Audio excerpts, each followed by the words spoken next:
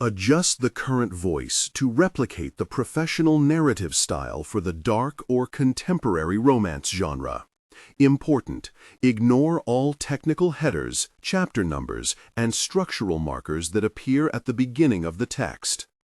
She'd never gone this deep. Gyre wriggled her armored body another centimeter into the crevice, then eased her bag of gear after her. The plating on the back of her calf scraped over the stone, and she winced at the noise. Nobody had warned her that the opening to the lower cave system was so small or empty. To be fair, she hadn't gotten a lot of warning or preparation. She'd been too eager to get below the surface to question if there should have been more than the limited orientation she received. Still, when she'd signed up for the expedition, she had assumed three things.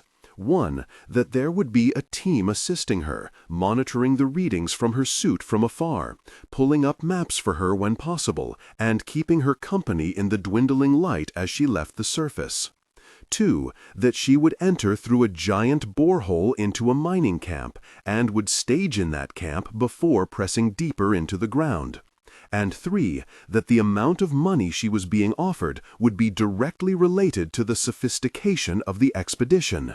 And yet here she was, alone in a tiny crevice in an unknown site, her helmet speakers silent. "Caver here," she said for the fifth time. "Would appreciate contact, base." For the fifth time there was no response. The only sounds were her breathing inside her helmet, the soft pulsing of the alert system displayed in front of her face, and the groan of her suit against rock as she contorted her spine and pressed through another few centimeters. Gyre paused, leaning against the curved crevice wall. Maybe she should go back. Maybe her suit was malfunctioning. At the hospital where she had been fitted into it, she had gone through the regular check and double check of all systems, including communications transmission. Everything had been fine then, and her year of helping other cavers into similar suits told her that all systems were go. But she didn't have a death wish, and going any farther without comms was suicide. Her eyes flicked over the readouts inside her suit again. Everything was normal. "Beginning to suspect suit is shot," she said anyway, addressing the emptiness, "preparing to abort." The speakers in her helmet finally came to life. "Negative. Do not abort. Caver, continue." The voice sounded female, clipped and authoritative. More important, it sounded real, not a computerized response. Well, that got a reaction. Gyre's lips twisted into a bitter approximation of a smile. "Roger," she muttered, and shuffled another few centimeters. The crevice widened abruptly about half a meter farther in, and Gyre stumbled out, reflexively moving to dust herself off. But carbon polymer just scraped over carbon polymer, a frustrating reminder that for the next several weeks or even months, she wouldn't be able to feel her own skin. She shook her head. Rookie. The suit was her new skin, filled with sensors and support functions, dampening her heat and strengthening her already powerful muscles with an articulated exoskeleton designed to climbing as natural as possible. She wouldn't even remove her helmet to eat or sleep. Her large intestine had been rerouted to collect waste for easy removal, and a feeding tube had been implanted through her abdominal wall 10 days ago. A port on the outside of her suit would connect to nutrition canisters. All liquid waste would be recycled by the suit. All solid waste would be compacted and cooled to ambient temperature, then either carried with her or stored in caches to be retrieved on her trip out. Everything was painstakingly, extensively designed to protect her from elements in the cave. And, all the while, her handlers would be monitoring her vitals and surveying her surroundings for her. It was Gyre's job to move and climb and explore. It was her handler's job to document. "Caver, continue," repeated the woman from before. Gyre scowled, then straightened up and looked around the cavern. Her suit used a combination of infrared and sonar pulses to generate readings on the surrounding topography, which was reconstructed into what looked like a well-lit but colorless scene on the screen in front of her. In an emergency, the reconstruction could be turned off and a normal light turned on, but it wasn't advisable to have a lamp burning, giving off heat, attracting attention down in the cold darkness of the caves. There was a reason, after all, that cavers could demand enough money that they'd be able to get off-world after only 2 jobs, maybe 3. Too many cavers didn't make it that long. Just one of the many reasons Gyre was going to do it in one. Continuing, she acknowledged, but paused first to drink in the space. The ceiling was high and vaulted, the ground even and dry. Far off, she thought she could hear water. The surface had been in a near-constant drought since she was a child, but most of the deep caves in this area still had water flowing through them, and would periodically flood from harsh, sudden storms that destroyed settlements and washed away topsoil and structures on the surface. This was the first time she'd personally set foot in a chamber this deep. It was beautiful. It was also unnerving. She made her way to a marker blinking on her HUD, clambering down a wide natural staircase, a duffel full of equipment and food slung over her shoulder. "Where's the mine, Base?" she asked as she slid over one of the larger drops and landed in a haze of dust. "Is this new ground or just a new entrance?" Base was, of course, silent. Maybe this was normal. She'd never heard of taciturn support teams from the senior caver she'd talked to, but she also hadn't been allowed in the topside command rooms. The problem was that if this was normal, the team would expect her to know that. They didn't know this was her first time down. Gyre came to the edge of another larger drop. Like the 5 she'd descended to get down to the initial crevice, this one had an anchor at the top and a fresh, high-quality rope leading down. There had been other cavers here, and recently. "Base, requesting a topside search," she said, considering the rope. "Confirm that there are no other cavers ahead of me. I'm seeing—" "There is no mine and no other cavers," the woman said. "Equipment was put in and caches established in anticipation of your descent." Okay. No mine wasn't ideal, but not unheard of. Her boss must just be looking for deposits in new ground, sending people in one after the other. It wasn't common these days, with most of the land already picked over, but in a true expedition like that, pre-stocked caches were a good idea. Given the pay rate on this mission and the sophistication of her equipment, this was clearly a high-end pursuit, and yet so far she could only be sure of one person in the support room, and the techs who had helped calibrate her suit hadn't been chatty or worn the logo of any of the major mining concerns.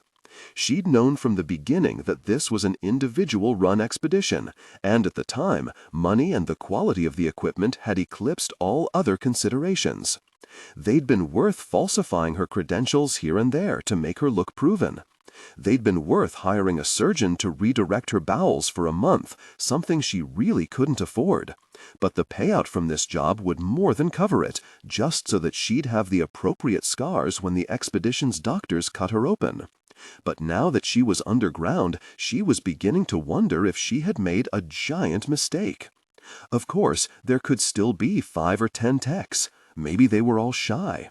Maybe the woman with the mic was territorial and a total idiot. It was possible. If that was the case, she just had to keep going until shift change. In the meantime, she reassured herself that expeditions were always top-heavy. They could afford to be, had to be. They were standing on a veritable mint deep below the surface of Cassandra-V, the only thing keeping the colony halfway viable, and decades of mining had taught them a few things. Like the fact that early teams that went down to establish mines or take samples ended up dead. 90% failure rate. Big groups, small groups, solo explorers, it didn't matter. Something always killed them. Something always killed them, until somebody got smart enough or desperate enough to try wearing a dry suit down, alone, into a cave. Even now, nobody was sure if it was because it blocked heat rising from the body, or smell, or something else, but one person in an enclosed suit could survive. One person, though, needed help keeping watch while they slept, and the suits became more and more elaborate to provide for longer and longer survey missions. Now missions had at least 5 or 10 techs topside. She'd seen it firsthand, working support on 2 medium-sized operations.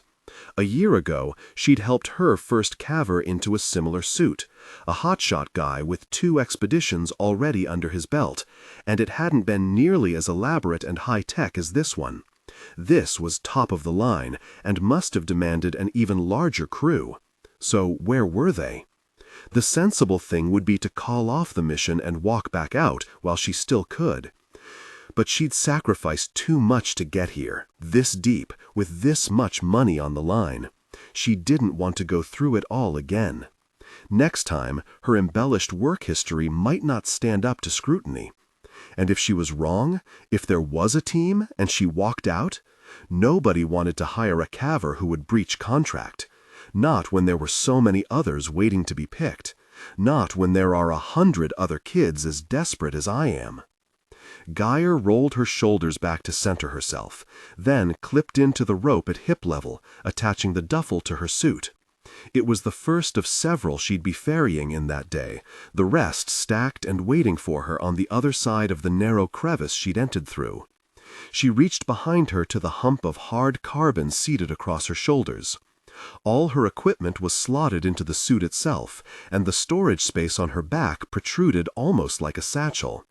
As she ghosted her fingers over the release sensors, her HUD displayed what was stored there. Her rappel rack was within easy reach, and she released it from its slot, then hitched it to the front of her suit and threaded the rope through its bars. Once it was secure, she glanced over the edge again. Her readout display blinked as it measured the distance down with a few sonar pulses, 70 meters. In normal light, the bottom would have been pitch black, but her HUD's reconstruction showed it in full detail, as if it were only a few meters away. She crouched to check the anchor, even though she'd already practiced this hundreds of times since signing on to this project. Nothing about cave exploration should be done on autopilot. Everything looked fine. She'd been trained, or rather she'd taught herself, to place her own anchors every time, but the other, shorter drops she'd already done had been anchored correctly. Base had confirmed this one had been placed for her. "Caver, continue," her handler said, her voice flat, emotionless. Gyre straightened, checked her device one last time, then stepped off the edge. Her first camp was just shy of a quarter-kilometer from the entrance slot and 500 or so meters below the surface.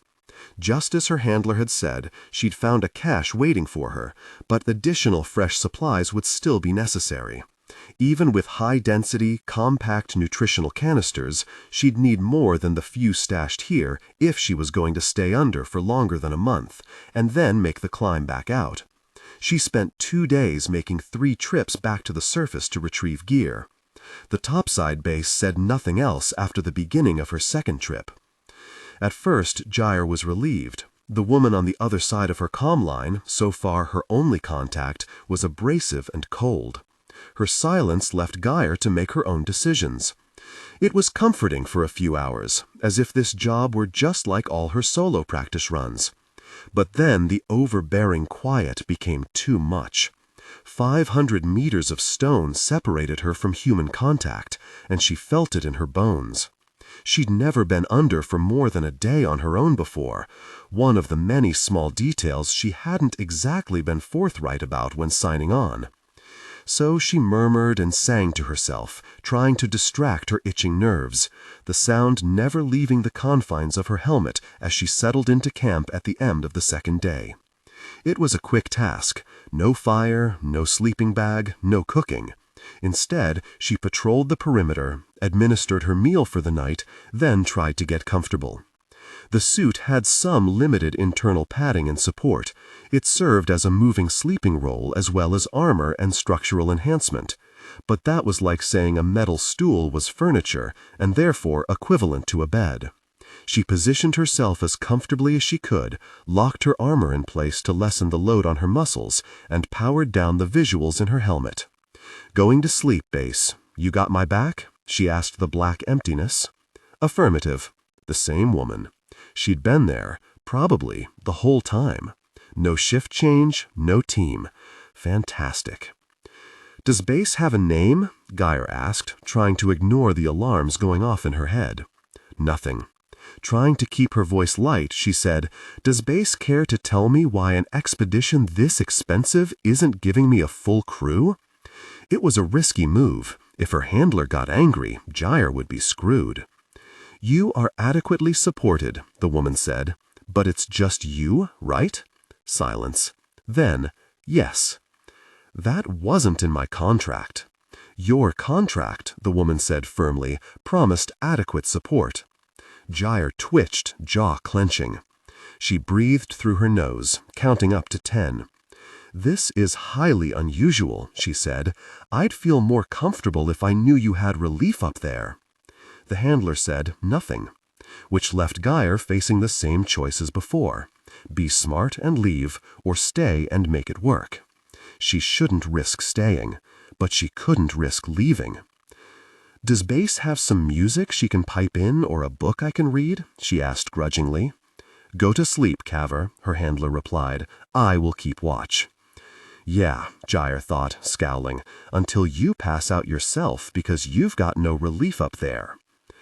But biology won out over her better judgment. She was exhausted, muscles sore and mind foggy, and it wasn't long before her thoughts began to drift.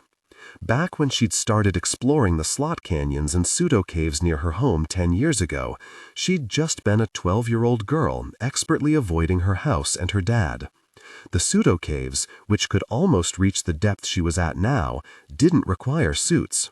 They had the usual risks: cave-ins, flash floods, falls, lack of food.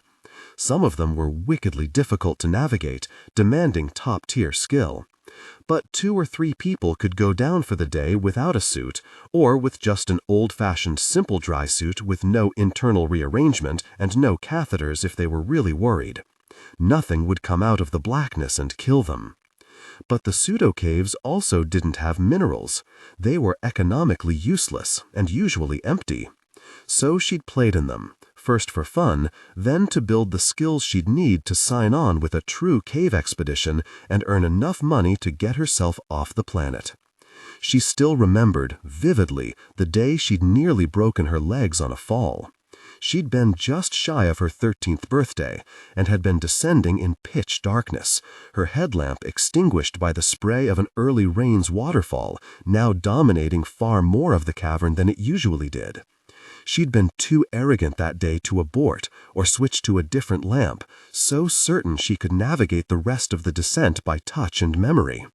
And she'd been able to until about 6 or 7 meters above the bottom, close enough to not be in life-threatening danger, but far enough to cause a problem if something went wrong. The roaring of the waterfall had gotten louder, and Shed assumed that was because she was getting closer to the bottom. She hadn't realized that the recent rains had knocked free a bit of stone, and the waterfall had changed trajectory just enough that as she lowered herself another meter, too fast, much too fast, she was caught in the thundering torrent. She'd lost her grip on her rappel rack and slid down the rope, pushed by the force of the water, unable to arrest. But then she slammed to a halt, feet not more than half a meter from the ground, her rack caught on a knot that shouldn't have been there, was only there because she'd screwed up packing her gear. Without it, she would have hit the ground, twisted her ankles, or broken her legs. She spluttered, her hands finally gripping the metal and squeezing tight, obsessively, as her heart pounded. Water continued pouring over her, soaking her to the core. She'd been giddy on the adrenaline. She'd survived her first brush with death. By the time she'd made it back to the surface, everything but her hair was dry. Her manic energy had faded, as had her excitement. She'd been left with a bruised chest where her harness had jerked her to a halt, and exhausted, trembling muscles. She'd limped back to town, to her house in the western reach by the cliffs, and collapsed in her kitchen, close to hypothermic and with the after-effects of adrenaline still twisting up her insides. Her dad hadn't been home. With nobody else to talk to, she'd stared up at the photo of her mother hanging on the kitchen wall. Your fault, she thought, over and over again. Her mother had made her into this. Your fault, she thought, your fault. Gyre twitched, then swore, eyes shooting open. Her HUD was on full brightness, and her heart was pounding, just like it had back in that waterfall. White noise blared in her ears. Her suit unlocked a second later, and she scrambled to right herself, to get up on her feet. But there was no red flashing readout on her HUD, and as she came to full wakefulness, the noise lessened and her screen dimmed to normal levels. "Good morning, Caver," said her handler. "Time to get to work." Gyre cursed. "Your goal for today," the woman continued, ignoring Gyre's invective, "is to reach Camp 2. I've adjusted your HUD to show the way. Each trip with your supplies is estimated to take roughly 3 hours. Return trip will take 2. Your schedule allows 3 days for this segment." It was the most she'd said altogether, but Gyre didn't care. She pressed her hands to her chest, willing her heart to slow down. "Really?" she hissed. "Walking is the most expeditious way to work off the epinephrine injection, Caver." "Epinephrine injection? That's supposed to be for emergencies only." Her HUD flashed. Text began scrolling across it, quickly, until it stopped on an excerpt that read, "The Caver agrees to surrender bodily autonomy to the expedition team for the duration of the expedition period, in order to facilitate the smooth operation of the expedition and to protect the Caver's well-being. At the expedition team's discretion, the expedition team may perform the following non-exclusive tasks: administration of certain hormones and neurotransmitters, including but not limited to adrenaline, dopamine, and melatonin; administration of certain pharmaceuticals, including but not limited to antibiotics, opioid painkillers." And then it scrolled again until it reached her signature. "In order to facilitate the smooth operation," Gyre repeated through gritted teeth. "Caver, please prepare for your first trip to Camp 2. Gyre hesitated a moment longer in opposition, then began securing the first duffel. She'd made her decision. She was doing this for the money, for her mother. A power-tripping, jerk handler working without backup didn't change that. It just meant she'd have to stay on her toes and get good at swallowing her anger. The contract had been more or less standard. No matter how many times she thought up a new biting retort to her once more taciturn handler, she couldn't move past that fact.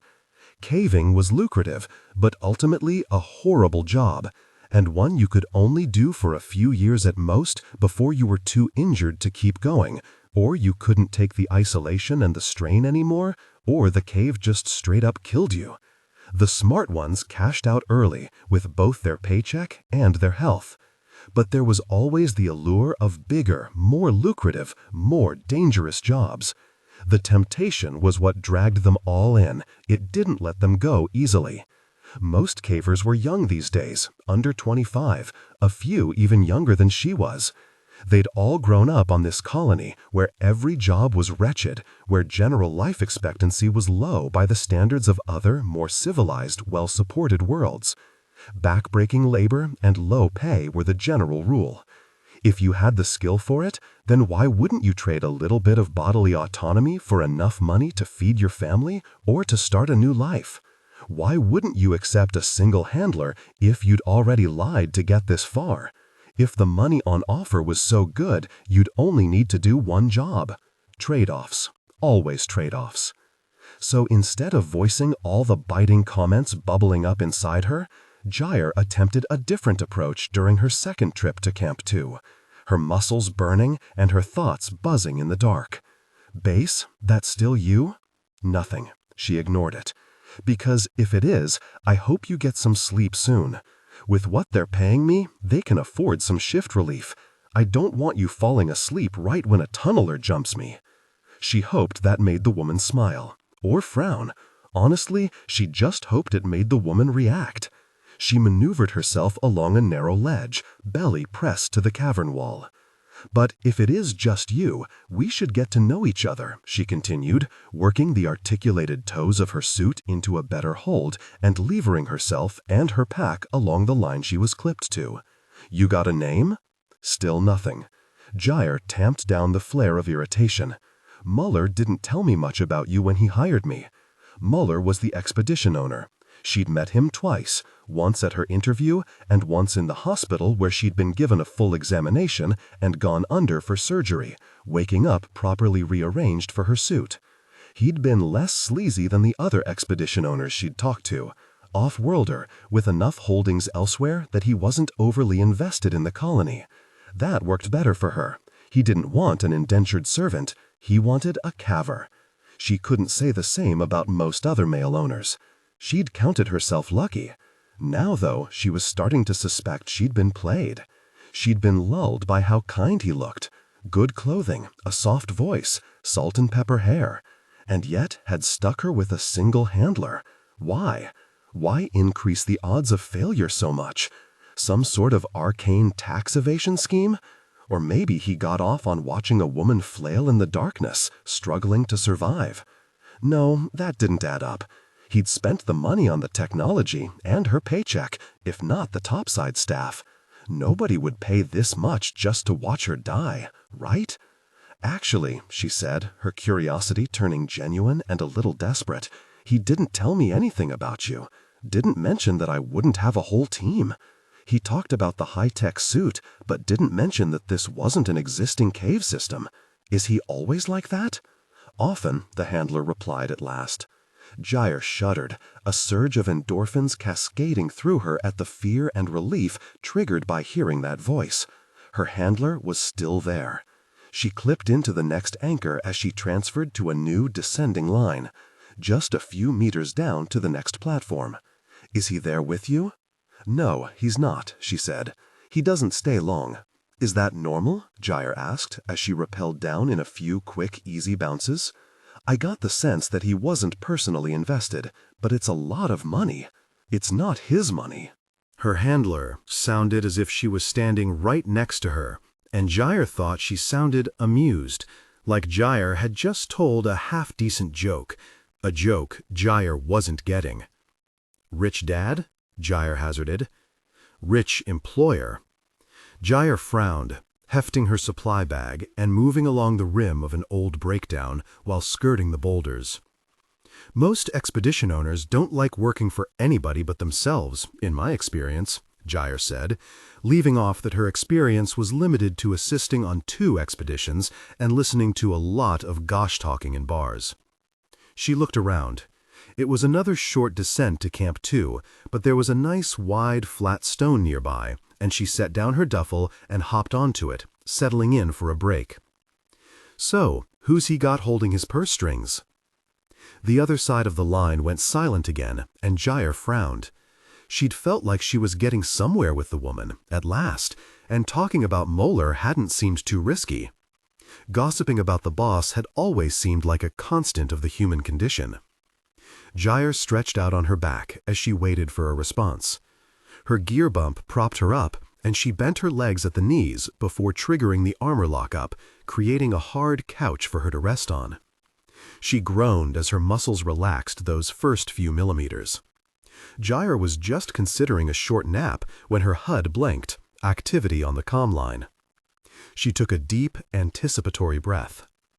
"Mr. Muller," her handler said without preamble, "is my employee, as are you." The breath came out as a confused whine, and she quickly muted her side of the comm as she spluttered and unlocked her armor, sitting up. Oh, she'd never considered that option. "Caver?" "Here," she said after unmuting herself, "and it's Gyre. Call me Gyre." "Miss Boss?" "M is fine," the woman said, and there was that hint of amusement again.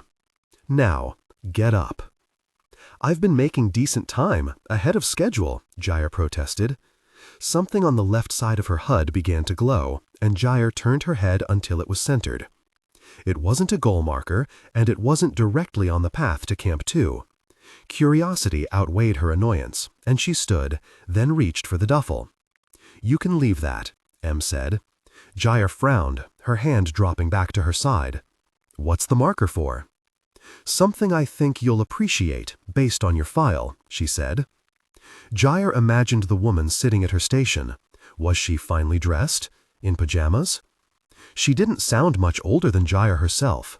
Her voice wasn't scratchy or squeaky. Instead, it had a low, smooth richness.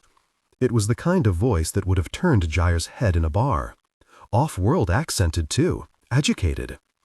Gyre hesitated a moment longer, that marker burning on her screen, before giving in. The climbs hadn't been hard the last 2 days, but they'd been constant, and she hadn't explored nearly as much as she'd wanted to. She hopped down from the rock she'd been lying on and made for the glowing marker. It led her to one of the cavern walls and faded in intensity as she neared. The image on her screen shifted, its colors adjusting to something closer to what she'd see if she had a proper light. On the wall was a small growth of a pale white plant with substantial, translucent stalks. They were topped by what looked like tiny glowing flowers, and she crouched down to get a better look. The never-ending dry season up top meant that most of the local flora were tough, spiky, hard-rinded. Flowers were rare and rarely attractive. This looked like what she'd seen in pictures and vids from the garden colonies. Em had been right. Gyre could feel herself smiling in wonder. This was what had kept her going down farther and farther into those pseudo-caves, far beyond avoiding her dad, well before she'd ever thought of leaving Cassandra-V. Back then, she'd wanted to see something special. She'd wanted to be strong enough, clever enough, to make it to places others had only ever dreamed of. Somewhere along the line, it had gotten twisted, focused entirely on success and money and getting off-world, but that initial impulse was still alive inside her. "What does it grow on?" she asked. "It's just stone down here." "It's a fungus. Similar growths are all over this system, especially lower down. There are creatures that live in the water in the cavern, and sometimes they wash up and die," Em replied. "Up here, sometimes insects fly in. And when the rains come, they wash in soil and everything that's in the soil. This one's been there for several months, though, so it'll probably drain its host soon and die." "So it'll be gone by the time I come back up this way?" Em hesitated before saying, "Possibly." Possibly because she thought Gyre might bail soon, or because she was a perfectionist and hadn't done the math. Gyre didn't intend on bailing, so she leaned in closer and reached out to touch it. "I wouldn't advise that," Em said. "I don't have data on any interaction between its spores." "Can I take a picture?" she asked, frozen in place. "I've taken it already." Her smile fell. Maybe Mr. Moeller wasn't a voyeur, but Em certainly enjoyed controlling her suit from her seat on high. Most expeditions, from what she'd learned from veterans, left their cavers to their own devices, except in cases of emergencies, like the adrenaline injection should have been. Even if the contracts allowed it, those weren't usually used to rouse cavers in the morning when their handlers were ready for them to start moving. "Right," Gyre said, straightening up. "Well, thanks." Em didn't respond, probably tapping at the feeds of various metrics coming off her suit, or maybe reading a novel. Gyre didn't care. Whatever connection they started to make had already been severed. She stalked over to her duffel and hefted it, then headed off for Camp 2. It took several trips over the course of 2 days to haul all the required gear to Camp 2. The climb was long, but relatively easy, barely providing a challenge now that she'd gotten used to moving in the suit and managing the duffels. On the 3rd day, at Em's direction, she didn't push out from Camp 2. There was no explanation. She simply woke up naturally, with no input from Em, and when she reached for the first gear duffel, Em interrupted her with a curt, "No hauling today." And that was it. It was probably just a rest day. She was ahead of schedule, and prolonged expeditions were taxing on the body, even with the support of the suit. A good handler would have taken Gyre's input on it, or explained her logic, but they'd already established Em was far from a good handler. It didn't make the change of routine any easier to take. Her mind rushed through scenarios, and she fixated on one in particular. Maybe something was wrong with her suit, and Em was working on a fix. Her stomach twisted as she inserted her nutritional canister for the morning, and she tried to ignore her imagination telling her the cannula had been jarred. More likely, really, was that a small crack somewhere in her suit was venting heat. Death by infection or by tunneler both stirred up a keen edge of fear in her gut. She paced, refusing to allow the air surrounding her to warm up. But nothing changed.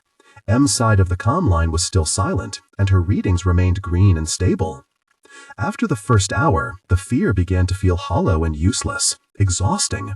And as crazy as she was, M would have said if Gyre was in danger. Even she couldn't be so callous. Probably. Gyre shoved those thoughts and the fear aside and began to explore the space around Camp 2. There were towering stalagmites in this section, and when she adjusted her sound pickup, she could hear the faint dripping of water farther out. Her camp was set atop a large plateau, surrounded on two sides by tumbling breakdown boulders, one by a sheer drop, and the last by an easy slope that led up to Camp 1. She pointed herself off the other three sides until her sonar readings built up a better picture of the cave, sinking into the vastness of the chamber, the humbling mass of natural architecture rising up around her. Then she called up the marker for Camp 3. Nothing came up. M, have you loaded in the route to Camp 3? You're not going to Camp 3, M replied. Well, she was there, at least, not sleeping, not out having some fancy lunch with an investor, not leaving me here to die. Gyre wasn't sure if she was relieved or annoyed. I'm not sitting on my ass all day, Gyre said. The constant, unyielding presence of her suit made that physically impossible. If she'd had a bed, a chair, even a vid to pass the time with, it would have been a different story. But with nothing but her suit, no comforts, no distractions, there was no way she was just going to sit around patiently until bedtime. I'm going to go take samples and scans. You are going to try to sell this route to a mining company, right? Sure. M sounded distracted, non-committal. Gyre's skin prickled in a mix of frustration and unease that was becoming too familiar, like a pinch in a bad pair of boots, rubbing a blister into her flesh. If you're not going to sell it, what the hell am I doing down here? She opened her mouth to press M on the topic, then stopped herself. She was still close enough to the surface that an extraction was possible. If she pushed too hard, if she pissed off M, then M could pull the plug. M might have been a bad handler, but she was also the purse, the director, the dictator. But there was no way to fund an expedition like this, even without a full surface crew, without at least intending to survey the mining prospects and sell them to the highest bidder. That was the whole point. That's where the money flowed from. Nobody spent so much capital on exploration for curiosity's sake. So where was her paycheck going to come from? The thought of this all being for nothing, of coming topside to find the whole mission had gone bankrupt, made her face burn. Just her luck. She'd been a fool to hope, to believe that this job wasn't some kind of scam. Still, even then, the best way out was through. Finish the job, and then be able to talk up a real, legitimate expedition, trade on having actual experience under her belt, as long as M doesn't get me killed. Gyre tried to calm herself by clambering along the breakdown pile. Her long limbs came in handy as she slipped over large, rounded boulders, digging her fingers into the tiny, pitted holds on the surface.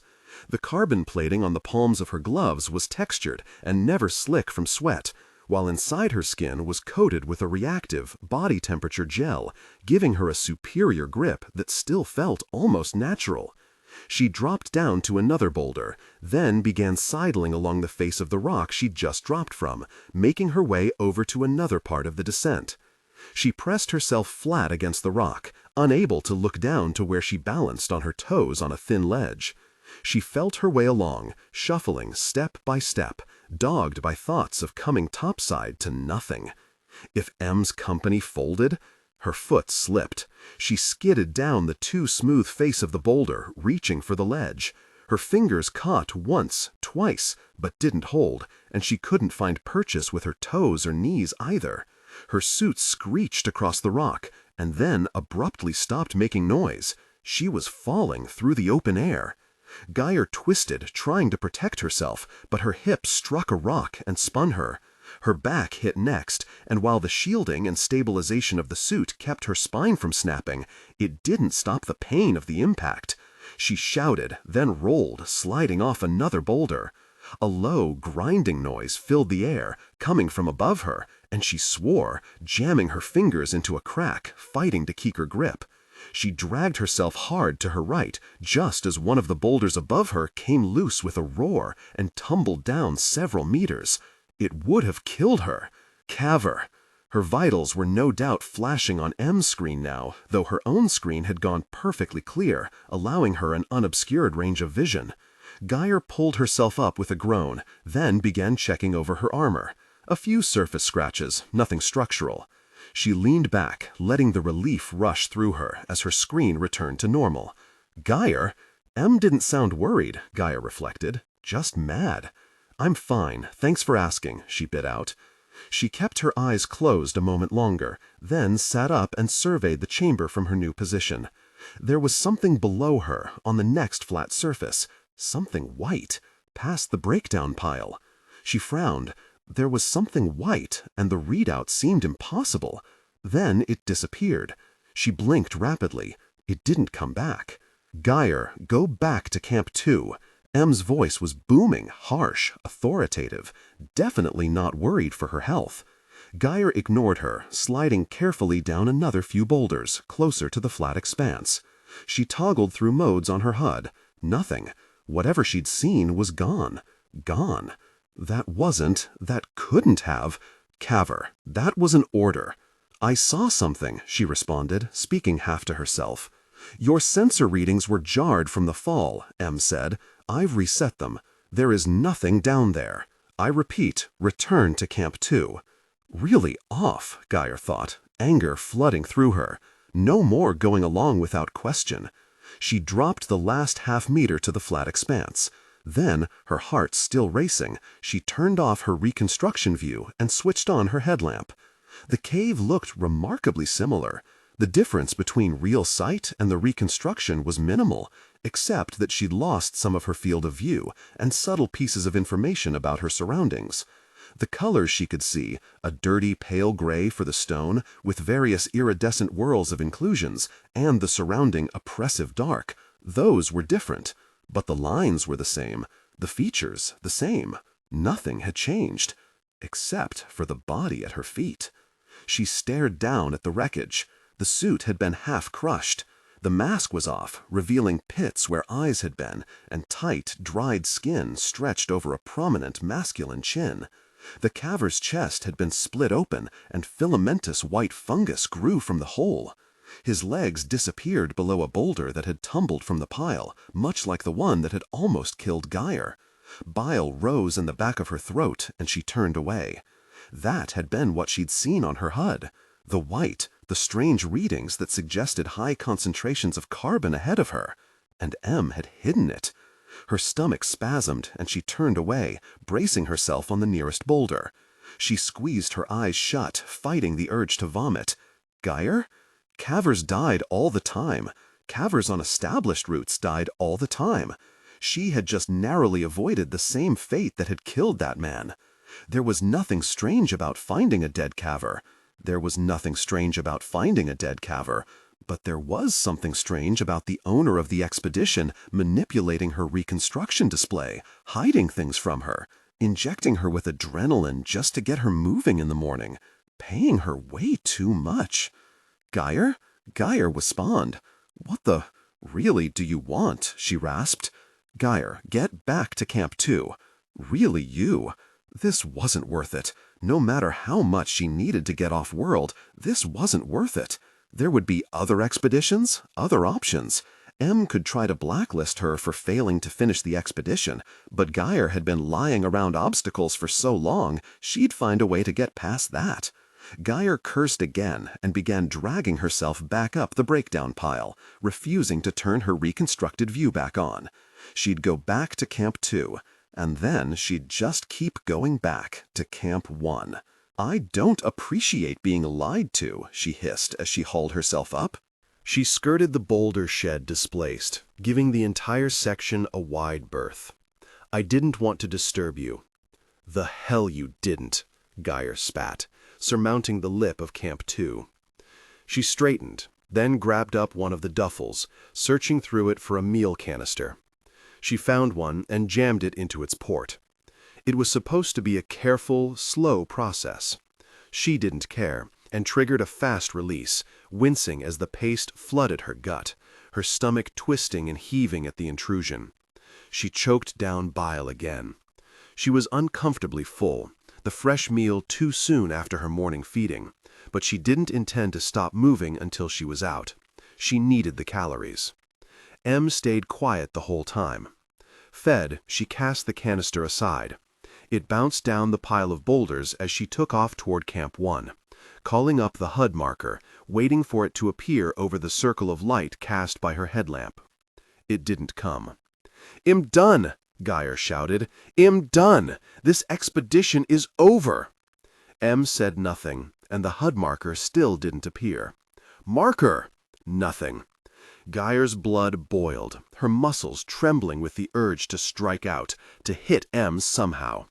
She bent double, fighting to remain in control of herself. "Em," she whispered. "Em, pull up the marker." Nothing. She closed her eyes, taking another long, slow breath, then tried to straighten up. Her suit refused to move. "Em, what are you doing?" Gyre tried to move her fingers, just her fingers, but nothing happened. Then she tried to kick, balling up her thigh muscles and lashing out as hard as she could. The suit didn't even groan. Her headlamp turned off. She'd never felt claustrophobic in her life, not even the night she'd spent trapped in a slot cavern. But now she could feel herself trembling. Her thoughts raced. "Em," she whispered, "don't do this." "We should talk," Em said. "Unlock my suit." "Not yet." "Em, this is a safety hazard. What if a tunneler or something else? What if there's a cave-in?" "Nothing on my readings suggests any of that." "And I'm supposed to believe you?" Em didn't respond for a moment, then huffed into her microphone. It was the single greatest expression of emotion Gyre had heard out of her, and it added to her panic. "Em, unlock my suit, please." "I don't want you heading back to Camp 1, Em said. "The caches I have set up in here will, in addition to what's in your duffels, last you at least 2 months, but that's without any accidents or emergencies. Any unnecessary doubling back might mean you don't reach our goal." "Our goal? And what goal is that? I don't recall being briefed on our goal before you dropped me down here." "Calm down, Gyre. Your heart rate and blood pressure are getting dangerously high. I would prefer not to administer anxiolytics."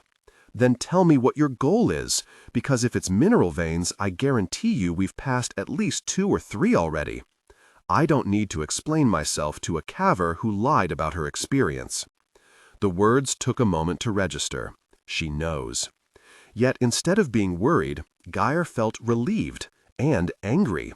No more dancing around the truth. Her lips drew back in a snarl. "Even more reason for you to let me leave, then. Even more reason for you to calm down. I'm willing to keep you on this job and not sue you for false representation." Gyre stopped struggling, going very still. Really? A black mark was bad enough. Being sued would mean she'd lose what little she had, too. She'd be publicly dragged through hell in the courts, and then nobody would ever trust her after that, even the lowest-paying climbs. She'd never be able to get away from it, never get away from here. She closed her eyes against the flare of rage and hopelessness in her chest. "I don't need you to trust me, Gyre," Em said. "I need you to climb. And that, at least, you can do, based on what I was able to verify about you." "Actually," Gyre snapped, "you do need me to trust you, because if I don't want to be down here. I'm not dying because of you." Her breathing was fast and ragged in the close blackness of her suit. She knew Em was watching it on her readouts, knew Em could see everything about her. It made her want to tear the suit right off. "I'm sorry about the adrenaline," Em said at last, the words clearly awkward in her mouth. She turned the headlamp back on. "Thanks," Gyre spat. The light took the edge off her panic, but not her anger. Apology not accepted. Her calm line crackled with M's frustrated growl. Gyre hoped she was tearing out her hair at the thought of losing the contract, of having to start all over again. "I don't enjoy sending people down there," M said at last. Gyre snorted. "Then what's it about?"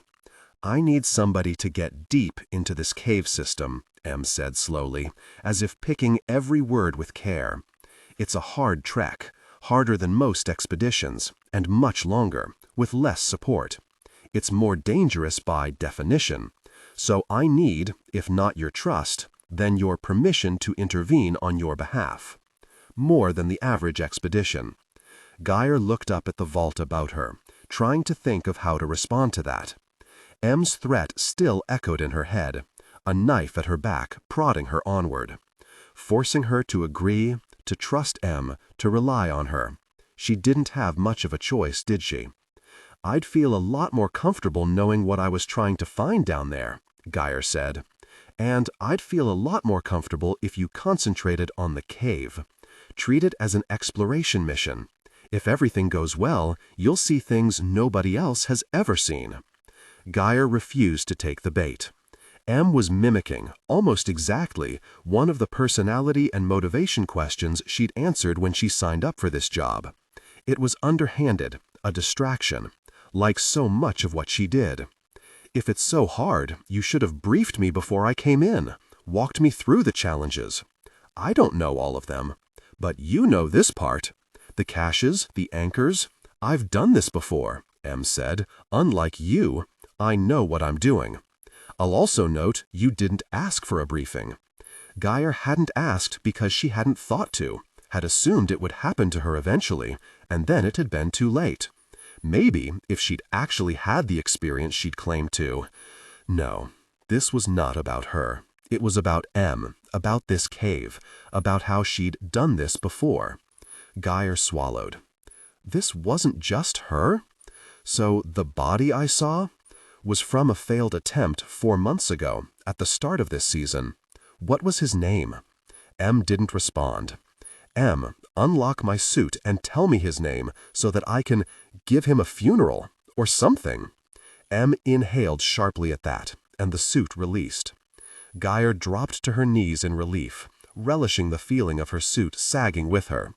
She flexed each of her fingers and twisted around in place. It was like she could breathe again. Then she stood and went over to the lip of the plateau, staring down toward the body. "She's done this before. What was his name?" she asked again. More silence. Then M cleared her throat. "I would have to pull up his contract." Her heart sank, twisted around in her chest. "You don't even remember?" "We weren't on a first-name basis," M replied softly. To her credit, it didn't sound like a threat or a promise that Gyre was special. Gyre was fairly certain that she wasn't special at all. She was fairly certain she was just another body. "When this is all over," M said, her voice gentler than it had ever been, "I'll get you off-world, to one of your favorite garden worlds. That's on top of your pay." Gyre closed her hands to her helmet. For just a moment, she could picture it. Broad foliage, gentle rains, a different life. But it wasn't enough. She wished she could rub at her eyes. Her fingers slid over the screen and the bump of her lamp, and with a sickening drop, she realized that her headlamp would have been giving off heat and visible light for, 10 minutes? 15? She shut it off and finally restored the reconstruction. The body didn't change. It was a small gesture and no doubt calculated, but it was effective. "Trust me," it said. She shouldn't, couldn't, and yet she had no other choice. "We should get moving," Gyre said, grimacing, "before something follows the heat off my lamp."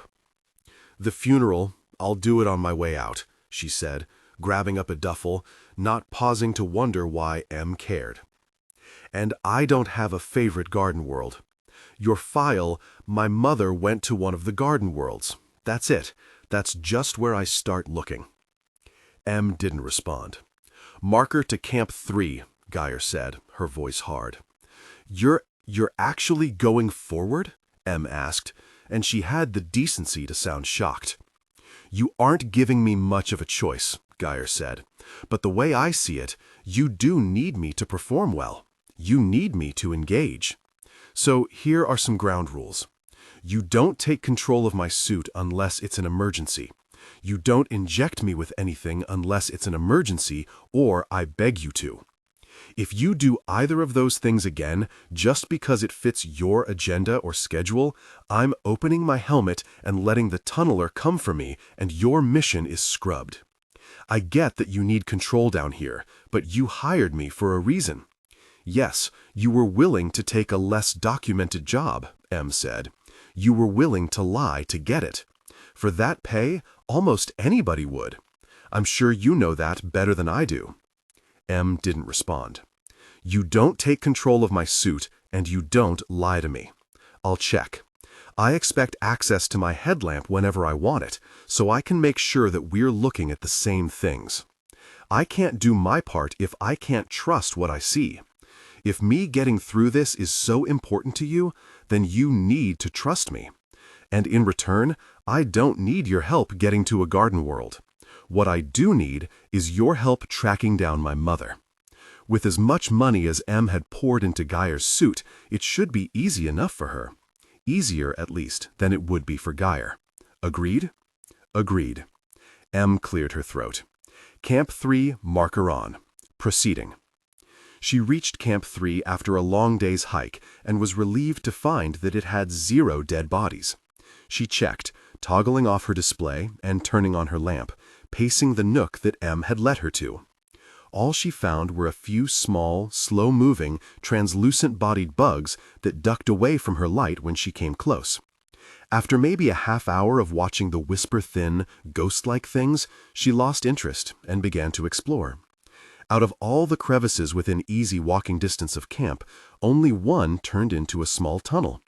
She wandered down from the nook and peered in. M said nothing.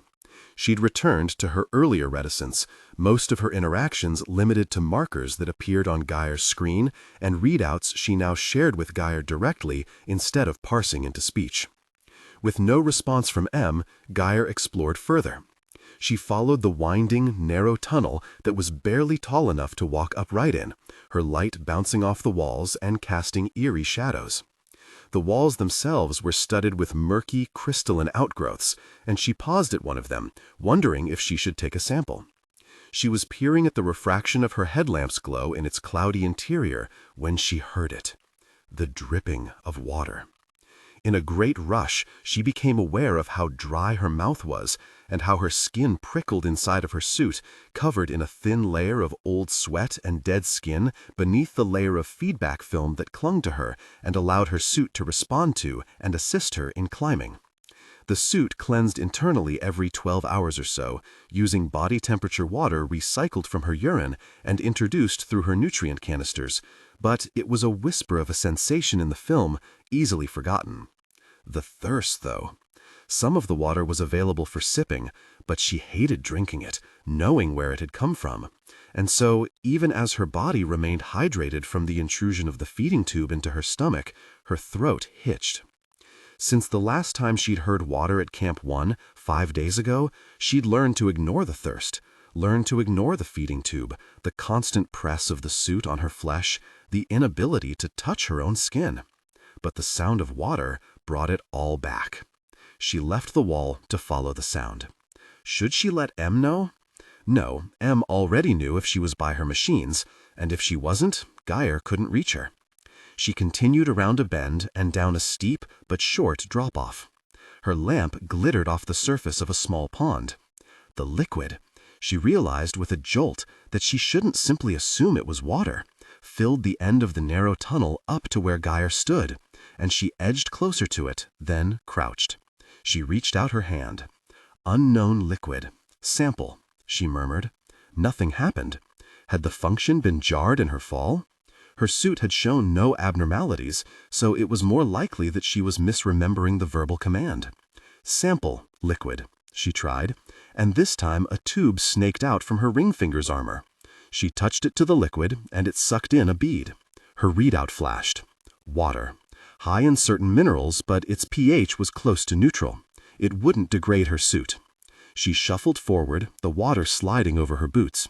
There was no current, no ebb and flow, not even a coolness through the polymer of her suit, but just seeing herself touch water was soothing.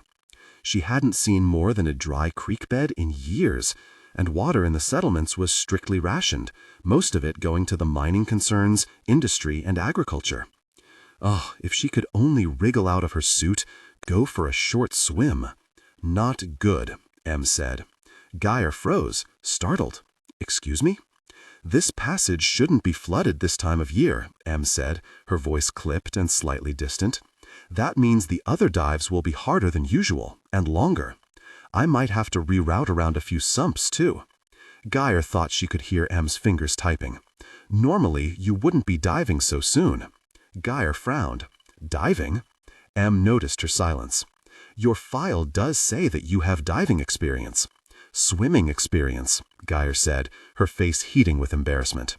Diving was an occasional issue in caves, but training for it was difficult to say the least. She'd prioritized building strength and climbing skills, not trying to chase down pools she couldn't afford to work in and equipment she couldn't afford to rent.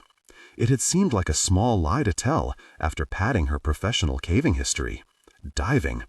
And she did know how to swim, for the most part. But it had been years since her dad had made enough money and had enough jobs that they had traveled to the cities where there were pools for her to swim in. And she'd never been good. Her mother had, apparently, taken her swimming when she was a baby, relying on her natural instincts to teach her the basics. She could stay afloat, get to safety, but she wasn't a swimmer. Those didn't exist on Cassandra-V. There just wasn't a need, and not enough money for it to be a hobby. She'd thought it would be fine. Now she wasn't as sure.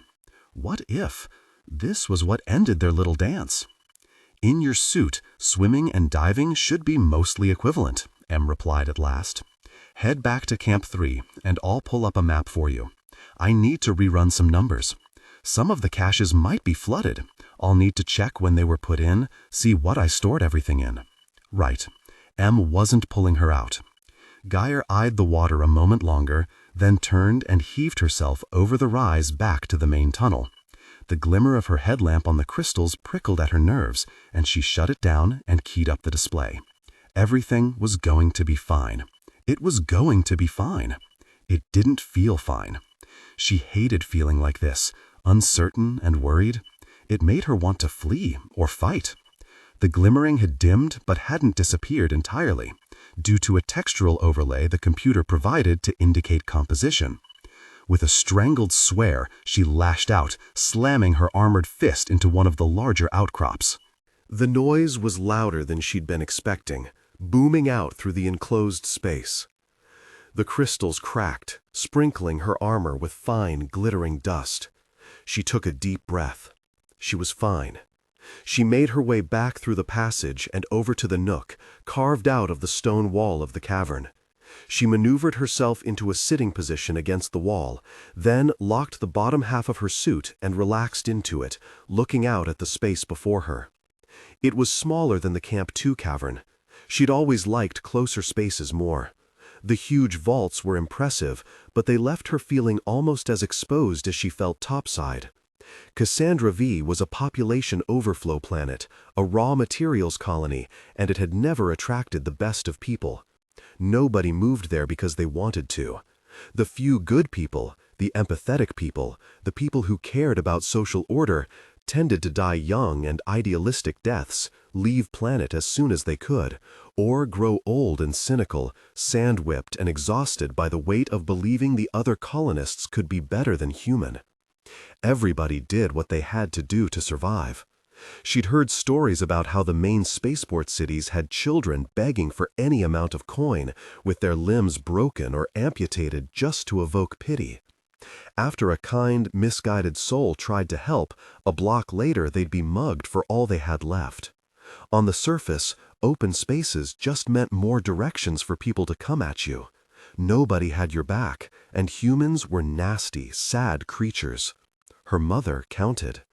Em counted double, and she was risking everything because— Here, Em said, interrupting her thoughts, A map glowed to life on the inside of her helmet, then appeared to project out slightly in front of her for easier viewing. The 3D model rotated slowly, then condensed into a more legible cross-section. Here's where we are now. A blue light pulsed, roughly a quarter of the way down into the caves vertically. There was still a lot of horizontal distance to traverse too, with winding dips and rises, a very long vertical shaft, several more caverns connected by a long passage, and then a deep, bowing tunnel. Green light began to fill in from the bottom, drowning the deepest tunnels. This, M said, is where the water usually is this time of year, its lowest point. Perfect for descent. This section, the U-shaped tunnel near the end of the system, where the detail of the map became much rougher, as if she didn't have enough data to fill it in, is always flooded. There's no way around that, but the section is generally navigable. Given the level of water we just saw, she continued, the main flood rising up, we can expect several more tunnels to be flooded. Either that, or something's changed. Tunneler? Gyre asked, grimacing. M considered. Possibly, she said at last, but nobody else has access to this system. They do move on their own, but usually not through existing caves. Still, if it came close and weakened a passage that then filled with water. Just a natural disaster, Gyre said, shaking her head, like a real earthquake. In this case, yes. So what? I just swim through? Exactly. Your suit is already equipped for it. It's got a rebreather and can fill air sacs to counteract the weight of the suit itself. The bags you've carried this far will have several spools of diving line that will load into your suit once you've finished hauling gear. You'll hook that to the walls every so often so that you'll be able to find your way back if, for some reason, you get lost and I can't help. Sounds great, she muttered. And does the suit help with the swimming? Aside from some fins you can extend, no. No motors or other direct help. Inefficient. I tried that. Gyre wished she could tug at her hair or scrub at her face. Something. Anything. Just how many times have you tried? She didn't expect a response. On the other end of the line, M huffed out a breath. It was loud, like she was leaning forward over the microphone, maybe putting her head in her hands, raking her fingers across her scalp. Another exhale. Then she cleared her throat. 35, not including you. 30. Gyre couldn't stop herself from looking back toward the path to Camp 2. That body had been fresh. How many more had there been? 35 expeditions would have taken years. 35 expeditions, and M was still sending people back down? Doubting she'd get an answer, but needing to try, Gyre asked, "You still haven't found whatever it is you're looking for?" "No," M said, sighing. Again her breathing was loud. Gyre could picture her fisting her hair, scrunching up her brow. "No, I haven't." "Then how do you know it's down here at all?" "Because before I started sending expeditions, I went down there myself. All I need is somebody to get as far as I got that first time." Gyre frowned. "You were a caver?" M had sounded strange when she said I, a slight hesitation that made Gyre uneasy. Back when we still went down in teams, yes. As a team, we could make it down. But, tunnelers, Gyre said softly. M cleared her throat again. Yes, like a real earthquake. The words hung in the air, as if they were outside her helmet altogether, hovering like a living thing just in front of her. M had been down here, with a team. Teams didn't make it. Teams never made it when they went deep. Hers couldn't have. But M had made it. Gyre looked back toward Camp 2 again, wishing she could see through the walls, see the dead man in his broken suit. M had done an abrupt 180 at the mention of a funeral, and... Her shoulders hunched up and she leaned forward, mirroring M's imagined posture, resting her helmet in her hands. "Do you want me to pull them out?" she asked softly. M didn't respond. "I've done rescue descents before in the bigger pseudo-caves, you know. I told Mahler that. That wasn't a lie." "I know," M murmured.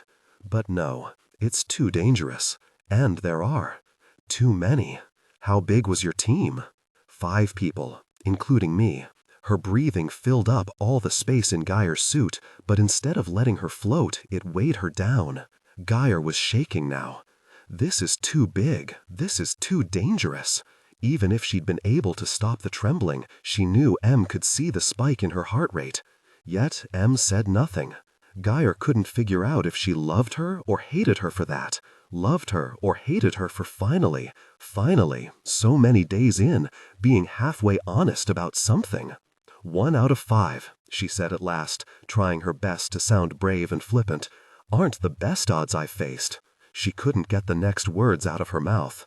But they're not the worst. The tech had improved since then. Em had mapped out most of the route and set up caches. And Gyre, despite her lack of credentials, was very, very good at climbing. Had worked toward this moment all her life. But she couldn't say the words, couldn't be brave and flippant for them both.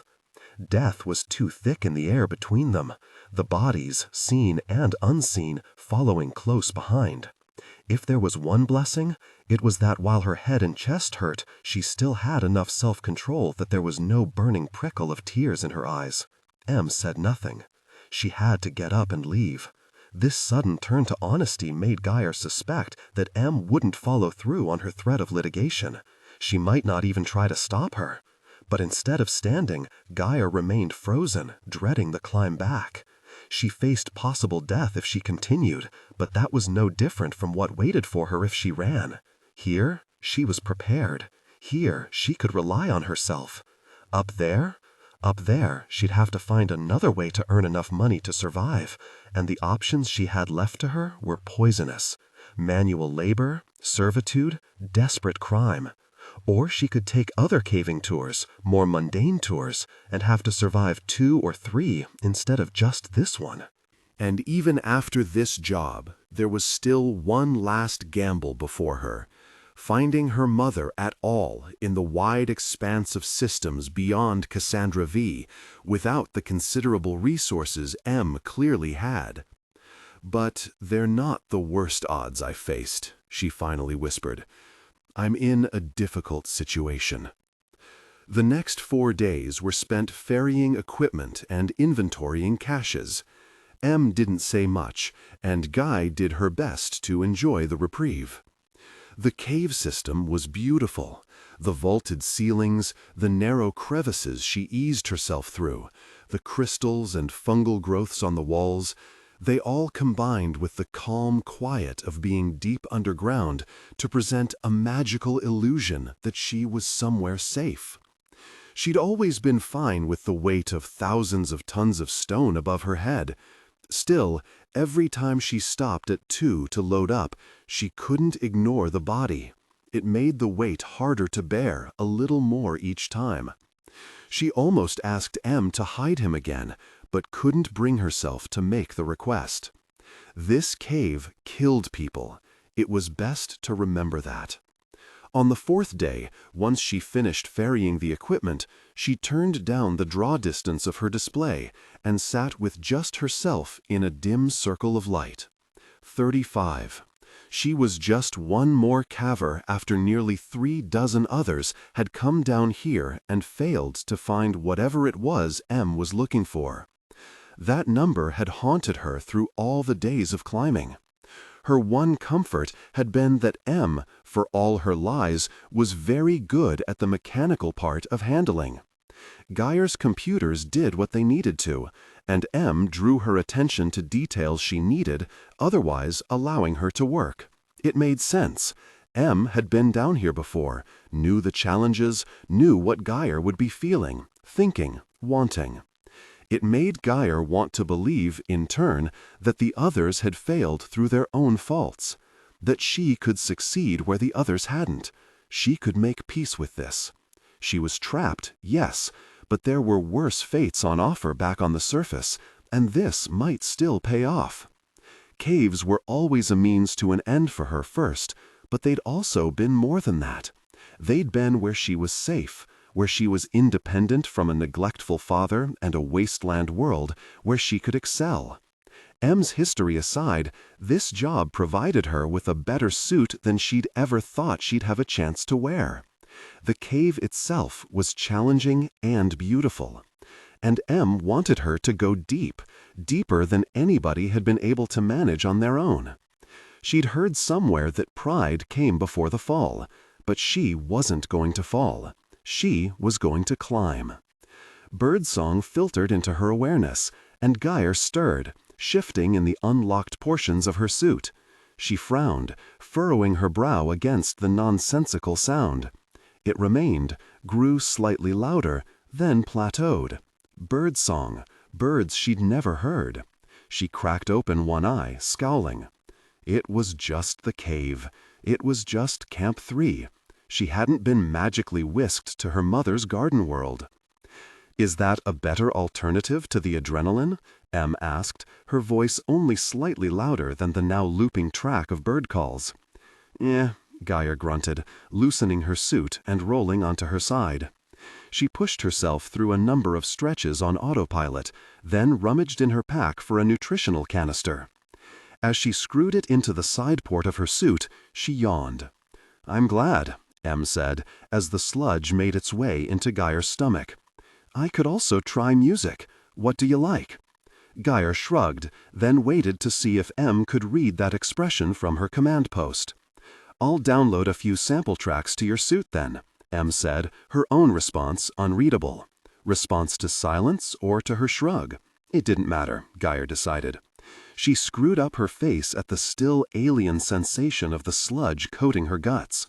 She worked her jaw as if she were chewing, and then swallowed. Sometimes it helped. "Are you ready to try the dive today?" M asked. She was being solicitous again. Gyre wondered at the stark contrast with her usual harshness, at whether it was instinctual or forced. She swallowed her phantom meal again. "Yeah," she said. "All your vitals are good," M said, "so I'll clear it." "You'll clear it?" Gyre laughed sharply, incredulously. "Right. What would you do otherwise? Lock my suit? Take me to court?"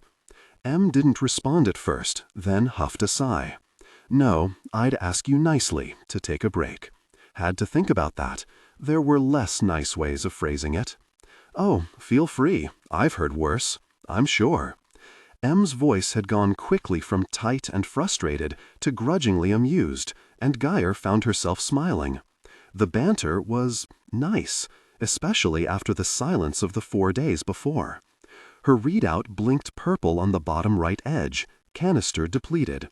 She keyed the port closed, then unscrewed the spent canister and stored it with the rest of the cache.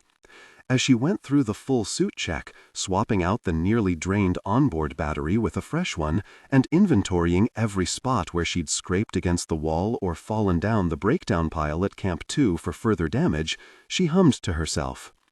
"You sound happy," M said. "Good dreams?" She stopped humming. "Don't remember. No dreams to speak of," which was a good thing. She was especially glad there hadn't been a return to the nightmares she'd had the previous 3 nights while ferrying Gyre, where she'd seen herself drowning again and again, or being caught, the servos of her suit dead and her muscles exhausted, to starve in some rocky crevice beneath the water. She didn't voice those concerns. Instead, she went over to the gear duffels. "You said I'd need to change my loadout?" "Yes. Get the smaller duffel. Take one of the small spools and load it into the secondary line compartment." She fished it out, then paused when it glimmered in her reconstruction. "It's different?" "It will show up on your sensors in everything but the worst silt-out." Silt-outs. She'd read about those, heard other cavers talk about them. If she kicked against the bottom, or any horizontal shelves, she'd start a cascade of muck that would make it physically impossible to see, and that would seriously limit what her sonar and other sensors could do. She'd be blind. She tamped down her panic at the thought. "Right. I have a full map of this flooded section, but with the out-of-season wetness, something might have changed," M said. Gyre did her best to pay attention as she cinched up the bags. "What about the gear? These don't look waterproof." M sighed. "The fabric is water-resistant, but no, the seals aren't waterproof. Later in the season, I sent people in with dry bags for this sump, but the cache at Camp 4 has some too for the sump between 4 and 5. We'll use those to carry the extra batteries over from 3. Sounds tedious. It is. Great. More time down here. More trips through the sump. Gyre tried not to groan as she made herself start moving toward the crystal passageway, with just one last look around. Before we get that far, though, you'll need to swim it the first time, Em continued. The main things to keep in mind are to obviously stay away from the bottom and attach the line as you go. You don't need to get all the way through the passage on the first try. You can treat it as a training run. I'd rather just get it over with. Wait until you're down there to decide. With where the water level is on this side, I estimate that this flooded section is probably just over 100 meters. Doable in one push, but long enough to be disorienting. She waited for Gyre to protest, but Gyre said nothing. Regardless of how many dives you do to cross it, it's long enough that you should run a line. Yeah? What's the usual cutoff? 60 or so before you use a line at all. More if you come across branching paths and aren't sure which is which. With the line, you'll peg it to the wall every 50 meters or less, as needed. And I've got enough for this? Yes, the spool you loaded in will get you through the whole way. There's also more stashed farther on. So, attach it to the rock right before you go under. That way the line won't disturb anything. Gyre had reached the edge of the water, and she crouched down looking at it. The suit's rebreather would keep her safe, and she likely wouldn't even feel the change in temperature. It should be easier than free swimming. But a lot of people had died in this cave. Not me, she thought, repeating it over and over like a promise until she felt her nerves settle. Ready, Gyre said. Here, first, Em said, and brought up the 3D model of the section of flooded cave, which appeared to hover a half a meter or so in front of Gyre. A movement of her hand made it turn. She squinted at it, noting its shape, a basic U-bend, and its length, and hoped that any other important features would magically stand out to her. It remained just a model. Ready, she said again. Continue, Em replied. Wade on in. The silt, no choice. The sump doesn't get deep enough to jump into until after the wall in front of you. Walk slowly. Lift up and step down cleanly. No dragging your feet. Right. Gyre reached out her leg as far as she could without losing her balance, then put it down carefully. The silt that Em had mentioned was slick, and Gyre stiffened as her foot threatened to slip out from under her. Once she was stable, she straightened and brought her other leg into the water. She couldn't feel it, couldn't tell where it was lapping against her knees. She took another step, looking down the whole time, wishing she could see the eddies of silt rising and spiraling around her calves. Instead, her display showed a blank blue sheet, marking the surface of the water, an adjustment no doubt designed to help diving. She moved forward. This time, the water came up to her thighs. A glance up showed her that the wall was less than a meter ahead of her, but the model had shown a sharp drop-off nearly in line with it. She adjusted her display until she could see below the surface. There. It didn't exactly yawn open beneath her, but it definitely looked more like a swimming pool and less like a bathtub. She crouched and settled her palm against the stone below her, beneath the water, hand bent back to trigger the drill to drop down below her wrist. Once she was sure the positioning was where she wanted it, she blew sharply to the bottom left of her helmet. The drill whirred to life, cutting into the rock like it was thick mud instead of stone. Silt bloomed up around it, clouding the water and obscuring her hand. She kept working by touch. When it reached optimal depth, it stopped, placed an anchor bolt, then withdrew. The drill retracted and flattened against her arm once more. The silt settled. She fished the line from its spool opening along her flank and hooked in. That was a lot of water. A lot of open, drowning water, with no way to get to air between here and her endpoint. She would have to trust the suit, trust Em, trust herself to learn fast. She could do this. Gyre stepped out beyond the drop-off and sank beneath the surface. Em adjusted the buoyancy of the suit for her. Her descent slowed just shy of the bottom, which looked like it had a much deeper deposit of muck than the entry pool. Her chest burned as she slowly rotated to horizontal, and she tried to open her mouth, exhale. Her instinctual lizard brain screamed at her that she would drown if she did, even without the feeling of water on her skin, even with the way her helmet made her surroundings look like air. Maybe that was it. Maybe her lizard brain thought she was in space, outer atmosphere. She deliberately opened her mouth wide, and when nothing rushed in but air, recycled, tinny air, but air all the same, her lungs gasped and adjusted, and she could breathe again. Your O2 stats dropped. Just making a wish, she murmured, her lips still half closed against her pointless fear. It seemed wrong to speak, down in the water. You couldn't speak underwater, even if you could somehow breathe. Sound would be muffled by the fluid and the shroud of silt hanging film-like around her. If she turned off her display, her headlamp would only illuminate a meter or two in any direction. She shook herself in her suit, wiggling her fingers, then slowly began kicking her legs. From the toes of her boots, small fins extended, making each kick a little more fluid, more powerful. The line spooled out behind her, smooth and slow, and Gyre practiced keeping herself equidistant from the tunnel walls, hovering between floor and ceiling. The tunnel continued to arc downward, but even without her kicking, she sank in modulated bursts. "Stop that," she said, stilling. "I want to be in control of this." She was adapting quickly, her nerves giving way to the actions, and she needed the training wheels off. She needed to know that she could do this herself. "It's more exact this way," Em replied. "As long as your computers spit out the correct math, that is what they're designed to do." Em. There was silence on the other end of the line, followed by a faint beep. "Right, you're set to stay at neutral buoyancy, even while moving. If you need help, I'll say," Gyre said, and resumed her descent. She'd been warned about this, ground teams who thought that the suit readouts told them everything. But suit readouts were just numbers and models. The people doing the interpreting are still people, and their own personalities and particular brands of screwed up informed how they interpreted those numbers. Em could see where she was on a map, and could read her adrenaline levels, her blood pressure, her suit's buoyancy, but she couldn't read Gyre's independence, or need for autonomy, or her love of tight, claustrophobic spaces. If she turned her display off, she would be floating in a vast expanse of nothing, terrifying, horrifying nothing, beyond the glare of her light. But with the display on, she could see how close the walls were. The tunnel itself was barely 3 meters tall, with almost a quarter of its bottom covered up in silt. The walls were even closer together. As she approached an upward spiral that would have taken fancy line work and scrambling if it had been dry, she simply rotated her body and pushed up, feeling the ghost of the sensation of a nearby object that just barely didn't brush her suit. She didn't need a practice run at all. It was like she'd been in water all her life.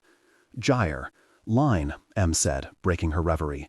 "Really off," she spat. "Anchor your line, or abort," Em replied, with what sounded like an exasperated sigh. "Do this safely or not at all, please, please." Gyre frowned and slowed, reaching out for a sidewall. "Should I go back? To before the spiral?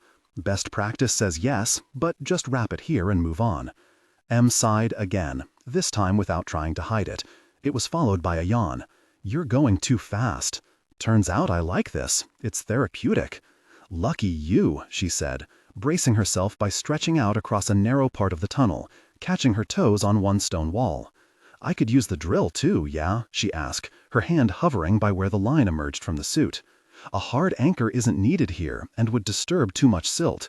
Usually, I'd have you use silt screws, but those aren't currently stocked in your suit," she said, no note of apology or embarrassment in her voice. Instead, she yawned again. "See that outcrop to your left? Wrap your line 3 times around it." Gyre frowned as she kicked gently and drifted over to the knob of protruding rock, not yet worn down by the passage of water. She looped the line around as advised, then tugged at it. It held. "Tired?" "Caffeine drip," Em replied. "Bad choice," Gyre said. "You'll still crash eventually. When do you sleep anyway?" "When I'm asleep? Who watches the computers?" The loop of line blinked green in her HUD, signaling that Em's computers had also confirmed it was secure. She pushed up and off her ledge. "I do." "Don't tell me," Gyre said, grimacing. "You're some sort of cybernetic hybrid who's actually plugged in to her monitoring computers."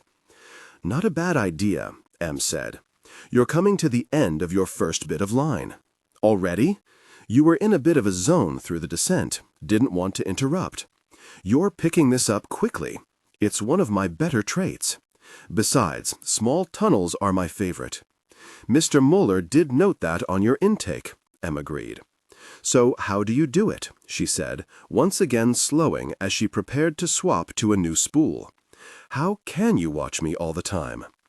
I try to sleep when you do, when possible. You're not the only one with an adrenaline shunt into your system. Given certain inputs from your sensors, the computer will wake me up immediately. And today? I just woke up.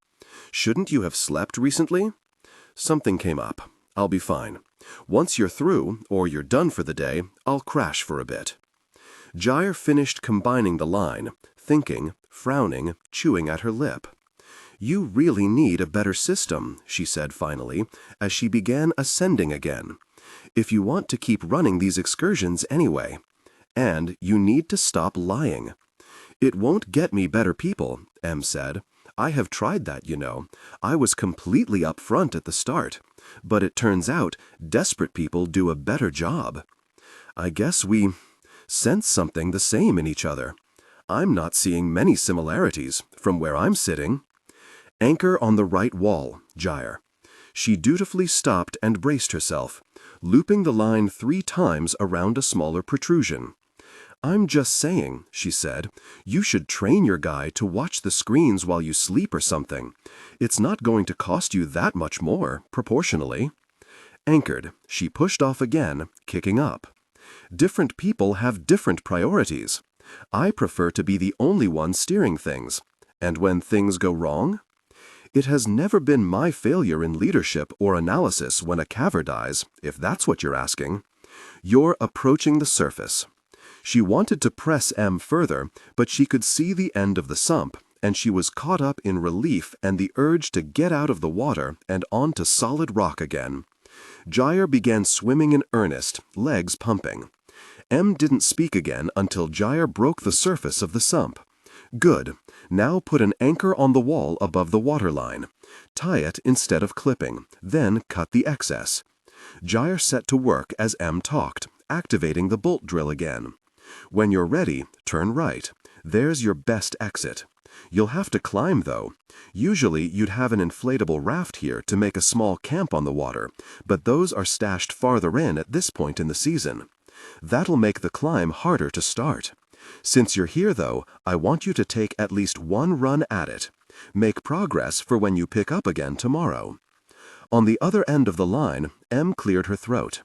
Before you start, she added, voice a little softer, I have to say, you've covered a lot of ground today, especially given that you had to learn a new skill. You're doing well. Gyre glanced up, ignoring the dig on her experience and the uncomfortable kindness. Let's just get it over with. There's a ledge over there I can brace myself on to get started. Turn up my buoyancy? The sacks in her suit inflated slowly, and soon it took effort to push down. A few long reaches, and she hauled herself up and out of the water and safely over the edge. From there, she stood and wriggled, adjusting to the feel of a buoyant suit in normal atmosphere and gravity. The sacks deflated, but only part way, insurance against any falls over open water.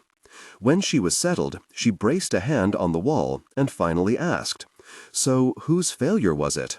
She inspected the wall before her and tested a few initial handholds distractedly. Are you going to tell me all those cavers just couldn't hack it? Or is a computer failure on your end not your failure? I could give you a list. I'd rather you stay focused on what you're doing, however. I'd like to be focused too, and that means knowing the risks of the job. You don't think I'm going to end up paranoid, obsessed, distracted? I'm halfway there already, she almost said, but shook her head and made herself pay attention to the climb. No, you're not the type. You're a mastiff, not a neurotic lapdog. Gyre snorted. Fascinating comparison, she muttered. She looked around for old anchors and found none, so she hauled herself up the stone one body length. Climbing, she added belatedly. Climb on, Em said. After a second, she added, I meant it as a compliment. The muscles between her shoulders bunched in irritation. She wasn't sure what she'd really expected from Emmett. Emmett wasn't ever going to be a satisfying answer. Gyre ran her fingers along the stone, searching for a good crack for her main anchor. Her display lit up with helpful suggestions from M, which she only glanced at, trusting her instincts more than whatever algorithm M was using. If M was going to be asleep on the job, she couldn't let her natural skills get rusty. She couldn't relax into the suit's support. She felt a surge of vindication hot in her belly as she wedged the first cam into what her visor color-coded a third-tier crack and watched as it blinked once, twice, then flipped to optimal. Grinning, she added another cam and a nut, then tied onto the anchor and tested it with her weight. It held. "Good find," M said. Huh. She hadn't expected the woman to acknowledge her success. Gyre checked and double-checked the anchor and her belay and adjusted the feet of her rope. And then she began climbing.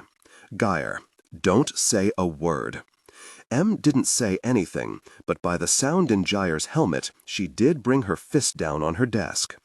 Gyre fought the urge to snap or to find something to throw, except there was nothing, absolutely nothing.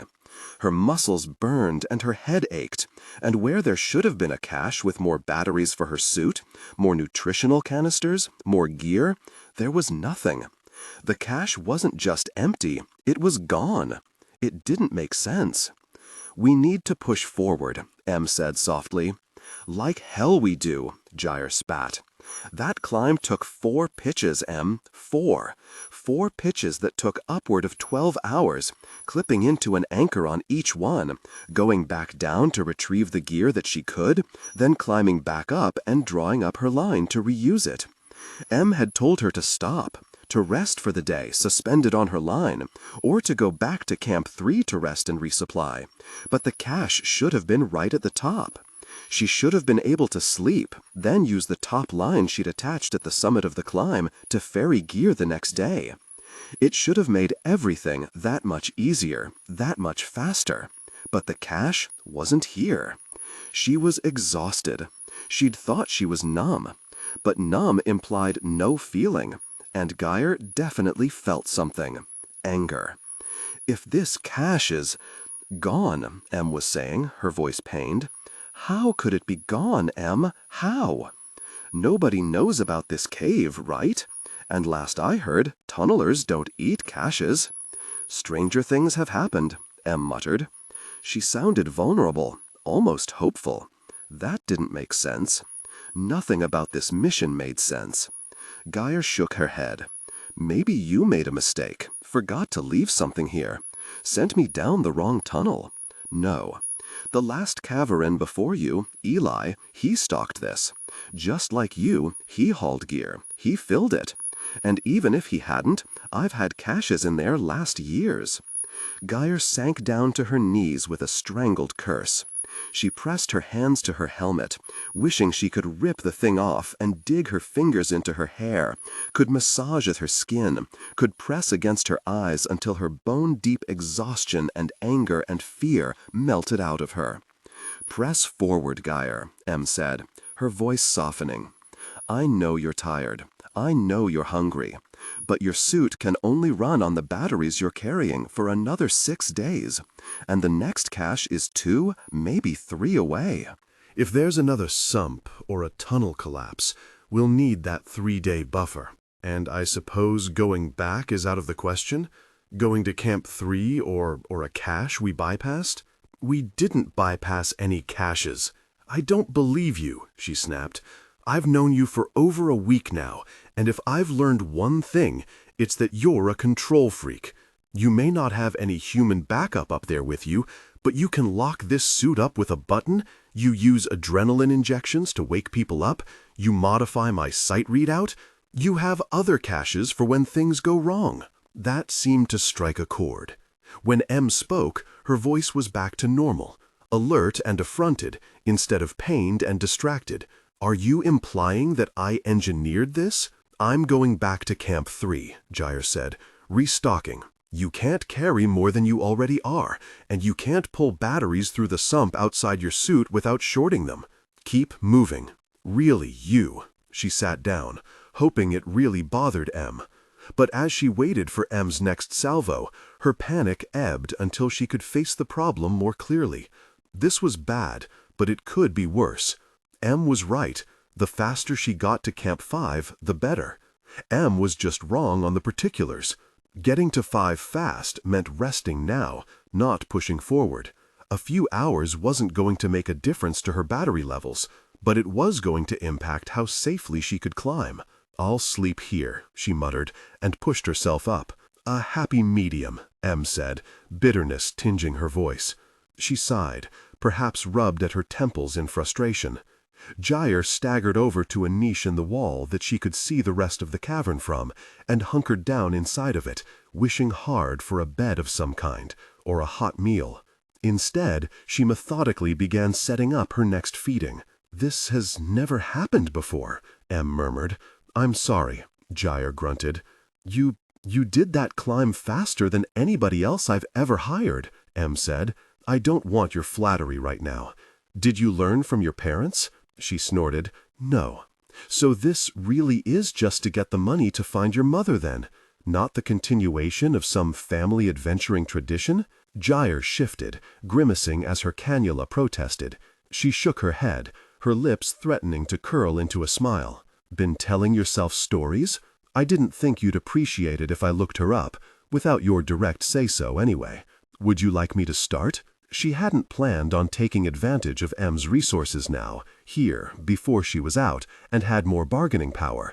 But why not? "Yeah," she said. "What was her name?" "Peregrine. Gyre Price. Do you have any other information on her?" "No. Not even an ID number or what colony she was originally from. No connection at all, other than our genetics." "That's fine."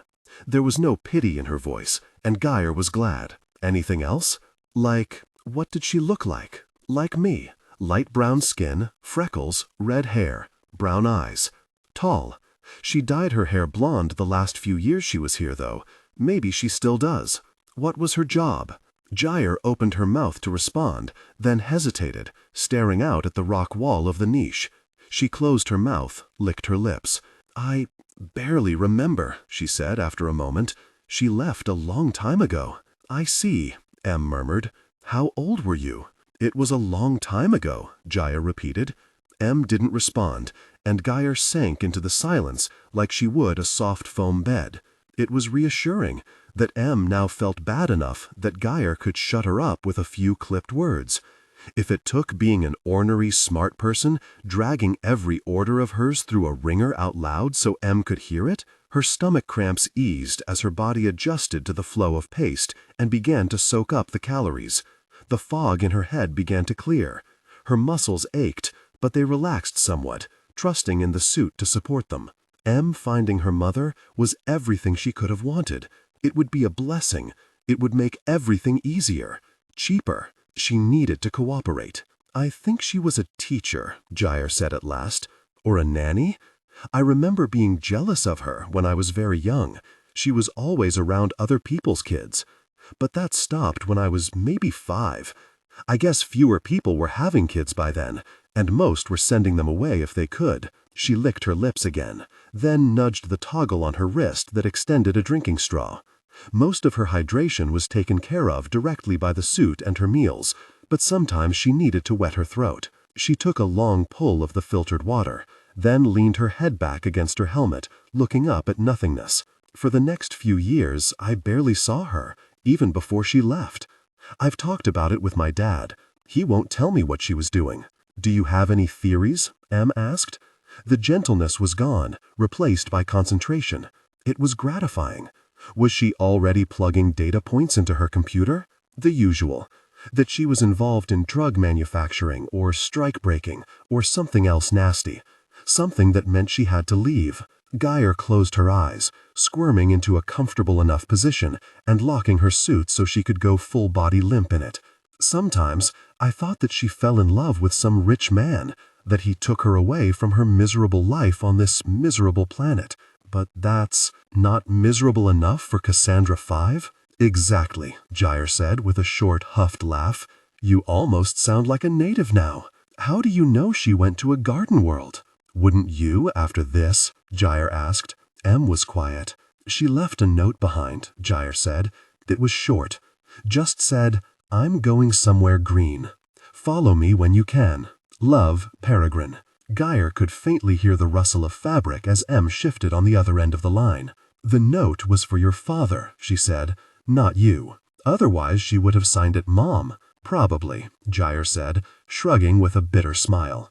"And you'd think a mother would have at least mentioned her child. Strange, though, that she wouldn't give a place if she meant for him to follow. I've always thought she didn't know where she was going," Gyre said. "Or maybe she meant it as a challenge. I don't know. The letter really bothers me either way. If she wanted us to follow her, she should have given us something more. Money, a plan, or just the very tickets to go with her. Instead, we got 3 sentences."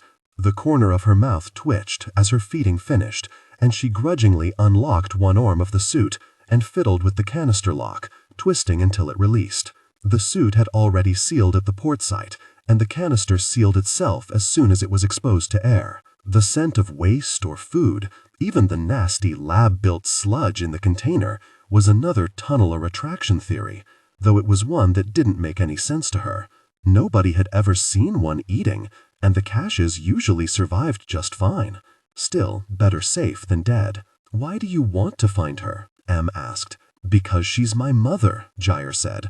"But she left you. And you've said you don't think she had a good reason." "I never said that." "Okay, let me rephrase.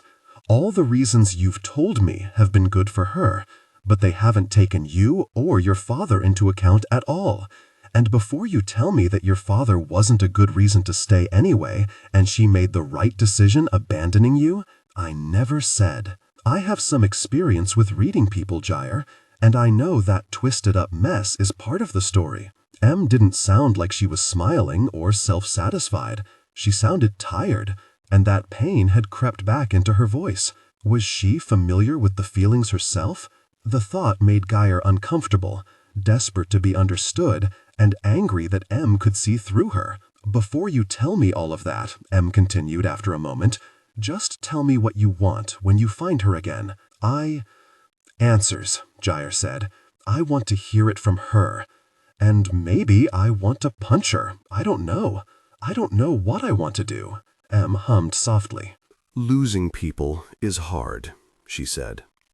There was an odd roughness to her voice that made Gyre shift in her suit, that went beyond how M talked about the other dead cavers. "Sometimes you just need to see them again, to be sure it's really over." She was talking about her team, and she wasn't wrong.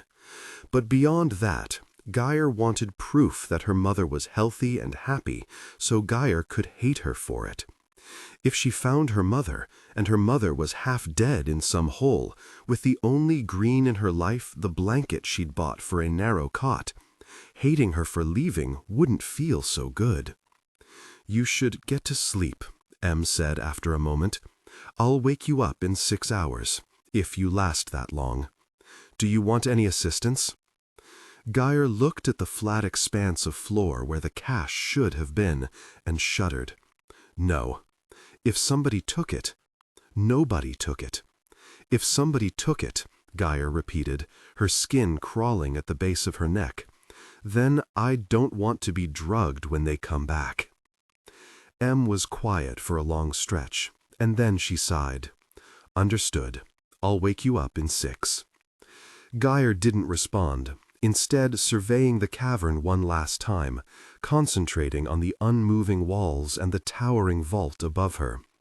It felt too open in here, but everything remained steady.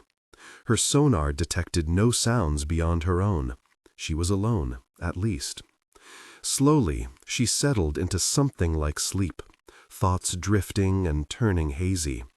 Her display darkened, then went black, and she was too far gone to feel panic at being trapped inside her suit, relying only on M to keep watch. Her eyes closed. Gyre frowned at the time readout in her helmet. It had only been 2 hours since she'd begun drifting off, and she groaned, unlocking her suit and trying a different position. It didn't help. Despite the long day, her mind refused to completely quiet. Grudgingly, she stood up and stretched. M didn't greet her over her comm. Panic spiked through her, and she scanned the cavern. Alone. She was alone. Em had said that she would try to sleep when Gyre went down for the night, but here, now, with the cash missing? Not to mention, Em had been down here before. She knew the risks better than most topside teams. And she still worked solo? Why? If she was so desperate to get somebody down here safely, she should be using every advantage her money could buy. It didn't make sense, and it smelled rotten. And where in the world was the cash? She increased the field of view on her helmet's simulation until she had the equivalent of a fully lit room.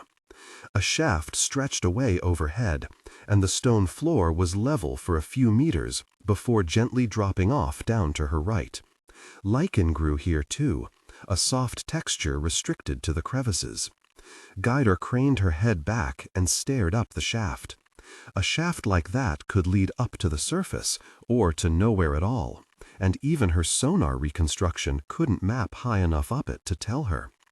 There was a tiny stream of water coming down one side, dripping from the edge once every 30 seconds or so. Could rains have flooded this entire part of the cave? Maybe, but there hadn't been any rains in the last few months, as far as Gyre knew. And even if there had somehow been a flash storm strong enough to flood this room, there would have been other signs. Trash washed in from a nearby settlement, lingering puddles, lusher plant growth up the walls than half-dead lichen. There was nothing. So that ruled out flooding. Gyre was just about to turn away from the shaft when she made out a faint, familiar bump in the rock. That's a bolt, she thought, quickly followed by, no, can't be. The simulation her helmet provided didn't allow for the glint of light on metal, so maybe it was just a small stone wedged in a crevice.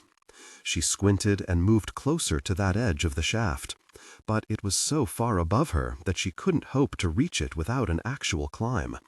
Still, if it was a bolt, then there were probably others farther up the shaft. Em probably already knew about the shaft in that case. So why hadn't she mentioned it? If it went up to the surface, or even close, it could cut this initial staging time in half. Maybe it wasn't that simple. Or maybe Em didn't know about it at all. Maybe this was why the cash was missing. The thought made her skin crawl, and she looked over her shoulder, surveying the perimeter of the chamber. Nothing. But that didn't stop the sudden feeling that she was being watched. If somebody else was in the cave, and Em didn't know about them. Gyre began pacing the limits of the camp. There were no signs that anybody had been there recently, but that didn't mean anything. A caver in a suit doesn't leave much trace, by design. What did stand out was the lack of rope attached to the bolt in the shaft. If somebody else had come down that way and taken the cash, they'd left the way they came and taken their line with them. But that didn't mean they couldn't come back.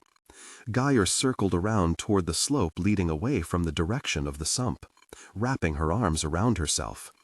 Down that way was the path to the next cache. She paused at the foot of the slope, then turned, looking up at the shaft again. Then she looked lower, and right in front of her was a small shelf created by water and weak stone, half the width of the tunnel leading farther away. It was easy to miss on the way down, easy to step over, but something about it was off. Even in the simulation, the colors didn't quite seem right. She moved closer, crouching down, holding her breath. Under the stone ledge was a climbing suit. Gyre's heart stopped, then began to hammer frantically in her chest once more. Another caver. She dropped to her knees and grabbed the caver's ankles. The suit was rigid, forming braces over two badly broken legs. Her hands shook as she hauled the corpse out, and then she laughed, helplessly, as she saw the same logo on the breast of her suit that she wore. Not an intruder, then. Not whoever stole the cash. The simulation couldn't see through the helmet's mask, but then again, Gyre didn't want to. This was another caver who Em had left to die. She could see, clearly, what must have happened. The climber had come down the shaft. Maybe one of the bolts had failed, or maybe it was simply climber error. But either way, they'd fallen. They'd broken their body and their suit. There was no choice but to await death. With starvation and shock beating at them, even with all the drugs M could pump into them, they wouldn't have been able to ascend the shaft again, or clear the sump and make it out the way Gyre had come. And then what? M had removed the line and abandoned the shaft.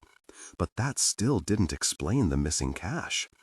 Gyre sat beside the body, at a loss of what to do. Finally, she shook her head and tucked the body back under the stone lip, then returned to where she'd slept. She sat down, dimming the view in her helmet. She called up readouts and skimmed through them. Current depth, current external temperature, her body temperature, her blood sugar levels. She was paging through the inventories of the caches she'd already passed when she noticed a new file, separate from the ones she'd flipped through over the last several days. It was a larger file, and when she opened it, she could see it was neatly subdivided based on a code that appeared to contain the date among other identifiers. She opened one. It was the dossier of a young man, complete with the same records she'd just been viewing of herself. Biometrics, cache levels, location in the cave system. It was dated 2 years ago, and while the narrative was terse, it described his first week and a half in the cave in exacting detail. He'd made it as far as the sump, full by that point in the season, but something had gone wrong. His suit had malfunctioned, according to the notes. Its filter canisters had failed less than 15 minutes into the dive, and he drowned, panicking and opening his helmet when he realized he wasn't getting any more air. According to the notes, his body had been retrieved on a cache resupply at the start of the next season. This was it. The list of M's failures. Gyre's throat closed up as she stared at the 35 files. How many? How many cavers had died before her? How many of the 35 had made it out? Had any? She skimmed through the other dossiers and found the one for the man at Camp 2, Adrian Purcell. Had likely be retrieved at the start of next season, she thought. And the caver here? Had they been from the start of this season too, or was retrieving them too difficult, too dangerous? Obviously something or somebody restocked the caches, but was it equipped to pull bodies through numerous sumps and up and down the ascents and drops she'd found? If I die down here, will she even try to get me out? M? She asked. No response. She was still away from her console. Gyre kept one eye on the rest of the cavern as she read through the dossiers. There were still at least 2 sumps ahead of her, depending on the path M wanted her to take, and nobody had made it past the last. 2 more caches were supposed to be between her and that last camp. 5 to 6 cavers made an attempt every year, and only 8 had survived in 7 years. It was a horrific number. 27 dead in total. 27 dead out of 35. She was going to be sick. Gyre staggered to her feet, leaning on the nearby wall and taking deep breaths. She closed her eyes against the files still open on her screen. 27 out of 35.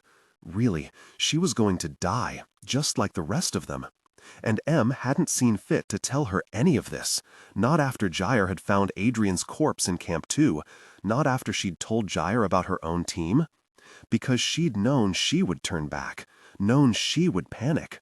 Panicked cavers made mistakes, rushed their tie-ins, died. It would have been dangerous to tell me, she thought, then slammed her hand against the stone hard enough to jar her arm. Because why was she making excuses for the woman? The nausea faded, replaced with anger, with fear. Slowly, she opened her eyes again and then sat back down, staring at the file. M had left this for her as a stopgap against the paranoia she'd felt during her dive, a peace offering, but it could be more than that. If she was going to survive this, if she had any hope at all, she needed every scrap of information she could glean. She'd need it as a defense against M. As Gyre read through the files again, she learned the name of each caver before her, and forgot half of them again just as quickly as she moved between each record. Some had died from equipment malfunction, some from human error, some from horrible luck. Some had turned and run, the smarter, smaller portion. Only 5 had made it down to what was marked as the final camp. 2 had survived that, turned and fled. The other 3 had died. 2 with their spines broken, 1 simply losing contact with M's computer as he was swept away. The climber under the ledge was named Jenny Mercer. She'd been the second to try the shaft entrance. The first attempt had gone well enough, though there had been a close call on the way in with what M suspected was the nearby passing of a tunneler. That caver had turned back of their own accord. Jenny had been bold and fast, almost as quick with the routes as Gyre. She'd been rappelling down, clipping into bolts the previous caver had left as she went. When she ran out of rope, she should have attached the fresh line to her original one. Instead, she'd decided to make the last bolt she'd passed her new anchor bolt, tied into it and off the old rope, and continued down from there. She was taking a rest not attached to anything else for just a moment. Stupid, stupid, she should have known better. Hanging close to the bottom of the shaft, maybe 9 or 10 meters from the cavern floor, when her anchor bolt came loose from the stone. Apparently there had been out-of-season rains earlier that year. Water had collected just above the bolt, and it had gotten into the crevice formed when the bolt was driven in. It hadn't been done right, or the material had been faulty. Whatever the reason, the bolt had given way, and Jenny had fallen. Her legs had been smashed to pulp. Gyre could feel the panic, imagine the pain and terror. Unable to walk, barely able to think, the cavern dome stretching too far above her, leaving her unprotected and vulnerable. Jenny had done what Gyre would have. She'd crawled under the shelf and waited for the end. That could have been her, 10 years ago. She could remember the feeling of falling, the darkness, the rush of water. She could see it happening to her here, just like the others. Adrian, Jenny, all the dossiers spread out before her. 2 more sumps. Nobody's made it past the last one. Yet, even after so many deaths, Gyre wanted to believe M had a plan. She wanted to believe M had picked Gyre for a reason, that she wasn't just meat for the grinder. She wanted to believe that M had seen through Gyre's lies and her short professional history, and trusted what Gyre always had, that she was good, very good. But that would be naive. M hadn't even explained why she was down here, beyond vague mentions of her dead team. Everything was extrapolation, spackled with hope and desperation. It was those 2 things that drove her now. But she had to keep her guard up, to evaluate M's every move, to stay alive, to get paid, and to take advantage of all M's resources in the process, and to take down M when this was all over, so that there would never be another Jenny Mercer, dying in terror, abandoned by the woman she thought she could trust. "Good morning," M said. She sounded well-rested, less blasted out and hollow than Gyre felt. "I see you found the new material I downloaded to your suit." Gyre chose her words carefully. If she was going to beat M at her own game, she had to be as smart, as incisive, as subtle. "I didn't think you'd really have a list." She paused. "I found Jenny last night." "Jenny Mercer?"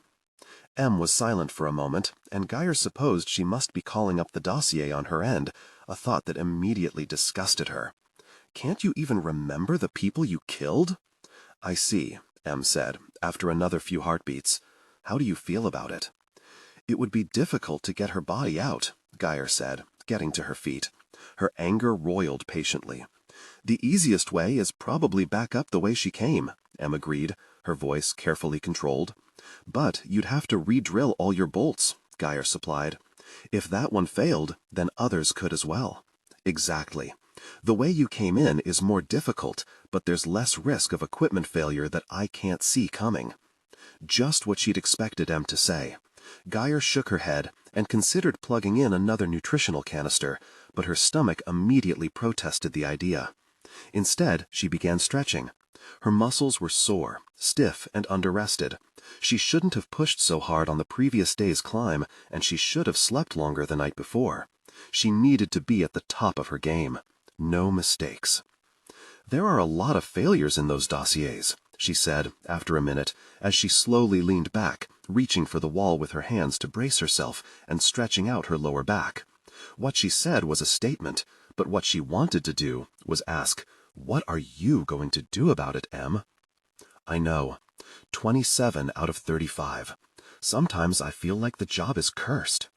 "You could say that," she said, wanting to shout it instead.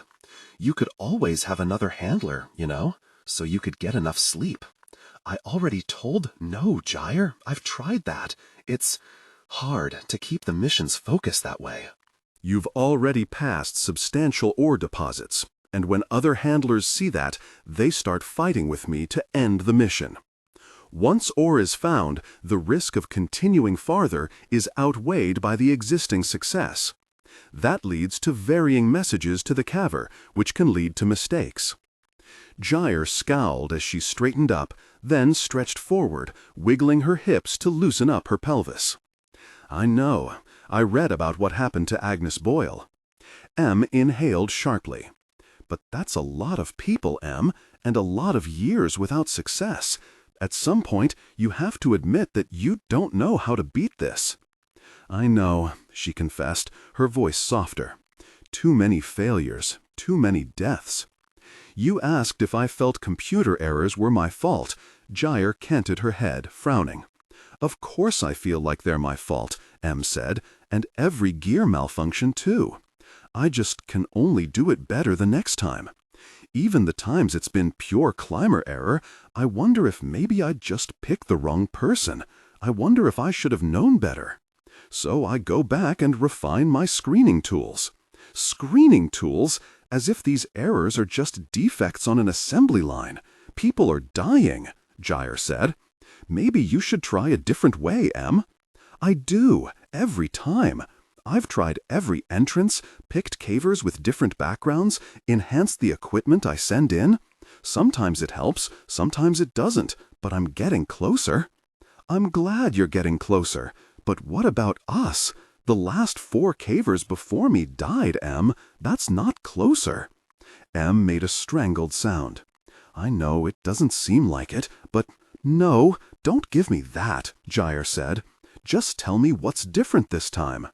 Silence. Then, your physical strength is in the top tier of cavers I've sent down. You're younger than most by a few years as well. You don't have a family waiting for you. And then there are the variables that are less directly related to success. Your psych tests suggested that you do this for the rush and for your pride, not just for money. You don't have any previous expedition experience, and you were willing to lie about it, but you weren't very good at it. You're still good at the job despite that. They could all have no effect at all, or they could make you better or worse suited to the job. In each aspect, you're not different from all the previous attempts, but combined, you are. M, that sounds weak, I know, but things are changing, evolving. You're sharing information with me, Gyre said. Exactly. Gyre grimaced. And you've agreed to my requests. I'm sure that's different too. Think that will be enough? It has to be, she left unsaid. Because I'm not dying here, not for you. Because I need you to keep talking, keep giving me the whole picture. The more she knew, the safer she'd be, and the more she could guard against M sabotaging the mission, inadvertently or otherwise. The more she knew, the greater her chance to get back topside. The more she knew, the more she could use against M when the time came. And, who knew, maybe with enough information, she'd learn something that meant she didn't have to go the full distance for her paycheck. It felt like the better choice than standing here in the dark, no cash in sight. M said nothing at first, leaving Gyre to stew in her thoughts. Then she sighed.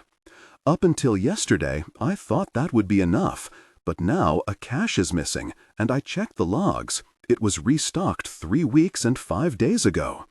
Her exhale shivered over her microphone, long and slow. I still think you knowing all this will make a difference, but too many variables are changing. Too many variables. Me, I'm one of those variables. That's all I am to her. Shaking her head, Gyre eyed the rest of the chamber again.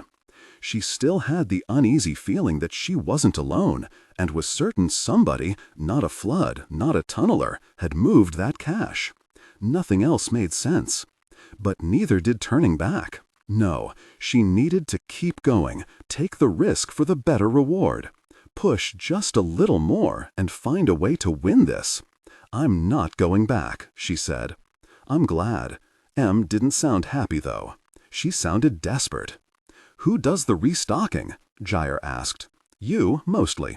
Especially for the deeper caches. It's why you ferry the gear. It's for yourself and for the next attempts. Sometimes I can get somebody to hire on just to stock the first 2 caches, but it's rare. So you need me. You need me to keep going as far as I can. I do." She had to get moving, or the fear would eat her alive. "If you can get back to sleep," Em said, "you still have 2 hours on the clock. I'd rather conserve the battery charge. Marker to Camp 5. Gyre, you should re-establish 4 as best you can. Haul gear, let's get this over and done with, Em. You wanted me to press on last night, and whatever happened here, it's not a good spot for a cache anymore. It's not safe. I'll stage from the next camp. And whatever else happens, maybe you should start considering this climb the last one, ever." Em was silent. Marker on. For just a moment, there was nothing. Then the marker flared to life. Gyre started walking. Camp 5 was 2 days away, down a very steep drop. Gyre worked efficiently and methodically through the morning, locating each bolt that Em flagged on her screen, and carefully testing it before hooking in. Occasionally, she opted to put in a new bolt rather than trust an old one, or to load a cam or 2 into a good crack in the wall. And she watched as Em flagged the ones she passed over as unsafe. A few Gyre decided to trust, but not completely. She added more cams nearby as a safeguard. Her stock of gear dwindled, but it was better to be safe with such a long fall below her. It wasn't sheer cliffside for all of it, but it was too steep of an incline to stand easily on. She rappelled down it slowly until, finally, she passed over its edge and perched above the void, fingers clawed tight against the stone. Her heart pounded as she navigated to the first of several ledges Em had called out for her. There, she found a stable position, facing out into the gap, and locked the bottom half of her suit, standing with 3/4 of her feet on solid rock. She set up her midday nutritional canister as she did her best not to look down. Instead, she looked out across the space in front of her. It was more open here than it had been above, where in a few spots it had narrowed to a slit barely large enough for a human to pass through. Here, the other wall was a good 15 meters away, and the expanded pocket continued down for quite a while. Lichen clung to the roof the sudden flare had created, and as she waited for the canister to finish unloading and worked her fingers in her suit's gloves, she momentarily turned off her simulation screen and looked up in the darkness, to the pale glow. They looked like stars. She turned her reconstruction back on when a few pinpricks began to look more like watchful eyes. Nothing was there, nothing but lichen. She tamped down the irrational fear. Better to spend her energy on the rational ones, the climbs, Em, her resources, herself. Her body was still exhausted from the day before, and the lack of sleep was beginning to make her sluggish, but the ledge she was on was too narrow to sleep on. The suit would continue to hold her upright if she needed it, but the display and route showed a much larger ledge not too far below her. Her canister depleted and stored away, Gyre unlocked the legs of her suit. She pitched forward. "Gosh!" she shouted as she lost her footing on the narrow ledge and swung out into the gap, her line too long to help hold her in place. She twisted desperately on the rope, trying to get back around to facing the wall, but her momentum brought her smashing into it before she could turn. Her arm struck the ledge, and pain exploded up through her shoulder and neck, knocking her breath from her lungs. She gasped for air as she scrambled for a handhold, but the fingers of her right hand were clumsy, fumbling, half numb. Her left hand caught hold of the edge at last, and she was able to dig her toes in to stop herself from swinging out again. "Gyre? Gyre, are you okay?" Her chest plate scraped against the cliffside as she clung close to it. "Gyre!" Em's voice was distant over the rush of blood in her ears and the throbbing pain in her arm. She forced herself to pause for a moment and wiggle the fingers on her right hand. They all responded. "Gyre? Am not showing a bone break. Gyre, can you hear me?" "Yeah," she grunted. "Just give me a moment. I can shunt in pain medicine." "No," Gyre gasped. "Absolutely not. I need to get down to that next ledge. I need my head for that." She licked at her lips and took stock. She was holding on to the edge of the thin ledge, her feet planted strongly in the stone below it. Her line was taut now. Why hadn't she shortened it up while she was resting? Jenny had made almost the same mistake, and it had killed her. Gyre knew better. This was what she was good at. This was her life. How could she have messed up? Maybe she should have been better than that, but had cost her sleep, had made her paranoid enough to push on instead of staging thoroughly for this climb. Her head spun, but her right arm was beginning to hurt less. Not enough, but at least it wasn't getting worse. Must have just smacked a nerve. Better than the alternative. Gyre moved her right hand, toggling the retraction of her line. Slowly, she walked herself back up to where she'd started. Feet back on solid ground, she considered her options. Her arms still throbbed and would probably be useless for at least half an hour. But the larger ledge below her was big enough to lie down on and was recessed slightly into the wall. Softer stone must have been there once and dissolved before the rest of the cliffside. If she could just get down there. But to do that, she'd either need to trust the old bolts or go through the painstaking process of finding new cracks or driving pitons. It could take over half an hour if she was clipping in at reliably safe distances and favoring her arm. Or she could fudge the safety parameters again and rappel down with less security. It was within range of her current rope. "I'm going to descend," she said. "Gyre, return to Camp 4. Use your ascender." Still sounded on edge, panicked, and for a moment, Gyre hated that reaction even more than she hated M had put her in this position. If somebody should be panicking, it was Gyre. After reading all those dossiers, Gyre could almost understand, though. Didn't want to lose another one. Knows she doesn't want to restart, and that only made it worse. Wasn't afraid of Gyre dying. She was afraid of wasting the money, of finding a new victim. She made herself count her breaths, up to 10 inhales, then 10 again. Finally, she said, "I can't climb up with my arm like this." She kept her words slow, her tone steady. "Even with the ascender, it's not safe. Then keep your rope short and lock your suit. You need rest." "I'm not going to get it dangling from a rope." "I'm going to descend," Gyre said. Was silent for a moment, and then Gyre's helmet screen brightened in the lower left corner. She looked to it and found a dark-skinned, very tired woman not much older than she was looking back at her. She was too young to have been down here with a team. She'd lied. Again. But before Gyre could protest, before she could even really get angry, said, "If you fall, I can't get your body out." Her voice was soft, her mouth moving in time with the words. Gyre's heart stopped mid-beat. "Please do this safely, Gyre." The face disappeared. This had been different, easier, without a face to the voice, without knowing how similar they were.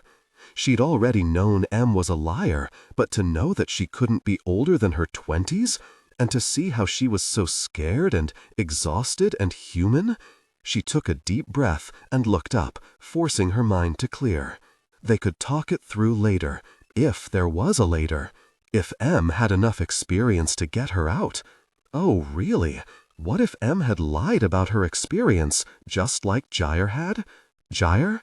She was in a really difficult situation, but she couldn't think about what that meant until she was off the side of the cliff. She ignored and the persistent throb in her arm and thought through her next steps. Before she could do anything else, she had to get off the side of this cliff. She had enough rope. The anchor above her had to be treated as compromised now after taking her fall. Even if she could have climbed up to check and reinforce it, it was better to just put in a new anchor. She moved to the edge of the ledge most in line with the platform below. After locking her suit legs again, she surveyed the stone in front of her. There were no good cracks for cams, but she needed to conserve bolts. She thought it over a moment and then cleared her throat. "Suggestions?" she asked, her face burning with embarrassment and anger. Turned on the analytic overlay. "Didn't want to distract you," she said, her voice tight. "Just checking my work. Gyre managed a smile, as if it would reassure either of them. She didn't want to admit that she didn't trust her brain 100% at the moment, given the earlier fall. That she had to trust M more than she trusted herself, even knowing that M must have blatantly lied about her own experience. So she picked the spot M had marked as the best combination of within reach and sturdy. She placed her left palm against the stone, then paused. "Is something wrong?" M asked. "We've been putting in a lot of bolts," Gyre said, glancing down the drop-off. "If it is vibration through the rock that calls them, a lot more mining operations would have already been wiped out. It's safe." That all made sense, and she'd even believed it herself for a long, long time. Just because M had lied about her experience didn't mean she was incompetent. Her help until now proved that. The quality of her suit proved that. The other dead cavers. Get out of your head, Gyre. Right. "But we could also run out, couldn't we?" she said. She hated being this rattled. "Your gear levels look good." Right. She needed to trust M, just for now, until she got control of herself again. She started up the drill, and it slipped the bolt into the new hole almost before she registered that the drilling had stopped. She took a moment to test the bolt from all angles until she was certain it was wedged in firmly. It took her weight as she sat down hard toward the ledge. "Descending," she said. "Descend," M replied, and Gyre walked herself out against the wall. She waited a handful of breaths, clinging to the wall like a spider, then began walking herself down the cliffside, fingers poised to trigger the rappel rack. This model, hooked into the chest of her suit, was far more reliable than the one she'd nearly broken her legs with when she was younger. Still, she kept all her attention on it and the passage of stone beneath her feet. Nothing else mattered until she was finally almost level with the new ledge. The ledge wasn't directly below where she'd placed the bolt, though, and so she needed to pause to add a cam before she could crawl her way across to solid ground again. Her right hand was still half numb, and she fumbled to work the cam into the nearest serviceable crevice.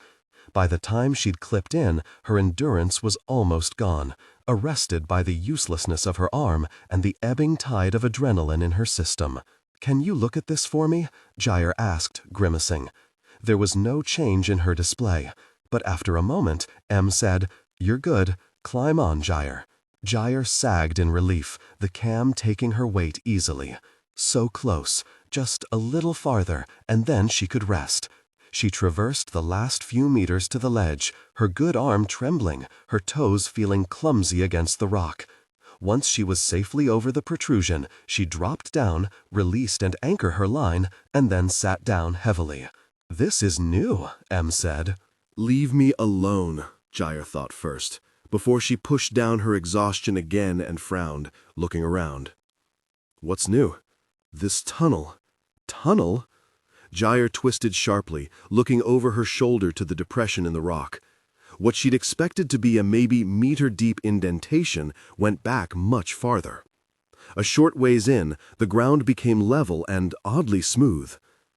"It's new?" she repeated numbly. "It wasn't here last time." Gyre could hear fast typing on the other end of the comm. "And it's too big to be a natural formation. And too deep to be from another mine?" Gyre asked. "And too far away from other concerns," Em agreed. "Gosh," she whispered. "Tunneler? No." Gyre leaned her head back against the wall, staring up at the underside of the ledge above. No. Tunnelers were one of the few disasters her skill couldn't prevent. "It doesn't mean you're in danger," Em said. "It's probably long gone, or we would have heard it today, or yesterday. And that, combined with other information your suit's been sending me, supports my theory that the flooding between Camps 3 and 4 is the result of a tunneler-caused change in the layout of the caverns, not off-season flooding. It should mean Camp 5 is still manageable. In any case, you need to rest. Now that I know you have this much room here, this is going to be a waypoint between Camps 3 and 5 for gear ferrying."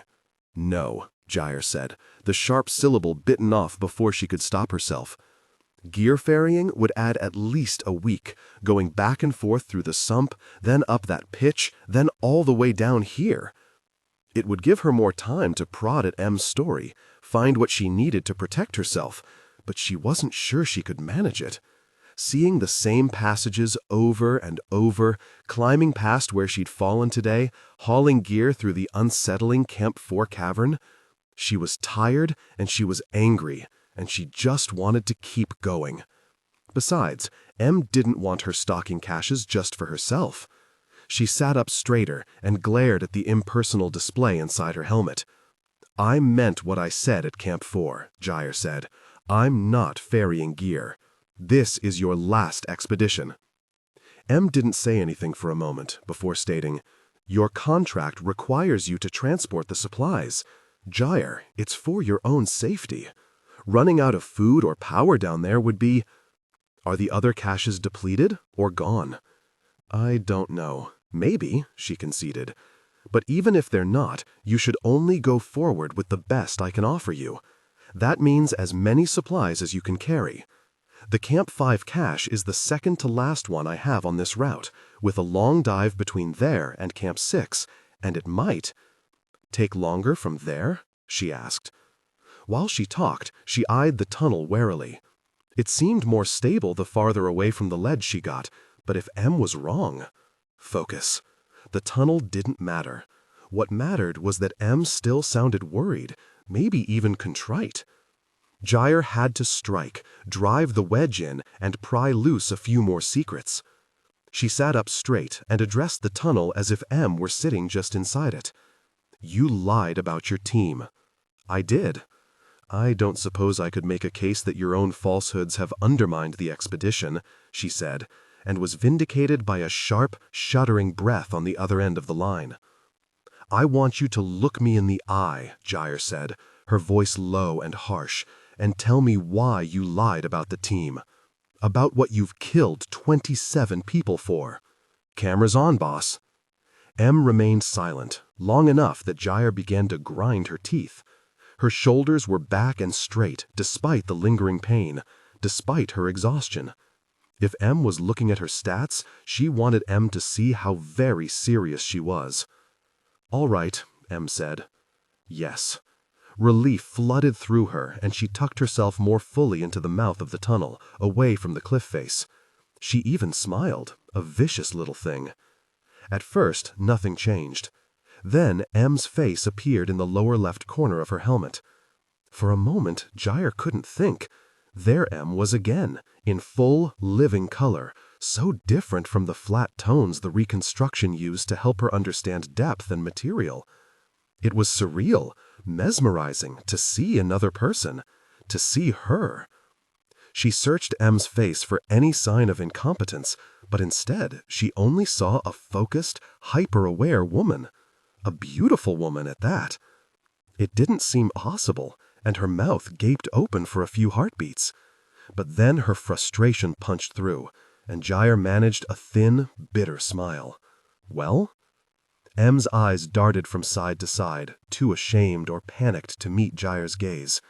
She had dark circles under her eyes that looked like they had been there long before Gyre had entered the cave. Her hair was thick, pure black, haloing around her face in a mess of tight curls. Her skin was darker than Gyre's, a rich, warm brown without freckles or moles. She was stunning, even in her exhaustion, even though her full, doll-like lips were chapped and torn from chewing at them. She pursed them as she thought about what to say next, the motion deepening the small cleft in her chin. "There was a team," Em said at last, "before they knew the tunnelers were a real thing. I didn't lie about that."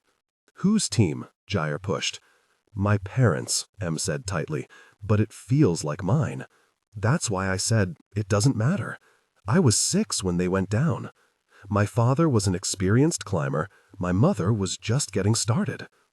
Em's gaze finally settled on one point, hopefully where Gyre's image or statistics floated on her screen.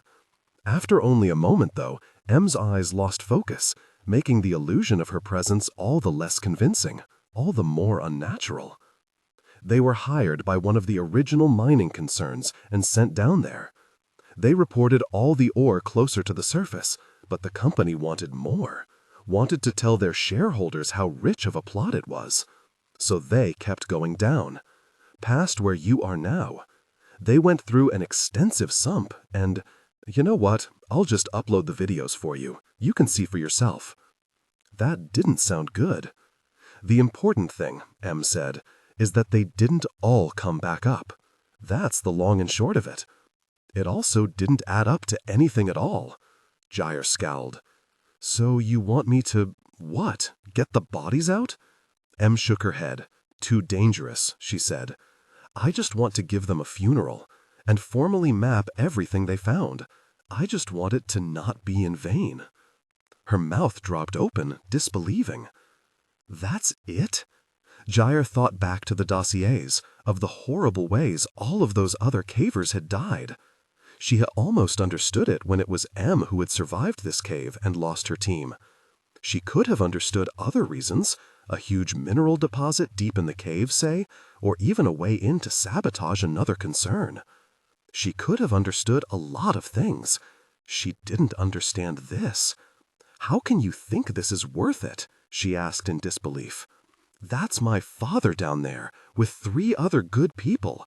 You've killed 27 other people trying to get to a bunch of corpses, and in 7 years you haven't gotten close once? And you think that's something I can accept because those corpses belonged to good people? This is why I don't tell people. You mean this is why you lead people to their graves? You have no idea what you're doing. And more importantly, you have no idea what it's like down here. M's lip curled in anger, a muscle jumping in her throat and fracturing the illusion of a beautiful, sad girl. Her gaze focused again, and she stared directly into the camera. I never lied about how dangerous this mission is. I'm paying more than enough money. My reasons are just that, mine. You all knew you were risking death. You all did the math for yourselves. I just let your decision-making stay objective. Nobody needs to think about my personal motivations when theirs are all that should matter. And for the record, I grew up running topside missions. My mother founded Ariscan Technologies, which developed the suit you're wearing. I pushed the development of all the new models in the last 9 years. This is my life, Gyre, and I am very, very good at what I do. Ariscan Technologies. Ariscan was the best. It was small, brilliant, and independent of all the mining concerns. The logo on her suit had had no small part in getting her to sign up, and M was saying it was her, all her. Maybe so, but that didn't make M infallible. Gyre shook her head again. You're a real piece of work, you know. I'm aware, M growled. My mother got a lot of money for that mission, and she used it to start this company. She wanted to say goodbye to my father and the others too, and now I'm doing what she couldn't finish. I'm going to do what she wasn't able to. And I inherited everything. So in the meantime, I'm using most of the money to keep developing tech to keep you cavers safe, just like she did. What I want to do with the rest of my money and my time is my business. How is that any different from you chasing the fantasy of your mother? Her heart jumped at that, twisted into a tight little ball. Shut up. I'm not killing anybody to get there. You're still sacrificing everything for a ghost. What are you sacrificing? Your hoard of money you didn't even earn? My entire life, Gyre. This is all it's been for years now, M hissed. I barely sleep. I barely eat. I just try to keep people like you alive. And you all keep dying. Her face had gone stormy and dark, her brow shining with beaded sweat. She was shaking. Gyre stared back, unflinching, uncaring if the helmet had its own camera feed. This is really messed up, she said, slowly, as calmly as she could. You're a very murderer, M. There's no excuse, no reason that anybody else would ever accept. You're not trying to get money. You're not trying to save people. All you're doing is trying to change somebody else's past, living in somebody else's pain. M's face flushed with fury. So what then? Are you going to turn around now? You didn't turn back when you found out how many were dead, when you thought it was my team that had died down there, that I'd been down there. What's different? What's different? Knowing M was ignoring reality to try to save people who didn't need saving. Knowing that M could never succeed, that this would never end. Knowing that M didn't see how pointless and horrific this was. I'm leaving, Gyre said, and stood up. M's eyes deadened, and she sat back in her seat. Her face slackened into blankness, calm control. Sit back down, Gyre. Think this through. You can't win against me in court. I don't care. I can make sure you're blacklisted from other caving jobs. I'll take the risk.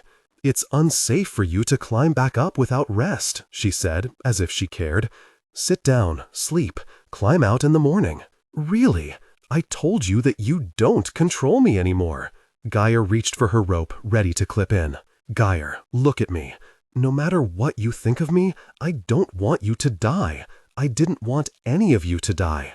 Gyre paused, obeying despite herself. She looked at M, young and twisted and proud. The blankness had fractured slightly, and M had leaned forward, manufacturing an innocent, worried look for her. She looked like she was in pain, like she was afraid, like she was sorry. If Gyre hadn't known how good a liar she could be. The lines of M's face began to blur. Gyre took a step back, unsteadily, then sank down to one knee as her body quickly became leaden. She searched her display, but there was no alert, no explanation as to what M had injected her with. "What have you done?" she asked, reaching out to stabilize herself against the ground.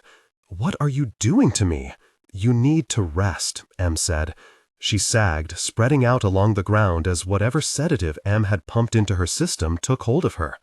She felt her suit lock once she was down, her right arm pulling into a safe, restorative position. "You're a really monster," she managed. "I'm aware," M said, and then her face disappeared from view. Gyre woke up, disoriented. Her thoughts were sluggish, her vision blurred. Her mouth tasted like death and her stomach ached. She tried to move and couldn't. Her heart stammered in her chest. She jerked against whatever was holding her. It didn't budge. The panic took over before she could think. She couldn't even ball her hands into fists, couldn't turn her head, and she knew that she was being watched. She remembered eyes in the darkness, or had it been a broken suit mask? No, wait, that had been a dream. She'd had a nightmare about Jenny Mercer following her down, her suit locked into an unnatural shape as she staggered into the tunnel. Her suit. She nearly vomited. She drugged me. Again. Fury riding just under her skin, Gyre unlocked her suit and sat up. She pulled up her reconstruction to full draw distance, which simulated a brightly lit cavern. There were no eyes in the darkness, no ghosts there to terrify her. Her fear faded as she took stock of her state. Her right arm was feeling better, but it was stiff. She stretched it, rotating the joints, and then locked the arm of her suit with it tucked up by her chest, as if it were in a sling. The change in position seemed to help. Another hour to warm up, and she'd be good to climb. Climb to Camp 4, swim the dive again. If she pushed, she could get halfway to Camp 2 before she needed to sleep again. 2 days, 3 tops, and she'd be out. If she just turned back at Camp 2 or at 4, she'd already be back in the sun. Gosh, what had she been thinking? Get the money, that was what she'd been thinking. Find a way to blackmail or bully M into paying her, and then leave as soon as she'd accomplished that. But that had been based on M being rational. This wasn't rational. This was madness. She had never been down here. She had killed 27 people chasing nothing. She'd just been a voice in their ears, the promise of coming topside once more, whispering them to their deaths.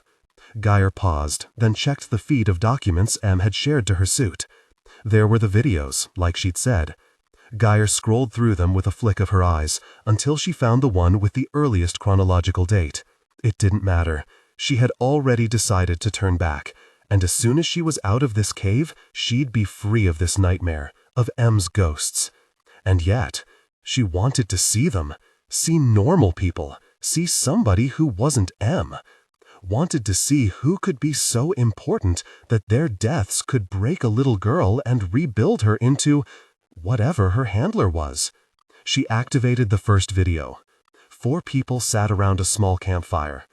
Gyre frowned at the open flame before she remembered Em saying that their team had been one of the first. This must have been back when they were treating these expeditions like recreational spelunking on other planets. They all were wearing topside clothing, heavy enough to ward off the pervasive chill, a few with harnesses still on. Their pack sat nearby. They were laughing. It was a strange sound to hear, down in the caves. It made her heart ache, her skin itch. 1 week down, and she was already coming close to tears over hearing laughter, over seeing faces. Other cavers talked about this, but she had been so sure she wouldn't care. She cared. There was 1 woman and 3 men. They ranged in age from a boy, maybe Gyre's age, to a man that she guessed was in his late 40s, and they all looked excited. Tired after a long day's climb, but excited. It was strange, seeing the cave lit only by the fire and a few headlamps still on and propped nearby, but if she had to guess, they were at camp too. She could see the talus pile behind the older guy. No, what I'm saying is that what if there's, like, an entire underground city down here? Wouldn't that be cool? Said the youngest of them, the one who couldn't have been more than a year or 2 older than Gyre.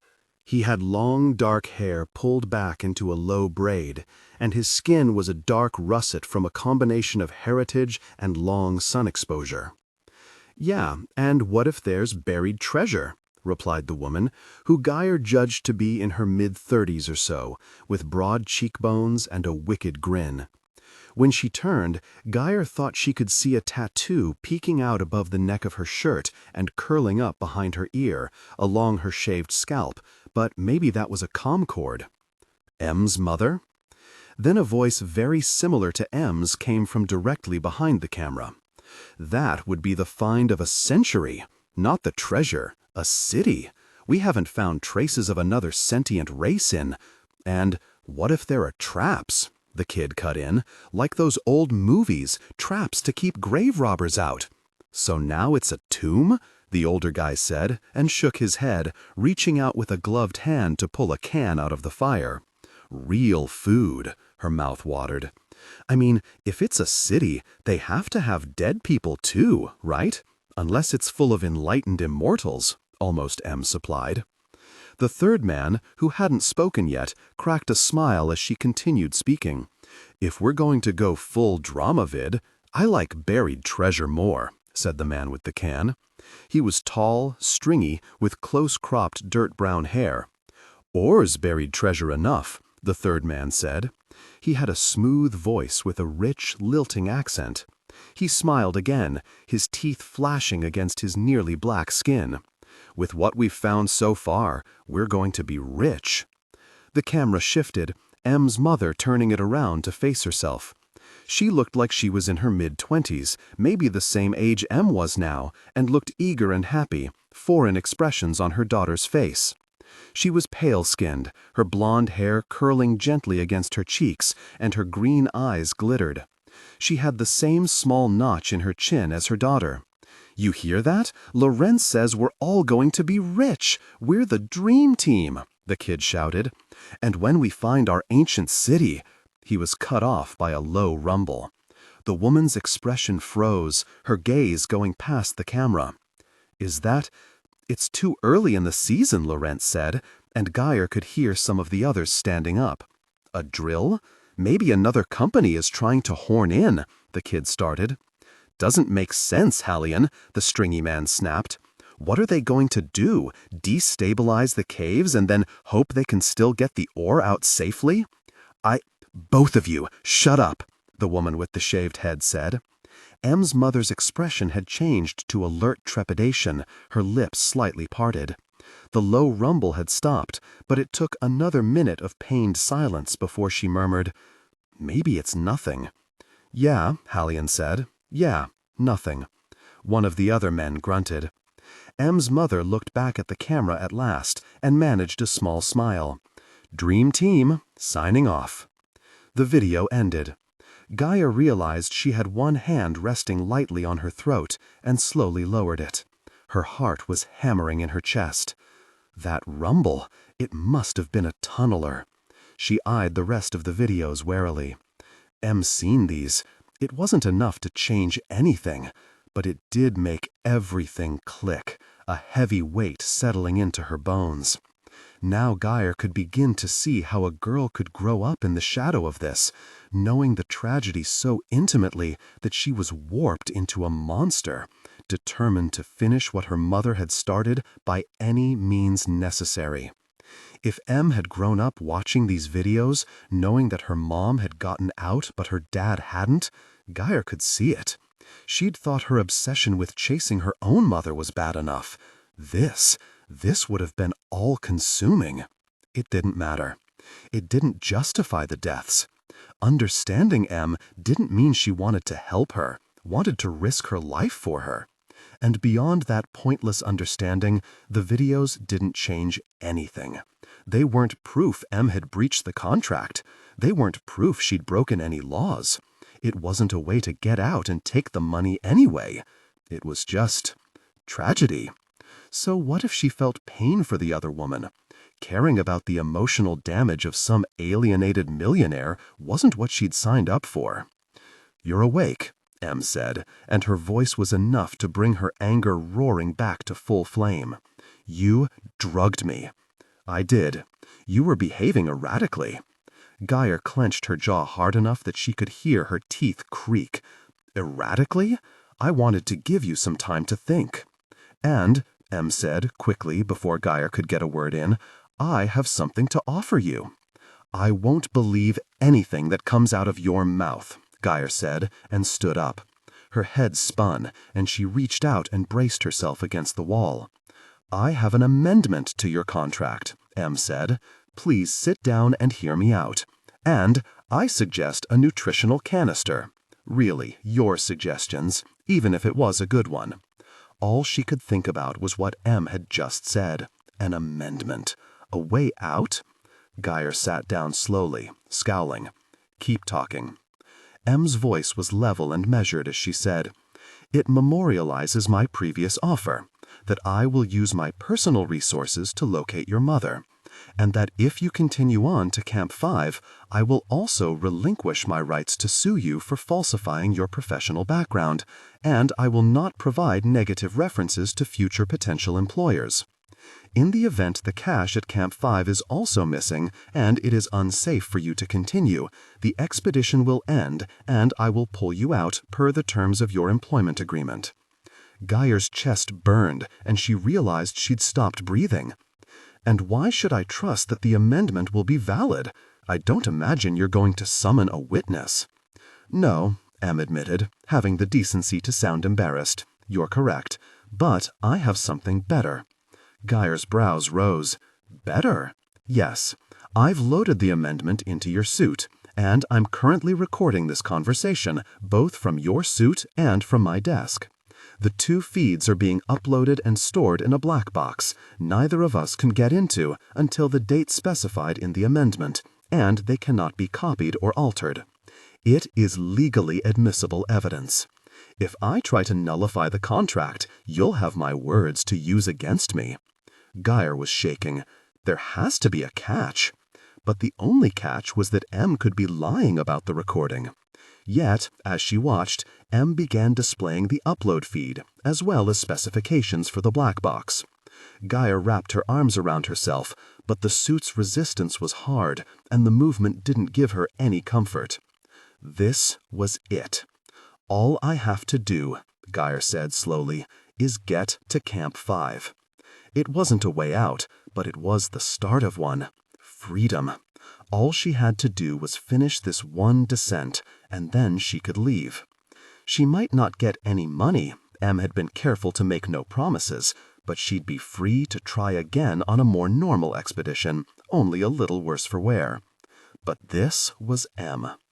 M closed her eyes and inhaled deeply before saying, "Yes, just one more day. And then you can turn back. Or you can go on. Not happening. With that recording ready to protect her from M's retaliation, there was no reason to stay. With that recording, Gyre sat up straighter, then slouched again, trying not to look too alert. She hoped M was too busy waiting for a response to notice her heart rate jump again as she realized, if I can keep the recording running, I'll have her. She fought down the urge to fiddle with her interface. She'd need to wait until M was asleep, away from her desk. But then if she could figure out how to turn it on. Gyre thought of the team in the video, Jenny's broken suit, Adrian Purcell at Camp 2. Not only could she blackmail M into paying her, she could get vengeance for all of them. What about sedation? I want it off the table. No, M said. You're down here. You're my responsibility. Gyre hissed through her teeth. She wanted M out of her body now. But it wasn't worth losing the opportunity over, and she put aside that particular grievance for later. Let's sign the amendment then. The words were out of her mouth before she could second-guess herself. Camp 5 it is. M laughed weakly in relief. Gyre read through the amendment, which was written in plain language so that she felt comfortable giving her assent and hearing M do the same. The document left her view, and she made to stand up again. Eat, M said, reiterating her previous suggestion. I want to conserve what I have. Her hand went instinctively to the compartment where her remaining rations were stored, while her gaze flicked to her battery readout. M had knocked her out for over 10 hours, leaving her that much closer to swapping to her one backup. It should only be one more push to Camp 5. And if that cache is gone, you'll still have enough food to get back to Camp 3 at normal activity levels. I'll try again with somebody else once I've restocked everything. Gyre scowled but said nothing. What could she say? M clearly didn't care that Gyre objected to the mission. Try again. The thought of M sending another parade of people down here to die turned her stomach. She'd have to get the recording up and running before she got to 5 then. Your arm isn't incapacitated. How is it feeling? Stiff, guessing it's bruised. I'll be able to climb today. M answered with silence again. Gyre crouched down and set up her feeding. She held herself up on her knees, her left hand braced against the wall, and turned to look down the tunnel. Did you do any scans on it? Down there, I mean. Some. I am, of course, limited by where your suit is. Everything seems settled. The tunneler passed a while ago. You were safe. Gyre sucked on her straw in an attempt to ease the rough cracking of her throat. Anything interesting happen while I was out? I made you a roast dinner, M deadpanned. Gyre snorted. Really, you? M, I am sorry about the sedation, M said. I really did think it was in your best interest. To shut me up?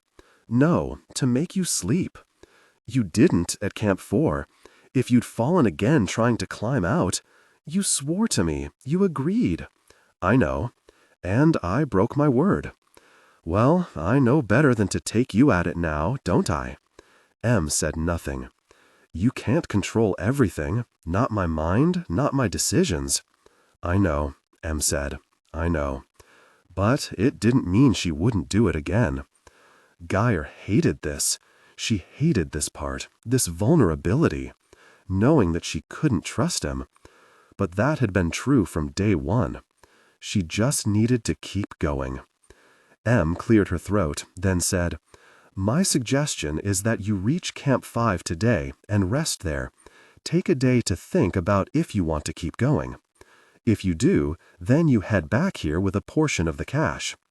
The ascender should make that relatively easy, just a few hours to get up. Then you can stage the gear hauling between Camp 3, here, and 5 as anticipated. And after that, if I do keep going, if I need the time to catch you in more of your lies, she thought. Camp 6 is the last. It is. How many of your cavers made it that far? She knew the answer from the dossiers. 5. Did M still remember? 5, she said. It's the last sump that's been the biggest problem. That's the one that those, 3 or 4 died in? It was 3. Yes, that's the one. It's claimed 3 of mine. M's voice trembled on the last word, then firmed up again as she continued. The one before it is substantially more straightforward. She'd remembered. She couldn't remember the names, but she could remember the numbers. She wasn't a complete monster. Just very close. The rest turned back, M noted quietly. They didn't all die. Gyre bit down her response. She needed M to lower her guard, not keep fighting her.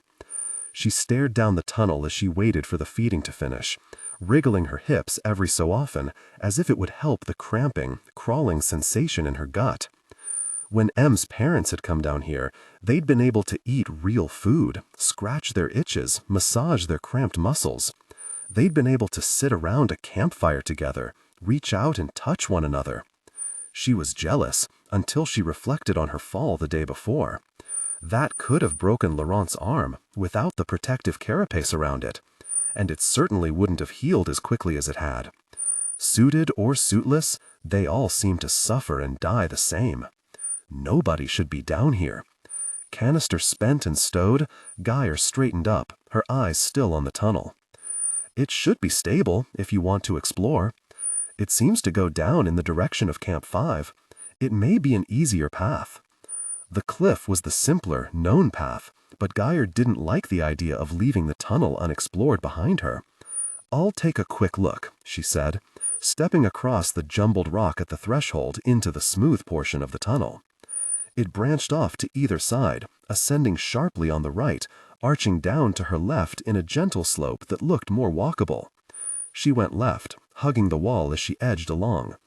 The floor was smooth, with a slight dip in the center, and the entire opening was a flattened oval, wide along the top and bottom, sharply curved at the walls. The shape of a tunneler? She walked for about 10 minutes before she saw the sudden drop-off, the sharp curve down where the tunneler had changed course. She eased herself close to the corner, where the ground was buckled, almost wrinkled, pushed out into the open air of the tunnel when the creature had left it in its wake. She crouched, one hand on a ridge that jutted out over the shaft, peering down. It seemed to go on forever. "Is this still lining up with Camp 5?" she asked. "I think so, but not directly." "Better to go the original route," M replied. Then she inhaled sharply. That buckling! When it went down, it must have pushed some stone back behind it. Like dust on a road? It's going the wrong way for that. Gyre frowned. M was right. If the tunneler had been going down, behind it would have been up. It would have created a fence, not a shelf. So it was coming up. Gyre stood, then turned, looking back the way she'd come. And it kept going? "Toward Camp 4, M said. "Whatever attracted it must have been there, and recent." "The cache?" Gyre said, her voice suddenly weak. But there had been no sign of a tunneler breaking into Camp 4, near the cache or otherwise. The cache hadn't attracted it. That left... Whoever took the cache. That's what you're thinking, right? "Somebody is in my cave," M whispered. Was. Gyre had to believe that, or she'd turn tail and run, amendment or not. Because no matter what M thought, right now, it was Gyre's cave, and she didn't want to share it with anyone. So it had to be was. We didn't see any trace of them.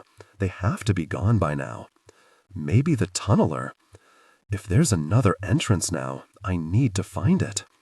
M's voice had gone cold, mechanical. Gyre didn't need this. She didn't need M to be distracted, and she certainly didn't need to give her own imagination any fuel.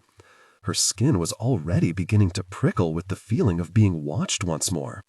No, Camp 5 first. I need to get this turned around. She couldn't get dragged into this. She had to get out. But she also needed a better excuse than fear, something M would listen to in her obsession. I can't stage from here without more gear," she stammered out, "and I can't haul from 3 easily without those dry bags. That's why we kept pushing forward to begin with." Gyre shook her head and began walking up the incline. "Camp 5 marker," she said. "Put it up," Em muttered to herself, but the Camp 5 marker appeared on her screen. Gyre took one last glance over her shoulder at the jagged ledge. Then she sped up to a trot, taking the gentle path up to the cliffside much faster than she had come down. The moment she stepped out of the smooth tunnel and back onto the rougher rock of the ledge, she shuddered in relief. She went out onto the ledge again and looked up at her leads from the day before. With the gear hauling, or the potential need for a fast escape, it would be best to leave them there for now, even though it reduced how much line she had left. She toggled her next and last spool into place inside her suit. "Is this enough to get me down?" "Yes," Em said. "There's more at 5. Gyre nodded, her lips pursed in thought. Even if Em was wrong, Gyre could always climb back up, make for 3 in a pinch. She'd have to keep an eye on it, though, be ready to bail. There was no way she was going to try to outclimb the rope.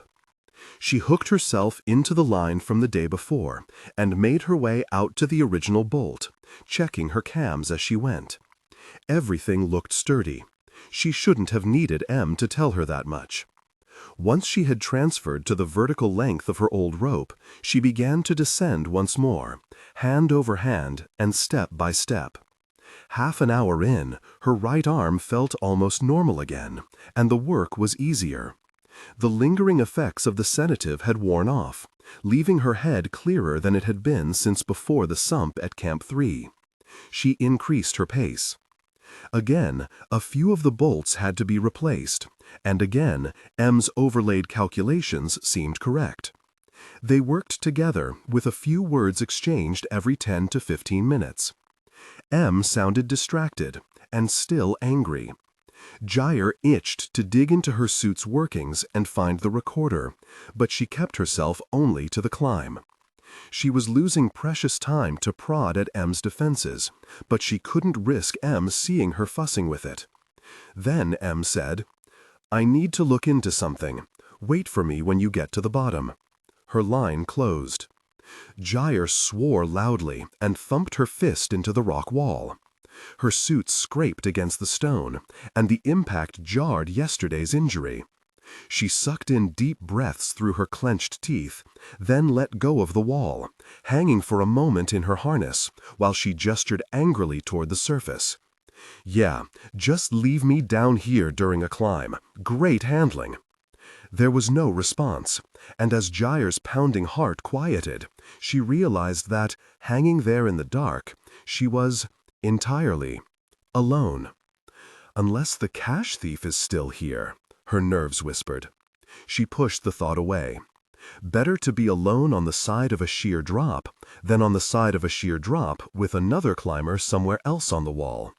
She situated her toes back into holds on the wall and resumed her bouncing glide down toward her next bolt. Every time her rope nudged against an outcropping or her spool released unevenly, her throat tightened. She could see the other climber up at the tunnel ledge, grabbing her rope, hauling it up hand over hand, or unfastening it and letting her plummet. She swallowed a surge of panicked bile and looked down. There was still so far to go, longer if she did it safely enough to guard against company. And the climb back up would take— No, she couldn't spook herself like this. The chances of the other climbers still being alive were slim to none. If there even is another climber, she reminded herself. No, the thing to think about was how, if Em was still gone by the time she reached the base of this wall, she'd have time. Time to set up her trap, time to ensure she could get out safely. Cash thief or no. Camp 5's marker burned steadily at the bottom of her screen. Oh, she thought. Em didn't toggle it off before she left. That said something. That she was surprised that Em hadn't screwed her over in her anger. That it seemed reasonable that she would have turned off the marker to strand her where she wanted her. Gyre laughed, helplessly, at how quickly things had gone from almost okay to nightmarish. If Em had ever wanted Gyre to trust her, she'd given up on the ledge. That cold look of hers when Gyre had told her to screw herself, over-administering the sedative, Gyre knew that look on a deep, intimate level. That was the look of somebody resigned to being the monster they knew they were. The self-awareness was no comfort, didn't imply that M wanted to or could be brought back to reality. All it meant was that she needed to get the recording going.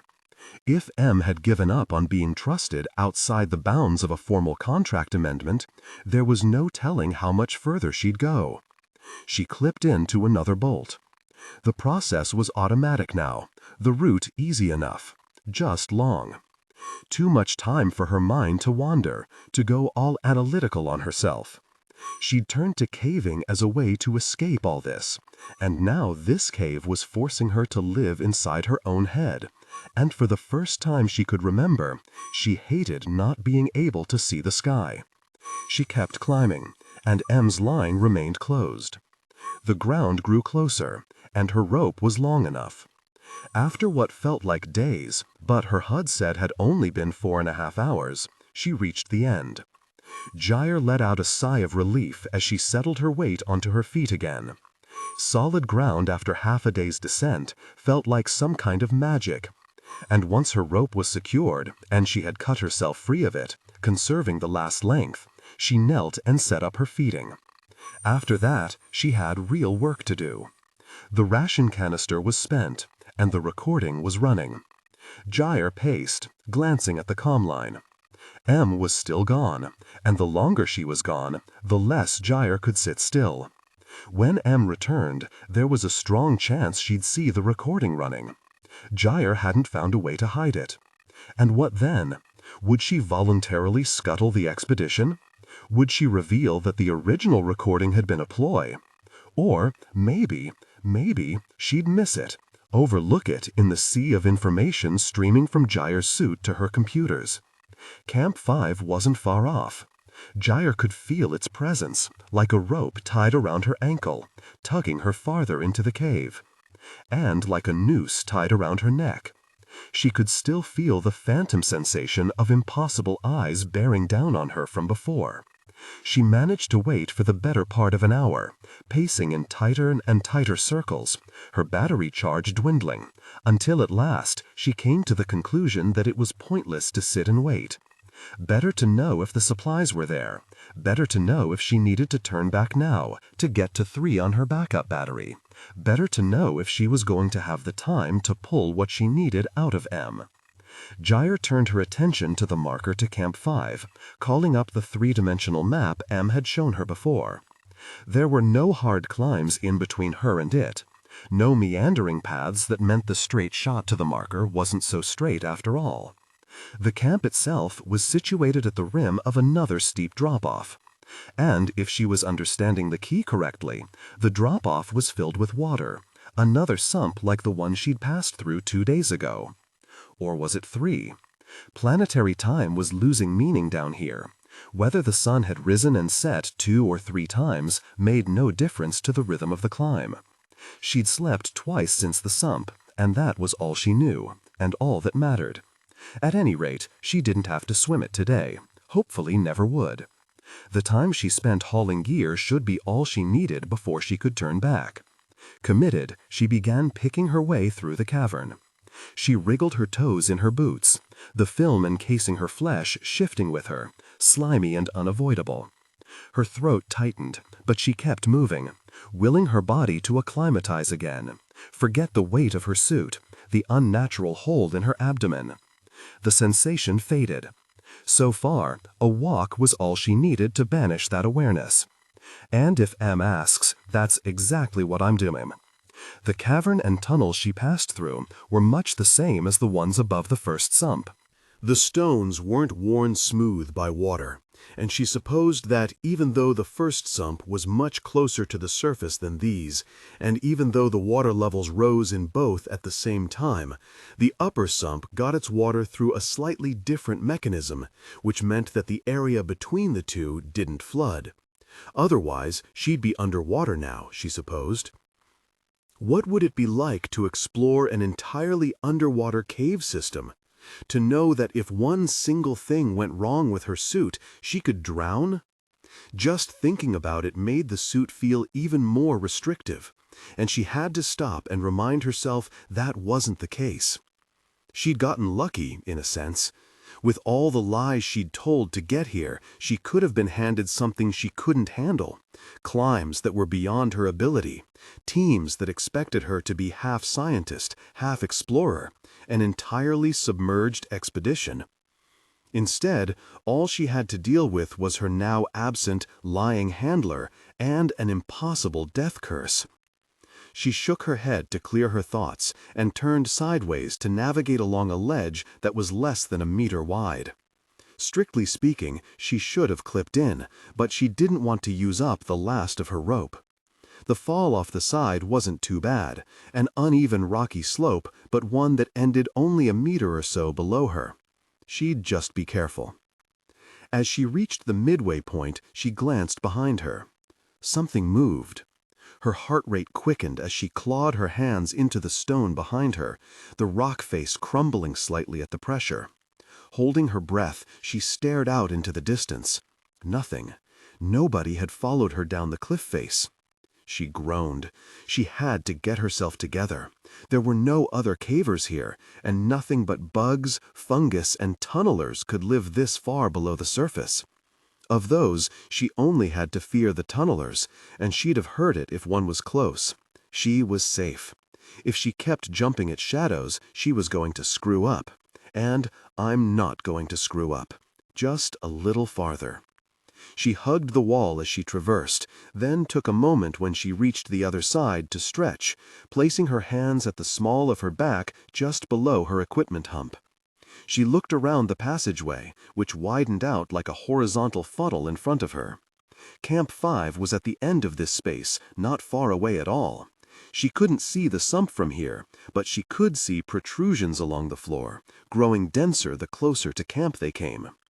Crouching, she toggled through the views her HUD gave her. The reconstruction just showed strange lumped-in shapes, but as she switched to her headlamp, she could see that they were glowing faintly, the same bioluminescence of the fungus up near Camp 2. These growths had no delicate flowers, though. They were uneven bulges along the ground, reminiscent of fleshy tumors, and she grimaced as she began picking her way between them. She vastly preferred the caves she'd explored when she was younger. They weren't as deep or as wet, and so they were just empty, bone dry and dead. As she approached the Camp 5 marker, she could see the drop-off, but it was difficult to pay attention to. The fungal growths were getting bigger and closer together now, and she struggled to find safe areas to step. By the time she could see her first glimpses of water down below, she had given up on avoiding them, and instead began taking the most direct route to the lip of the almost circular hole. A fleshy bulb squelched beneath her boot, and then deflated in a sudden burst, bioluminescent dust, no, spores, erupting from it and coating the ankle of her other leg with a fine glowing mist. "Hope my air filters can handle that," she thought. Reflexively, she glanced over her shoulder up the wide, gently sloping field, back to the narrow ledge she'd come from. In the low light, she could barely see anything. She toggled back to her full reconstruction view, half expecting to see a figure at the end of the tunnel. There was nobody there. What the hell is wrong with me? She smothered a helpless, relieved, embarrassed laugh. Her, jumping at shadows, afraid of monsters in the dark, just because the monster in her ear was away from her desk? Turning back, she squared her shoulders and crossed the rest of the ground to the rim of the cenote as quickly and authoritatively as she could. The reconstruction barely showed the spores, but Gyre could see the readouts in the corner of her screen going wild with new feedback as the powder coated the lower half of her suit and floated on the air up around her head. No alerts flashed up in front of her, but she couldn't resist the urge to hold her breath, only sucking in a deep gasp of air when her chest began to burn. "These are probably always here," she reassured herself. "Em knows about them. It's safe. It's safe. Where really is Em?" She reached the rim, then scanned along its circumference for the cache, a box of rafts Em had said would be there. She found it bolted to a nearby shelf of stone, under a hollowed-out feature, not tall enough to stand up in and barely tall enough to crouch below. She reached in and tried to drag it out, but it refused to move. She searched out the release button and pressed it. A compartment opened, revealing a line of tight, compressed packages, and nothing else. She took one package out and closed the box, then stood up and checked the label, embossed into the plastic housing so that it would show up on her feed.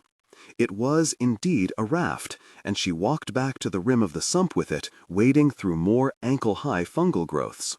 The spores hadn't let up, despite the path she'd trampled. She ignored them. Coming to the edge, she peered over it. The level of the water was only 4 meters or so below her, and there, about halfway around the wall, was an anchor attached to 2 sturdy lines. The rest of the cache? Submerged? Why? She glanced at the mushrooms again, wary. Batteries and canisters went directly into her suit. Maybe there was a contamination risk. The thought made her shiver. She hadn't wanted to go down into the sump, but the longer she stood up here, exposed to both the spores and whatever else there might be, the better the water sounded.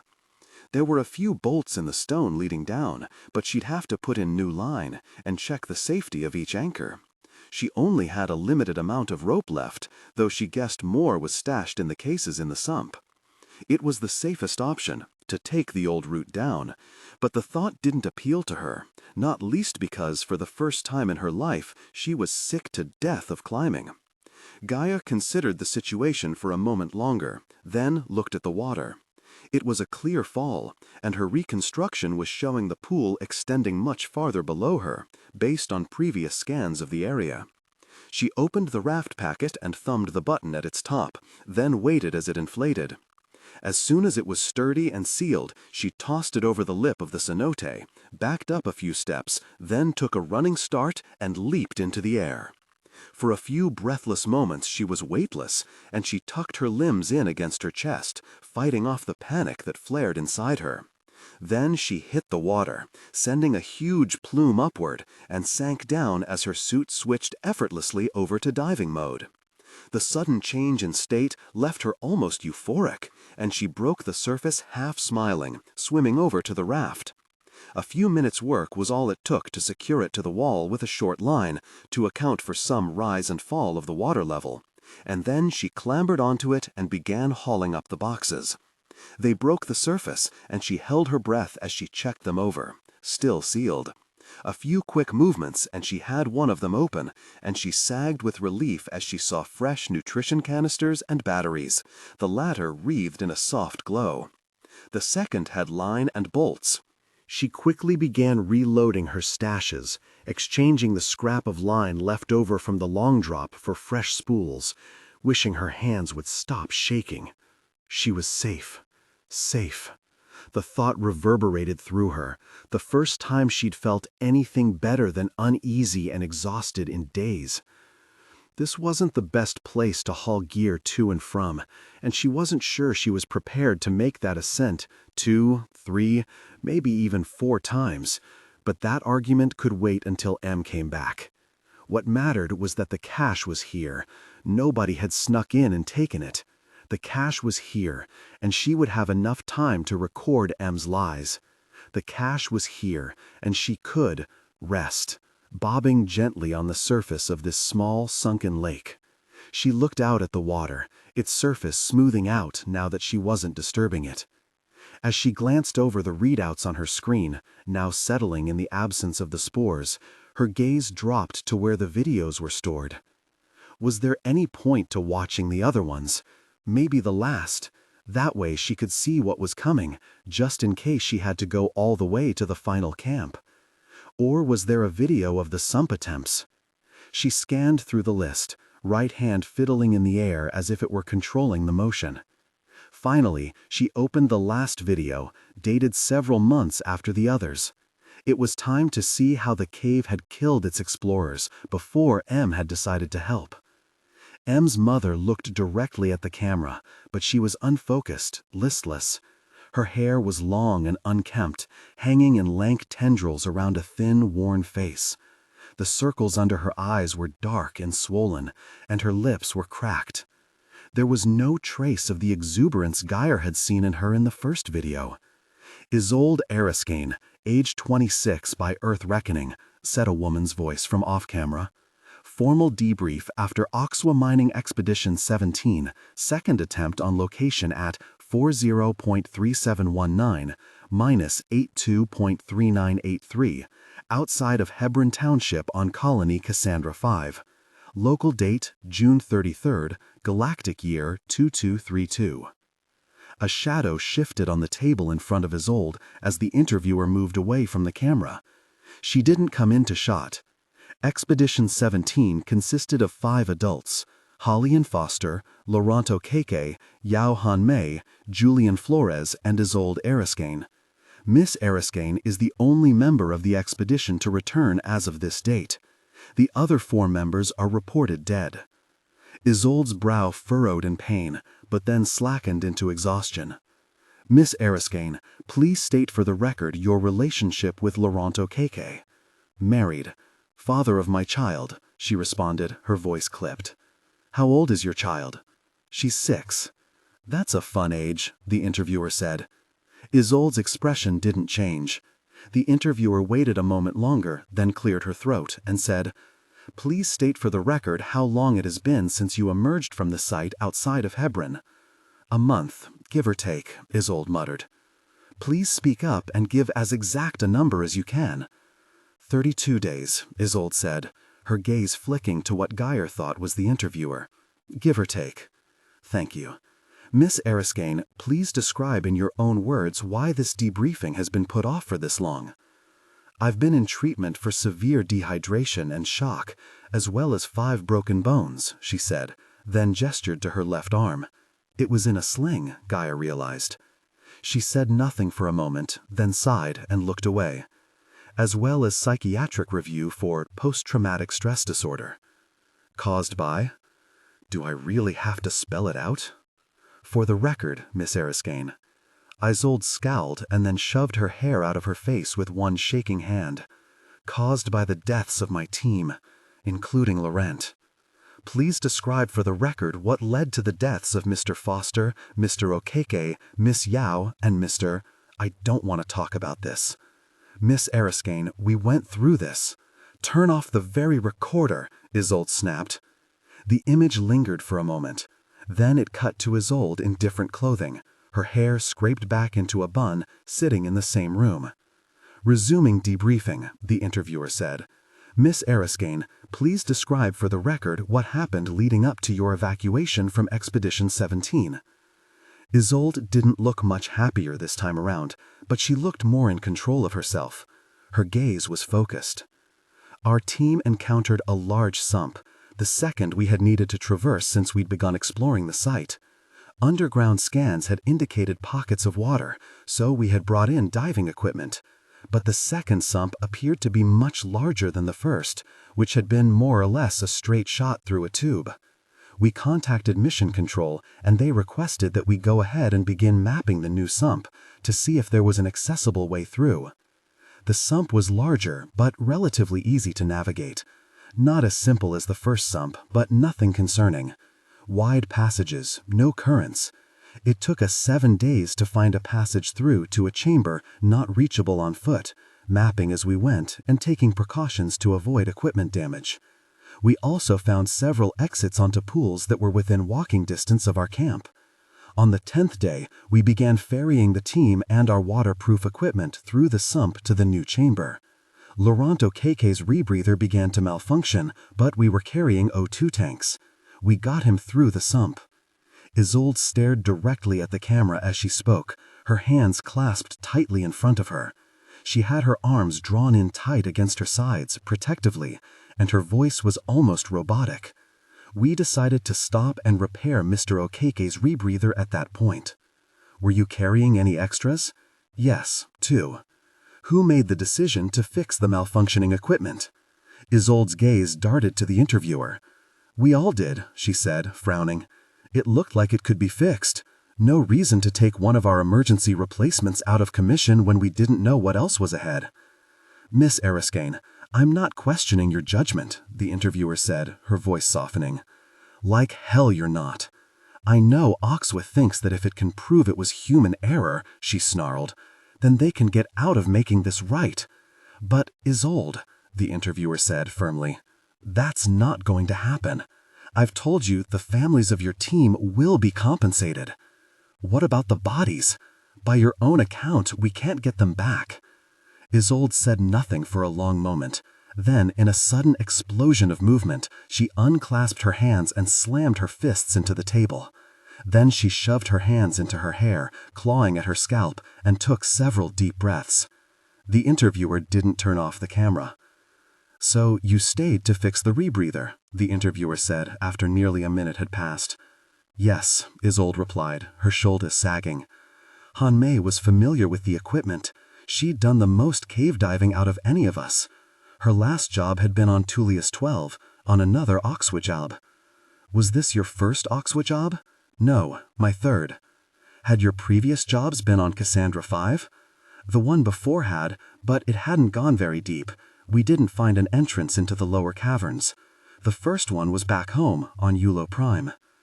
The diversion made Isolde relax somewhat, and she sat back in her chair, looking up at the ceiling. Was Miss Yao able to fix the rebreather? Yes, though she insisted on using it herself instead of letting Laurent use it again. She'd abandoned any pretense of formality, her eyes going distant, her mouth tightening. Said that if it went bad, she'd take responsibility. Her voice hitched on the last word. How long were you in camp on the other side of the sump? 3 days, maybe 4, while she worked on it, Isolde said. What did you do next? We decided to explore further. We had about half of our gear through the sump, but we didn't want to spend time ferrying the rest until we were sure we wanted to keep going. Your map showed 3 exits from the chamber, reachable without going through other sumps. Is that right? Yes, that's right. We started with the north one. At what point did the tremors begin? Weeks before that, Isolde said, though they weren't as bad. And after the sump? Isolde shook her head, tapping her fingers on the table. Her sling was gone now, Gyre noted. How far apart had these been filmed? I don't remember. Maybe 4 days after we got through the sump? Sometime around when we started exploring. Please describe them. Like an earthquake, I guess, or the vibrations of loud machinery. It was really low, infrasonic maybe, major heart wiggle, shiver, I guess. She hunched up in her seat again, pulling one leg up onto the chair. She was wearing loose, nondescript clothing. Hospital issue? Like strong bass. Up earlier in the cave, we'd been able to hear it, like a rumbling sound, but down there, we felt it. And did you see anything? Not at first. How often did you hear or feel the noise? A lot. I don't remember. Was it constant? By the time the tunnels came down, yeah, it was. You're jumping ahead, the interviewer said. Isolde swore softly, but didn't do anything more than wrap her arms around herself and look away. Gyre watched as minutes ticked by in silence, the interviewer not pressing this time. At last, Isolde shrugged and said, I guess we'd feel it. Maybe once every few hours at first. But by the end of that week, when we'd turned back from the last tunnel, the one to the northeast that led up and around, it dead-ended in a drop-off and breakdown pile, leading to a sump pit that we were planning to explore the next day. When we started coming back, Mr. Foster, Mrs. Yao, and me, by then it was getting close to constant. Did it get louder? Are you asking if that thing got closer to us? Yes, it did. Obviously it did. But did the noise get louder? Yeah, I guess so. It got stronger. The night before, I woke up with my chest seizing up.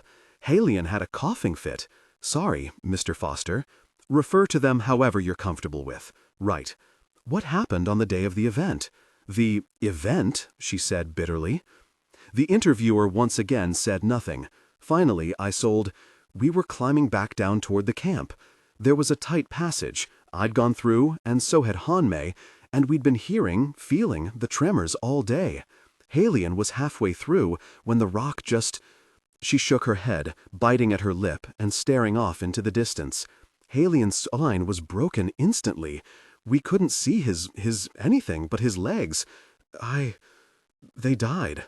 The gap collapsed with him in it. The rock flowed down like it was water. One minute we could see him, and the next there was smooth rock where the tunnel had been, and his legs were on the ground. "Let's take a break," the interviewer said. "No, let's not take a break," Isolde said, her expression darkening. She glared at the interviewer. "You knew, didn't you?" "I don't know what you're referring to, Miss Arascane." "You knew something was down there. That's why all of us were from off-planet. The locals already knew, didn't they?" "Let me send for a nurse, Mrs. Arascane. You're clearly distressed." "What, don't want it on the record? Well, that's too really bad." The screen went blank. The visual feed clicked on again. Isolde was standing, her back to the camera, her shoulders hunched forward. "Are you ready to continue?" the interviewer said. "Might as well get it over with." "Where did we leave off?" "Mr. Foster," the interviewer provided. Isolde nodded slowly, then turned around and went back to her seat. This section looked like it was the same day as the previous one, though Isolde's eyes were red-rimmed, and her lower lip was swollen from being chewed on. "So, yeah, we saw him die. Hanmei and I booked it back to the others. Do you need to know what we talked about?" "Just what you decided to do is fine." "We decided to get the hell out of there," Isolde said. Her voice was raspy, her throat shot from crying or screaming or both. "Left the gear, suited up to dive. Everybody could feel the tremors by that point, and we could all see the sump was doing something. But we had to get out. I guess we panicked. I mean, up until then, some of us still thought the collapses and tunnels other teams were finding were boreholes from drills that got there before us, or lava tubes, even though it didn't make sense. But down there, we knew it couldn't be either of those things. Hanmei and I saw it happen, and we knew that it was something else, and it hadn't gone away. So it was maybe 5 hours after Halien had that we tried the sump. Halien had been up late the night before, and the climb back had been rough. We should have waited. We should have." As she trailed off, she ran her hands along the edge of the table. Her cuticles were ragged, bleeding in places. "So we went into the sump," she said.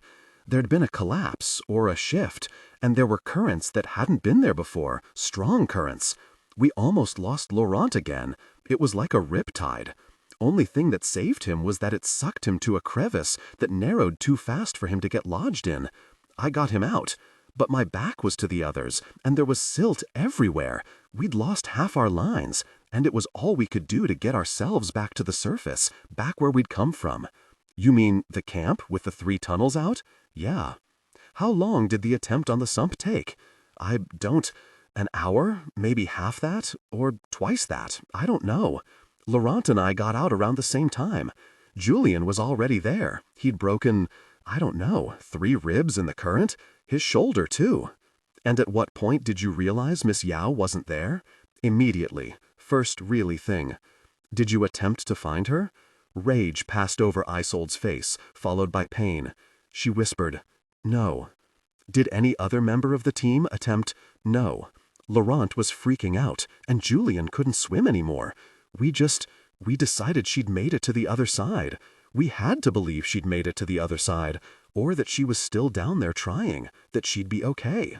What did the team do instead? Lost our—" "Gosh," Isolde said, her elbows on the table, her hands fisted in her hair. "Yelled at each other. Julien thought he was going to die, that we wouldn't be able to carry him out with his injuries. Laurent was spooked. He'd almost died twice in that sump. And you?" "I just sat there mostly. What do you say when you've lost 2 people in one day? When you don't know if you'll make it out, but you have your 6-year-old daughter waiting for you to come home?" Nothing would have helped. "When did you make your next attempt on the sump?" "Maybe a day later," she said. "Julien wasn't doing so well, and he was just babbling day and night about how we were going to die, about how Laurent should have kept his rebreather because Hanmei was the best swimmer out of all of us, and how we needed her. Mr. Flores didn't believe Miss Yao had made it to the other side. He thought she would have sent us a message, But our receivers were all screwed up, probably from the collapses and everything. We hadn't heard from anybody since the first cave-in. So Julian was upset. Of course he was upset. I mean, wouldn't you be? And he was in so much pain. But Laurent wouldn't let him take any of the stronger drugs, because if he passed out and there was another collapse... Anyway, I needed to get away from it. I offered to try the sump on my own. Laurent insisted he go too, said it wasn't safe otherwise.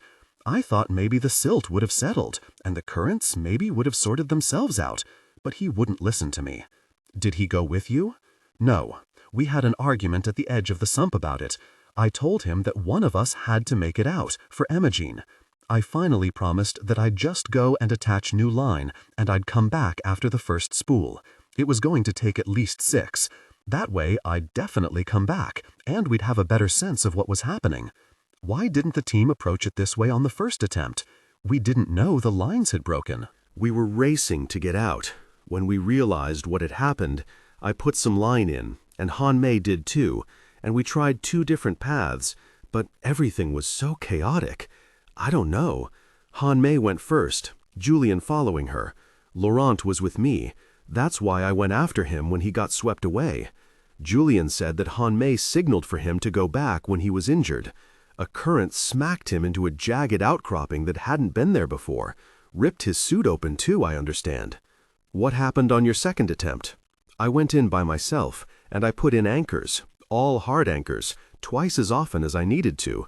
Took out the old ones to make sure I didn't get confused. I was down there for maybe 4 hours that day. On one spool? No. I started on the second. Checked in with Julian and Laurent.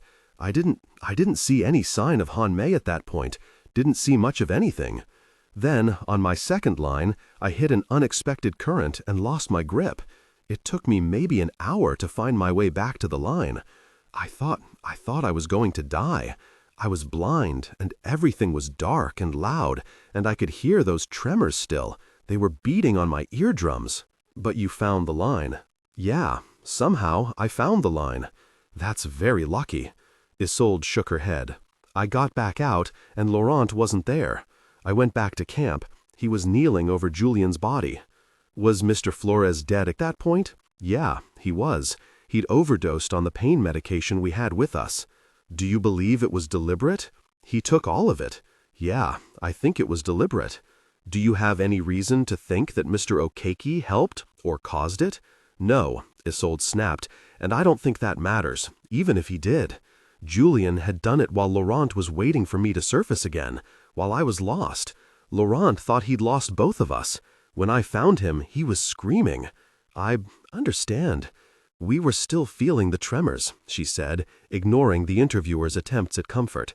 We both knew we had to get out soon. We were afraid the rest of the cavern would collapse. So I left Laurent and I kept laying line. When I got to the last spool, I told him to pack up and follow me out. I got to the end, somehow. I almost lost the line another 4 times, and I couldn't find an exit at first. I panicked, but I got out. I hauled myself out at one of the other openings we'd found way back at the beginning. I barely recognized that section, but I knew it reconnected with the path we'd taken down. And did you find Miss Yao? No, I never saw her body. Did Mr. Okeke join you? No, she said. Did you go back for him? I waited. I waited for 2 days. But on the first day, the tremors got loud again. When they got quieter, I tried going back. The currents were different. The lines had gone. And at that point, what did you do? I told you, I waited. I waited until I started worrying that I'd run out of food on the return climb. So I left the heavier gear there, and I loaded up with food, and I left. When did you re-establish contact with the Oxua surface team? 2 days later, past the other sump. That one hadn't changed. I was climbing up the long fall, the one that's almost a kilometer straight down. I told them what happened. A team met me halfway to the surface a few days after that. Did anything else of note occur during that period? I broke my collarbone, my arm, on a fall, a couple ribs too. Kept hearing the tremors. But nobody else died. I didn't die. Did you ever see what caused the tremors? No. Had any other part of the cave system changed? I don't know. Surface crew told me that they were getting different readings, so I guess something did. Are we done here? Yes, I think we have everything we need. Thank you, Miss Arasgan. Your compensation should be available by the end of the week. Oxua Mining does apologize for the unforeseen risks of your expedition. Isolde looked up at the interviewer, then at the camera. She managed a thin, brittle mockery of a smile before the recording ended. Gyre shut down the video, numb, her breathing loud in the confines of her suit. She'd heard of people dying in collapses caused by near misses with tunnelers, or getting swallowed in a direct pass, but to think of Halalian, crushed, cut in half because of that thing. In the tunneler path she'd walked through, some of the stone had been removed, but some of it had been compressed, smoothed out, shoved into a smaller space than it should have been. If a tunneler had passed by and there had been a gap for the stone to go into, she couldn't think about it. This was no established mine, where controlled cave-ins sealed off the main chambers and somehow created a buffer wide enough to keep tunnelers from sensing human activity. But compared to Isolde's team, she was as safe as if she were back on the surface. For all M's faults, she'd taken every precaution. Gyre's suit vented no heat, save for the little generated by her headlamp. Her nutritional canisters gave off no scent. She was safe. Her hand hung in the air as she tried to bring herself to close the video, the list of all the rest. But she craved them too. If she went back to the earlier videos, she could see them laughing, see them smiling, shake the emptiness inside her. But then she thought of the look on Isolde's face as she'd gone over exactly how every member of that team had died, including her husband. How dead she'd looked as she talked about her child. She couldn't watch another one of those. M had watched all of them, over and over again. She was sure of it. They're why 27 cavers had died. Gyre stood up to stretch, the raft rocking beneath her, supply box at her side nudging against her shin. Still no sign of M. Whatever she was looking into had taken her well over 6 hours now. She's probably asleep, Gyre thought, then looked around the cenote. She needed a task, something to occupy her and shake off her nerves. Pursing her lips, she knelt down on the edge of the raft and placed her hand just above the water.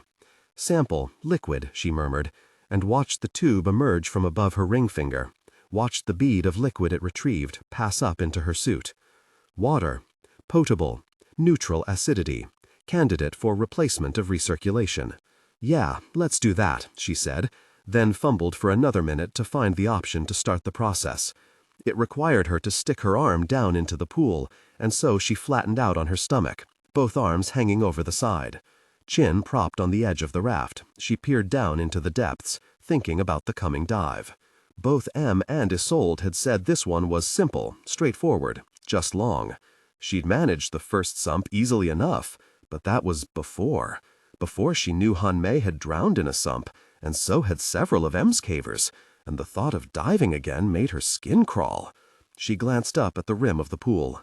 Chances were good that M would be back, but she had to consider the possibility that she'd be on her own for the foreseeable future. Something might have happened to M, or maybe she'd just given up and fled, now that her cave was compromised, now that one of her precious human sacrifices knew the truth of what was going on here. Now that Gyre knew she was being led by a woman who'd never been down here herself, who was chasing ghosts, just like she was chasing her own mother. M had at least been right about that part. They were the same.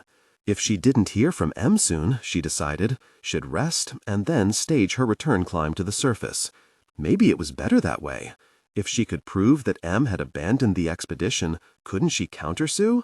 There must be some avenue there, some option. Evidence of what M had done was optimal, but stubbornness could only take her so far. And she didn't want to stay down here a second longer than she had to if it turned out she wasn't the only person in this cave. Lying prone, unable to see anything but the water below her, Gyre grew uneasy. She could feel eyes burning into her back, and she couldn't force the fear away entirely this time. Fear twisted in her belly, helped along by Isolde's stricken description of the tunneler, of what it could do, and of the helplessness she'd felt down here. Gyre had thought she never felt helpless below the surface, but now she could see that it was an act, bravado, Necessary, too, because now that it was wavering, she couldn't think straight. Her neck prickled again, and this time she jerked her head up as much as she could, trying to see above the lip of the hole. Something's there. She stared for 10 seconds, 30, but as ever, there was nothing. Her back screamed at her unnatural posture, and she grudgingly lowered down to the raft, arms still stuck below the surface, as her old wastewater was removed from the suit and fresh new water was brought in. She could barely feel it, a coolness spreading across the film that covered her skin. But when she took a sip of water, it was cold and clear and tasted like minerals. She took another sip, then another, then froze. This time she could hear something from above the rim. It was faint, a bare whisper, a distant popping that sounded like the fungal growths releasing more spores into the air. She looked up, squinting. Was the luminescent rain of powder growing thicker? She couldn't tell for sure with the reconstruction on, and she craned her neck, fighting through the pain, searching from the far rim of the pool to just above her. Isolde stared back down at her. The shock of seeing another person, another face, stabbed through her. It was so much more real, so much closer than a face in a video. She scrambled to stop the exchange of water, the interface forcing her to look away for just a second. She was on her feet in another gasping, desperate breath, the raft rocking dangerously beneath her. The open battery cache almost slid into the water. She looked back up, rushing to the stone wall, ready to climb. There was no one there. Gyre stood, shaking, fingers clawing into the rock. Had it just been an afterimage from the videos? It would only take a few minutes to climb back up and search the cavern if she did it without anchors, but the longer she stood there, the raft bobbing and pitching beneath her feet from the waves she'd created, the more her shock turned to fear. Nobody was down here. Nobody could be down here. Em had been certain. But there was the missing cache, still unaccounted for. Something took it. Someone took it. She made herself crouch and fumble the battery box closed, before pushing it off into the water where it would be safe. Her eyes never left the rim, scanning for any hint of life. It couldn't be Isolde. Isolde was dead. Em had said that both her parents were dead. Gyre, her eyes still riveted on the spot along the rim where she'd seen the impossible face, searched for any kind of dossier on Isolde Arascan. Come on, Em, come on. There, a small obituary. Scanning the article, Gyre read that Isolde Arascan was last seen 9 years ago near the entry point for this cave. No sign of her, body or otherwise, had ever been seen again. She didn't die. She's down here. But she had to be dead by now. She had to be. Nobody could survive down here for almost a decade. Not through the season changes that made parts of this cave impassable. Not without a suit that could use the food in the caches. Not while Em was sending down cavern after cavern searching. Searching for... "Oh no, Em," she said, her throat tight. "Don't tell me I'm here to find her. Don't tell me you're hoping it was her who took the cache." Even as she said it, though, Gyre knew she would have hoped for the same thing. It was impossible, but what else could Em cling to? Sure, Gyre believed that Em wanted to say goodbye to her dad too, but that couldn't justify so many deaths, not even for Em. But if Isolde had simply left Em 9 years ago and walked back into this cave? She watched the rim for another minute, her heart pounding. But Isolde's face didn't appear again. Swallowing thickly, Gyre keyed her external speaker. "Isolde? Anybody?" Her voice echoed across the chamber. Her vision blurred from staring too hard without blinking. She closed her eyes, then cracked them open again immediately. Nothing. Hands shaking, she turned off the reconstruction. Maybe Em was back at her computer. Maybe Em had hidden the face. But in the darkness, the room lit only by the glow of mushrooms up around the rim, a faint, rocking layer of spores on the surface of the water, and her small headlamp, she was still alone. Her light barely reached the rim, but there were no faces, no hulking, lurking shadows. She turned her reconstruction back on. The brightly lit, desaturated shapes were familiar and welcome. She could see 5 easy spots to place anchors. She could still climb up, see for herself that there was nobody else there. Or she could trust it, sleep here, wait for M. But what if she was wrong? Or right? That it wasn't Isolde, but that something was down here, with her, waiting. She needed to dive. It would be safer below the water. She pulled up her map. Camp 6 was just through the large tunnel below the surface. The sump was longer than the first one had been, like M had said it would be, and more convoluted than the simple U-bend she'd already faced. But there were no true branch points and no tight squeezes.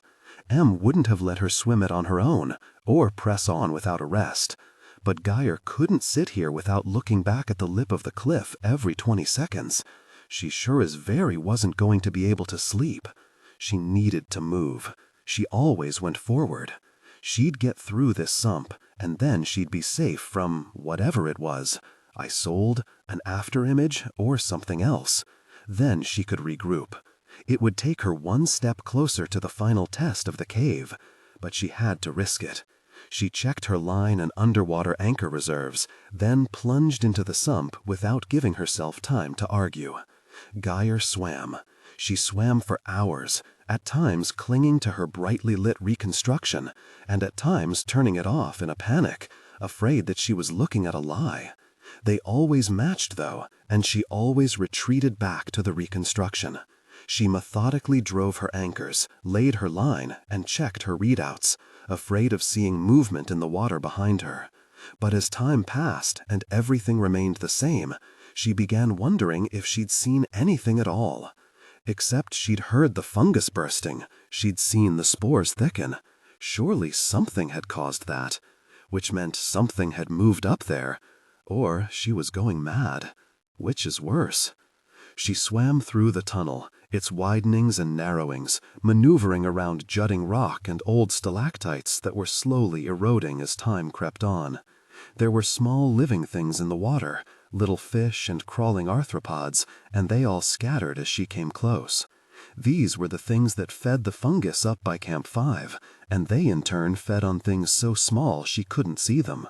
The sump had one bell in it, a pocket where there was air, and she marked it on her line just in case. A plastic arrow that gleamed red on her reconstruction, pointing up. Then she moved on, the path turning slowly upward. Finally, she broke the surface of the water. She anchored her line and cut herself free, then hauled herself onto the stone bank. There was no hard climb here, just a wide shoreline.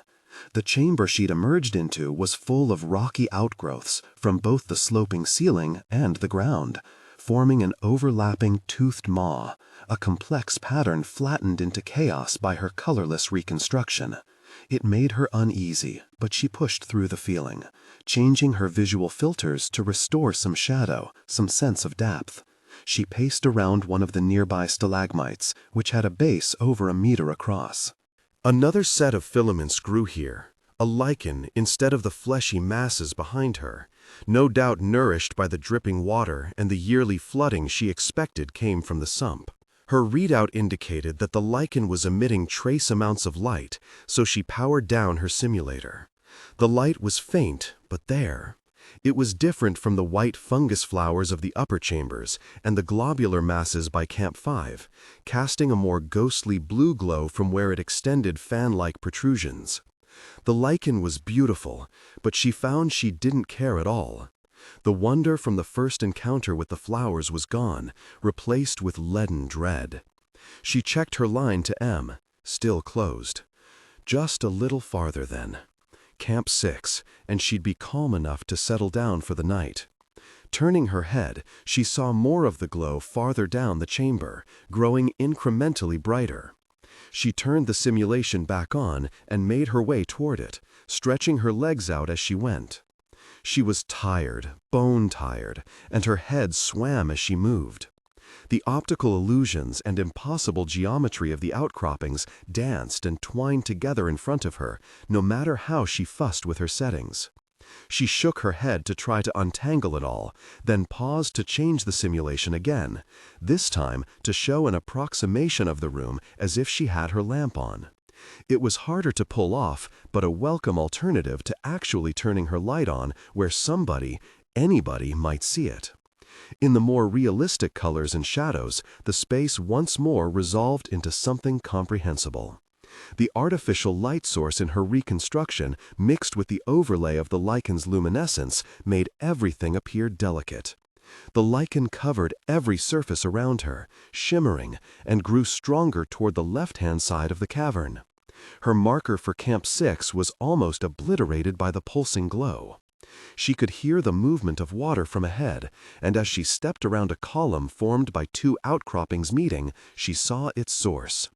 A stream flowed down a nearby wall, and from there through a channel in the ground.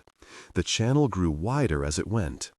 Gyre followed it, picking her way across it in places on islands of rock that hadn't been worn away yet, until she stood at the banks of a small underground lake, its surface still except for where the small trickling flow met it. The banks were short cliffs of scalloped stone, striated with what appeared to be different colors or compositions. Out farther in the water, a few outcroppings of the same layered rock pushed up from the depths, delicate pillars that looked as if they could topple at any moment. And all along the uneven walls and vaulted ceiling, the blue lichen cast its light. The water was clear and calm, and beneath the surface lichen glowed, lighting up the lake. The whole space amplified it. Gyre's shoulders sagged in a minor surrender. She powered down the reconstruction entirely and found she could still see. The space was beautiful, not unsettling like Camp 5 or the maw behind her, and she laughed helplessly. She'd just been spooked and tired because she wasn't taking reasonable human breaks.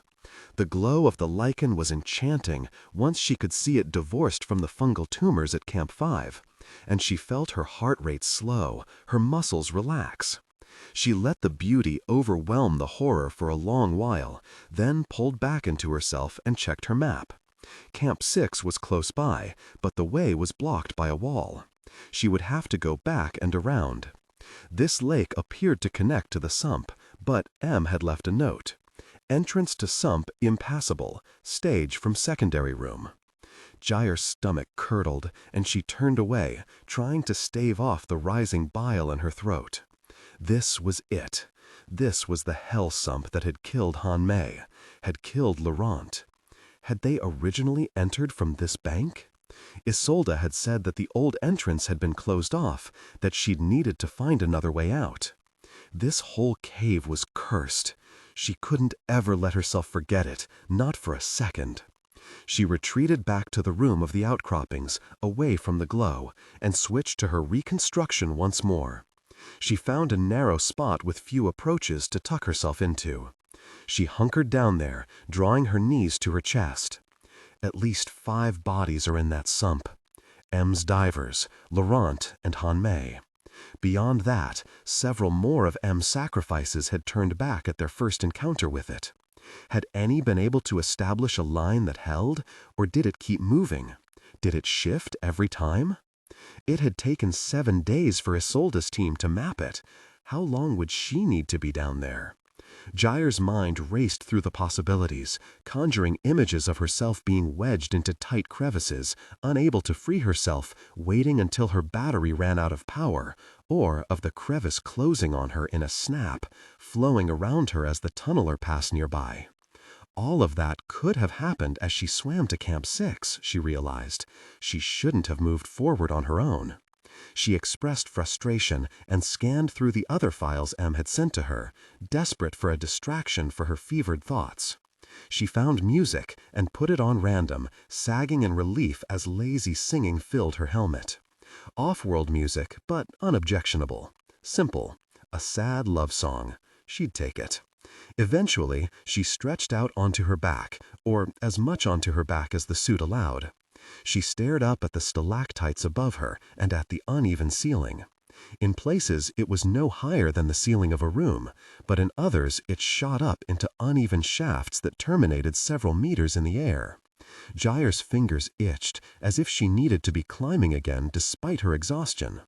It had taken Isolde 2 days after she'd struck out from the sump to get halfway up the long cliff.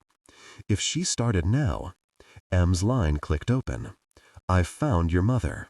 Gyre shot upright. "M? What? Where have you... Your mother. She's alive, remarried with 3 children on a garden world as you expected. She's still going by Peregrine, and there were no outstanding warrants for her arrest, so I believe you can put to rest the theory that she ran off-world with a cartel." Gyre shut off the music and blinked rapidly, not entirely comprehending. Her thoughts whirled between Isolde in that interview room, the sump, and the idea that her mother, had been found alive and with a new family, and she'd seen Isolde at Camp 5, and this was what had isolated Gyre for the last 9 hours? And then she snuck a small glance at the indicator light at the bottom left of her screen. The recorder was still on. "She's on an artificial garden world in the Viarcian system," M continued as if nothing was wrong. She must not have noticed it yet. Gyre trembled with relief and hunkered down a little in her suit. "I'll get you a first-class ticket once you're above surface again," M said. "As part of your compensation, I've prepared another contract amendment." Guilt washed over her. Should she say something, admit to the recording? No sense in risking it. She cleared her throat. As circumstances have changed drastically since your engagement, if you would like to turn back upon reaching the sump, you will receive both the ticket and pro rata compensation." M. No, she had to turn off the recording now, before M realized Gyre had betrayed her. M was offering up everything Gyre wanted on a golden platter. Yet Gyre hesitated, thinking of Adrian Purcell, crushed and abandoned at Camp 2. Jenny Mercer, lying broken and cold up at Camp 4. The faceless cavers who would follow after her. No, not everything. She stared at the indicator light. "I know you watched the last video," M said, still unaware, still totally consumed with her side of the conversation. For the first time, Gyre realized M's voice was tight, her words clipped. Mechanical, like Isolde's had been in that video. "So, you understand now how dangerous this is? How sick I am?" Gyre clenched her jaw and looked around the room. M was right. She was sick. She'd left Gyre on her own, in the dark, suffering. She'd led more down here to die before her. But Gyre could understand now, her thoughts swinging wildly, pulled in 1,000 directions at once. Mom. Alive. She swore and looked back up at the ceiling, as if she could see M that way. "Yeah, I understand. Will you be turning back? I assume so, even though you're already almost at Camp 6 despite my instructions." "Yes." "No." She clenched her fists and resisted the urge to look at the recording indicator again. "I need some time." She needed to think, and her mind wasn't cooperating with her just now. She babbled out, "And I wanted to see the sump. Might as well know what I have to work with before making a choice." She had the money, had her mother. She didn't have enough to stop M from doing this again. She had a deadly sump dive ahead of her. "I saw your mother at Camp 5. What if she told M about that part? It would compromise her, perhaps trigger some reiteration of her earlier confession on the ledge of the long drop. But Gyre could see how that might play out, with M incapable of abandoning the impossibility that her mother was still alive, stranding Gyre down here to keep searching. Or worse, sending down more cavers despite any actions Gyre took against her back on the surface, too desperate and wild with grief to care about the consequences. And besides, with how long Gyre had been going without proper rest, the chances of it just being an afterimage from the video, caused by frayed emotion, were too high. Right now, the recording had only captured a few half-spoken words at the sump. It didn't tell the whole story. It barely told any story. But if she described the encounter on the recording, it would count against her own reliability. M. Waiting. Gyre fought the urge to cradle her aching head in her hands. Instead, she looked back toward the marker for Camp 6, then called up a map. It was a longer walk than to the shore of the cavern lake, but there wasn't a noticeable change in altitude. Easy enough. "I told you to stay put," Em said at last. "You also left me for 9 hours. Then you should have slept." "Camp 5 was within walking distance," Gyre said, scowling. "I walked there. The cache is in place. Then you should have waited for me there, taken advantage of having a break from me." "That wasn't a break, that was a divorce. You left me in mid-air." "You were fine. You're one of the best climbers I've worked with," Em said. "And Her voice broke, and she went quiet for a moment, just breathing. When she spoke again, she sounded calmer. "You didn't want to go that far to begin with. I don't understand." Worry crept into her voice, past the careful blankness. Gyre's face heated. She hesitated, unsure of what lie to tell. "Those mushrooms creeped me out, I guess," she muttered. "Mushrooms?" A small shock rippled through her. Em knew about the mushrooms, right? "Yeah," Gyre said slowly. "They were blanketing the floor. Really nasty. They exploded with spores. I didn't want to test the suit's scrubbers on it. That's concerning. Cavers would encountered various fungi down there, but the last person to reach Camp 5 didn't find anything like that." The soft tapping of keys came from Em's line. Another shudder of unease clenched Gyre's ribs tight. Then why was the 5 cache underwater, if not for the mushrooms? "The spaces around 5 and 6 flood regularly. I don't want the boxes moving. At 6, I've got a good niche to put them in, but at 5, the one good spot only fits the raft box. It makes more sense to sink the rest to the bottom of that sump. There's no current, and less of a chance of it moving. The sump here is too active. It's safer up here, even if the niche gives way." She could hear her heart pounding in her ears. "Makes sense, I guess." Em cleared her throat. "Your suit stored metrics from the spores. I'll review them in a bit. But, Gyre, diving on your own, without resting first, through a section you'd never encountered before? You could have died." She let out a shaky breath. "Very easily." "I'm not going to die," Gyre said, her voice stony. "I know what I'm doing." Em didn't respond, no doubt wondering just how much Gyre really knew. She wondered herself. Her skin crawled like 1,000 of the translucent insects from Camp 3 had gotten inside her suit. She looked around, nervously, the overlapping maw of stone penning her in. She had to move. She set off, and was halfway across the space when Em spoke again. "My mother should have gone back for him. For my father. Focus. Focus on her."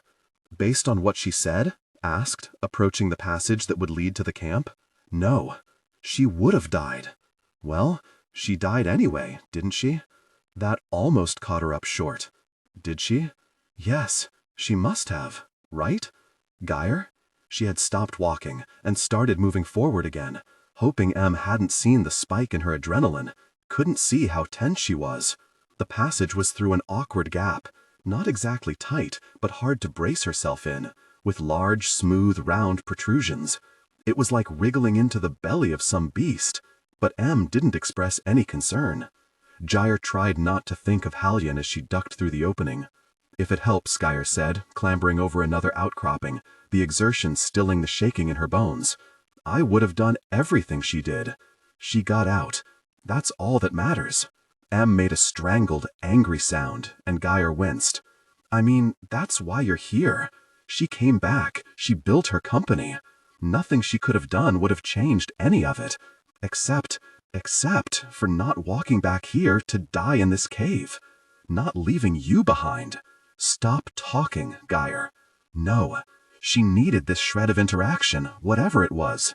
This distraction." Gyre frowned, pushing herself over a final ledge and down onto a small drop-off, where the room widened again. "How many people have you actually talked to about this?" she pushed. "Enough." "Yeah, but I'm the first one who's come down here with you, right? I'm the only one who's understood." "That's right. But you know as well as I do, if she'd gone back for my father and died, you wouldn't be down there. I'd just be in therapy somewhere. It would have been better for everybody. She was right, but Gyre couldn't find any response to it. She didn't have the energy to. She'd never been the comforter, the gentle one. And now, spooked by the cave, unsure of what she was perceiving, and knowing that her mother had just started a new life on a nicer planet, a life that required money and safety as prerequisites, she didn't want to be either. But she needed the distraction. She needed M to keep talking, or she'd tear herself apart. Breathe, breathe. She didn't need M. Gyre crossed her arms over her chest as she looked around the room. There, by the far western wall, was a small pool of water, likely the sump. A thin layer of water crept over the surrounding floor, not more than a few millimeters deep, and not expanding across the entire cavern.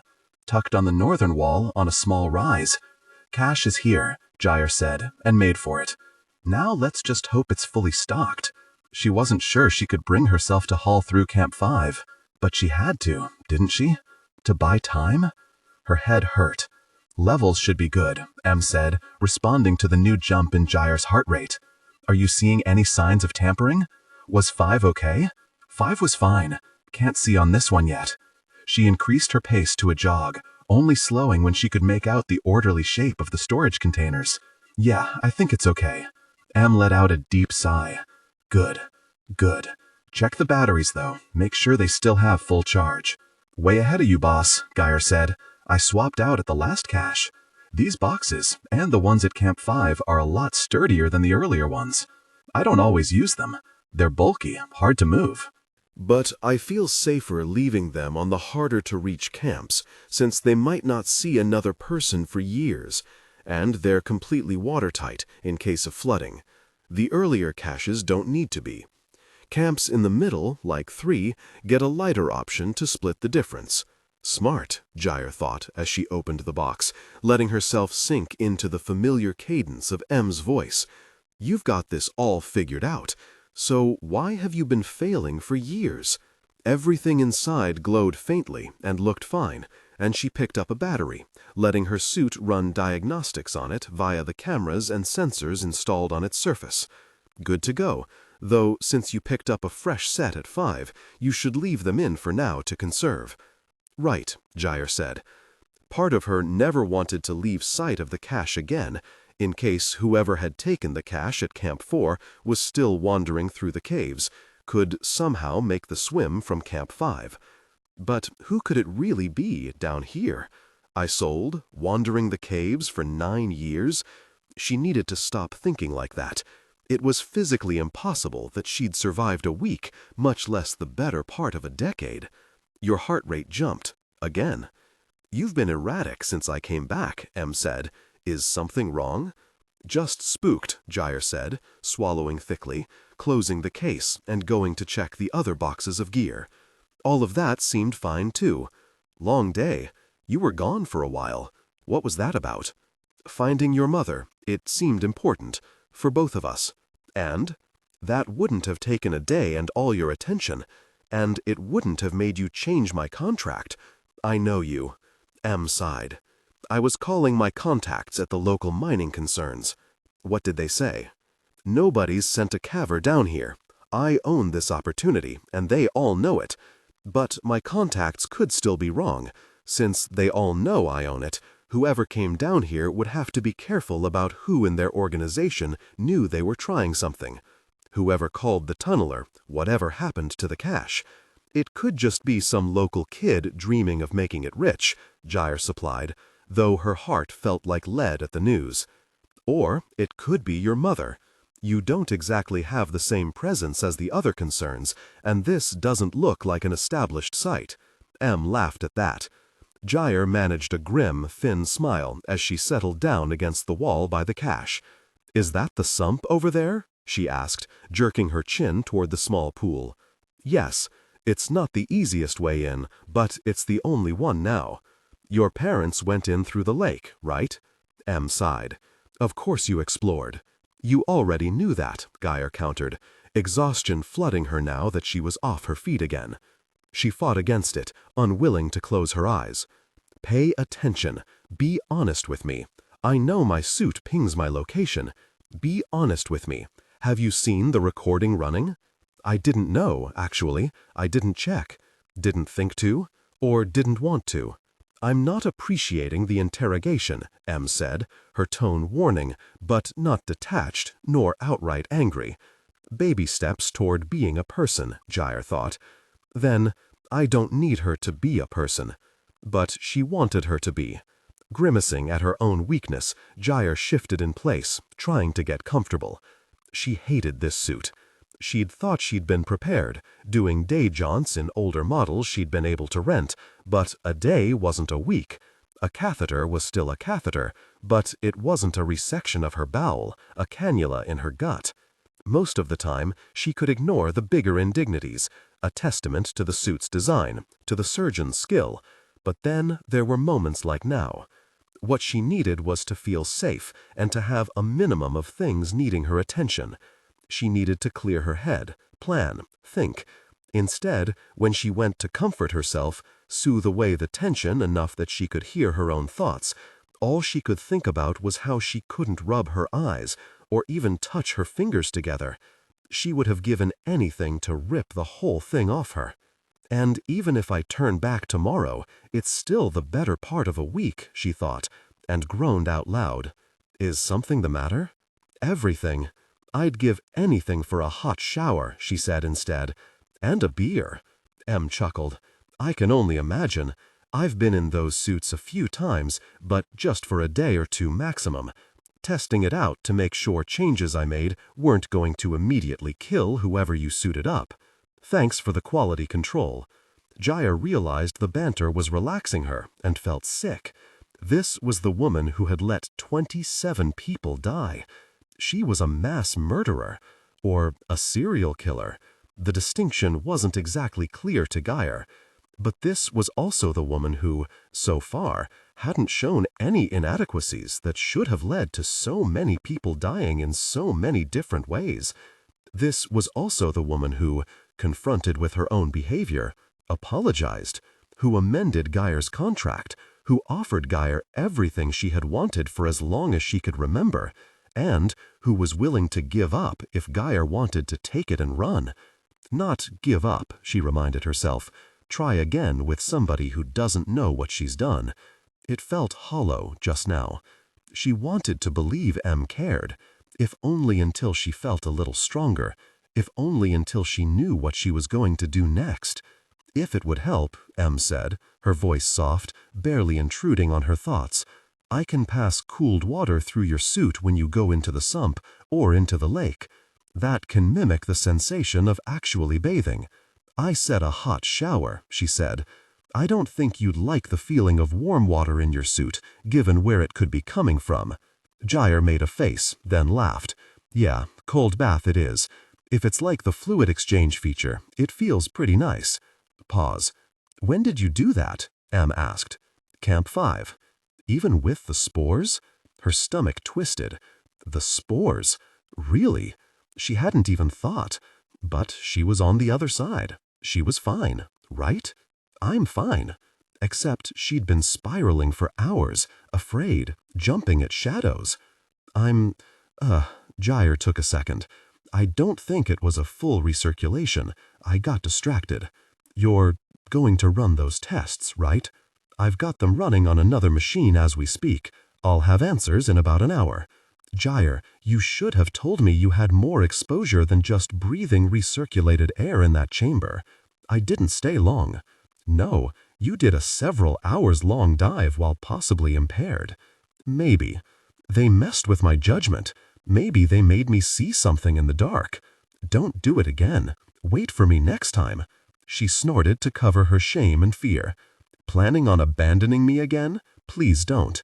No, Em said, and Gyre sagged with relief. But that was so reckless. I can't even.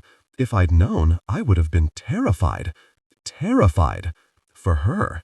Gyre tried not to react, but her thoughts immediately went back to the long drop. How her fall had triggered something in Em, changed something. After her fall, Em had wanted Gyre to see her, to understand. She'd been afraid of what? Of starting over? Or of losing her? The thought cleared away the grasping chaos of her panic. Em sighed. Anyway, in the meantime, if you do want that bath, I recommend the lake, for obvious reasons. The currents.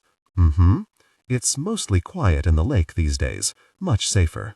Right, as safe as anything down here. And recirculating your entire water supply might be the best course. If anything, it could clear out any remaining spores. You know, I had one caver try to swim the sump with me running cool water through the suit. Thought it would help him handle the environment better. Gyre bent her head. I can guess how that turned out.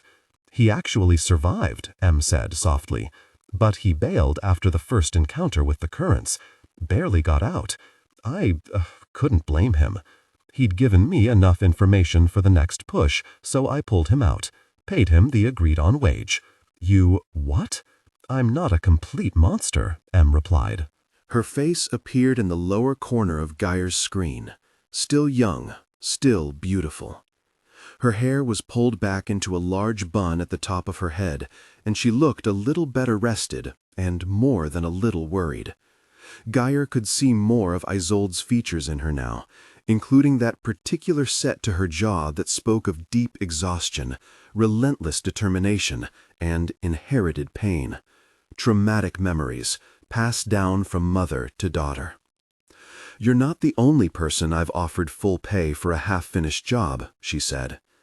"Nice to see you, again," Gyre said. It came out sounding more vulnerable than she'd intended. Em quirked a brow. "What makes you decide I need to see your face? I thought it was polite, now that we're having actual conversations. Is that what this is? Isn't it?" Em managed a smile and idly fiddled with a curl that had come loose from her bun. Gyre felt an immediate pang of envy, what she wouldn't give to touch her own hair. But to the point, everybody that comes back up gets paid, even if it's a fraction of the full arrangement. Everybody who dies, their family gets paid, in full. It's not in the contract. "I know," Em said. "People do read their contracts sometimes." "It changes how people behave," Gyre supplied. "Exactly." Still a monstrous manipulation. How many of her cavers would have turned back instead of pushing onward? Gyre had come this far to protect herself, after all, and she knew that she should get out. The others hadn't had that luxury. But it was difficult to feel the horror when she could see the humanity and the pain in Em's face. She thought she was doing good. She thought she had no choice except to let them die, but she could at least make it better after. Monstrous. Human. Understandable. "Your mom really made that much off Oxua?" Em visibly flinched at the name. "She made enough, invested most of it, built up the company with some of it, kept generating wealth with the rest. I inherited it all. And since then, a couple of my cavers have asked for other jobs, and I've given them lower-paying ones, but scouting actual plots. Sold the rights, invested again. Half the tech I'd invested in are things I use here, and you can see how advanced it's gotten. I'm on the front lines, I guess. If you weren't so obsessed, you'd be famous. Your company already makes the best tech. If you ran standard expeditions, everybody would want a job with you." A job, Gyre reflected, that even in a normal cave system would still have what would be an unacceptable mortality rate on other planets, in other industries. The caves were soaked in death, just not like this. "Yeah," Em shrugged. "I know, but I don't like putting people down there, not for profit." Gyre swallowed, trying not to feel sympathy. "You've got a way higher failure rate than most surveying missions," she pointed out. "The others aren't safe, but the risks are obvious, and with the money people earn from them, they make better lives, get off-world. Most of them survive, even if they don't get out intact." "And your point is?" "That companies like Oxua serve a purpose, that you're not better than them. Eventually they'll leave, you know." Gyre snorted. "Yeah, we all know.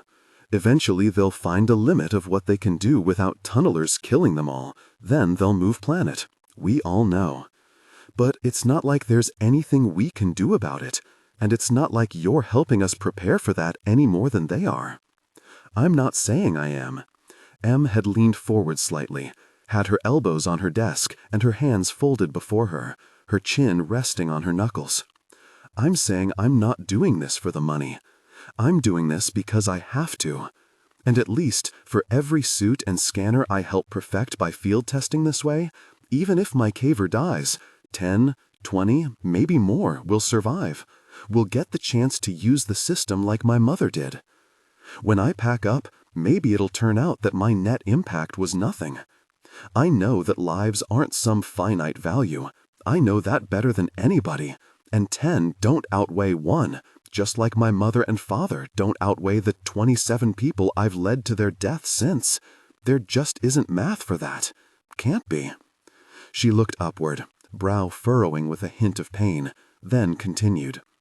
But at least the people who get involved in my mess know that this is a very dangerous mission. And at least the people who wear my tech outside this cave can feel a little more sure they're bringing home the money they make themselves, and not as a crematory box.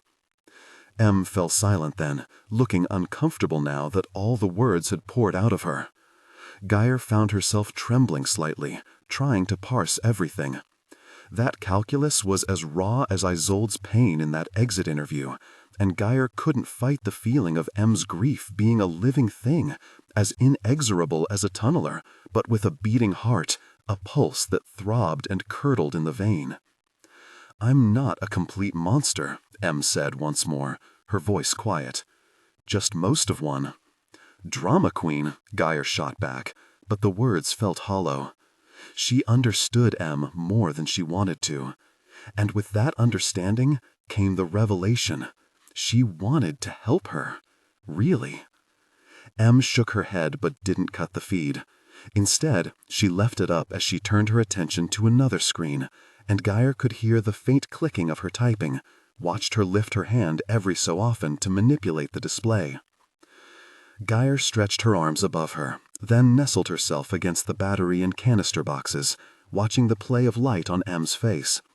It was soothing, watching somebody else work instead of working herself, watching instead of being watched. You passed your neurological test, Em said after a moment, and so far the results are coming back that your suit is undamaged. It'll take longer to get results on if the spores affected your air scrubbers.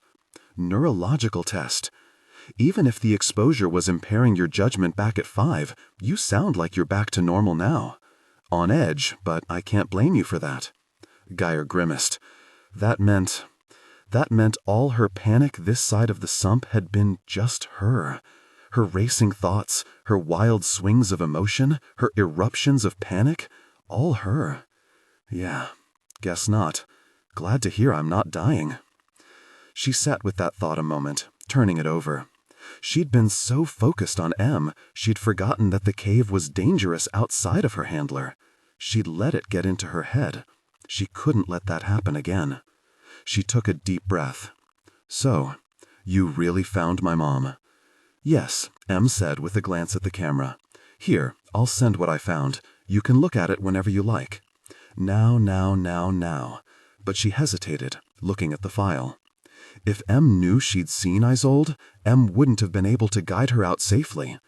If Gyre knew about her mother, could she keep it together enough to climb out? Not yet, she said, getting back up. Her feet took her, unthinking, to the sump entrance. It looked like a puddle from afar, but as she grew closer, she could see how deep it was. Still, it would be a tight entrance. Her skin pebbled into goosebumps. You don't have to go in there. Gyre had a sinking sensation that even Em would say that much if she asked. Em, worried about the spores, worried about her falling, sitting up there and watching that video of her mother? Of all the other cavers dying?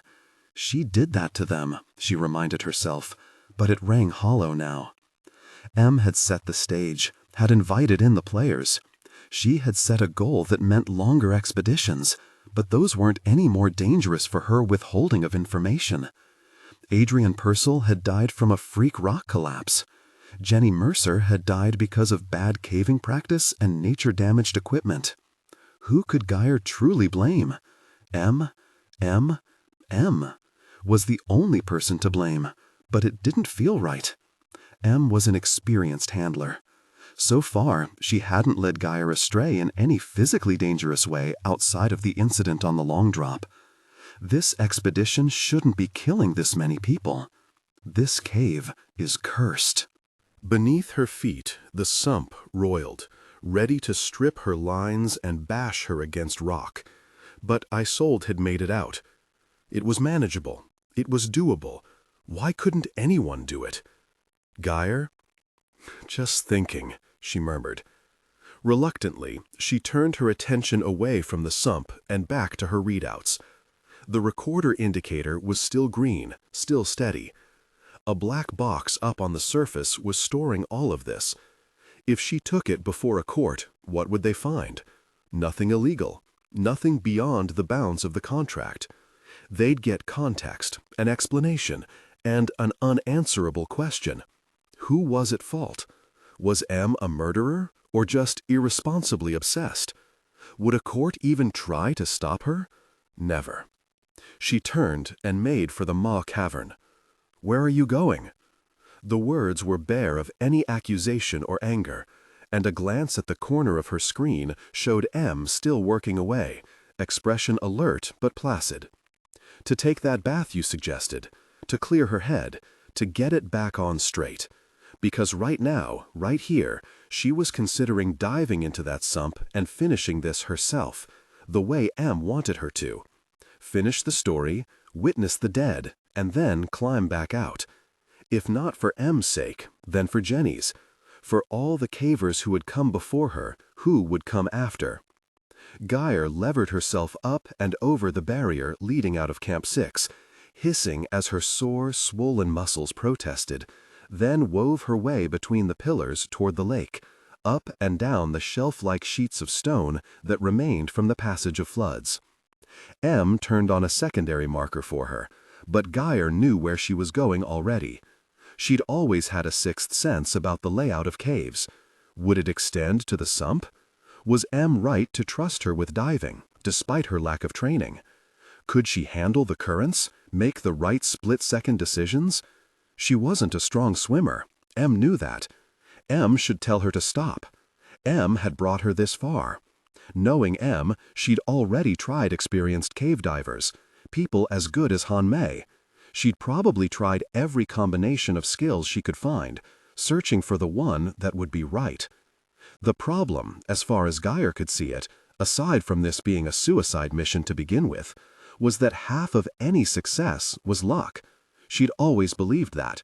It scared a lot of people, and sometimes it made her angry, because of course she wanted to control her fate.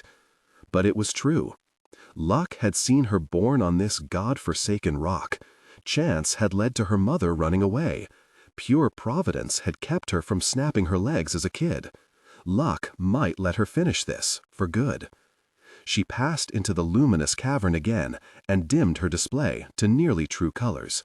She felt a pang of nerves, but it quickly subsided to the general level of unease she'd almost grown used to. Whatever phantom eyes she felt on her back, she could push away with the knowledge that M was at her computer. M was watching for her. Seeing Isolde at Camp 5, that had been chemical, a distortion created where the spores and her nerves and that video had met. Whatever had taken the missing cache, the others were fine. Everything was going to be fine. She approached what looked like an easy, gentle entrance to the water and dipped her toes in. There was a few-second lag, but then M tapped a key somewhere and cool water ran over her foot. It wasn't quite specific enough to mimic the feeling of dangling just her toes in the water, but it was a thoughtful, attentive touch. Gyre bit back a surprised sob of sudden relief and looked at M's image. M was engrossed by her readouts, leaning forward slightly. She had no idea what that tiny gesture meant to her. Gyre watched her for a moment, transfixed by the gentle curve of her cheek, the slight parting of her lips, before she realized her heart was fluttering in her chest. Her pulse was quickening, and she hated it. It wasn't fair. Not only was she stupidly considering helping the other woman, even after everything that had passed between them, But M was just her type. She was smart and driven and beautiful, and so unreachable that she could have been halfway across the galaxy. Gyre wondered, just for a moment, if M would have noticed her topside in any other situation. But no other situation mattered. There was only the cave and this really difficult tether between them, making them both desperate for contact, making her dream of something easier.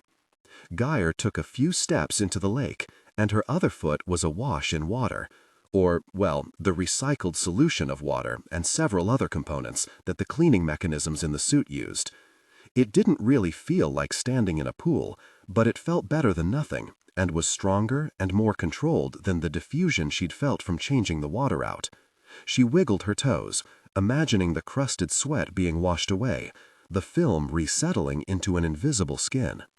The lichen below the surface crunched under her boots as she waded farther in, illuminating the depths. Out toward the center, the lake grew noticeably deeper, but even here it would quickly rise to over-waist height.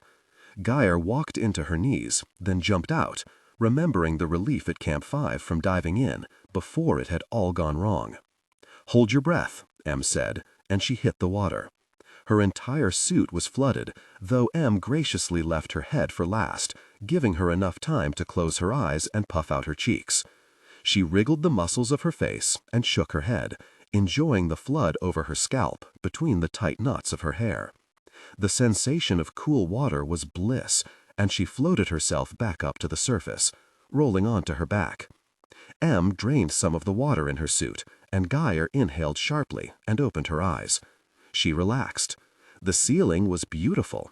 It almost looked like a night sky, with the trails of faint light from distant lichen and the shadows between stalactites and other formations creating a rich, roiling heaven. "How is it?" M asked. "Better than I expected," Gyre said. "I can always pipe in some light music, too," M said, finally glancing at the camera again with a quick smile. Those smiles weren't getting any stronger, but they were coming more readily, softening M's jagged edges. Gyre shook her head, the water in her suit sloshing and shifting her hair slightly. "No, just like this. This is fine." She slept heavily that night. When she woke, M's camera feed was off, but her comm line was open. It was comforting to know she'd been watched over while she slept. M had remained visible on her helmet screen until Gyre had drifted off the night before, working in silence, and the odd companionship had made things easier. It shouldn't have, but Gyre had been too tired to feel guilt, either for enjoying the other woman's presence or for the recording indicator that had remained unchanged throughout the night. As she plugged in her morning canister, she considered the indicator. "Good morning," M said, interrupting her thoughts. "Hey," Gyre said. She made herself smile, lean back on her heels. "Have you slept yet?" "Briefly, yes. Now or never." "I've been thinking." "The new amendment," M said, and it popped up on her screen before Gyre could protest. "It's here. I wouldn't have withheld it from you last night, but I wanted you to feel rested and alert when you signed it. Turn back, turn back. Be selfish. You've always been selfish. Don't stop now." "I don't want to sign it," she said. "It didn't feel right." M let out an involuntary sound, like a hitched breath, but it wasn't clear if it was a whimper or a gasp. What? "I don't want to sign it," she repeated, her shoulders drawing up toward her ears. Her gut filled with nutritional paste. She felt sick. "Look, I've come this far, right? There's just this last push?"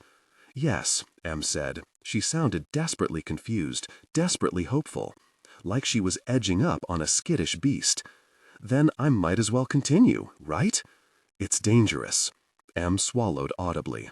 You read the dossiers, saw the video. You're saying you're willing to risk that, even though you don't have to? But she did have to. It was the only way to stop M from doing this again, the only way that would work for good. Finish the mission and get it all on record as insurance. Everything wrapped up in a neat little bow. Gyre swallowed, looking skyward to the vault of stone above her. What does my personality inventory say about me? M tapped a few keys. The document sprung up in front of her, replacing the contract. That you're strong-headed, she said.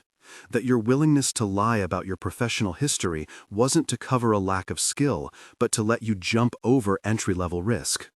That you have few connections outside yourself, and that your only goals relate to your own success. She paused. Then, not to your own enrichment. Yeah, that sounded about right. That's why then, Gyre said. I'm a stubborn, difficult person who knows best. That work for you? Em hesitated, and Gyre waited for her to try to argue, to try to dissuade her. She had so much ammunition she could use. She could list every danger, or even invoke the contract to close the expedition out. But she didn't. Instead, she said, I understand. We'll continue. Gyre unhooked the used canister. Is there any equipment at Camp 3 that isn't also at 5 or here? No, there's just more of it, Em said. Hauling that gear sounds like a stupid idea then, she said, standing. If the goal is just to get to the chamber on the other side of the sump, she paused when Em snorted, no doubt at just. If it is, she continued after a moment, reaching the battery box and crouching to unlatch it, then there's no point in trekking between 3 and 5 that many times. It'll just increase ration consumption and battery usage and increase the chance for injury. If we'd been able to go between 3 and 4 as planned, it would make more sense. But with the long drop and the first sump and the climb between them, I can see the logic in it. But for the next caver, you haven't been listening, there won't be another caver, she said. She closed the case and stood. I've come this far, and I don't intend to die for you. Em let out another shaky breath. So, are we good to go today? Take a first stab at it? I should be rested enough, yes. And your biometrics look good. She hesitated. If you'd like to have more time to think it over. Gyre cut her off. How much sleep did you get? I managed 5 hours. In the last, how many? That's difficult to answer. When I'm manning the systems up here, I usually sleep for only 90 minutes at a time. Just enough time for REM sleep, and I do it every several hours as necessary. This was one of my longer rests. Sounds miserable. Less miserable than living in a suit for several weeks, she pointed out. Gyre snorted. Are you ready then? She looked over at the sump entrance. Last chance. She'll still let you leave. Probably? Yeah, she said. She felt good, surprisingly good, like she'd slept for days instead of hours. She stood and stretched, finding only the stiffness that came from sleeping in a suit. I mean, assuming those tests you ran on the spores came back fine? I would have woken you up if there was a problem. You're clear. There was no trace of anything in your system. Looks like we were worried for nothing. Glad to hear it, Gyre said. She crouched again and swapped her battery. The level on her current one had looked lower than she liked, no doubt because of the tests the suit had been running on her blood and body while she slept. Besides, it was best to go in fresh. Best to go in clear-headed. No drugs, she said as she stood up and stretched. No adrenaline, no nothing. If you get into a situation where, have you actually experienced what it feels like to have that stuff dumped into your system without your say-so? It's going to really mess with me, not help me. I'll go slow today. We shouldn't even get into a situation where it might be necessary. Em didn't respond, clearly not pleased with the idea. Gyre ignored her in turn and began opening the supply boxes, separating everything into organized piles. There's an anchor by the pool edge, Em said. Check the integrity of it, but you should be able to go from there. Can I take extra spools of diving line? Gyre said, tapping one of them. Yes, but you only have space in your suit for 2. I have an array of lengths and sizes. Not all of them slot easily into your suit. They're from earlier expeditions, but they should be fairly easy to carry.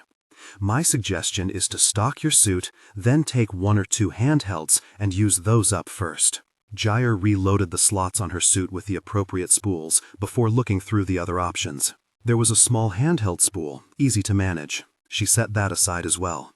There are also silt screws for if you can't find a good place to attach a line. General practice is to do what you did in the first sump, looping the line around formations to keep it steady. But that might not always be possible. These handle the muck better than climbing bolts, and are faster and easier to place since they don't need to take your whole weight. Swap out your climbing bolts to the ones in the cache. Your main bolt drill will work with both. Can I take both kinds? Gyre asked, hesitating. In case there's dry climbing or there's too much muck and no outcroppings? Em thought it over. Usually I'd tell you not to split them given your limited carrying capacity. But there should be a small pod in your equipment hump filled with cold light sticks. The text topside mentioned them. Said they were experimental. Not in design, but in effect. I don't have data on how things react to them. She didn't need to say what things. Tunnelers. Gyre nodded and then reached back, running her hand over the various compartments until her screen showed she was above the right one. They're for an emergency situation where your headlamp and reconstruction no longer work. A suit breach. Em's voice was uneasy at the thought, and Gyre tried not to picture that scenario. But that's unlikely, Em said quickly. And trading them for more equipment to prevent a suit breach is a solid alternative. Move the extra climbing bolts to the small pod and load the bigger space with the silt screws. I don't want you running out, and you'll still have to manually swap back, but it should give you the best of both worlds. Small price to pay, Gyre said, opening the compartment catch and thumbing out all the plastic sticks inside. She tucked them into the gearbox she'd taken the silt screws out of, then began moving the old bolts over, going slowly and taking inventory as she went. She was left with 20 extra once she'd packed the small space. Grudgingly, she put them away. Closing the pod on her back and starting the fiddlier work of emptying her bolt drill storage chamber and swapping over to the silt screws, she glanced at the pool again. I shouldn't trust the old anchors in there, right? They may not lead in the right direction anymore, Em confirmed grimly. There may also be existing line in there, so go slow and make sure to add those directional markers consistently. I'll do my best to record where you are on them from what I can see on my camera, but there's always a chance I'll miss something and have an incorrect calculation of how far you are from safety. Gyre shivered. That had almost killed one of the other cavers on a dive, she remembered. Turn back, turn back. She ignored it, forcing down the fear and her selfishness, ignoring that they were the reasonable things to feel now. She continued inventorying and kitting out. Her adrenaline was up, but not in a helpful way. She was shaking slightly and nervous of having her back to the pool. Em needed an experienced diver, not her. Her earlier bravado was once again beginning to fail, leaving her uneasy and vulnerable. Maybe she should haul gear, take another day. No, waiting would make it worse. If she was nervous now, how would she feel after a day of just thinking about it? Her options were to do this now or bail, and she was already in it. She was diving today. One last thing, Em said. She sounded hesitant, almost apologetic. Gyre stiffened. Yeah? In case you're trapped and cut off from me, there are kill switches built into the suit, in case there's no way out. Trapped in her suit, starving or suffocating, crushed half to death. The images came to mind far too readily, and she forced herself to focus on packing up the unused gear. Won't need them, hopefully not. But if you do, this isn't the time, Em. It's the only time. Her HUD shifted, flowing through a sequence of menus slowly enough that she could have tracked how to do it. She did her best to ignore it. The image settled on dosage information of various drugs. Stop, Gyre said. No. Look, you have options. I recommend an overdose of morphine, but both sedatives will also work if they're above these volumes. The numbers flared yellow, throbbed. Any less and it won't definitely kill you, or it might make you suffer needlessly. There's also a way to suffocate yourself. You could just turn off the exchanger fans, but I recommend... The screen shifted again, and Gyre tried to turn away, but of course it followed her, hovering just in front of her eyes, and using this command to make the suit shunt the helium it uses for your buoyancy sacs into your suit proper. It will displace the air and make for a much easier death. Stop telling me how to die, Gyre hissed, her hackles raising at how easily Em could discuss this, like it was just hitting a switch. I need to know that you know. Things can go wrong in there. Things do go wrong. Gyre growled, then shut down the option menus, clearing her field of view. Fine, I saw it. I understand. Let's just get this started. Em didn't respond. Gyre took that as agreement. They ran down a checklist of gear one more time, and then she approached the pool. She found the original anchor at the lip of the pool and tested it while Em ran confirming diagnostics. It was still strong, so she attached the start of her first short handheld reel to it. "No water in the suit this time," she said. "No water," Em agreed. "Diving," she said. "Dive," Em called back, unable to hide the tightness in her voice. Gyre glanced skyward one more time, then slipped into the pool. She sank quickly, the water covering her head, and she kept desperate hold of the line as she turned and oriented herself toward the first passage. Her suit adjusted automatically, extending her small diving fins, switching from air exchange to her rebreather without so much as a shiver. The sonar reconstruction she looked out on was clear close to her, but quickly became hazy the farther away she looked. Even though the reconstruction had changed to bright, artificial daylight colors for ease of use, she felt closed in and almost immediately lost. It was one thing to embrace tight spaces, but another for there to be no clear way out. Her heart pounded as she looked around.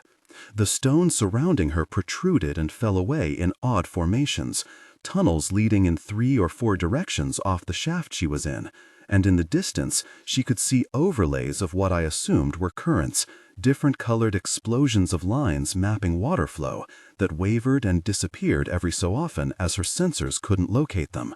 Flashes of white danced across her screen, old line flapping through the maelstrom. "Sorry for the chaos. It's the silt," Em said. "I've improved the sonar capabilities of the suit over the last few years, but it's harder to change the laws of physics. The silt bounces sound back and confuses the sensors." "I get it," Gyre said, her suit's buoyancy returning to neutral as she came in line with a passage that branched off directly ahead of her. That odd weightless feeling was almost worse than sinking. She turned herself slightly, but it took a forceful motion, one that immediately made part of her view shudder as her turning upset the silt flowing around her. She closed her eyes tightly for a moment, then opened them wide as she realized she could be moving without even feeling it. She was right where she'd left herself, but she clung to the wall all the same. Apparently, her panic at Camp 5 had made things seem a lot easier than they really were. Or maybe they were that easy. Maybe she was just letting herself get spooked. She rolled her shoulders, trying to relax.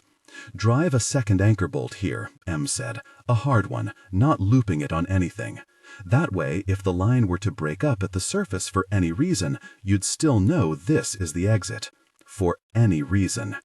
"God Verret, Em," she muttered, but prepared to drive the bolt. "What?"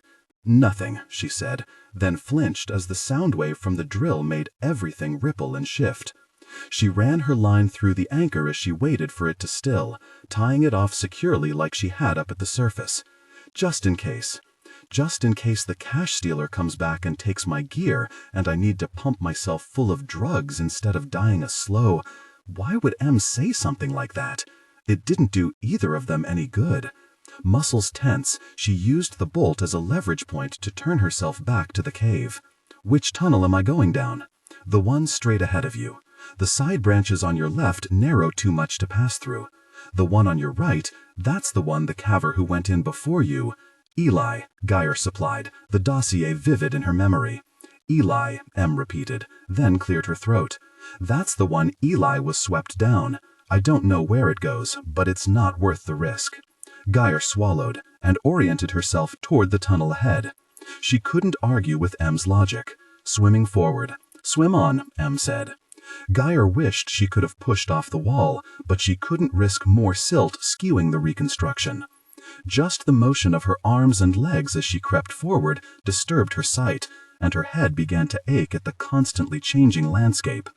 Her line unspooled behind her, smoothly.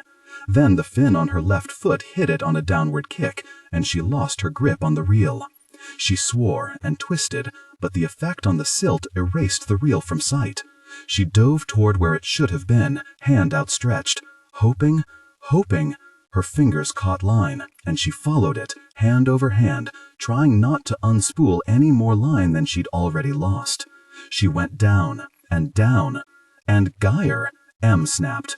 Gyre, if I don't catch it, it will Follow the line back to your anchor, Em said. Tie on a new line. Reel in the old one.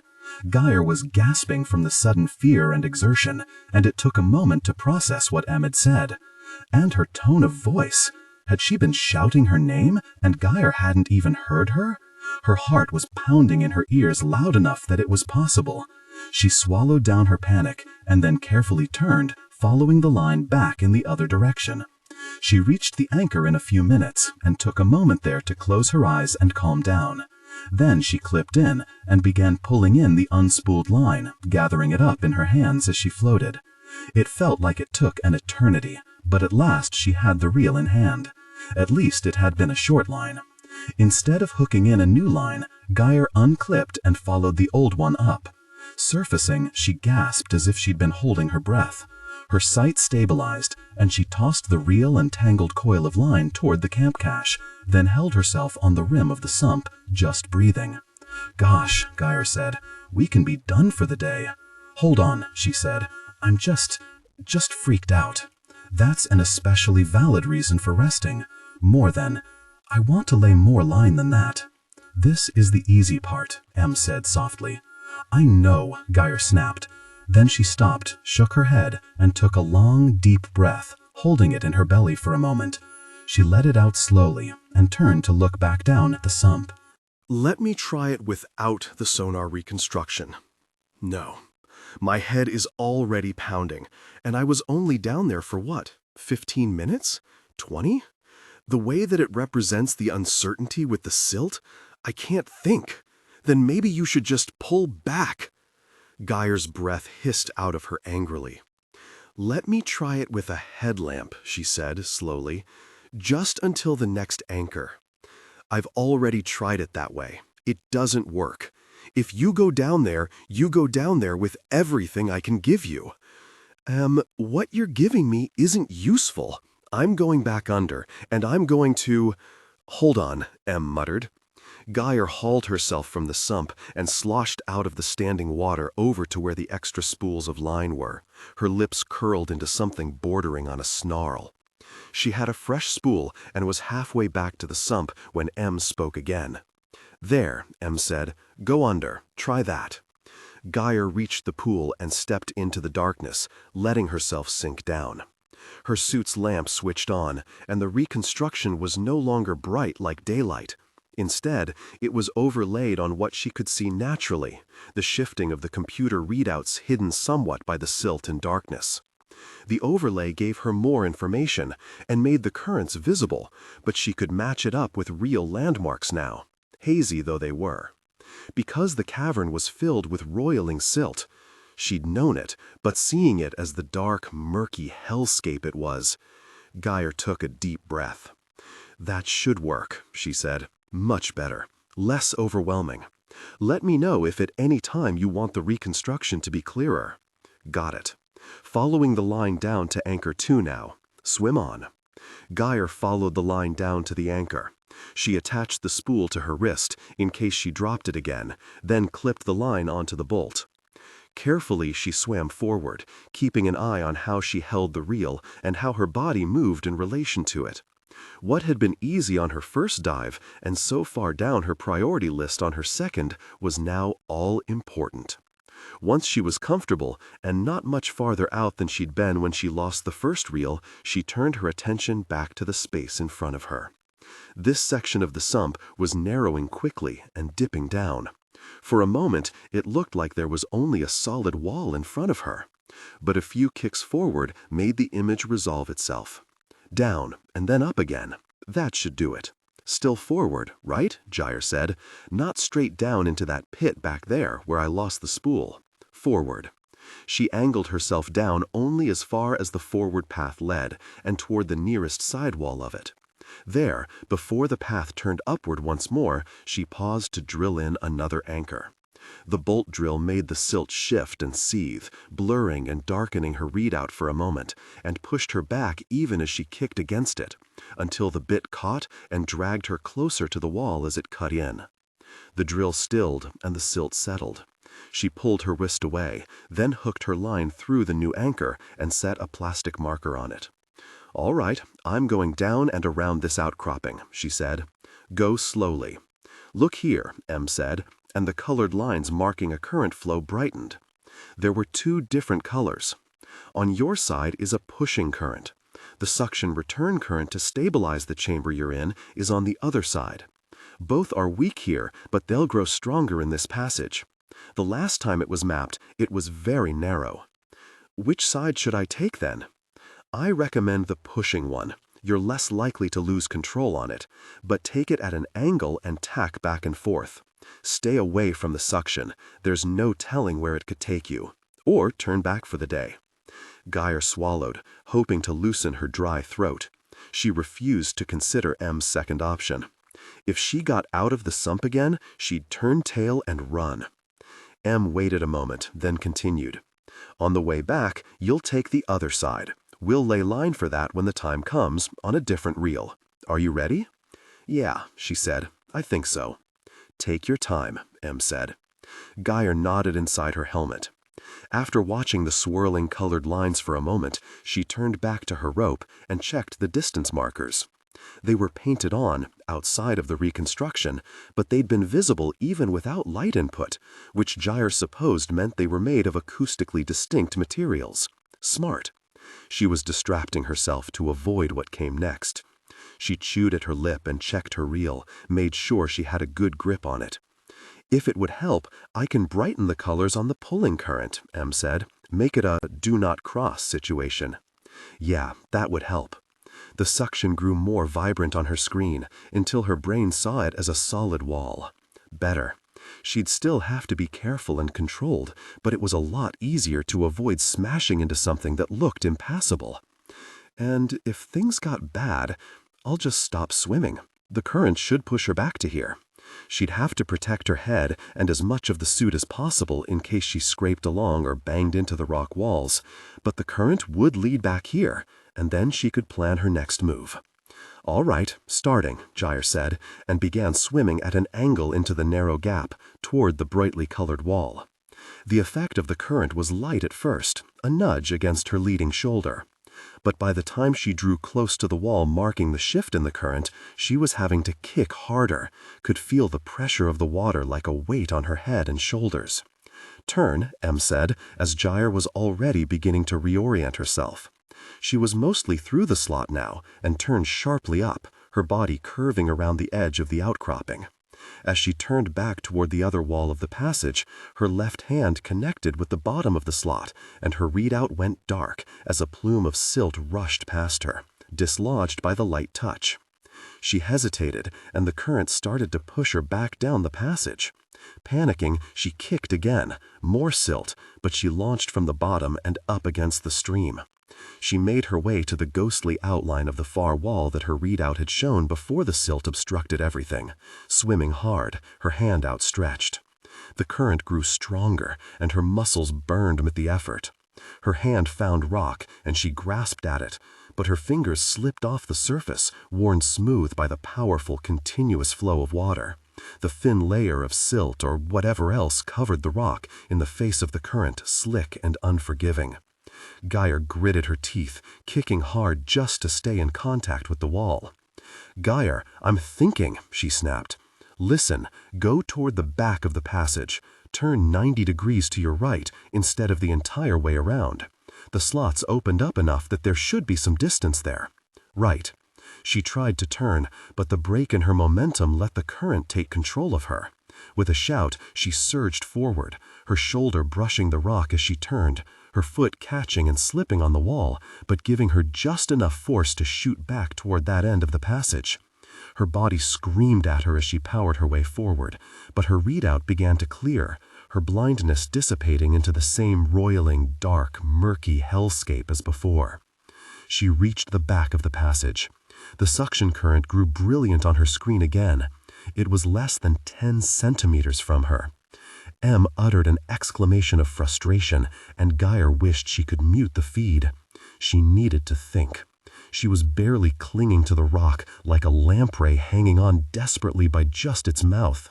She grappled for a hold in the stone, and her fingers found a small crack not yet worn smooth. She clawed her fingertips into it and locked that part of her suit, effectively clamping her on the rock for the time being. She then curled up, bringing her feet to rest against the wall nearby. Craning her head back as far as it could go, she looked around and took stock. M was now, blessedly, silent. Her sense of direction was horribly skewed by the changes in angle, but she was fairly certain she was looking up and to the left of where she'd entered. The passage was definitely getting bigger, which meant that the current should lessen the farther from the slot she was. If she pushed off and swam like hell for where the passage began bending back on itself again, the current would be broken. She could rest there. Probably. But she definitely couldn't stay here. The suit's grip on the crack wasn't perfect, and eventually the current would knock her free.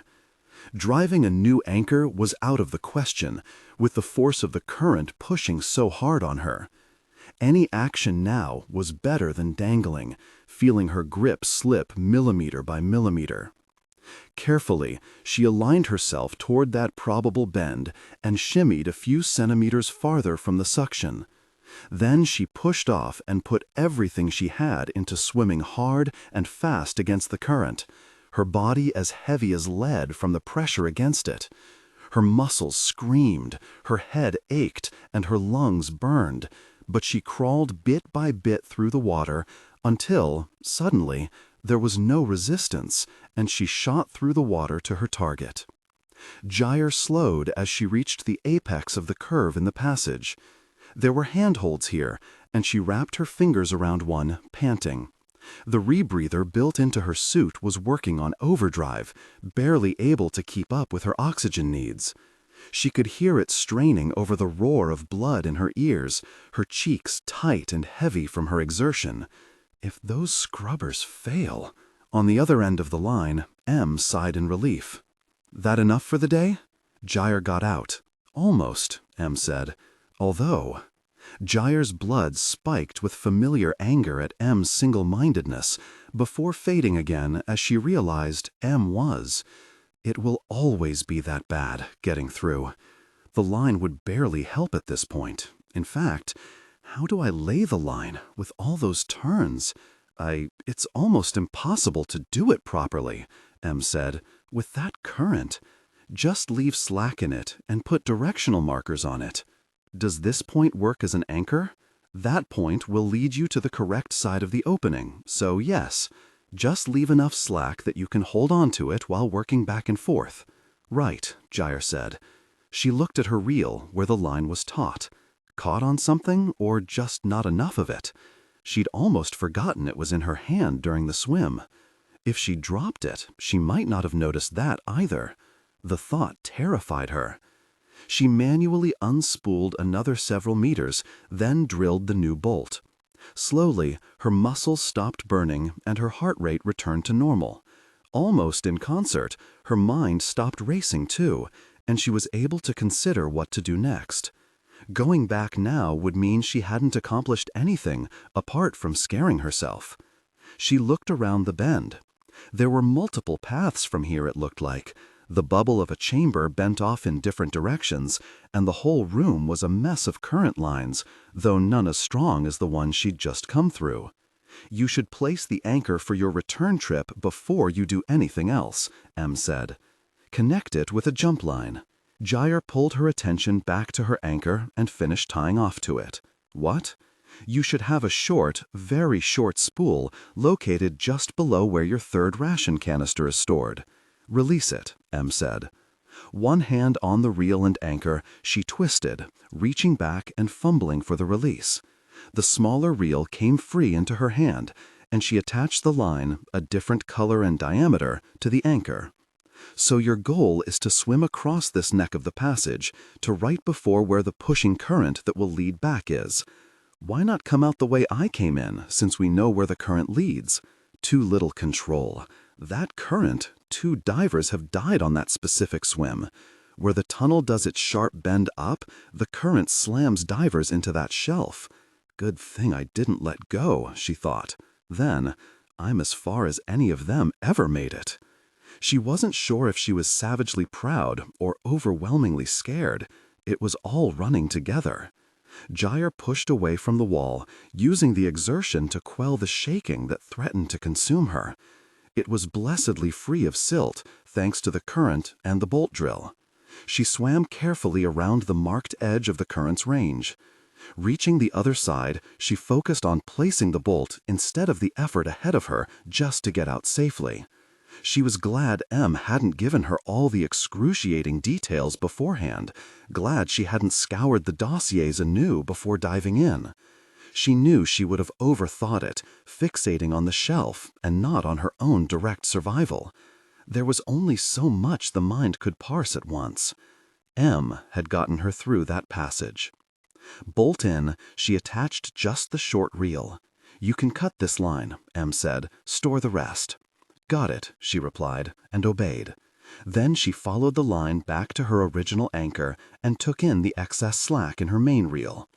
After a second's thought, she attached the diving line that came directly from her suit to the original line, then cut it and stored the spool. That way, she couldn't risk dropping it if she was overwhelmed again. "Do you think you can take a break? You're in a neutral section right now. It's the safest place if you need to rest. You could even sleep here if you tied into a safe part of the wall." Gyre looked down at her dangling, floating legs. Sleep, where one malfunction could kill her in a matter of seconds? Really, no. "Tell me what you know about the next part," she said. "Not much. It's the farthest anybody's gotten." The words sent a shiver through Gyre, a heady mixture of panic and pride. "Do you have any of those tunnels mapped yet?" "A few, but things change." "Give me one of the unmapped ones then." A marker appeared at the entrance to one of them that headed back in the direction that she thought was the sump opening. A quick check on the map Em was building up confirmed it. It had no currents around it, but also seemed unlikely to be helpful. She kept herself from demanding another tunnel. An easy swim would be good right now. She took it slow, putting in anchors as she navigated the edge of the cavern toward the chosen tunnel. She saw other bolts in the walls with scraps of line between them, and ignored them, as if they were ghosts sent to waylay her. She spent the next hour mapping the tunnel, which quickly turned out to be a dead end, but she and Em both knew it was a good opportunity for her to rest without feeling impotent, or trapped. Em didn't speak much. Gyre supposed it was out of fear and out of readiness for everything to end, just like it always did when people got this far. She didn't feel like talking either. Leaving the tunnel, she left her line in, but studded it with markers that she and Em agreed would mean nothing this way, for if she needed to double back. She moved slowly, pausing to let the scanners do their work in constructing the chamber from multiple angles. Her muscles appreciated the break, though they would have appreciated a massage more. Still, her brain was catching up with her weightlessness, and the disorientation of moving in 3 dimensions so freely was fading. Surveying the rest of the chamber, she mentally checked off 4 of the tunnels as, probably, unless something had shifted, already mapped. That left only a few new options, 2 of which were across the chamber from where she was. Both led down and started from a short, common branch. "I'm going to lay line to the path I'm looking at," she said. "All right." Em was growing more and more nervous. Gyre wished she had the bravado left to tell her to buck up, but the words felt ashen on her tongue. Em's worry was adding to her own stress, her own nerves. If they weren't careful, they'd start spiraling into full panic together. Gyre began the methodical work of swimming closer, moving along the bottom of the chamber. She could feel the currents plucking and pushing at her back as she went, but they were all weak here, and she lessened her buoyancy until she had the strong tendency to sink. It took 15 minutes to reach the short branch, laying line as she went. Looking in, she could see the markers for strong currents, and she hesitated. Everything was a mess through there, and it wasn't much bigger than 2 people. No room to tack back and forth like she had on the way in. "Do you think that they'll cancel each other out on me with enough weight?" she asked. "It's possible," Em said. "Definitely possible. But you can turn back for the day, or try one of the low-probability passages." "No, I want to see," Gyre said. The truth was, she didn't want to see. She was tired, and it was daunting, knowing that the currents could shift and the tunnel could lead anywhere or nowhere, that she could get stuck. But she also didn't trust herself to get back in the water the next day, and she wanted to get a closer look at the tunnels. The floors seemed to wave back and forth in the current. It wasn't silt. Algae? It was the first sign of life she'd seen in this sump. After placing her anchor at the mouth of the branch, she swam in slowly, drawing close enough to get a better look. The floor was covered in small, branching things that looked deep, translucent brown on her readout. She passed her hand over a patch, and they reacted, pulling back. Some kind of algae. Keep moving. It's the first we've seen, though, Gyre said. Shouldn't it have been in the stiller parts? Possibly. Uh-huh. Huh. You're not in water anymore. I'm pretty sure I am. You're in water, but it's not fresh water anymore, or salt water. There's a host of other chemicals you don't usually see down there.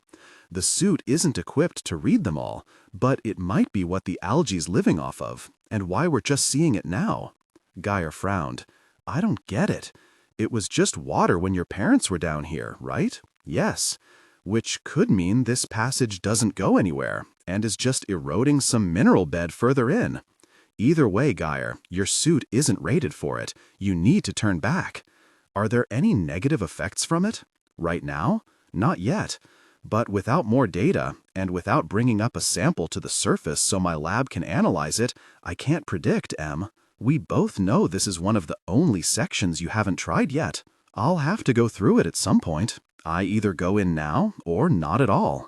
She couldn't make that decision for herself. Not when she was in the same water as 3 dead cavers, as Han Mei, as Laurent. Gyre waited for Em to do her calculations, not sure what conclusion she wanted her handler to land on. The suit wasn't showing any signs of failure. If it was an immediate death sentence, they'd have warning signs by now. But Em had seemed nervous about risking Gyre's life ever since she returned at Camp 6. If Em could decide Gyre's safety was more important than an answer, what did that mean? You're willing to continue? Em asked, keeping her voice studiedly neutral. It was a coward's answer, but clear enough. Em was still Em. Just tell me if my suit starts degrading, she said. I'll pull out immediately. I do want to be able to get out of here after all. Right, Em said tightly.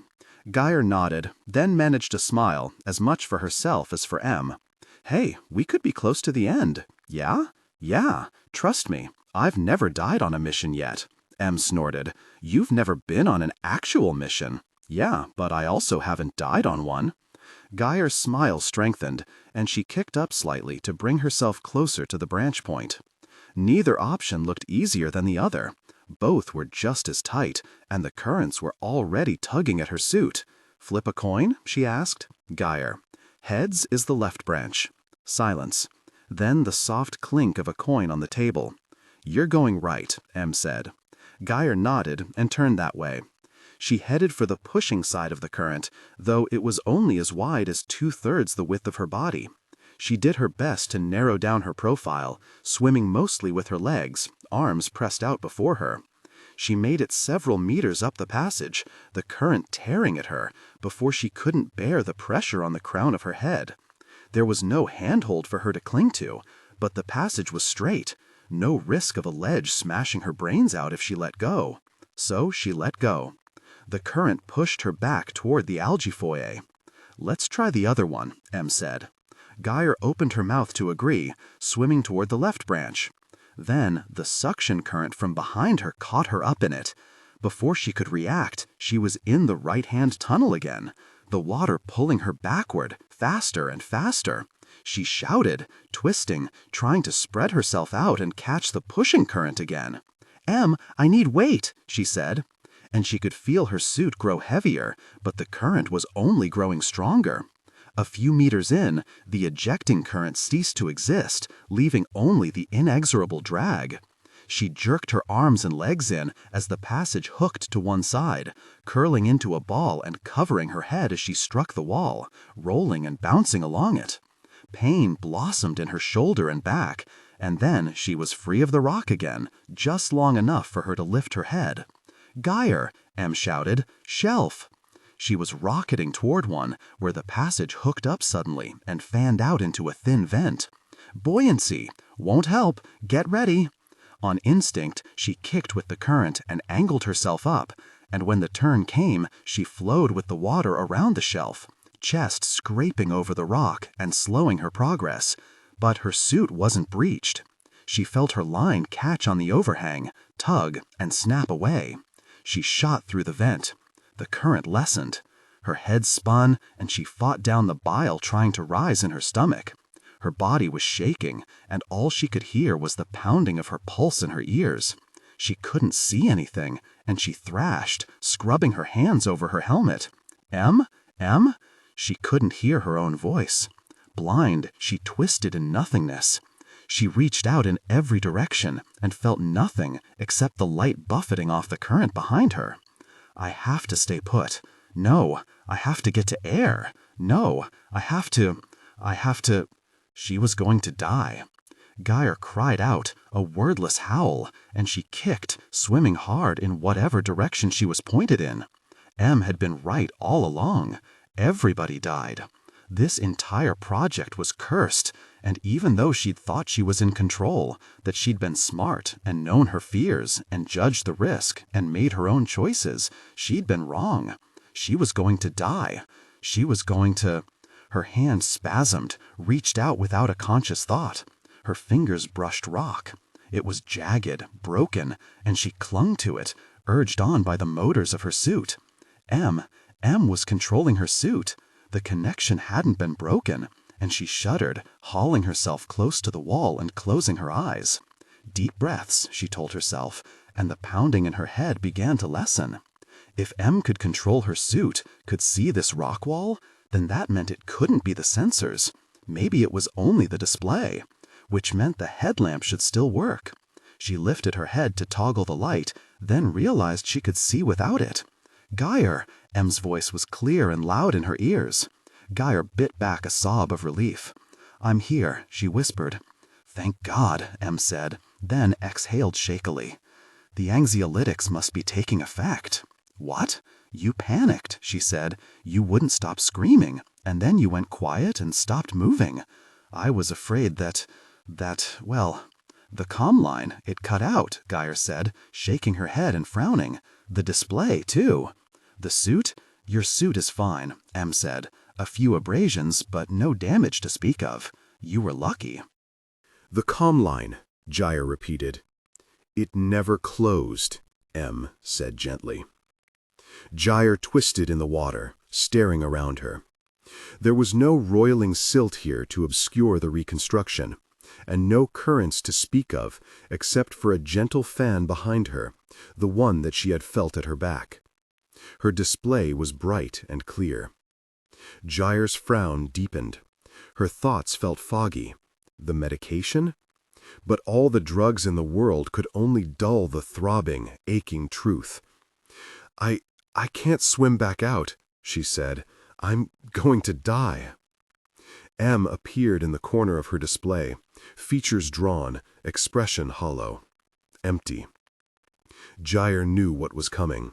"No," Em would say. "No, you can't. End of the line. Do you want to suffocate or be sedated?" But she said nothing, only frowned, canted her head, her shoulders shifting as she typed.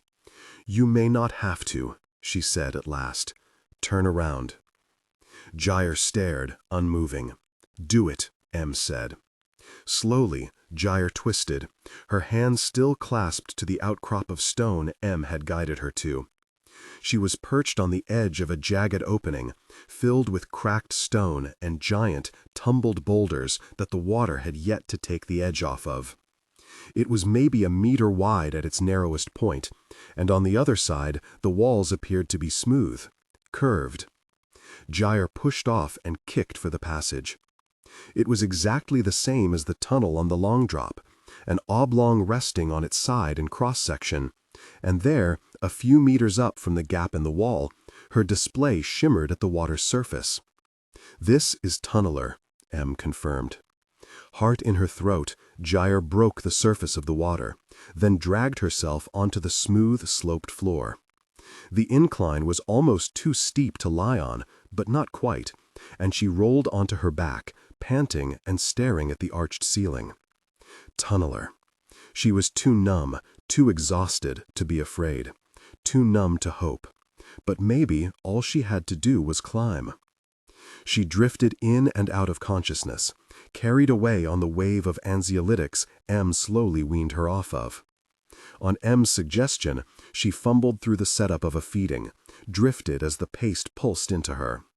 From time to time, she could hear M's breathing.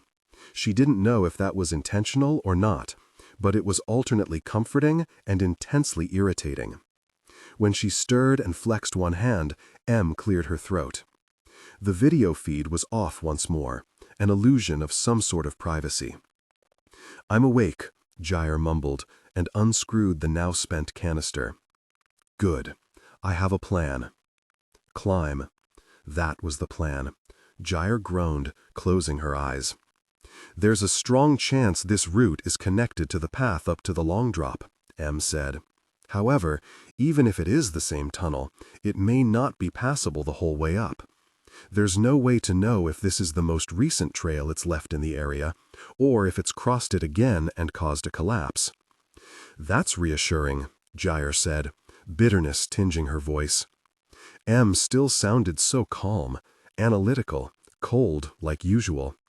There was no trace of the vulnerability she'd shown at Camp 6. Well, Gyre had failed, hadn't she? That sump should have taken her to that last chamber, and instead she'd really messed up and ended up who knew where. If she'd just put in a stronger anchor before she started swimming against those currents. Gyre made herself roll over, then pushed up onto her hands and knees.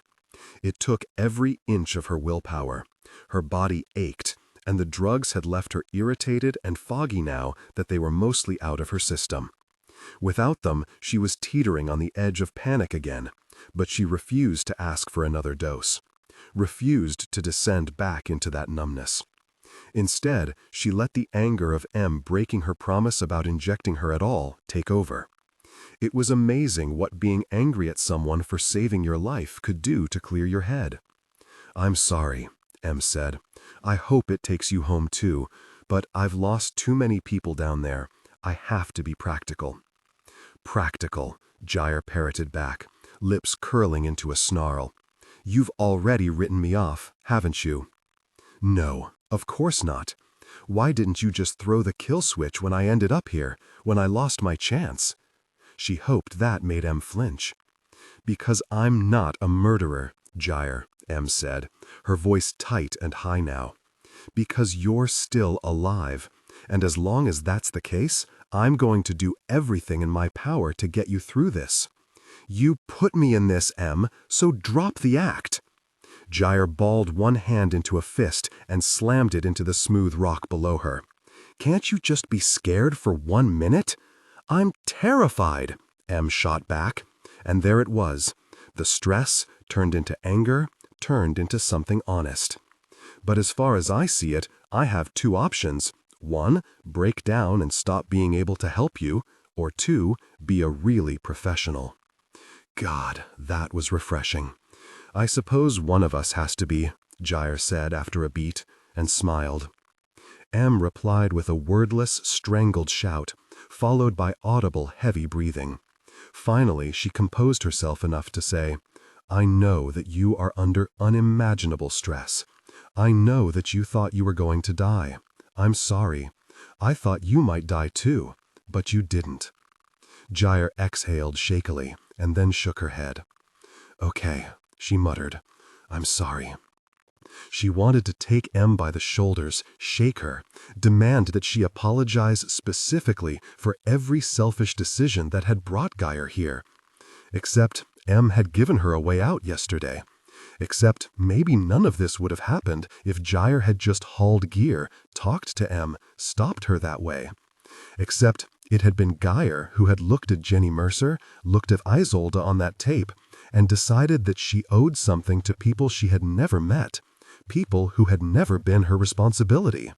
And now Here she was, facing death, and she'd never get to set this right. Her face burned. "Don't be afraid," Em said. "If I'm right, it's just a long walk. You can do this."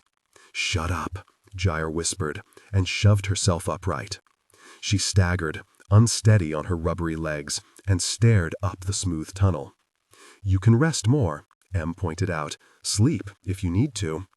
"It's just a long walk," Gyre replied, then took a step. It was like moving a 50-kilo weight. "Use a line. I don't need one." The slope was steep but manageable, smooth but not glass-like. Her next step was a little easier, then the next a little more. "You know how to do this." She sucked in a deep breath, her ribs spreading with it, pressing into the suit carapace. "You know how to do this. You're built for this." One step followed the next, and soon she'd remembered the rhythm, the strain on her chest and her legs, the bob of her head and the sink of her hips. She didn't need a line. Em was quiet for a long time after that, and the only sound was Gyre's breathing echoing in her helmet. The path ahead of her curved ever so slightly to the left for the first kilometer, then back to the right after that. Aside from that curve and the incline that kept her calves burning with effort, each step was the same as the last. The composition of the rock around her barely changed. It was all tightly compacted, unnatural, as if the walls had been coated with a sealant. The tunneler, when it swam through stone, must push the rock out of its path into what little space there was between each molecule, each atom. And from that tight compaction came a faint glimmer, the rock compressed into a refractive matrix. It lost any magic it held after the first hour. Her head felt full of plastic stuffing the longer she walked without something new to see. She cycled through display options, from full brightness to a sickly pink overlay showing porosity, all homogeneous, all unchanging, all the same disgusting color, to just her headlamp. That last setting brought her nerves back in full force, the first time since washing up on the shore of the tunnel that she'd remembered that sensation in Camp 5, of being watched, of that paranoia when Em was still checking her blood for signs of intoxication. She switched back to full brightness quickly. When her shins began to scream from the constant slope, Gyre stopped walking.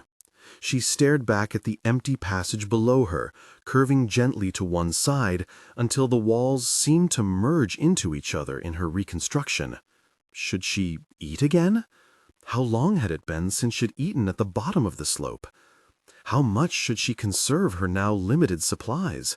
Should she keep moving? Her head ached. Em began to hum instead of offering any useful input. Gyre clenched her jaw and began walking again. Her throat was dry, and she sipped at her straw, eyeing her display. With terrain so easy to traverse and so unchanging, maybe she could split her attention, find a distraction from the way her thoughts refused to flow in order, from the way the skin along her spine crawled from seemingly nothing. But her only options were videos of the team and the dossier on her mother. Just her mother's name was enough to make her chest contract, and she closed the viewer. Later. I'll look at it later, once I'm safe again. Em continued to hum and said nothing. Another hour crawled by as she continued walking to nowhere, her thoughts turning murky and thick. I'll just be even farther from her when I die, is all. The terrain remained unchanged, step by step. She barely looked anymore, barely saw at all, her eyes unfocused. Slowly, though, she began to notice small, whisper-thin dots, fragments shifting along the right edge of her vision, and she turned, slowed. Small specks glided past her, barely more than a ripple on the ground, until she turned her full attention on them. They were the same density as the surrounding stone, or close to it, and her reconstruction couldn't always differentiate them. At first, there were only a few, and then more, and then a great wave of skittering motion. Gyre took a step back, toward the curved wall, fixated on them. Insects, all of them, some kind of tiny bug, and all going down, down, down, back the way she'd come. Her heart quickened, her throat closed up. She hadn't seen any sign of modal life since Camp 5, with its tiny fish and crabs, and there could be nothing for them here, nothing to eat, nothing to find. There wasn't even lichen growing on the walls. Yet they flooded past her, crawling over her boots. Em said nothing, only hummed. The flow began to thin, and then they were gone. Gyre swallowed and started to walk again. She thought of asking Em if she had seen them, but she was too afraid to know the answer. If they had been real, wouldn't Em have reacted? But if they weren't, wouldn't Gyre's sudden pause have worried her? Wouldn't Em have comforted her? And instead, it was just that droning. Not a song, not music, just an unending, rhythmless tune. "Stop humming," Gyre snapped when she couldn't stand it anymore. "I'm not," Em said. "You've been humming for the last 2 hours." Gyre shook her head, frustrated, then froze. There was no humming. But there was a ringing in her ears, soft and barely noticeable. It sounded a lot like Em's humming, but not quite as real as the other woman's sigh at the other end of the line. Gyre couldn't help but drink up that sound.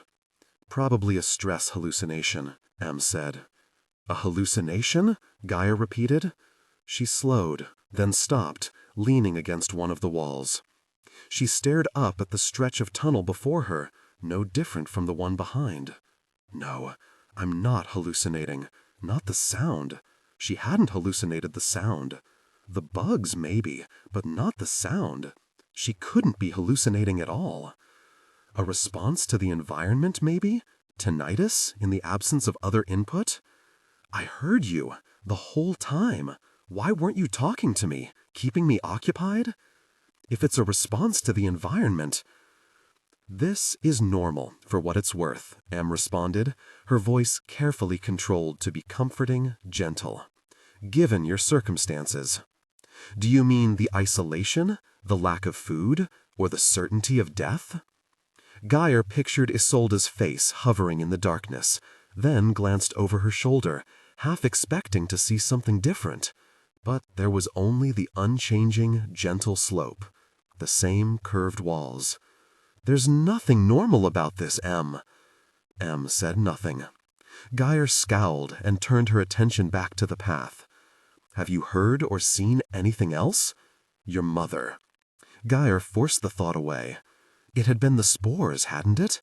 Except Em had said that there had been no trace of any contamination in her suit, no indication that it had ever affected her at all.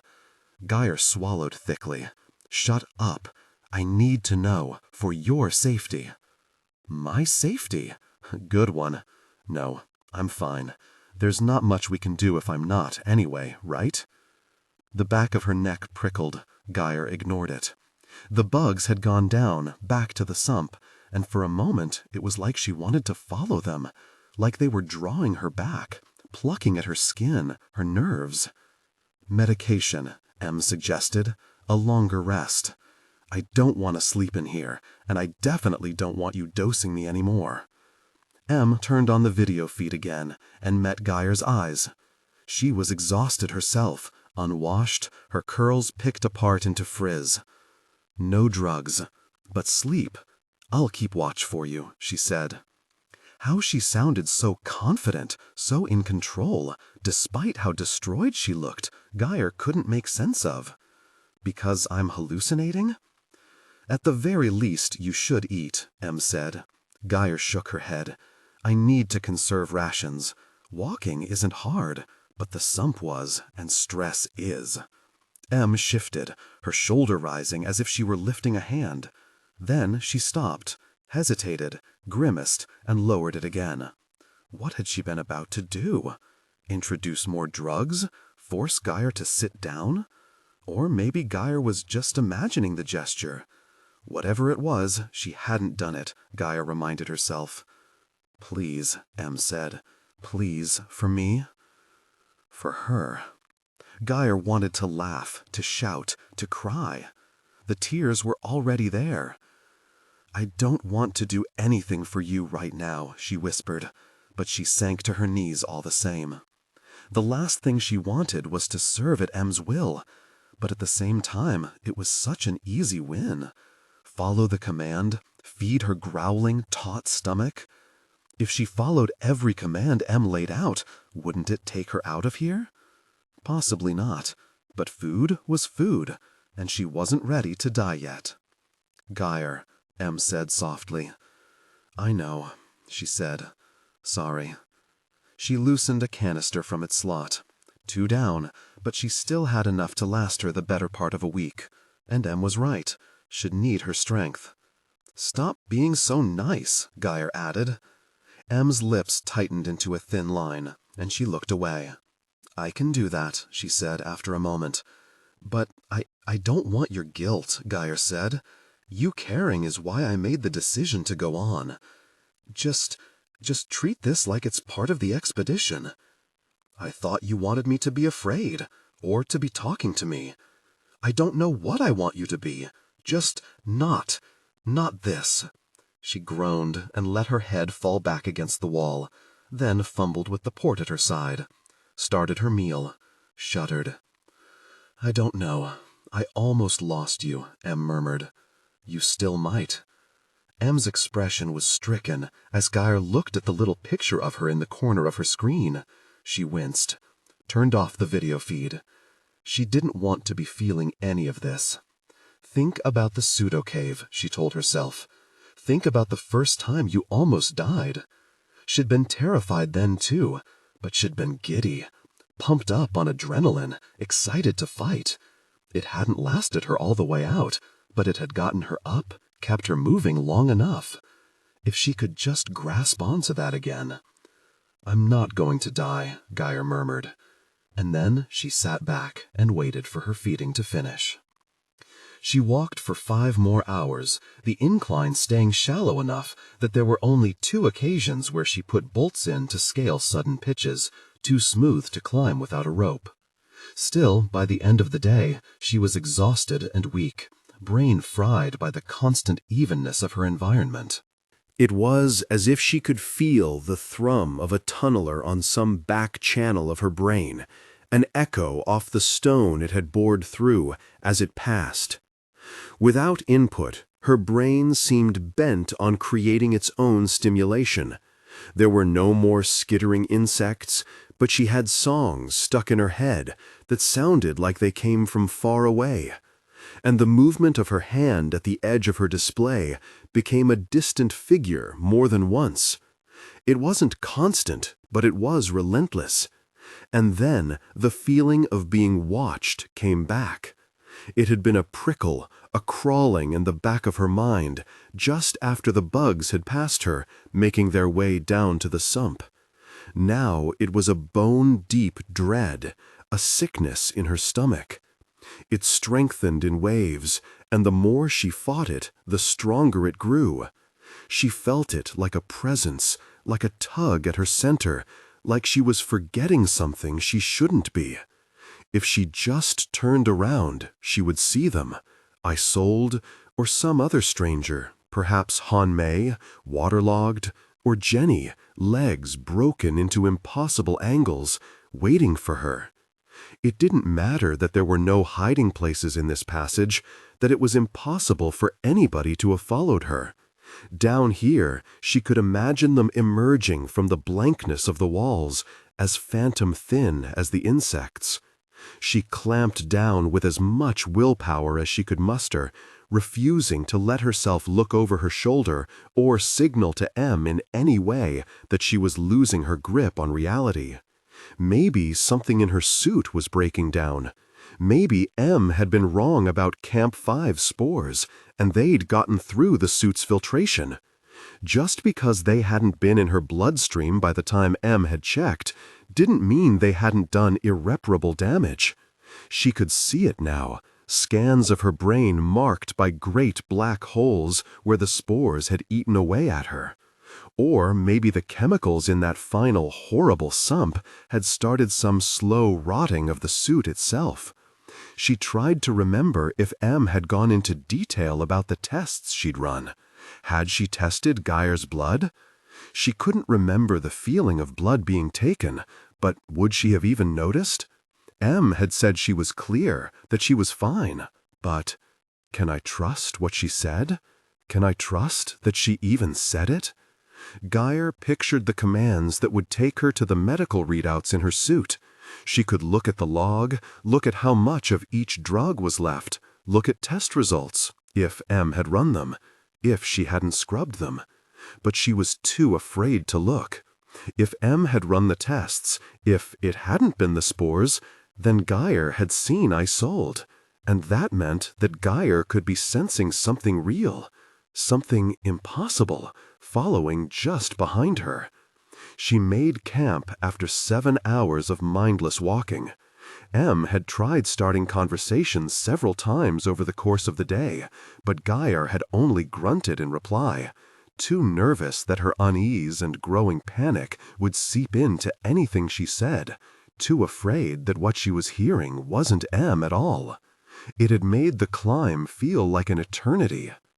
"It looks like there's a change up ahead," Em said, as Gyre sat back, her head against the rock, staring at nothing and wondering if she wanted to use up one of her remaining meals. Real? Not real? She didn't lose anything for looking, she decided. Heart thudding in her chest, Gyre turned her head toward whatever it was Em was seeing. Her reconstruction showed only the curved walls of the tunnel.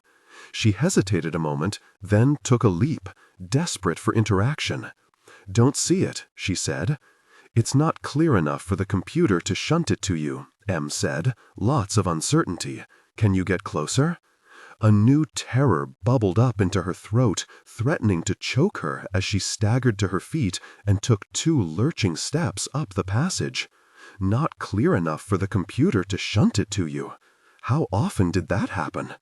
She'd thought about Em deliberately hiding things from her, but not about the computer algorithms making sure she never saw confusing things. If the computer knew another person couldn't be down there, would it hide movements, signs? Computers didn't work like that, she reminded herself. Not clear enough meant that it was far away, or at a weird angle. There wasn't anything lurking just at the limits of her sonar. There couldn't be. "There's a branch off," Em said, interrupting her thoughts. "It could lead back into the main system, or nowhere." Gyre straddled a deep crack in the rock, then stopped, staring down. It was the first change in the tunnel all day. The reconstruction expanded, mapping out all the gaps and dips and uneven patches of stone, until finally she reached a jagged gap in the rock. It was a drop through the bottom left of the tunnel, out into a large cavern. Much of the floor below appeared to be covered in water, but across the cavern there looked like there were a few accessible banks. Large, divot-topped, tiered pillars stretched toward the ceiling from the water. Gyre braced her hands on either side of the opening, staring. She knew those pillars. She knew that water. It called to her, and she nearly fell to her knees. "Is that—" "It's not the lake by Camp 6, Em said. Her heart fell, and frustrated tears welled up behind her eyes with fierce pressure. She fought it down. Wrong, wrong, this is all wrong. "But I might know where you are now," Em continued cautiously. "I'll need you to go down there for a better look, though. If it's where I think you are, I can get you back to the surface, and there should be older caches nearby." The surface. She could barely think, picturing the sun, the cracked soil, her tiny cot. The surface. If she climbed down there, if she made her way back up to the cave entrance, it would all be over. Screw Jenny and the others. Screw trying to fix this. Screw whoever came down next. That had never been her responsibility. She was the only responsibility she'd ever had. Gyre backed away from the crack in the stone.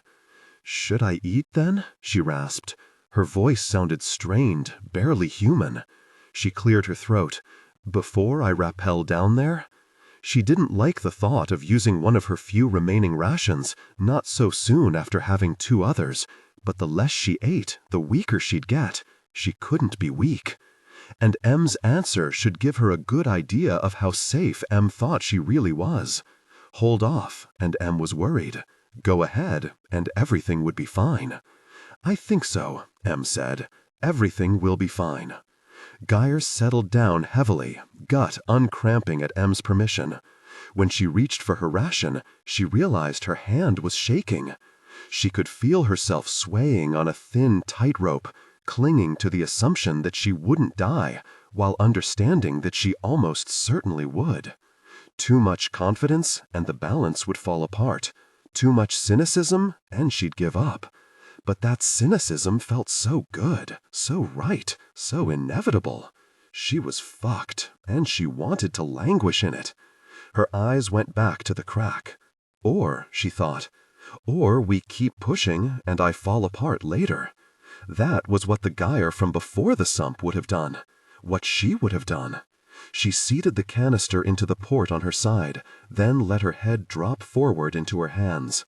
The sludge pushed through the cannula and into her gut, and as it flowed, she became aware of every centimeter of her skin covered by the barely there whisper of sticky, body-warm gel.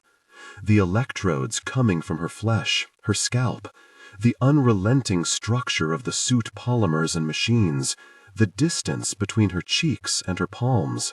She fought the urge to take her helmet off or rip the canister from her side. Each feeding was getting harder to bear, half because of fear and hunger, half because of this growing physical irritation. She couldn't tell if it was only in her head, or if something was beginning to go wrong. Her skin hitched, her joints hurt. She wanted to be done. Gyre, don't want to talk, she muttered. Her video feed blinked on, and Gyre stared at it, too tired to turn it off. M looked pristine. She'd changed her clothing at some point, and her hair was pulled back neatly at the nape of her neck. You've gone past stressed. You sound terrified. I'm trying to ignore that, Gyre said, scowling. M couldn't know. If M knew, she'd give up on her, write her off as good as dead. Another failure. I've seen this before, once the shock starts to fade, once you start to feel trapped. I am trapped. Nothing. I don't need to be psychoanalyzed, Gyre muttered. I need to get out of this stupid suit. I need to see the fucking sun. M rested her chin on her fist, gazing at the screen that Gyre assumed had her face on it. Maybe it didn't. Maybe it was just a bland readout of her hormone levels. Cortisol high, adrenaline high.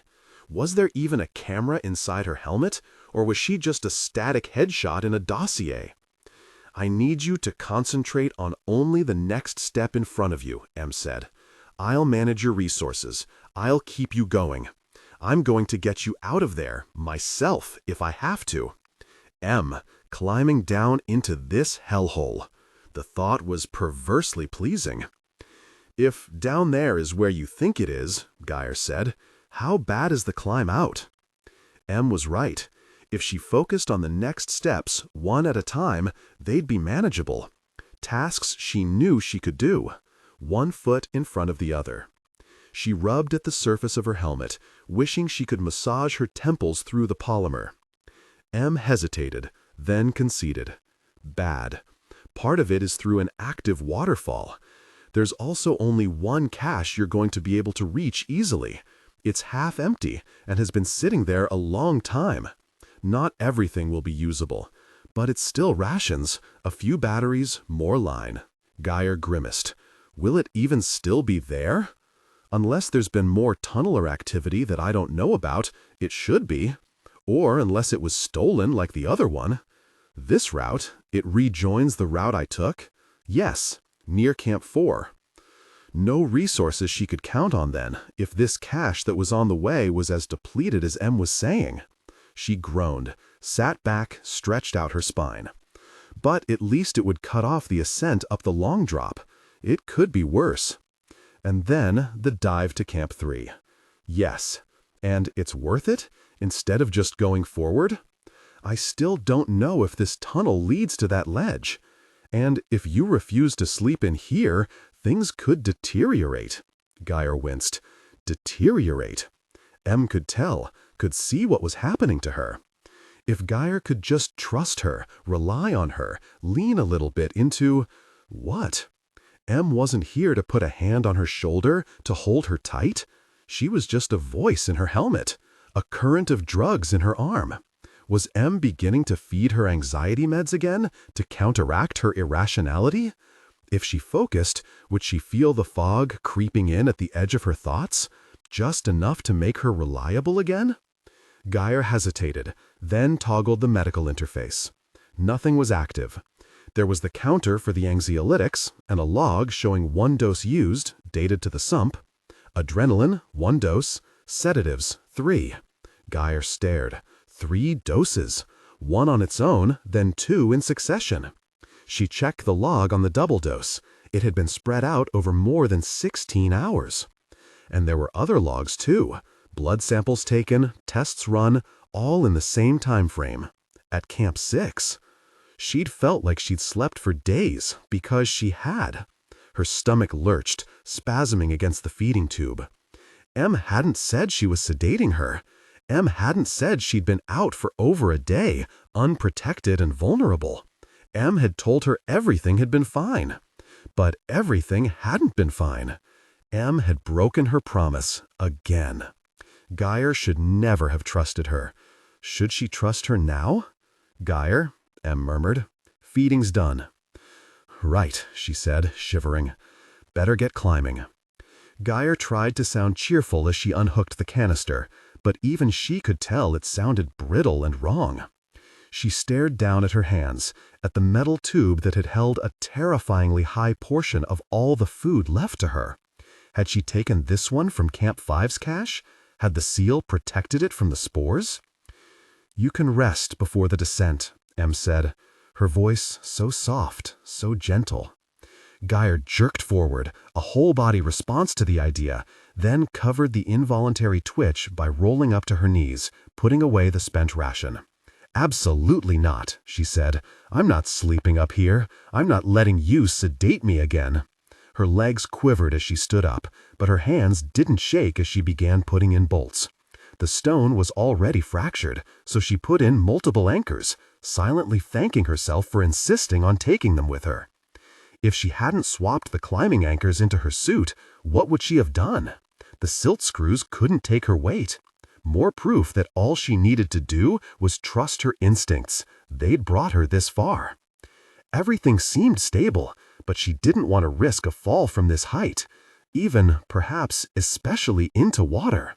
She had no idea what currents were lurking beneath that lake, though she could certainly hope for none, since Em had said this didn't lead back to the sump. If Em was right. If the computers were right. Once the anchors were in and her ropes were set up, she checked her attachments to the line. One hand twitched, threatening to descend into full-blown tremors, but as she stared at it, it firmed up. If she was lucky, it would just be an adrenaline-pumping free air descent, enough to ground her in her body again, then a brief swim, and hopefully an easy walk up to dry land. Then she could try to sleep. She hoped she hadn't used up all her luck surviving the sump. She hoped she'd been hallucinating at Camp 5. She hoped Em had gotten the spores out of her system. Because, beyond everything else, she hoped she wasn't really being followed. A few quick tugs, or a blade, and the ropes. She hoped, she hoped, she hoped, she hoped. No. Gyre steadied herself, forcing away the thoughts, then began walking backward down the edge of the hole. From there, she swung out into the open air, fingers gripping vice-like around the bars of her rappel device. Her equipment held. She sighed in relief, and heard an echoing exhale on Em's line. Nervous? Gyre asked, chancing a glance at the screen, her old bravado rearing up reflexively and snugging tight around her like a crusted bandage. Watch your hands, Em said. Gyre's smirk faded. She concentrated on working her rappel device, easing her fingers apart by degrees, making sure the rope was feeding through smoothly. She could see the approach of the water from the corner of her eye. The surface rendered a placid, unmoving dark blue to set it apart from the surrounding stone. The wrongness resting in her gut eased. This was familiar. This was good. Hanging from the rope, she could think straight again. The pull of gravity, tugging her down, felt strong and right. Get to the ground, climb back out. She'd done this before. She toggled through the display options reflexively, learning the cavern, memorizing the layout. The last known depth of the pool was only a meter where she was headed, so there shouldn't be any swimming needed. Good. Her legs burned too much to be useful in the water. The composition of the rock here was similar to Camp 4. And her headlamp showed a blue luminescence beneath the surface of the water, familiar and comforting. Her headlamp also showed a figure standing in the water. The figure sank below the surface. "Em?" she whispered. There were no ripples, no sign that anything had been there. But she'd seen it, the darkened outline of shoulders, of a head, disappearing into the surrounding gloom. Her heart stuttered in her chest, and she closed one hand on the rope in reflexive fear. There again. It was just a flash, a shadow in the glow. It looked like a body, floating just below the surface of the water. Moving. Impossible. No, no, no. "Em!"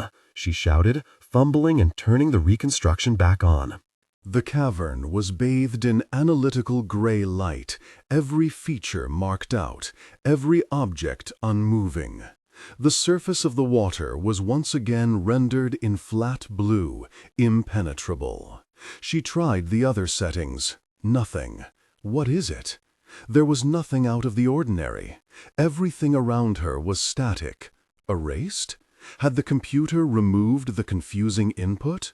Or was whoever it was too far below the surface for the sonar to find? Or was it another figment?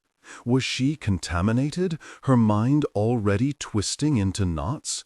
"Did you see that?" she asked, turning her head from side to side, searching. "Did I see what?" The reconstruction feed, it records, right? Even if it's not displayed. Can you? Yes, but it will take a minute to pull up. "Gyre, what's going on?" Her voice had gone from tired and distracted to alert, sharp. "I saw somebody," Gyre whispered. Em said nothing. "Em, there's somebody down there. I saw them, in the water, out in the deeper part of the lake. It was a person. It was definitely a person." Her panic was growing, taking physical form in her chest, sitting on her and pressing down with all its weight. She wrapped both arms around the rope, hugging tight to it, eyes fixed on the ground below. "You turned off the reconstruction." "I know." "My headlamp?" Em shook her head, the motion drawing Gyre's attention through her panic. "Breathe, Gyre. Your lamp doesn't reach that far. It's probably just the nerves and exhaustion, combined with the darkness." "I saw it against the glow. There's somebody there." The human brain projects stimuli where there are none, when it's overworked or deprived. "What? Like your humming?" Gyre snapped. "Exactly like the humming. It's a known phenomenon. Under stress, people hear things or sometimes see darting shadows. Sensory deprivation chambers induce very realistic hallucinations of flashing lights and presences. It usually happens in places that would be distressing, like this. There could even be infrasonic noise, maybe from the tunneler, making you uneasy. It's fixable. Fixable. Fixable unless all her food was contaminated. How had she missed that until now? "My feeding. It's from Camp 5. "It's fine," Em said. "You're fine." "Was I fine when you had me sedated at Camp 6? Gyre asked, her voice cracking. Em didn't respond. I saw the logs," Gyre hissed, hoping she was ashamed, hoping it hurt. "It was a safety precaution," Em said, voice strangled at first. But when she spoke again, she'd regained her footing, her tone firm. Arrogant. She leaned in toward the camera. I've run every diagnostic I can. I checked all your food. You were fine. You are fine, just under too much pressure. Gyre's lip curled. If it wasn't the spores, then it was her. Crazy, Em was saying? Unreliable? Em, I already checked, Em said firmly. Your sonar didn't pick up any trace of a living thing down there. There are no other concerns with people mapping this cave system, or anywhere within at least 60 kilometers. You're alone. And the cache at Camp 4? I didn't hallucinate that. No, you didn't, Em admitted. But whoever or whatever moved it couldn't have used those supplies without one of my suits. They couldn't have made it this far. It's impossible. You're alone, Gyre. You're seeing things. And why should I believe that? From you? Gyre growled, one hand releasing from the rope, fingers scrambling over the outside of her helmet, as if she could shut out Em's voice by covering her ears, or take the whole freaking thing off. Her skin crawled beneath the feedback film. If there's somebody else down here, there's not. You'd hide them in the name of cavern management. You'd keep me blind to them until the second they came up behind me, if you thought it saved your precious, insane mission. Gyre, you're spiraling. I'll give you another injection of anxiolytics. It'll help. The really you will, Gyre snarled. She sucked in air, desperate to quell her shaking, then puffed out her breath to cycle through the options displayed inside her helmet. She needed to shut Em out long enough for her to get down to the ground, check the whole chamber. She needed Em out of her suit, her display, her head. It was like Em lived there now, deep in the recesses, in the folds and valleys of gray matter, a voice riding shotgun in her brain. Maybe it hadn't been stress back in the tunnel. Maybe when she'd felt that sick sensation that she was being watched, it was because she could hear Em's breathing, the faint sound of her shifting at her desk. Em, always there, but not there, necessary, but ultimately useless. So useless. Worse than useless. Gyre, what are you doing? Em asked. Her fear was just a small note over careful flat affect, but it was growing stronger. Her eyes had widened, her cheeks paled. Good. Let her be afraid, not for Gyre, but for herself. Let her marinate in it, even if it was only the fear of failure, of having to start over again, of having to live with that guilt added to the pile. If Gyre was going to die down here, let Em feel it. Let it break her. Gyre closed the comm line and then reopened it to a different frequency. She couldn't lock communications closed altogether, but she could leave Em behind and commit herself to a non-existent line, a ghost channel. Silence expanded around her, only broken by the heaving of her breath. The lower corner of her display was replaced by the cave. What now? She asked the emptiness, then laughed, sitting down heavily. Lock my suit, drug me, but you're on your own now, just like I am. Nothing answered her. She waited for retaliation, for the fuzzying of the world from anti-anxiety drugs, or maybe a sedative, for her suit to lock up, securing her on the rope, for Em to find a way around the communications block. But nothing happened. Slowly she cycled through her display options, illuminating the motionless cavern and the pool below in varied colors and textures, until, finally, she switched back to her headlamp. There had been nothing, no signs of movement, but she had to be sure. She didn't want the smallest chance of interference. She opened her faceplate, getting rid of the HUD entirely. The air was cool, real. She could feel the cave on her flesh. All her training screamed for her to close her helmet again, to stop venting heat, to restore the integrity of the suit that was the only thing keeping her safe and alive down here, but she couldn't do it. For the first time in weeks, she could feel the real world curling against her cheek, filling her lungs. For the first time in a long time, she could trust everything she was perceiving. The water waited below her, the faint ghostly glow beckoning. A meter deep. She could stand in a meter, could see the bottom. Gyre began descending again, her fingers clumsy on the rappel rack. She went slowly, craning her head in every direction, pausing every few meters to check for movement. Nothing shifted. Nothing changed as she slid down the line, as her feet broke the surface of the water, as she sank in up to her hips. As she fumbled to unclip herself, her heart raced, and she couldn't stand still, couldn't think. She could almost feel the closing of fingers around her ankle, and she worked blindly, looking only at the water around her. She felt trapped, tethered, until she closed the rappel device back into her suit and began staggering for the nearby shore. The sound of sloshing water filled her ears, no longer filtered through her helmet. It was so loud, so sharp. It made her want to lie down and feel the water lapping against her skin. But there was somebody in here. She needed to stay alert. She needed to find them. Nothing moved but the shadows racing away from her lamp and the ripples of the water as she passed. No faces peered out at her from crevices in the rock as she hauled herself from the water.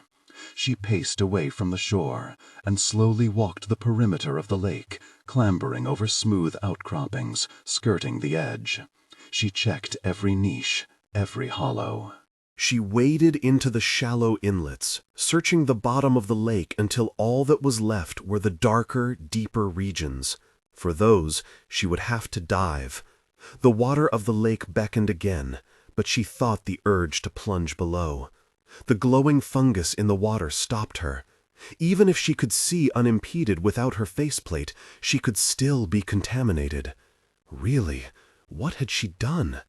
She closed her helmet and took several deep, steadying breaths, then bent double, pushing her head below the surface above the darker, deeper reaches.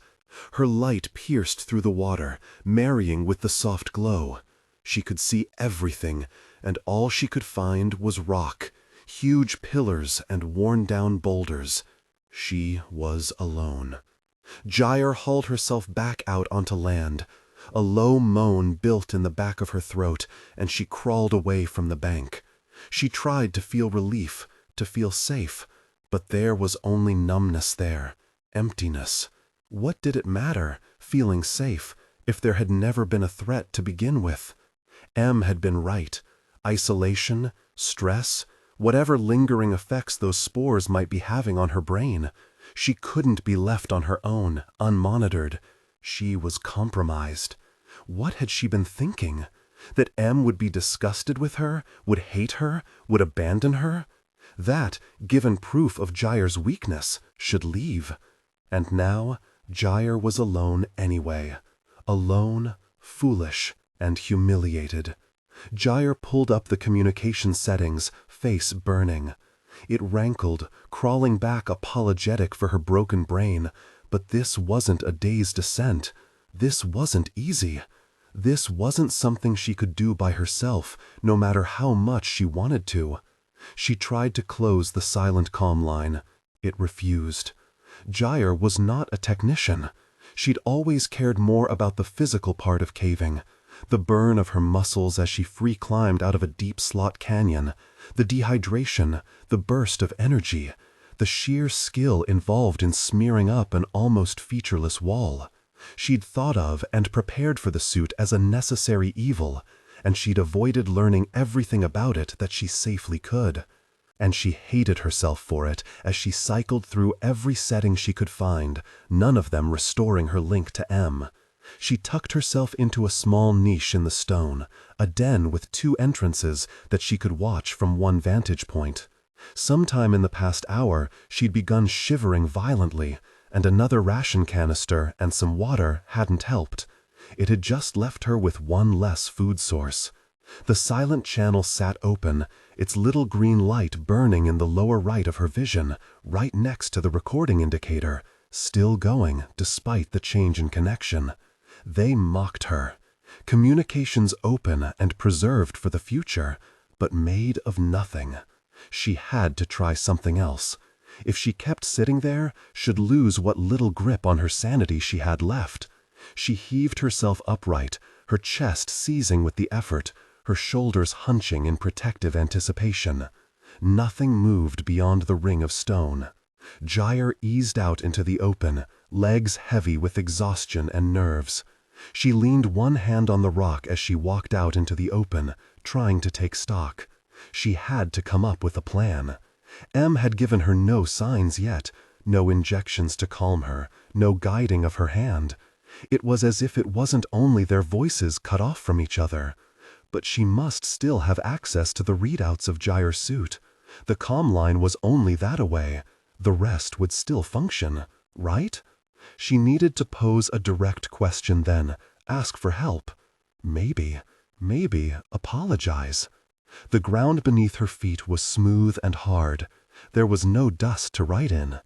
The lake, on the other hand, likely had silt at its bottom.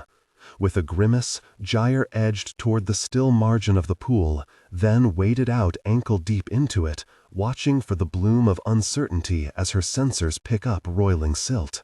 There had been silt, right? She stomped and slid her feet, but nothing changed. She flipped through filters, but they all showed the same thing. The water was clear. She could see straight to the bottom. The only difference was that, when she switched to the beam of her headlamp and looked at the water from an angle, she saw the glow. The glow. The glow that had convinced her there was a body somewhere in the lake. Of course. It was the same hue as the growths in the lake by Camp 6, and it was strong. She crouched and ran her fingers over the bottom, then pulled her hand back above the water. Her fingertips glowed. An image of the fungus eating through her suit seized her, but she ignored it and instead plunged both hands into the pool, gathering and scooping until she had a handful of spongy luminescence. She took it to the nearest flat expanse of rock and hunkered down, mounding her paint beside her workspace. What should she write? Start with the apology or keep it simple? She went back and forth between each option until she realized that the glow was beginning to fade. The fungi were dying or already dead, and their light didn't last long. Gyre pushed it against the stone, scrawling out, "Please," on the ground in front of her. She fumbled through her sampling options and took a still image of the message. And then she realized that she couldn't send it. Voice communications were down. The video link had gone with them. She didn't know how to upload a photo, so how could she get it in front of her? She could wait for Em to find it, scraping through all the data from her suit, or she could keep staring at it until she faded. But what if it wasn't enough? What if communications meant all communications between the suit and base? No, impossible. Em had closed the line before, and she hadn't lost all ability to contact Gyre. But Gyre had done it through settings she didn't understand, had established a connection with the yawning silence of the empty channel. What if Em couldn't see anything? Gyre heard a high-pitched whine, then realized it was coming through her own throat. As if emboldened by the acknowledgement, it grew louder, until she was part of it, keening and dropping her head between her knees. "You arrogant mess-up, what have you done?" It was her thought, but she heard it in her dad's voice. Her mother's. Her mother. She closed her mouth, swallowed hard. The dossier Em had delivered on her mother was still there, still beckoning. Em had found her, had found the planet she lived on. She was down here to get to her mother. Even if everything else faded away, even if Jenny Mercer and Isolde and all the rest didn't matter anymore, she could cling to that, had to cling to that. Your fault, your fault. She wasn't sure who she was addressing. If she could get back to Camp 4, she knew the way home. And she couldn't sit here and rely on Em to fix the problem from her end. That had become clear as soon as she'd woken up that morning, after a fitful, fearful sleep. If Em hadn't been able to solve the problem in what her suit's clock said was nearly 12 hours since Gyre had jammed the comm line, she might not be able to do it at all. And Gyre certainly had no chance of fixing it herself, though she tried 3 more times to shut down the open line, to no avail. So, Camp 4. If Em had downloaded a map to her suit, Gyre couldn't find it. That meant no hints as to the locations of caches, no markers except the lake she was at and the waterfall she was headed for. There was no flow of water into the pool that Gyre could see, which ruled out following the stream back to its source. That left her with an unknown distance to cover, 16 meals, and, given the remaining power readout from her current battery, 1 day plus another 1 to 4 on the backup. It all depended on how active she was, how inefficient. She didn't have room to wait, and she didn't have room to mistakes. Didn't have room to panic. At most, she had 5 days to get back to Camp 3. Possible as few as 2. The suit battery giving out was a much bigger problem than the rations, and would kill her far faster. If the suit shut down, she wouldn't be able to move or see. She didn't know if she'd still be able to get air, if the exchange fans would lock open as a safety measure, but she knew she'd eventually starve, if nothing else. She started walking. If her suit could generate its own map, she couldn't find the setting, so she marked her path with loose rubble, leaving marker stones by each passage she entered. The first 2 she found narrowed down to bare slits, and she abandoned them. The third required her to climb through a thin slot, then attach anchors on the far side where the ground dropped off abruptly into a 10-meter deep shaft. Across the way was another crack, though, and she spidered her way along the wall, driving anchor after anchor, running out meters of line. When she reached the other side, she looked at it, chewing her lip. Was it more important to conserve her resources or make a retreat easy? Save the rope or save her precious battery power? Gyre landed on the ladder and left the rope behind. It was very possible, she realized, as she eased her way through the crevice and into a longer, still narrow tunnel, that the path to Camp 4 through here was closed or collapsed from the same movements of the tunneler that had taken her this far. If she didn't find the waterfall in the next day, she'd have to ascend that rope and keep walking, and hope to meet up with the long drop. Or was it better to commit to one path the whole way? She paused, braced herself against the stone, and let her forehead rest against the pitted wall. Why won't M fix this? She pushed the childish, desperate thought aside. She could do this alone. She had done this alone all her life. And if it came down to it, if her battery got low, she could always try to strip the suit off. It was dangerous to do it in the field, without assistance. The cannula in her stomach was reason enough not to try, not to mention her lack of traditional gear. The air wasn't cold enough to kill her fast, but it would kill her eventually if she tried to go on without clothing, without protection. But if the moment came, she'd figure it out when it came. For now, she made herself pay attention to what was in front of her.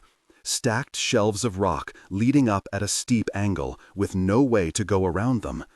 They led up to the ceiling, but didn't quite reach it. She climbed the first without tools, then the second. Her muscles burned as she scaled the wall, her pulse pounding in her skull. As she reached the top, she could see that there was a gap and that she could descend the other side. But the other side was much steeper, and she was going to have to put in at least 1 anchor, run at least 5 meters of rope to get down safely, and leave a way back up. As she considered, she felt the hairs on the back of her neck rise up. She paused, then turned, slowly, looking back over her shoulder. Hanmei stood in the tunnel she'd entered through. She was hard to make out, missing details at this distance. Gyre's reconstruction wasn't able to show the expression on her face, or even to differentiate her much from the rock behind her. But Gyre recognized her hairless scalp, her wiry frame. She stood, motionless, staring up at Gyre. Gyre couldn't breathe. Impossible! Impossible! And though the fear would have been bad enough, beneath it, Gyre ached for the dead woman, needed her. Even with the missing data, even with the inhuman coloring, she looked so real, so solid, and Gyre struggled not to scream, not to cry. Seeing another person, a body, taking up space not 50 meters from her, made her want to shout. She wanted to rush down, reach out, hold the other woman. She wanted to not be alone. As she watched, Handmaid took a step backward, then another. Fragments of her fell away, eliding into the rock around her as she left Gyre's sonar range. And then she was gone, as impossibly as she had arrived. Gyre was moving before she could stop herself, scrambling down the shelves, racing for the tunnel, chasing better data. She ran and she stared, and she waited, and there was nothing. There was nowhere Handmaid could have gone. It had been an artifact, a misfired synapse, an overinterpretation of a wavering of a signal. She'd been so afraid of the computer hiding things from her, but was this the alternative? Without M to help manage the flow of data, would she keep seeing the impossible? Handmaid had died 19 years ago. She closed her eyes and tried to imagine M's voice. Not real, not real. All of this is normal. Unless it was real. M had said she hadn't been affected by the spores at Camp 5, which meant, no, she couldn't believe that. Not here, not now. When she opened her eyes again, everything was still. Everything was silent. The empty channel was still open, status light glowing, speakers offering nothing. She stared at the indicator, her jaw trembling until she clenched it. If the communication channel was more than speech, if it was the whole connection of the surface computers to her suit, then what was she connected to? What was interpreting her data for her? She lurched forward as she pulled up the communications options screen, tried to force the channel closed again. Nothing changed, the green light continuing to glow beside its ever-present recording twin. No. She didn't have time for this, didn't have the resources to be distracted. She made herself turn away and walk back to the stacked shelves, made herself climb, even though on a different day, in a different place, it would have been too dangerous to ascend without a rope with the way her body trembled. She did it anyway. Twice her foot slipped. A third time, her body simply refused to summon the force needed to get up to the next plateau. But she didn't fall. She had some luck left to her. She didn't fall. She hauled herself to the top, and once there, didn't pause more than it took to drive the anchor into the crest and tie into a rope, before walking down the smooth side. There was a sloping passage leading down from the far right side of the chamber, and she followed it, fighting the urge to look over her shoulder every 5 steps. Her helmet trapped the sound of her breathing, of her snorting phlegm back into her sinuses, of her heart in her ears. She could almost hear words in the noise, words in her own voice, exhortations, accusations, her thoughts twisting into audible reality. And then she felt it, that same feeling she'd had back in the tunneler path. Not quite the feeling of being watched, instead that feeling of forgetting something, of ignoring something important. A tug, a longing that didn't feel like hers, pulling at her spine. It was like a whisper against her ear, a distant cry that begged her to come back, come home. She clapped her hands over her ears, only to hear them bang off her helmet. Gosh. She kept walking, thankful for the gentle slope. 2 hours later, she ducked under an overhang and stepped out to the base of the stacked shelf wall. The pull lessened. Gyre didn't cry. She didn't curse. She just slowly sank to the ground, took out a ration canister, and plugged it into the port in her side. It was necessary, but it was also another one gone. She sat, unmoving, staring at the shelf. Her stomach cramped and crawled, but the nausea didn't make it up to her throat. She sat and she stared for the next half hour. It should be simple. 1 foot in front of the other, mark the path she checked, and she'd have to find the exit. But what if she'd missed something? What if she'd turned around and somehow hadn't noticed it? Figures in the distance, impossible bodies, were obvious. Distressing, but obvious. But what if there were smaller breaks, subtler failures of her brain? How much had M been keeping her walking in the right direction? No, she could do this. She'd done this before, done this without help. She was deeper, and she was in a suit, but she was still just fundamentally in a cave on her own, and she'd spent far more of her life in those circumstances than she had attached to M. Gyre stood. Paced the length of the room, found the crevice she'd originally entered by and marked it, came back and marked the overhang, which she hadn't seen the first time. She climbed up the shelves, then walked herself down the other side. She tried again. The tunnels weren't straightforward, and the easiest path, the one she'd clung to her first time through, wasn't the only one. 30 meters in, there was a fork, but the tunnel turned up instead of to the side. She had ignored it, but now she made herself scale the wall, climb up into the shaft, ignoring how her fingers ached and the muscles along her spine trembled. A few meters up, there was a slot. She took it, on her belly, dragging herself through. Again and again, she found new paths, a honeycomb impossible to map without tools. She tried to mark her way, eliminated false starts, pushed onward. She moved blindly through the warren, drawing closer to death with every step, every tick of her battery indicator, and fighting to ignore that fact. The whole time, the empty channel was silent in her ear. The quiet drew out her thoughts, amplified her breathing, made her think she could hear things in the distance. The music was back, then the humming, and once a bang that she realized only after she jerked and twisted around that she hadn't heard at all. It was an overwhelming cacophony, until suddenly it wasn't anything. The honeycomb drew down, narrowed, until there was only one path. It grew in height, in width, into a sloping hall. She stumbled out of it, straining forward, listening for the distant crash of water.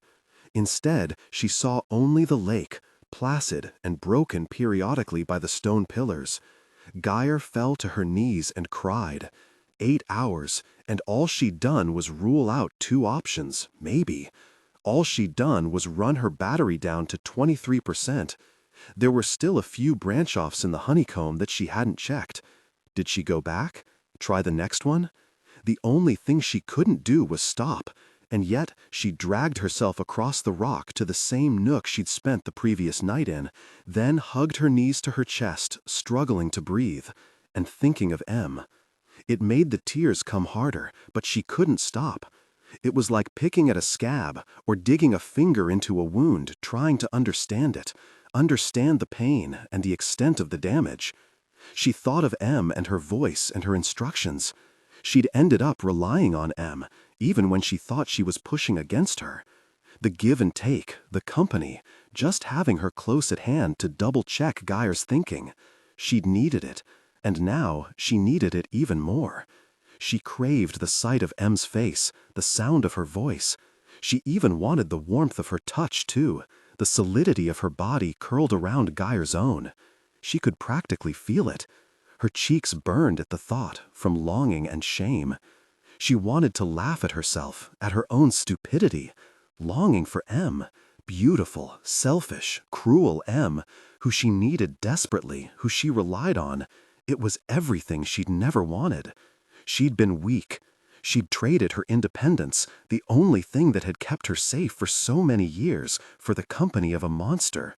And what would they think of her, the silent, watching dead, who she'd promised she would help, only to witness her back off out of terror? Would Jenny have understood? Had she felt the same way, longing for M's voice as she crawled beneath her shelf to die? Had Adrian Purcell cried out for her while he lay crushed beneath the boulder at Camp 2, wanting more than salvation? Isolation did this to her.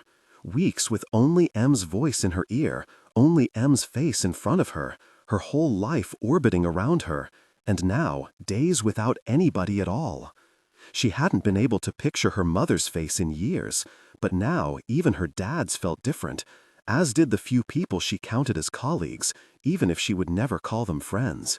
M was the only memory left to her, the only real person, and her imagination built a shrine to her. M, who had been so afraid of losing her. She stared at the recording light for what felt like hours. M had said it would go to a black box, inaccessible until she was above the surface. But oh, what she would have given to be able to access it, to play back all their conversations. If she listened back to M's confessions at Camp 6, would she still believe them? If she listened to their arguments on the tunneler path, would she see M manipulating her or trying to help her? She wanted that objectivity. She wanted to be reminded to hate her or to be forgiven for needing her. She had nothing. Gyre settled down onto her side and tried to push away the thought of M, worried for her, wanting her to come back. But it wouldn't leave. It was now one more figure with her in the cave, haunting her, and she couldn't stop the tears from rolling down her cheeks. Battery level critical. The warning had been flashing red on her screen for the last 2 hours, but Gyre was holding out, waiting until the last minute possible before she swapped to her backup. She was trudging up a passage that was almost a hallway, with an even incline broken only by a few short scrambles. Easy. It was easy. Not so easy as the tunneler passage, but close. Which meant her suit was using less power to help her traverse it, and which also meant she'd been able to turn off the sonar reconstruction and work by just her headlamp, slowing the inexorable brain just that small fraction. That morning, she'd thought of turning off the recording. The ghost channel connection still refused to close, but the recording could have been severed easily. But it was her last link to M. A useless link, maybe, but turning it off was too close to giving up. She had just pulled herself up over the edge of a 3-meter climb, taken without ropes or anchors, when she saw it, a duffel bag, tucked into a crevice not 20 paces from her. She stopped, staring, then cycled through her various displays. The battery usage, if that was what it looked like, if it was real. And it was. It was real. It was there in every display mode she had. She shouted and stumbled toward it, falling to her knees. A cache. It was a cache. That meant this was the route. That meant she wasn't going in circles anymore. She wanted to kiss the ground, the ripstop fiber of the bag itself, every ration canister she pulled from it. She unloaded her used canisters from their storage area, setting them up in a careful row at the back of the niche, and then hefted the first fresh one and carefully fitted it into place. It locked in, and she could have cried from joy at the feeling of sludge moving through the cannula. They fit, and if the rations fit, the batteries would too, right? It was an old cache, but not that old. She rifled through the bag, pulling out anchors, line, other resources she could use. Finally, at the bottom, she found the hard case that housed the batteries. She pulled it free and hugged it to her chest. Almost. She got the latch open on the second try. Inside, nestled in the high-density foam, was only one battery, the other slots empty. This cache had never been restocked since its last use. Understandable. But one was enough. It bought her 3 more days to Camp 3, to home. She picked it up, holding it reverently, and reached back with her free hand to remove her backup from its slot. That slot could run diagnostics, could confirm if it still had charge. She set the backup aside, then moved to shift the fresh battery to her other hand. As she did, though, her fingers tightened around it, then spasmed. Her hand jerked. Her arm moved as if on its own accord, smashing the battery against the ground. The housing bent, and the glass crunched into dust. Its glow died. She stared at her hand. She hadn't twitched a single muscle. She hadn't tried to do that. Her muscles hadn't seized. She hadn't flinched. It hadn't been her. But did it matter? Did how it happened matter, with the wreckage at her feet? Trembling, she regarded her backup. She didn't dare reach for it, even though her charge was running out. She had to swap it out with the dying one, and soon. But as long as she didn't touch it, she couldn't break it as well. Gyre wedged herself back into the crevice of rock. She couldn't think past the pounding in her skull. There was a tiny shard of glass on her fingertip, rendered flat green in her display. It had scratched the coating. She'd done that. I've killed myself. A faint humming filled her helmet, followed by a low crackling. It didn't sound like the drone that she'd heard when the quiet was too much. Desperately hopeful, she looked at the comm line indicator. "M? M? Is that you?" she whispered. No response. The line was open, but when she toggled to settings, it was still stuck on that empty channel. She tried to close it, but it refused, like it had the last 10 times she'd tried over the past day. It stayed open, susurrations washing over her eardrums, and she realized that it must be connected to something, some computer, somewhere. If somebody was sitting at that computer on the surface, watching her, changing her readouts, couldn't they control her suit, move her hand? M had been able to. "I can hear you," she said. "Who's there?" No response. The line was open, but when she toggled to settings, it was still stuck on that empty channel. She tried to close it, but it refused, like it had the last 10 times she'd tried over the past day. It stayed open, susurrations washing over her eardrums, and she realized that it must be connected to something, some computer, somewhere. If somebody was sitting at that computer on the surface, watching her, changing her readouts, couldn't they control her suit, move her hand? M had been able to. "I can hear you," she said. "Who's there?" No response. "Close the line," she said, almost shouted, and then she bit back a wretched sob. "Leave me alone. Just leave me alone, whoever you are." No response. She turned her left hand over, clenched her fist, released it. "Was it you?" she asked. "Did you make me do that?" That was what it had felt like when M had made her grasp the rock down in the sump, or when she'd locked Gyre's suit at Camp 2. External control. It hadn't been her at all. She hadn't killed herself. Whoever it was on the empty channel had. No, the channel was empty. She was hearing feedback now, nothing else. Nobody sat at a desk somewhere topside, watching her suffer, laughing at her, destroying her chance at life. Locking M out. She had to believe it was ridiculous. She had to believe she was on her own. Her HUD dinged. Her meal was done. She unscrewed the canister from the port and set it aside with the others, then, trembling, began loading up her suit. She needed to run line on every climb going forward, needed to be overly secure. If whatever that was happened again, she needed to be clipped in and protected. It didn't matter if it was her or some ghost on the empty channel. Battery approaching total shutdown, Caver. Swap to backup. Her hands stilled, and she stared at the text. It sounded like M. It sounded like M. And the thought made her want to laugh. Of course it would sound like M. No doubt M had written all the alerts, if she hadn't programmed them in herself.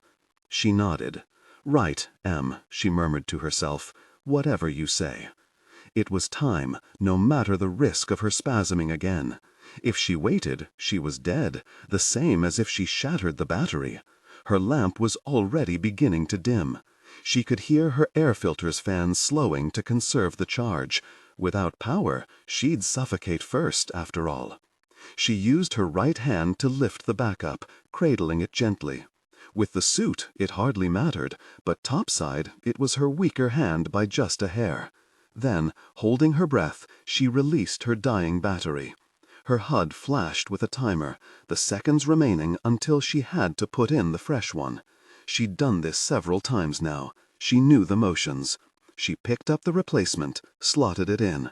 Her suit restored to full power, and the timer disappeared. She sagged against the rock, drawing her knees up to her chest. She should keep moving, couldn't afford to break down again like she had 6 hours ago. But she was so tired, and for now she had 100% power. For now, she could pretend it would last all 4 days. The whispering static prickled at her eardrums. She was tired, but her fear outweighed it. She rocked forward on her knees and quickly swapped what remained of her swimming gear with what was in the duffel. And then she was on her feet again, staggering forward. She heard the waterfall half an hour before she saw it. At first, it was far enough away to be a distant rumble, and she froze where she was, half over the top edge of a short climb, waiting for the passing of the tunneler. But it didn't come, and as she hauled herself up onto stable ground and began walking, I made out the rush inside the rumble, the flow of water, heavy and relentless. She followed the sound. When faced with branching paths, she marked the one the sound came from the loudest, then made for it. And half an hour later, she turned around a bend and saw it. Great gouts of water surged from a gap high in the facing wall, crashing down to the ground where it had worn a hole clear through the stone. Gyre stopped where she stood and stared up at it, at the raw force on display. She'd have to climb through that to get home. If the cave hadn't shifted, hadn't flooded the sump by Camp 3, it might have been drier, maybe even just a trickle. But now it was nearly a sump of its own. Her battery readout hovered close to 98% full. It should be enough. But her scrubbers would be working overtime to keep up with her oxygen needs on a climb instead of a dive, and her suit would be withstanding a lot more pressure. She would be withstanding it. The bigger problem was that she needed sleep. Continuing forward now was impossible, but she could already tell she was too keyed up, too unsteady in her exhaustion. Sleep would be long in coming, and difficult, useless when it came. If only she had Em at hand to figure out the dosage of sedative that was best for the current situation. But she didn't, and that left Gyre to her own devices, and to whatever was lurking on the ghost channel. The static had died down over the last 2 hours, but with the roar of the waterfall, she couldn't be sure it wasn't still there, soft and omnipresent. If she fell asleep, what might it do to her suit? If somebody was on the other line, what could they do to her? She shuddered, but made herself walk forward anyway, to a spot up along the curvature of the wall that was almost a nook, almost protected. She hunkered down, knees tight to her chest. There was movement in the corner of her eye. She ignored it. More darting shadows. They'd grown more frequent, now that she knew to look for them. The murmurings from the ghost channel, too, had nearly turned to song at some points, and if she paid too much attention to them, they seemed as if they could whisper her name at any moment. More movement. She squeezed her eyes shut, counted her breaths. She opened her eyes again. More movement. Groaning, she gave in and turned her head, brought that corner into full view. Cycled through her display settings. There was nothing there. There was never anything there. It was always there. Slowly, Gyre shifted onto her side, remaining curled up. She locked her suit in place along the bottom edge to provide a couch for herself, and dimmed the lights. Sleep. She needed sleep. She hadn't slept properly since before the sump, hadn't slept properly since she'd thrown Em out. Sluggishly, she tabbed through the options on her HUD, looking for the medical readouts. She found the dossier on her mother first. Gyre pursed her lips, then paged away. Not yet.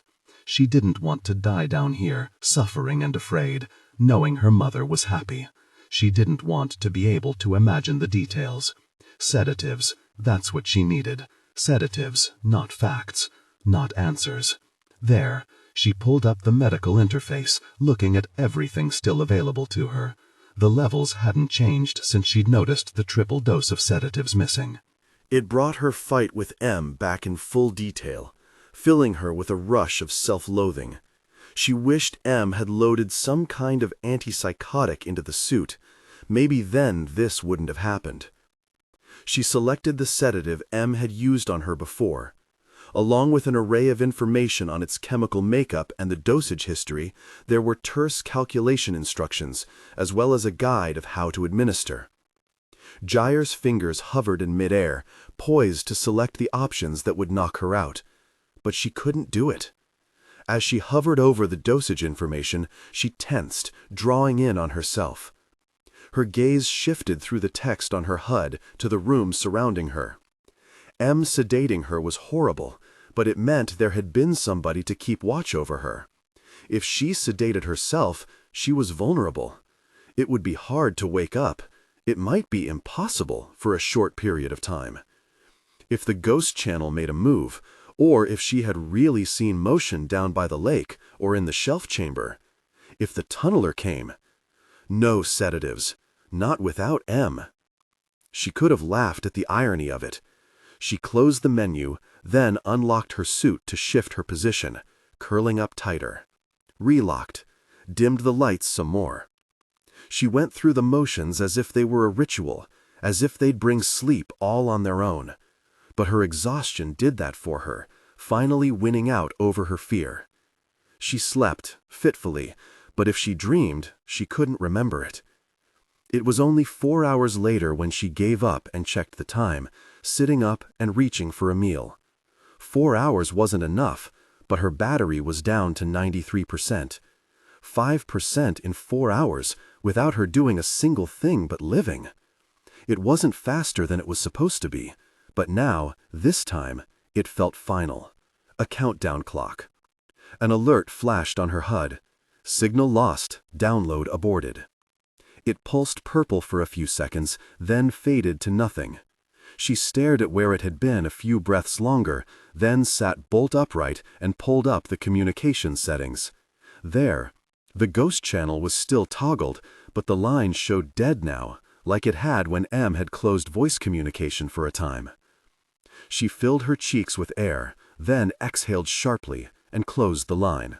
It closed, it stayed closed, and, heart in her throat, she toggled to the line that led to M and blew it open. The indicator flicked green. The signal connected. She let out a broken, half-sobbed laugh and fell backward, stretching out over the hump of equipment on her back. "I'm here," she whispered. "I'm here." Her voice cracked. At first she heard nothing, then the rattle of equipment and furniture. A sharp inhale, a harsh, shaking exhale. "Gyre?" M asked. "Hey," Gyre replied, her voice weak with uncertain relief. No words, just more rustling, more breathing. "I'm alive," Gyre offered. Nothing. Then, "Really? Really? I thought my computer lost all connection to the suit. I thought something had happened." M's words failed her, and Gyre thought she could hear crying. M, crying for her? No, for herself, for her almost failure. It couldn't be for her. "What happened?" M managed after only a moment, her voice still clotted with tears. "Are you okay?" A riot of emotions flashed through her, relief, fear, anger, because how could M not know what had happened? But the one that settled firmly into her chest was shame. Shame, because, for the first time, hadn't it been her who put herself in danger? She didn't want to admit it, didn't want to cede that little bit of righteous power she'd accumulated. Couldn't handle the thought of M using it against her, using it to prop up her desire to control everything that happened down in the cave. "I did what I had to," Gyre said, and sat up a little straighter, lifting her chin. "I wanted to think. I wanted to hurt you. You were telling me I was going crazy, and I needed space." M's face appeared in her screen. The other woman was leaning in, so close to the camera, as if there were only glass between them. Her hair was wild, her face ashen, her eyes bloodshot. Gyre's heart thudded in her chest, arrested once again by the humanity of her, and for a moment she lost her words. Then, "I needed to see for myself that I was alone in there." "You were alone," M murmured, but it wasn't a correction, just a murmur of understanding. "Yeah, you were right," Gyre conceded, wincing. "But what happened, Gyre? You severed the connection, I get that. But if that was all you had done, I would have been able to re-establish it," M said. "At some point in the last 2 days, my system would have pinged your suit, and it would have responded, and I would have had you back. Instead, you stayed dark." She looked away from the camera, wrapping one arm around herself. "And do you know what else stays dark? Broken suits. Dead cavers." Gyre went very still. "I suppose you know what that looks like better than most." "That's not..." Gyre, did you start looking at new applications already? Her gaze flicked to the recording indicator, still glowing cheerfully. She could push here, claw her fingers into the cracks in M's self-control and wrench it apart. She imagined the anger pouring out of M, the confessions, the cold, inhuman distance on full display. M choked down words, visibly struggling to control herself. Then she said, "No, I was too terrified I'd lost you. Not another caver. You." Gyre's anger fractured. "I was too terrified I'd lost you." The pain in M's voice made Gyre believe M had feared for her with every inch of her being, made her want to believe. That was it. The tears tracked heavy and hot down her own cheeks, and she couldn't stop shaking. She laughed, too, the hysterical laugh of the desperate, the dying. And her hands worked, stretching out into the empty air, spidering along the stone, as if she could take M's hand in hers. She fought it all, tried to tamp it back down inside of her, but it was useless. In that moment, more than anything else, she wanted the worst thing she had ever known. The woman who had waited 2 long days by her computer, hoping to reestablish a signal with her. "I'm losing my mind." M waited, patient through her sobs. "I don't know what happened," muttered, once she'd dragged herself back together. I opened another communications channel, and then I couldn't close it. It just closed on its own a minute ago, said something about an aborted download." "Gosh," M said. Gyre heard keystrokes, slow at first, then growing frantic. She looked back at M's image to see her composing herself again, frowning at a screen that wasn't the camera. "Stay put," M said. "I need to run diagnostics. You must have been within range of one of the nearby concerns. Did you hear anything? Talk to anybody?" She shivered. It wasn't my imagination. It wasn't a glitch. She didn't know if that made her feel relieved or more terrified. Something had been downloading to her suit. Someone else had really been able to control her movements, her breathing. Oh, really? She'd been right. "I tried," Gyre said. Her lips felt swollen, heavy. "I heard static. Nobody ever responded." "You were probably just on the edge of the range," M replied. "That would explain why you couldn't close the channel. Your suit is designed to not terminate a connection during data transfer, if at all possible, especially transfers of the rough size of a software update. It's a safety feature." Panic flared in her chest again, racing along the now familiar pathways of her veins and sinews. Why would another mining concern try to update my suit? Hopefully it was just an automated process. The system found an unknown suit on its channel, running on a different setup, and was making it conform. I'm not seeing any sign of fragmentary code, though. Hopefully it was a package update and not piecemeal. What happens if it's piecemeal? Your suit could begin malfunctioning. It could error out and lock up. It could... Gosh. What? What's wrong? Gyre sat up straight, fingers splayed on the ground on either side of her, ready to rocket to her feet. The channel must have done something to the suit, changed it, and M was about to tell her that she was dying, this time for real, this time with no way out. The spasm that had broken the battery was just the first symptom. Or, her eyes went to the green light still gleaming on her screen. The recording. She could have spotted the recording and was realizing what Gyre had been planning on doing. She was going to abandon her again. What use was weighing one betrayal against another if one person had all the power? She closed her eyes, trying to steel herself. "Your battery," M said, her voice pained. At first, Gyre couldn't parse what M had said. Her battery, not the recorder. M wasn't about to cut her off. M still cared. But her relief lived for only the briefest moment, replaced immediately by a horrible thought. There were text alerts about my battery level. I switched out to the backup. That was the suit, right? Not some sick joke? M shook her head. "I'm looking at the log right now. You got dangerously low. You were right to switch. But I don't understand. What? You must have passed by the cache. Wasn't it there? Gyre sagged back into her suit. From one disaster to another, one shame to another. She was too tired to keep up. It was. Then where is it? There's no way you could have burned through two. The suit broke it. What? I was holding it, and the suit spasmed. My hand clenched, then my arm jerked. I threw it down, and it shattered. She swallowed. I think it was whoever initiated the signal controlling me. Em grimaced. It's possible, she said. A tech could have seen the suit come online, but couldn't make verbal contact, so they tried to establish physical control. But they should have left you alone while you were handing supplies, or at least seen my imprint on the signal coming through and contacted me, or stopped the download at least and used the limited connection to communicate by text with you. You didn't see anything like that? No, there was nothing except for the static. I thought I was hallucinating, like I was at the lake. If stress was causing all of that. It wasn't all stress.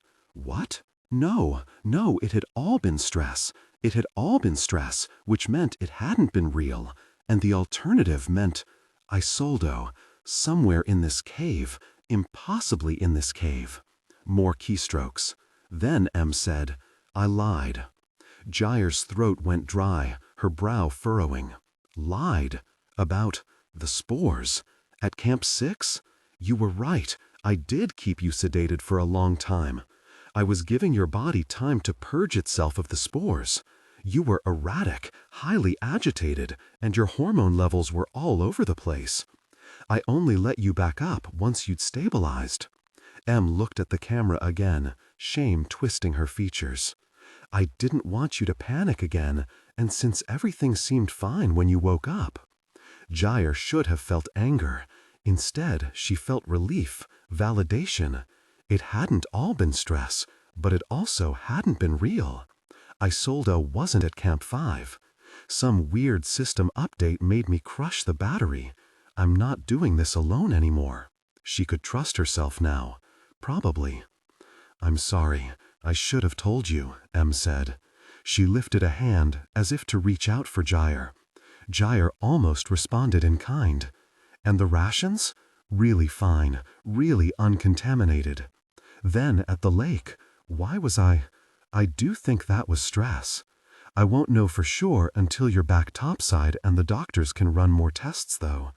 Which meant Em wasn't ruling out lasting damage from the spores. Gyre fought back a wave of nausea. She couldn't think about that, not until she was somewhere safe. Here, now, Gyre just needed another few minutes of quiet, a few more minutes of leaning into the story that Em cared, that they could go forward as equals. Em let her have the time. 5 minutes of them looking at each other, breathing, feeling. Finally, Em sat back in her seat. How rested are you? Enough. A lie, but one she was determined to live up to. She didn't want to try to sleep here again, not even with Em watching over her. Good, Em said. You're not going to like this next part. I'm going to have to shut down communications again. Gyre started forward. The words were a piercing blow, puncturing a lung. She couldn't continue on alone anymore. What? Talking to you, even video, doesn't take that much power. But it piggybacks off the connection between my computer and your suit.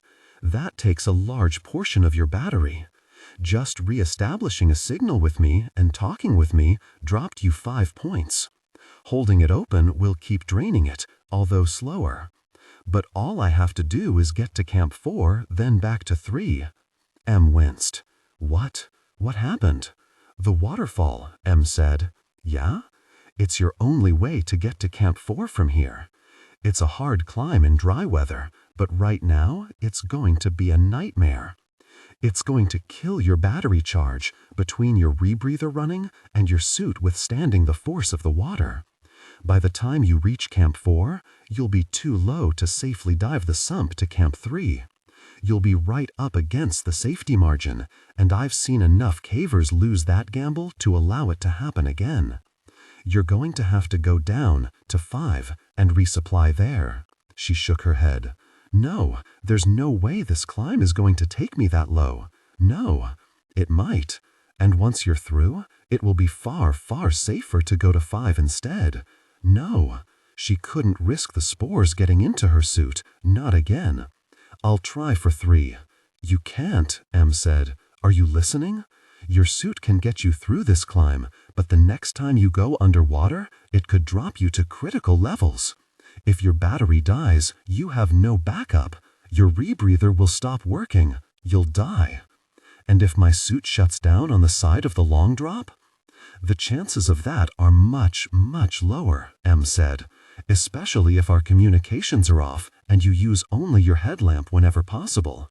The line is already laid. The route will be faster this time.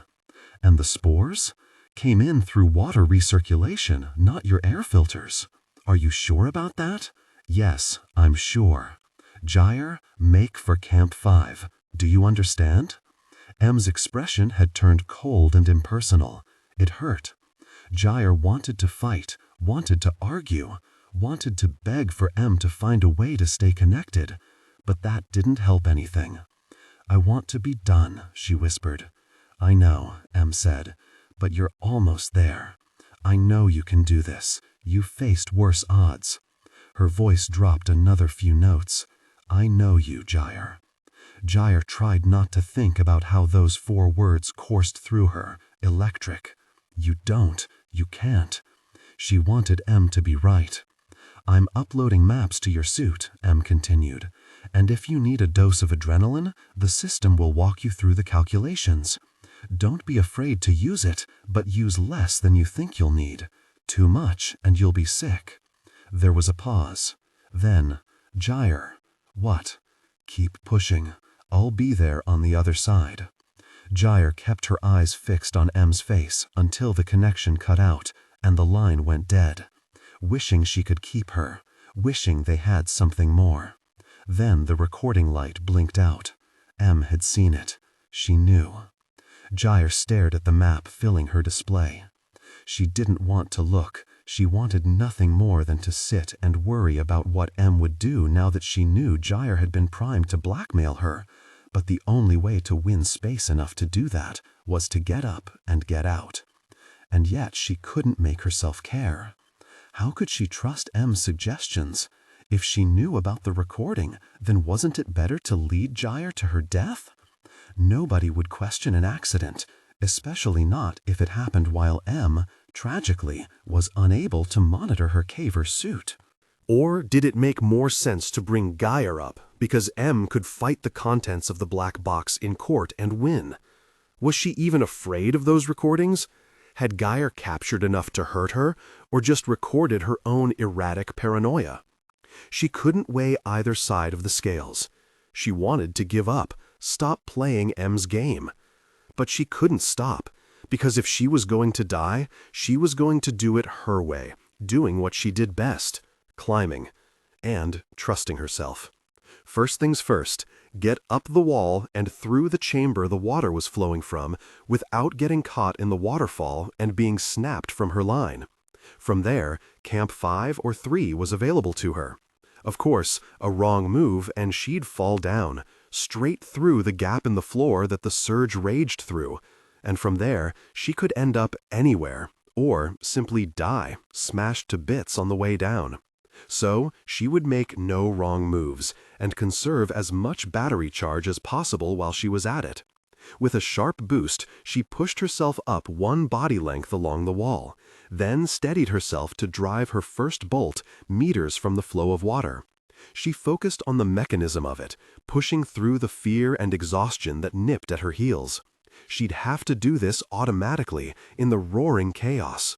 First bolt driven, she clipped in, then wedged a few cams in as well to make sure this point was sturdy, if she fell.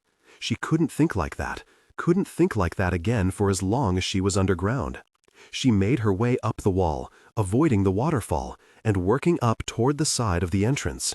Halfway there, she turned off the reconstruction, but found the lamp wasn't enough for her to work the bolts safely. Reconstruction it was. She would just have to do this faster to balance out the battery drain. Hand over hand, she scaled the wall. The edges of her mind were already starting to go hazy with exhaustion, and once her next bolt was in, she took a moment to rest while she keyed in a slow-release dose of adrenaline. The suit guided her through the calculation, and then she triggered half that amount. She still felt it immediately, her heart jumping, her stomach curdling. It made her feel sick, but she'd take sick over vague. The ground fell away beneath her, and the roar of the water grew louder. This was a new, special kind of torture. Knowing M was only a gesture away, but that gesture might mean the difference between making it to Camp 5 and dying alone in the dark. She was so tired, so scared, so desperate to explain the recording and the offer of relief. That company, that comfort was so close at hand. It would be so easy. It took so much effort to resist, her willpower already struggling as she climbed up to just to the side of the entrance to the passage. Her display became fuzzier with the spray of water all around her. She could hear it and feel where the pressure of the great gouts of water met her suit, but she couldn't see the droplets beating on her helmet or feel them running down over her hands. Gyre's fingers itched inside her carapace. Here, the suit was worse than useless. She needed tactile feedback to do this safely, needed to know by touch and split-second reaction how wet her handholds were, needed to see the small rivulets of water, needed to be able to predict what could go wrong. She was certain that the suit had readouts for that, but numbers on a screen or colored lines weren't the same, especially without long practice and familiarity. She'd have to learn by doing, crash course it head-on. After securing herself in her current position, she reached out and felt the stone, trying to memorize in an instant a new litany of sensations. The way her suit glove dragged over wetter or drier stone, the way her knuckles flexed dry or underwater. She guessed at each gradation based on the macro-level changes her reconstruction showed. If only she'd had more battery power, she could have activated a textured film on her fingertips to help her grip. She'd never tried it before, had barely remembered it was an option, but she could see it in the settings now, and her mouth watered. But she didn't turn it on, and she didn't connect back to M's computer. With one last glance down at the pit beneath her, she edged around the corner into the above-water portion of the tunnel, smearing herself across the wall, just above the raging torrent. Below her, the water churned and roiled, moving fast and leaping up where it struck the stubborn edges of rocks that hadn't been worn down as fast as everything around them. Maybe 6 or 7 meters ahead of her, the path hooked too far to the left for her to see around the bend. According to the map, there was a section soon that would go straight up, largely underwater, up through the waterfall itself. Her right calf muscle cramped in protest. At least I won't be cold. If she was doing this without a suit, the water would have been quickly sapping her body heat, making her clumsy. The suit was, for all its abstractions and blocks to her normal methods, the better option. She wriggled her foot until her calf relaxed, then found another toehold, dragging herself along toward the bend.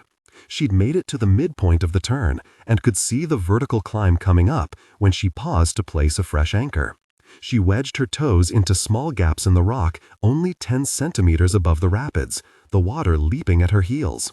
She found a crack that spared her the need to use up another bolt. She placed a few cams instead and was just about to clip her rope into it when her calf cramped again. Her foot slipped. She had half a second to shout before she dropped into the churning water and was swept down the tunnel, her side striking an outcropping and knocking the wind from her in a sudden, sharp burst of pain. Scrambling, she grabbed hold of her line as it pulled taut, catching against the last anchor. Gyre fought her instinct to hold her breath against the onslaught of tumbling force and dragged herself along the line back to the wall, struggling to walk on the fins that her suit had extended automatically on contact with the water. She gasped reflexively as her head broke the surface and the fins retracted. Right, do it again. She took a moment and tried to quell her rampant shaking. She was lucky. She hadn't hit her head or broken any bones. There would be bruises, yes, and she was on the panic edge of adrenaline instead of the strength side, but she was whole. She found the setting for the automatic extension of the fins and turned it off. Shifting her grip on the wall, she worked her right foot in a small stretching circle, hoping this time it would stick. Then she crawled, carefully, back to the bolt. Clipped in. She skirted the foaming white head of the current and climbed onward into the crash of water meeting stone. It surged over and around her, and then she was in it, her entire body slammed by the current. It tried to drag her down into the bowels of the cave. She fought it, hanging back just inside the flow, her vision distorted by the wild spray around her, and stared upward, squinting, looking for a likely path. There wasn't one. She'd make one then. Gyre lifted up each hand in turn, rotating it at the wrist, delaying the inevitable. Each stretch only made her feel more tired, the endless cacophony of the waterfall warping her thoughts, making them repeat in increasingly panicked rounds. The flow of water could short-circuit the suit, or slam her head into rock, or snap her neck, or. She wasn't Jenny. She wasn't going to trade technique for speed. She thought of her mother then, of the dossier still waiting unread, of her mother happy and healthy and so far away from this hell. Then she grabbed the image of emerging onto the surface, walking into the bar closest to her home, bragging and getting her pick of women. And then she pictured pictured herself slapping her or kissing her, anything that might let her imagine herself alive after she was out of this cave. But all the images boiled away the instant she conjured them, and the more she tried, the more exhausted she felt. They were so far away, untouchable, unobtainable. Her only option was the simplest one. She had to go on, because there was no other choice but to lie down and die, and Gyre wouldn't give anybody that last bit of satisfaction. So she rolled her shoulders, took one last look up at the gap in the rock, and then pushed up into the deluge. She clung hard to the stone for the first few breaths, staying utterly still, adjusting to the weight of the water on her shoulders and head. Then, as soon as she had acclimated, she began to climb. The longer she stayed put, the easier it would be to simply let go. The moment her head reached the enclosed space at the top of the downpour, filled with rushing water and unpredictable outcroppings, overlapping currents and impenetrable visual noise generated by the few pockets of air constantly collapsing and reforming, her reconstruction went from disorienting to useless. No, she shut it off. Darkness fell around her, but without her screen dancing and wavering in front of her, she could see the shape of the rocks by touch alone.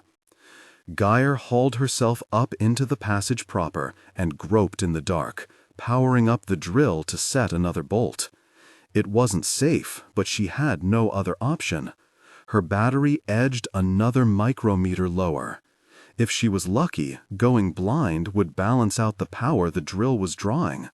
She didn't know the math, but it was plausible enough to cling to. She clipped in and sought out the next handhold, then the next. With each step, her muscles quavered, her shoulders and head bowing under the force of the waterfall, her thighs and chest tired from day after day of climbing and emotional extremes. The passage itself would have been walkable in places if the water hadn't been there, but with it, she struggled to pull herself forward even along the flat sections. Then she would reach another largely vertical stretch and have to haul herself up instead of forward. The joints in her hands screamed in pain and threatened to lock up on her, and the skin of her fingertips protested from the pressure. Her rebreather whirred loudly, struggling to keep up with her oxygen needs at full exertion. There were some stable pockets of air in the choke, and spots where the walls came close enough together that she could lean her back against them as she fought her way up, steadying herself to put another bolt in. But with every narrowing of the passage and every dry spot, the force of the water became unpredictable, harder to manage. Each shelf she could stand on was also a platform that could break her arm if she fell the wrong way against it. Twice she lost her grip, her toe slipping or her fingers giving way, and she dangled in the full energy of the current, her heart in her throat as she scrabbled for another hold. And once, as she neared what she thought was the top by a change in the sound of the water, the stone gave way under where she had her left knee jammed into it, and she fell, twisting in the current until she was jerked to a hard stop by her rope. Below her was a rough ledge, only a few centimeters away. If she'd driven her bolt just a hair lower, and if she'd snapped her leg. Can't think about falling. Another few minutes of blinding effort, and her head broke the surface of the surge. She switched her reconstruction back on. There was another climb a short distance from her, and above that, the hole widened out into a larger, less vertical chamber. Water flowed deep and fast over the floor, and where she stood it was waist-deep, but just beside her was a dry pocket. She dragged herself into it. Groaning in relief, she staggered and nearly collapsed in place, but she propped herself against the wall and pulled up the map Em had given her. If she had been connected to Em's computer topside, she would have been able to see her location as a small blip. As it was, she tried to match each feature she'd climbed over against the model of the cave, and decided that, given where she likely was, she'd reached the branch-off point Em had marked for her. She didn't need to climb all the way to the top. This alcove, if it was the one she thought it was, would open onto another, drier path. She turned off the map and looked around. There was a narrow slit in the rock, low to the floor and small enough that she'd have to wiggle through on her belly or her back, if the map was right. But if she was wrong, it could take her anywhere. Back to the start, like the paths she'd wandered the day before? She shuddered. I can do this. Then she made the mistake of looking at her battery indicator. The remaining charge dropped sharply, impossibly, down past 40%. The climb had used up over half her battery, all on its own. Her gaze went to the communication settings reflexively, her lips tingling as she imagined blowing out the command that would connect her to Em, just for a moment, to confirm, to console. But once again she stopped herself. Should check in when she reached Camp 5, no sooner. She couldn't risk the battery usage, and she wasn't ready to face Em now that she knew about the recording. There would be no consolation, no gentleness. She might not even answer. The thought almost broke her. She shook off that feeling. Just a little farther. The battery would hold. Em's math had predicted this. Now that she was out of the water, the drain on her power would slow again. After detaching herself from her rope, Gyre knelt down before the gap, then rolled onto her back, letting her spine arch over the bulk of her shell.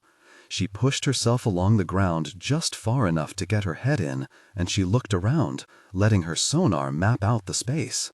The slot continued.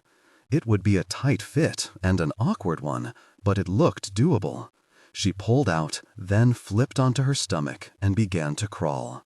The roar of the waterfall was still making her bones vibrate, but it began to fall away as she wiggled the first meter into the slot. She'd made it up the first awkward slithering climb, just a few paces of gain, but she had to take it as if she were a lizard, pressed flat to a warm stone, when the sound grew again. Except now it sounded different, no doubt distorted by the stone around her. It sounded like a low rumble, a throbbing. Oh, really? Her whole body spasmed with fear. The narrow slot suddenly too claustrophobic, too tight. Images of Hollian's body, crushed to a pulpy slime, crashed over her mind, and she was blind from them, hyperventilating and trying to back out on instinct. If a tunneler was close, if it found her, she'd be dead. Em would never know what had happened. And the rumble stopped. Gyre sagged down. If it was a rumble, if it wasn't a deep bone throb, if it stopped, that meant it wasn't close, right? She was surrounded by stone, more than she'd been anywhere else in the cave. If it moved through stone, if the sound was carried through stone, of course she would hear it better here. She was fine. She'd be fine. Still, she quickened her pace as she slithered through the gaps and clawed her way up awkward rises, crawling ever closer to Camp 4. When the passage finally opened up again, she staggered out with the feeling of a prisoner released. Calling up her map, she saw she was only half an hour's easy walk from Camp 4, and she had to pause and wait for her relieved sobs to pass. From here, there was only the long drop left, and then she'd replace her batteries and restock everything and just climb out. She'd be done. She'd be on familiar ground, and the hallucinations and sleepless nights would ease or go away entirely. And if they were wrong about the spores, if Gyre had truly seen something at Camp 5, if Isolde was somehow still alive, maybe she had followed her through the sump. Maybe she had died in the great sump behind her. And if she hadn't, if that feeling she'd had in the lake chamber had been real, there was no way Isolde could make it through the waterfall without gear.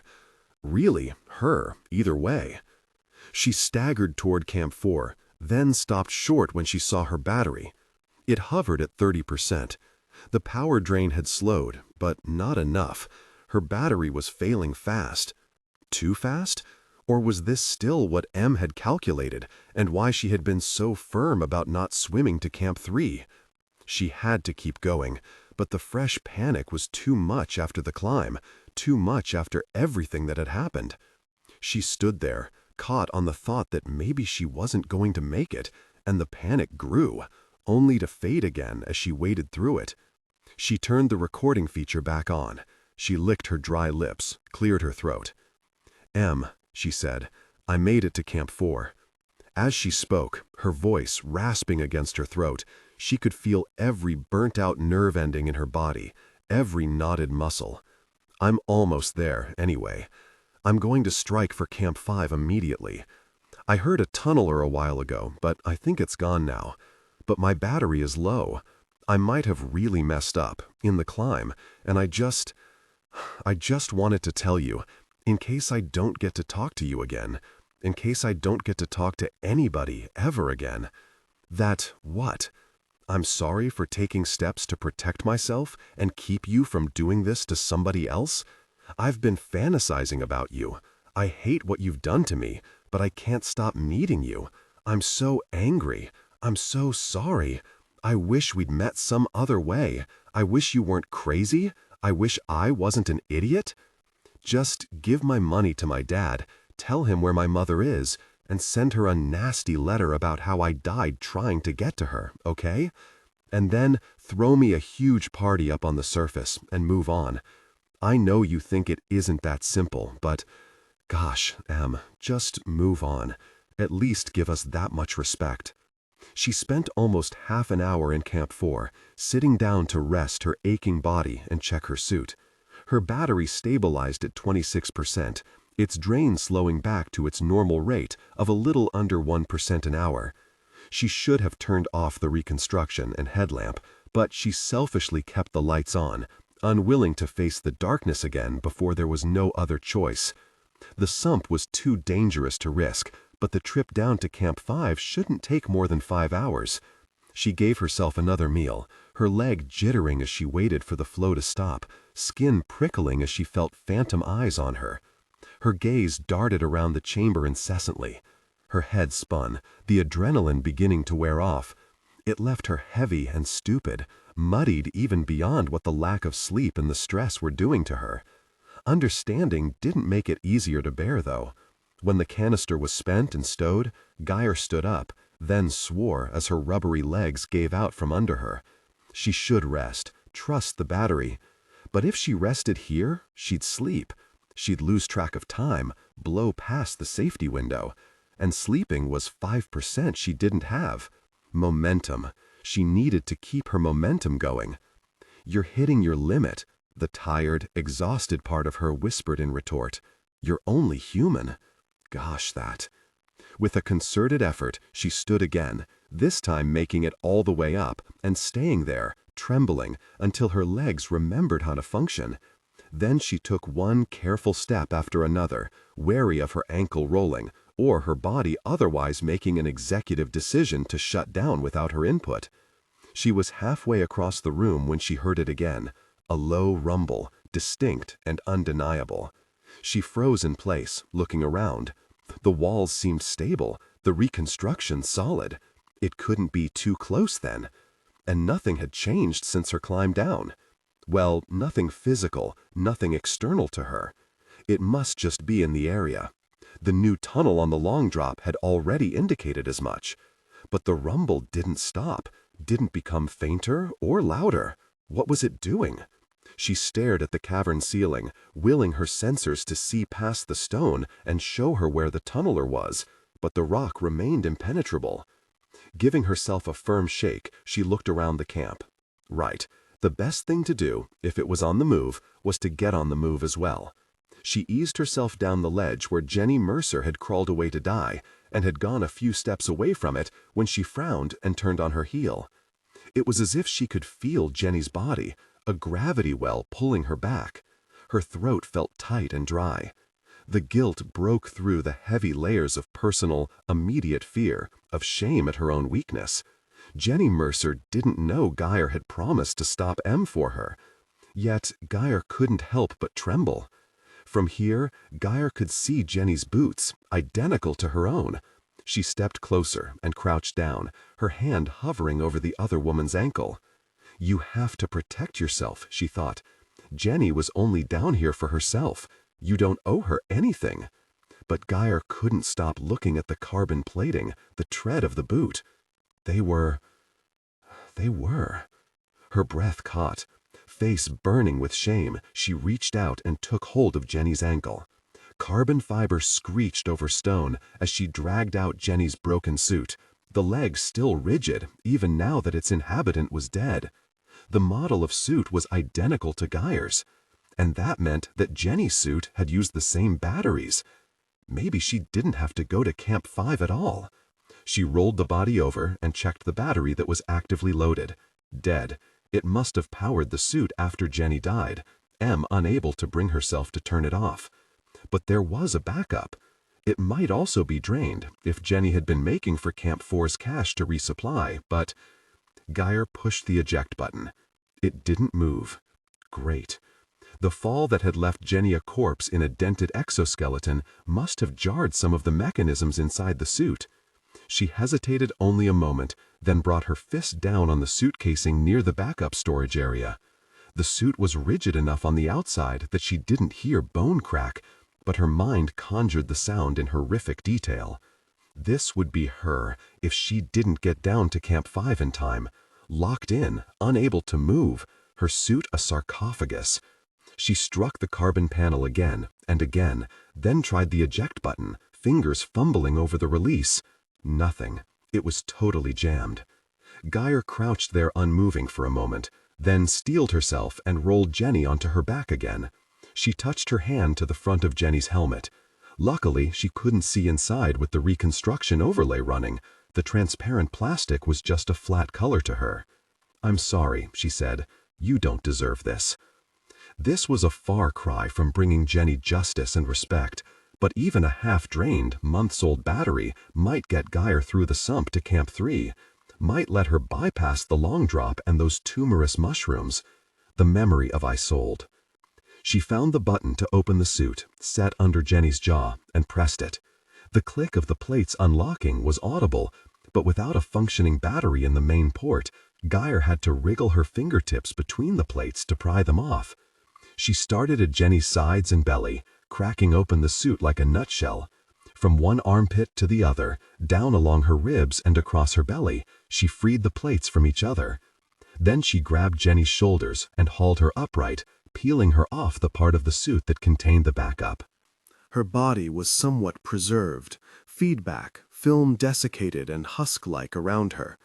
But it and the flesh gave way when Gyre touched her, pulling apart across her back as she leaned the woman against her chest. Gyre sat there, breathing hard and staring at the tubes and electrodes running from the suit to Jenny's torn flesh.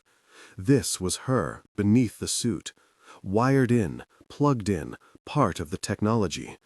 In some ways, she was just the brain inside of it, the fine motor control. Her stomach roiled. She wanted out of her own suit, but she could picture her own skin sloughing off, the tubing tugging, rupturing, her body a bag filled with fluid and blood and bile, punctured and leaking out onto the cavern floor. Vomit rose in her throat, and she let go of Jenny, falling back onto her rear and staring at the corpse, which sat upright on its own, braced by the remains of the suit, hunched forward. Air. She needed air. But as she opened the front plate of her helmet, she could smell meat and the faint smell of rot. She twisted, turning herself over as her stomach heaved. Her cannula ached in protest as her gut contracted, and she coughed, hacking, bending close down to the rock. Nothing came up. The nausea receded, and she sucked in great gulps of air. It was clean enough. It would have to do. The battery. She needed the battery. She didn't have time for this. Her stomach lurched as she turned back to Jenny's body and crawled around to the back of her. She wished she'd cared more about the construction of her own suit, had paid attention to it before she put it on. The internal structure and its connections to Jenny's spine were dizzyingly complex. Most didn't pierce the skin itself, but she didn't want to dislodge the leads and rip Jenny's skin open along with them when the film cracked and pulled away. She slid her hands into the thicket as gently as she could, searching. She reached the other side of the battery storage area and breathed a sigh of relief as her thumb grazed a release catch. The back of the battery storage area wasn't jammed, and the door came up easily. She worked quickly, pulling out the battery, weaving it out through the tangle of wires. Once it was in her hands, she sat back on her heels and looked at the path of Jenny's spine. She dislodged a few leads despite the care she'd taken, and Jenny's skin looked like it was covered in weeping sores. It was grotesque. She didn't deserve to be preserved in the suit, contained and inhuman. But Gyre didn't have time for a funeral, didn't have a way to carry her out. All she could do was lay Jenny back down, gently, into the shell of her suit and open up her helmet. Inside, her face was sunken and strange, her eyes just pits. Gyre made herself look. "I'm sorry," she whispered again. "I really did try to stop her." Jenny didn't respond. Slowly, she turned away and reached behind herself to swap the new battery into her backup slot so that her suit could measure its remaining charge. Maybe she hadn't owed Jenny anything before, but if this battery worked... She fumbled it, her fingers clumsy. It took 5 tries, twisting and turning the thing until she could slide it part way in. And then it stopped. The same damage that had made it unable to eject made it unable to be fully seated. She swore, watching the readouts. Its power levels fluctuated wildly. It had enough charge left to help, but to use it, she'd have to hold it in place, and even then it might not work efficiently or reliably. It would be useless for climbing, much less attempting the sump to Camp 3. She looked back down at Jenny, grimacing. "I'm so sorry," she whispered, then closed her faceplate. She pulled the battery out of the backup slot and stashed it in her side compartment, then turned and struck out from Camp 4. All that, and possibly for nothing. She needed to get down the long drop, and fast. She could still hear the tunneler. It was only a half-hour's walk and scramble to the long drop, but by the time she reached it, her battery was hovering just over critical state. She stood at the edge of the drop and considered her options. She was going to go fast. Going down would be easier than going forward, at least as far as needing to see went. The headlamp should be enough, and switching would slow the drain on her battery. But it would be a long, long descent, and the thought of doing it almost blind made her throat close up. Better her throat than her suit, though. She didn't want to be a statue, frozen and slowly starving to death, hanging from a rope and hoping that it wouldn't, or maybe that it would, break and send her falling to her death. The indicator ticked down again. 23 charge remaining. It was all the impetus she needed, so she clipped onto the rope and began her descent. waiting until she passed the second bolt and was comfortable on the cliffside before she turned off the reconstruction and clicked on her small, dim headlamp. Cutting through the darkness, Gyre rappelled down in smooth, even leaps. The bolts held.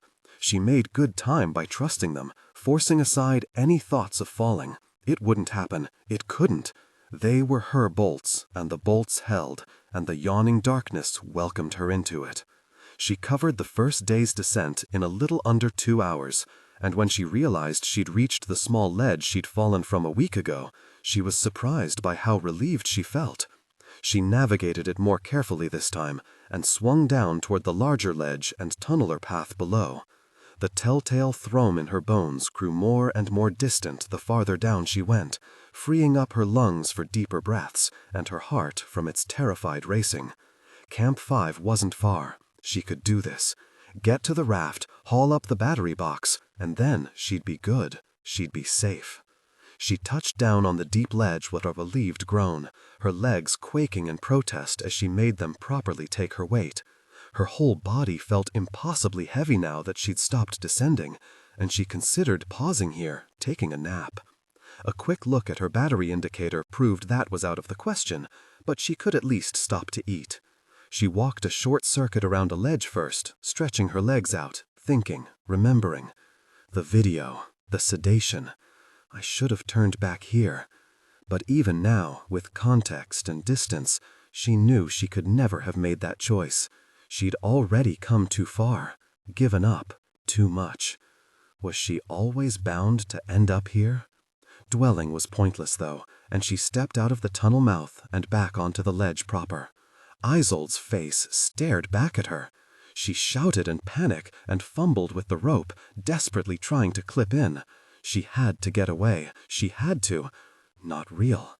She stopped, panting, her eyes fixed on the apparition. Isolde's pale face was drawn and exhausted. She was older, perhaps, than she had been in the video. She was also hard to see, doused in shadows. Gyre stared at her, waiting for her to vanish like Hanmei had, but she remained solid. Real. Impossibly real. Gyre reached out. Isolde retreated, backing away, past where the ledge should have given out. And then Gyre blinked, and there was nothing. Gyre scrambled to the far end of the ledge, switching back to her reconstruction and peering over the rim. Nothing. There was nothing at all. Except for a bolt, turning yellow as she stared at it. Unsafe. Unknown. There was rope, leading down. It was taut, as if there was a weight on the other end. Gyre fumbled with her settings, then turned on the external speakers she hadn't used since Camp 5. "Hello?" she asked. It echoed back from the domed ceiling a few seconds later. "Isolde?"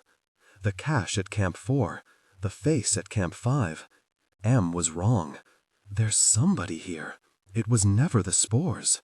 She reached out with one trembling hand and touched the rope. If she cut it, Isolde, or whoever it was, Isolde was dead by now, couldn't have survived all these years, would fall to their death. Would be gone. The threat would be gone. But really, if it really was Isolde. She backed away from the ledge and turned off her external speakers. She could feel it again, too, the rumble in her breast. The tunneler was making another pass, circling this section of cave again. It was close. She was certain of that now. She couldn't move forward until she made a decision. Trembling, she sat down against the far wall of the ledge and set up her feeding. Her eyes never left the bolt, still glowing a faint yellow just past where the ground fell off. Cut or leave. Trust M or herself. With a flex of her fingers, her rope cutter extended from her right wrist. She had to cut it. If she really was hallucinating, it made no difference. If she wasn't, it might save her life. Isolde. Isolde was impossible. She couldn't make her decisions based on that, and M would never know. She would never, ever know. Stomach still crawling from the sludge that was coating it, Gyre shuffled forward on her knees, over to the edge. She stared down into the gray and black rendering of the cave structure around her, at the emptiness. There was no sign of Isolde, only the taut rope, the bolt. With one jerking motion, she slashed across the line. It gave way, and aside from a quiet slither as it passed through the air close to her, there was no noise at all. Even 2 minutes later, Gyre holding her breath nearly the whole time, there was no thud of a body hitting the ground. She couldn't keep waiting, and she clipped into her own line, forcing herself to look ahead. As she switched back to her headlamp, her fevered brain conjured eyes on the far wall, looking back at her, shining against the blackness. Her grimace turned to a violent snarl, and the eyes blinked back in surprise. She released her hold on the wall, taking the next step down in a long, wide, graceful arc. Her muscles protested, but she ignored them. A few more hours, and she'd have light. She'd have food. She'd have M back, and a massive computer at her beck and call to monitor everything around her. Those hours passed in agonizing slowness, her limbs growing tired, her fingers nearly useless. The eyes were gone the next time she looked over her shoulder, but then again, her vision was getting so blurry that she couldn't be sure if they were there or not. She never did hear a body strike the ground far below her, but she always heard the tunneler, constant rumbling at a distance. It wasn't in her bones yet. She had time. She took the descent at breakneck speed, so fast that as she returned to the cliffside once, she struck at an angle, banging the arm she'd injured on her first descent. The pain flared to life, briefly eclipsing the ache in her thighs, the pounding of her head. Her jaw hurt from how much she'd clenched it, but she didn't stop, didn't slow. The battery indicator ticked down. 18 charge remaining. Gyre wondered how much of her sanity remained. Camp 5 floated motionless on the surface of the sump, covered in a fine layer of spores. By her headlamp, Gyre could see the faint glow and the puckered texture of the powder on the surface of the water, taunting her. 16 charge remaining. The alert hovered in her view, joining in the mockery. She grinned, though, fiercely. She'd done it, and she'd done it expertly. But at such a cost. Her hands were shaking as she placed an anchor at the rim of the pool, her knuckles brushing one of the fleshy growths of fungus that were clustered so tightly, so close to the water. It flexed slightly, and seemed as if it wouldn't give, but then exploded in a burst of pale, glowing spores. They settled thick on her hands, and she flinched, but kept working. Bolt set, she tied in, checked her line. Just a few more minutes, and then she could rest and hear M's voice, and go home. She stepped out into the open air above the water and walked herself down. The light of her lamp bobbed against the darkness, flashing across the smoothed walls of the pit, skittering across the tumorous masses. Catching the edge of what looked like a face, which darted away again as Gyre looked down at her hands. Easy, easy. She took each step carefully, concentrating on the movements of her hands and feet. She couldn't afford to fall into the water. Her rebreather would turn on, the buoyancy would activate on its own, and how horrible would it be to get so close, only to be trapped, frozen under the surface. She paused to put in another bolt, just in case. At last, she touched down on the raft. It distorted under her weight, rivulets of water sliding over her boot. She stayed tied in, taking up her slack once she'd sat down. Then she grabbed up the rope to one of the boxes and hauled. The heavy crate rocketed up through the water, and then it was in her hands, and she was fumbling at the latch. She opened it. Ropes. A drill. The box of gear, not the one she needed. She closed it, pushed it out of her lap, hauled up the next one. This one jerked, then twisted, the feel on the line all wrong. It was hard to see beneath the water with the glare of her headlamp on the surface, through the film of spores. Breathless, she kept pulling. The box broke the surface. Open. Empty. Empty. No ration canisters, no batteries. Empty. She held the box in her hands, staring in disbelief, transfixed. Then, heart pounding, she tossed it aside. It crashed into the surface of the water, throwing glowing spray back at her, but she was already at the edge of the raft, loosening her line, jumping in. Her lamp lit only a small circle in front of her, and she switched back to her reconstruction, not caring about the battery charge. Down at the bottom of the cenote, below the tunnel that led to Camp 6, ration canisters and batteries littered the silty floor.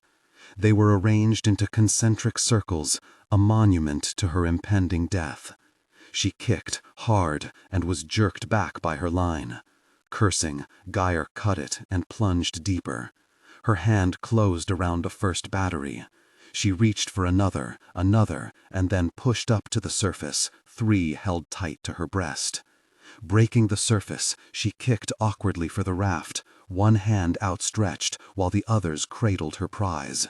As she reached the platform, she stretched, pushing them onto the raft, then following herself. She ignored the water sheeting from her suit and shoved the first one into the backup port. It didn't have a charge. She tried the second and the third, but they were the same. Cold. Dead. Had the water shorted them? M must have built them better than that. Must have. Except she'd said, at Camp 3, that the batteries needed waterproof containers to cross the sumps. No. She dove back into the water, pulled another 3 up to the surface, deposited them. This time she tried to wait for them to dry. She took the rope behind her and shoved it into the backup port, hoping it was absorbent enough to make a difference. 14 charge remaining. Please, she whispered. She picked up one of the batteries and shook it, dislodging the last few droplets. Holding her breath, she reached back and slotted it in. No charge. Gyre howled. She howled in pain, in anger, and in hatred. Hatred for whoever had desecrated the box. Hatred for herself. Because who else was down here, really? Only her. She'd been hallucinating from the spores. She'd been panicked. She'd closed the box and thrown it into the sump, and she hadn't latched it right. She hadn't even noticed it spilling its contents out across the silty bottom as she dove. Her bellow wavered, fell apart into a sob, and she beat her fists against the wall. The raft shifted under her, the batteries rolling, falling back into the water. "Your fault! Your fault!" she hissed, tears burning in her eyes, not sure if she meant her fault or the fault of her mother, abandoning her to the obsessive fate that had dragged her this far.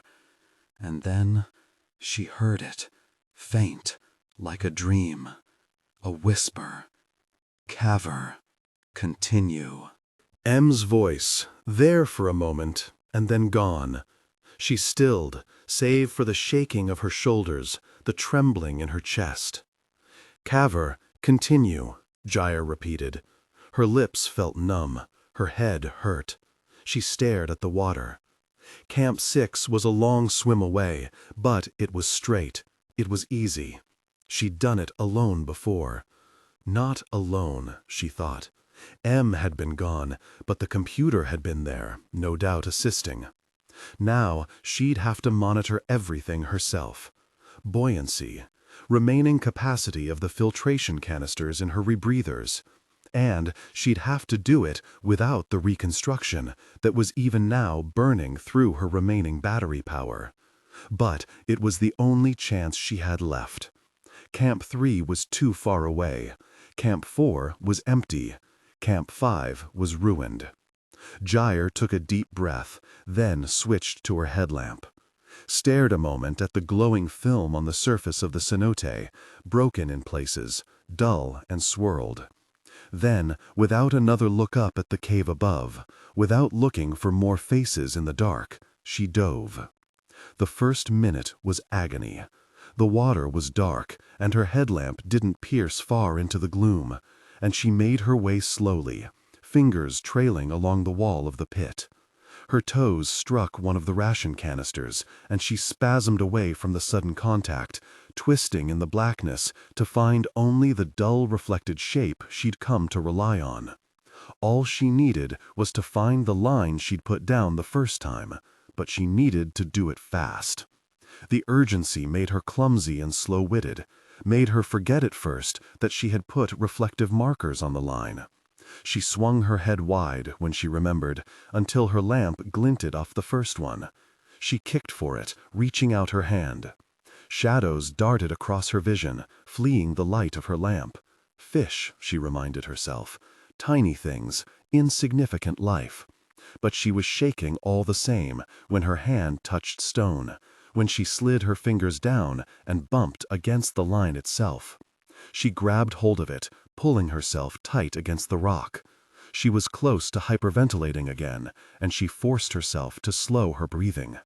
Her suit worked best when she was in control. She had to stay in control.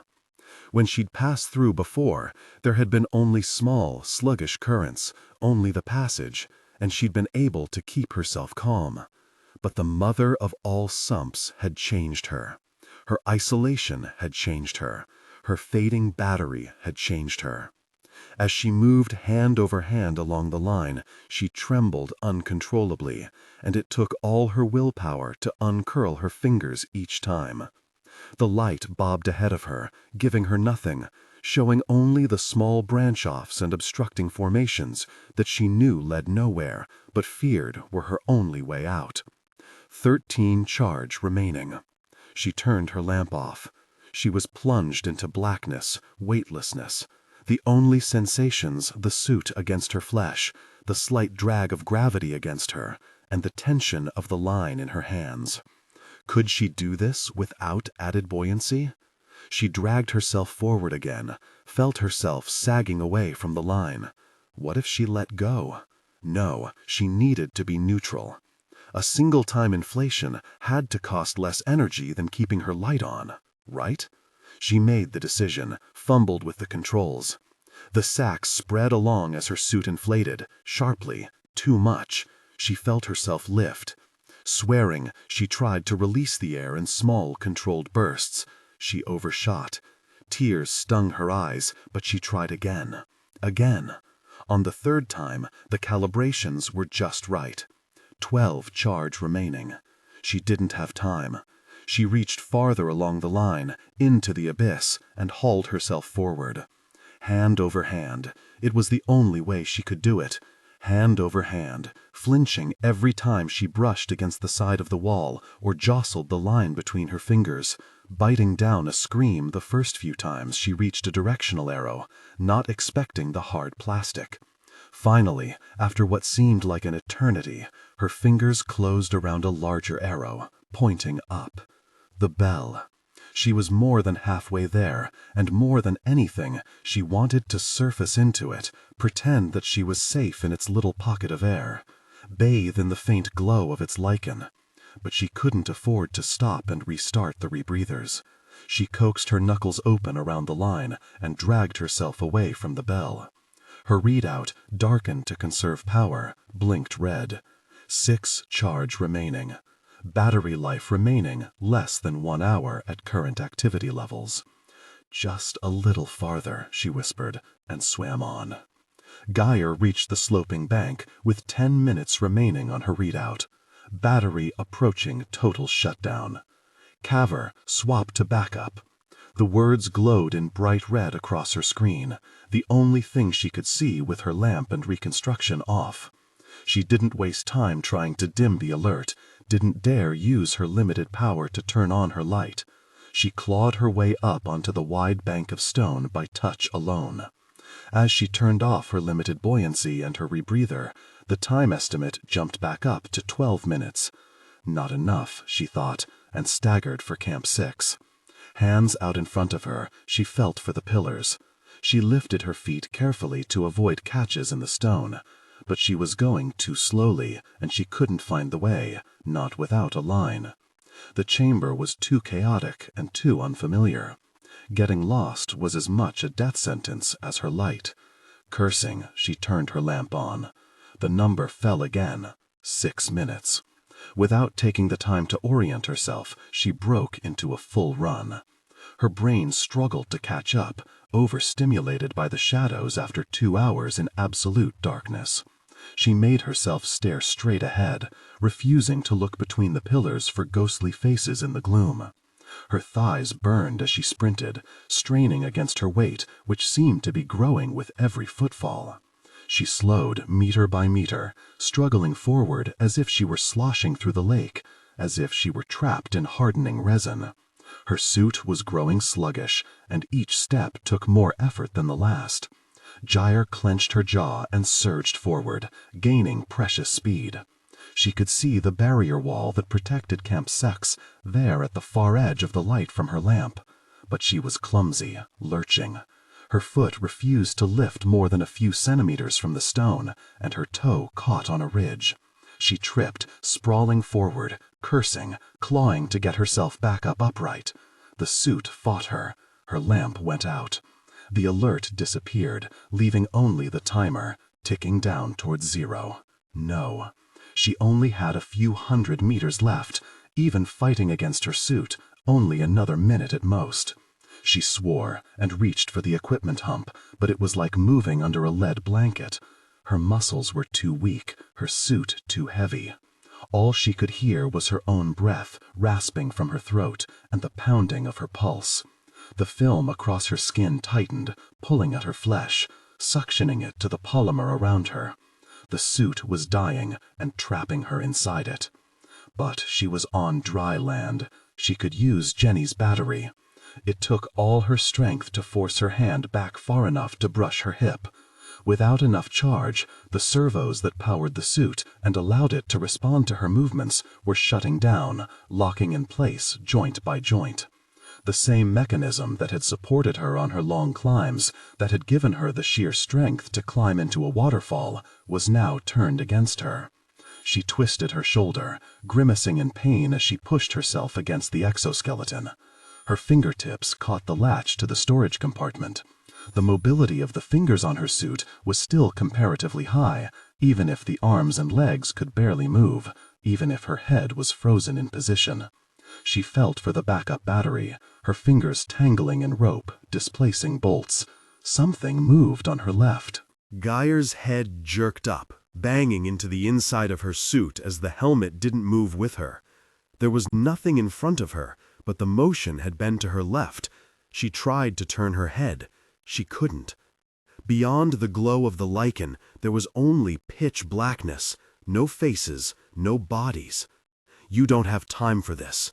She twitched her fingers, felt something spin. Another twitch. The battery rolled into her hand. Please let this work. Please, please. More movement in the corner of her eye. She instinctively tried to face it, but couldn't move except to close her fingers around the backup battery. She dragged her arm back, reaching for the port. It was like pushing against a wall, unmoving, unyielding. She moved so slowly, she couldn't be sure it wasn't a hallucination. More movement, shadows fluttering to her right now. She shouted, loud enough to make her ears ring, and jerked her arm. She could hear the suit groaning in protest. She'd really moved, and now she could feel the plane of her back, and she fumbled for the eject button with her thumb, other fingers clenched tight around the battery. The button depressed. She heard the dead battery clatter to the ground, spent.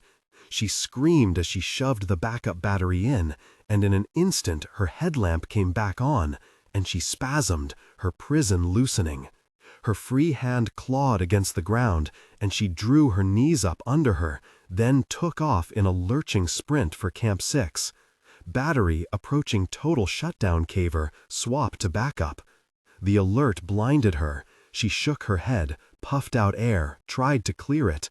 It refused, and she slowed by a hair, fumbling with the controls. The light in her headlamp sputtered. The battery wasn't going to be enough. Gyre surged forward into the red of the alert, the darkness of the cave. Her light flickered again, and then her left knee locked up for just a millisecond, just long enough to throw off her stride. Her shoulder struck a pillar, and she spun to one side, nearly losing her footing. She reached the barrier wall, one last short climb between her and safety.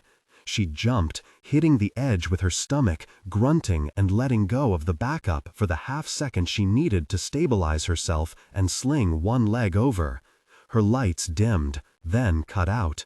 The backup battery began to fall. She cried out, reaching back, grasping it just as she pulled herself onto the top of the shelf.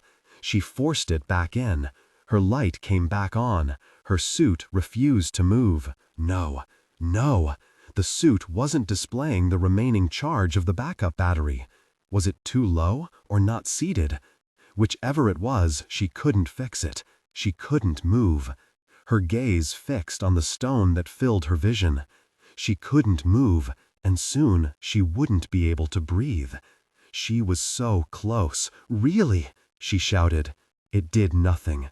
Tears tracked down her cheeks, but they also did nothing. Nothing. Nothing. She was going to die, 10 meters from batteries, from salvation. If she had just closed that box at Camp 5 properly, she would have lived. If she had just run faster. If she'd avoided the columns, if she hadn't tripped. She held her breath, cheeks expanding, until, with a shuddering sob, she began puffing through her options. Morphine. Morphine could end this quickly, gently. She didn't want to starve, didn't want to suffocate, didn't want to know which would come first with her broken battery. But she couldn't summon the medical panel, her thoughts racing too fast. Did her suit even have enough power left to inject her? Different settings flickered in front of her. Was the display dimming? How much longer did she have? The communications setting screen flowed into her vision. She paused, staring at it. M. She'd initiated contact before she had consciously decided. She watched as the link established, whispering, "Please, please," like a litany. Her suit still refused to move, and she was pinned to the stone like a splayed, dissected animal as she waited. Waited. The indicator turned green. "Gyre?" "M," she said, gasping. "M, really? What's happened? You're not moving. Are you hurt?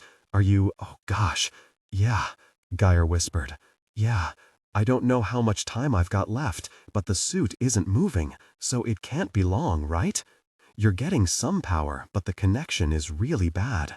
There was a pause, and then M's face appeared, filling her screen. "The battery isn't seated right. Can't be. Took it from Jenny's suit. It's broken." M frowned, her attention laser-focused on her screen. She looked so controlled, Gyre wanted to cry, wanted to shelter under her for dear life. "I wanted to say goodbye," Gyre said, her voice thick. I wanted to apologize. The recording, I know you saw it. Do you trust me?" She stared at the screen. "Gyre, do you trust me? What are you going to do? Administer the morphine? Cut the oxygen? Displace with helium? How would M kill her?" She was shaking now, unsure if she was relieved or terrified. "There's no time, Gyre. Yes or no?" The answer was terrifyingly easy. "Yes. Don't worry about the recording. I understood." "And I'm sorry," M said, glancing at the camera. Gyre's chest tightened, her heart stopped. And then her screen went black. At first she heard nothing beyond her heart and her breath, and then she realized what that meant. The air exchange fans had stopped. The fans that had slowed in her climb to the waterfall had gone still at last, ceased exchanging her depleted air for fresh. She didn't have a day before they failed and suffocated. It was going to happen now. Her lungs began to ache as each breath took in less oxygen. She panicked, gulping in a huge lungful of depleted air and holding it, her eyes feeling as if they would burst. Then, seconds later, her arms jerked. Her legs remained rigid, but her hands flexed, one pushing the battery back into its slot. The lights didn't come back on, though, and neither did the air filter. Her skin crawled as the film against it lost something, turned to slime. Everything felt wrong, and her lungs burned, her eyes hurt. Her head swam. Her free hand reached out, grabbed what felt like stone, and dragged. The whine of polymer pulling over rock filled her awareness as she let out the breath she'd been holding, sobbed as she tried to take another, tried not to hyperventilate. Her suit inched forward. M was dragging her to the batteries. All she had to do was hang on. All she had to do was not die. Her legs were fixed in an awkward position, and it hurt as M pulled her across the uneven floor, her knee catching on small outcroppings, her hip falling to depressions. But she was moving, and just when her thoughts were spiraling apart from lack of air, the filters turned on for 5 seconds. She couldn't hear them over the pounding in her ears, but she could taste the stale air, and she gasped for it, sucking it down. Then it went away again. Her hand brushed something, her arm curled around it. She felt herself lift, pulled up into a sitting position. She could hear her hand, clumsy, not hers anymore, fumbling with a latch. Her fingers wrapped around something, her arm pulled back. She closed her eyes.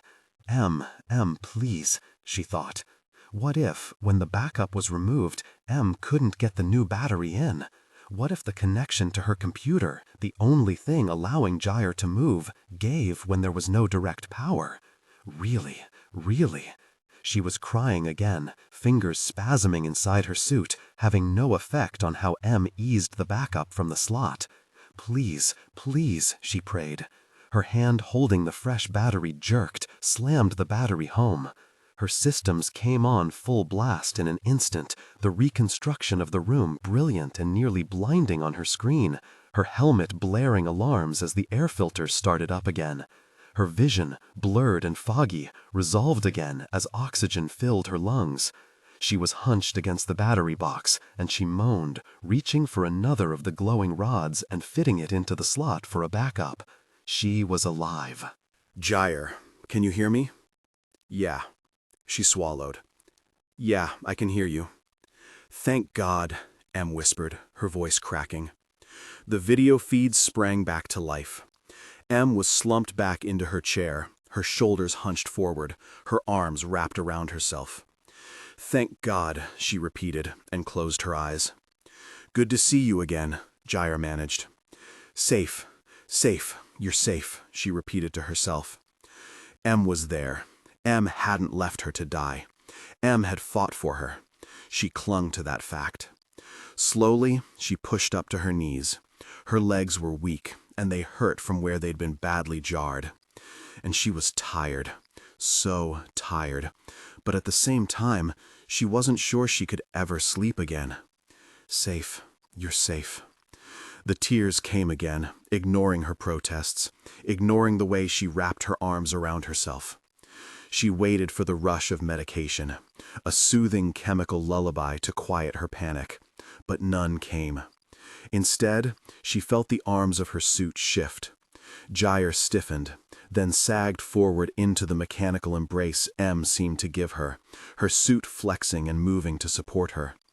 Gently eased her down into a curled position that was almost comfortable. I need air, Gyre whispered. At first, nothing happened. Then, the reconstruction feed disappeared from her HUD, and the faceplate of her helmet released, eased up and out of the way. Cool, damp air curled against her lips, her nose, her eyes. She vomited.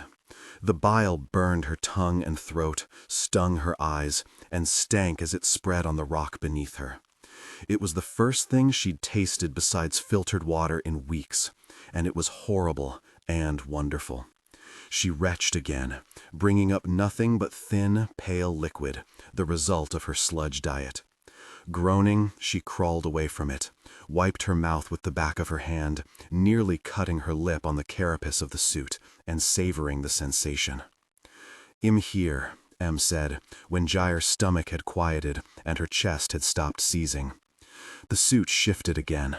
Just a little. Just enough that it felt as if there was a hand on her shoulder. Without her faceplate, Gyre couldn't see her, but it didn't matter.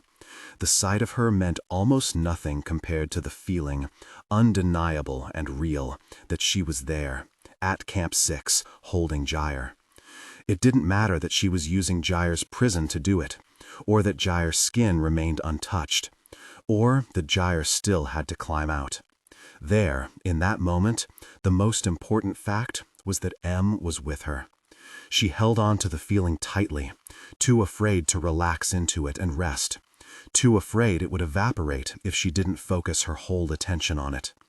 After days on her own, terrified she was about to die, she needed that feeling more than she had realized. It was the only thing that would be able to carry her out. She curled her fingers inside her gloves, wishing she could feel M's hand beneath her own. Her shoulders quaked with her quiet crying, and M said nothing, demanded nothing. Gyre listened to the splashing of her tears against the stone below her, and it felt real.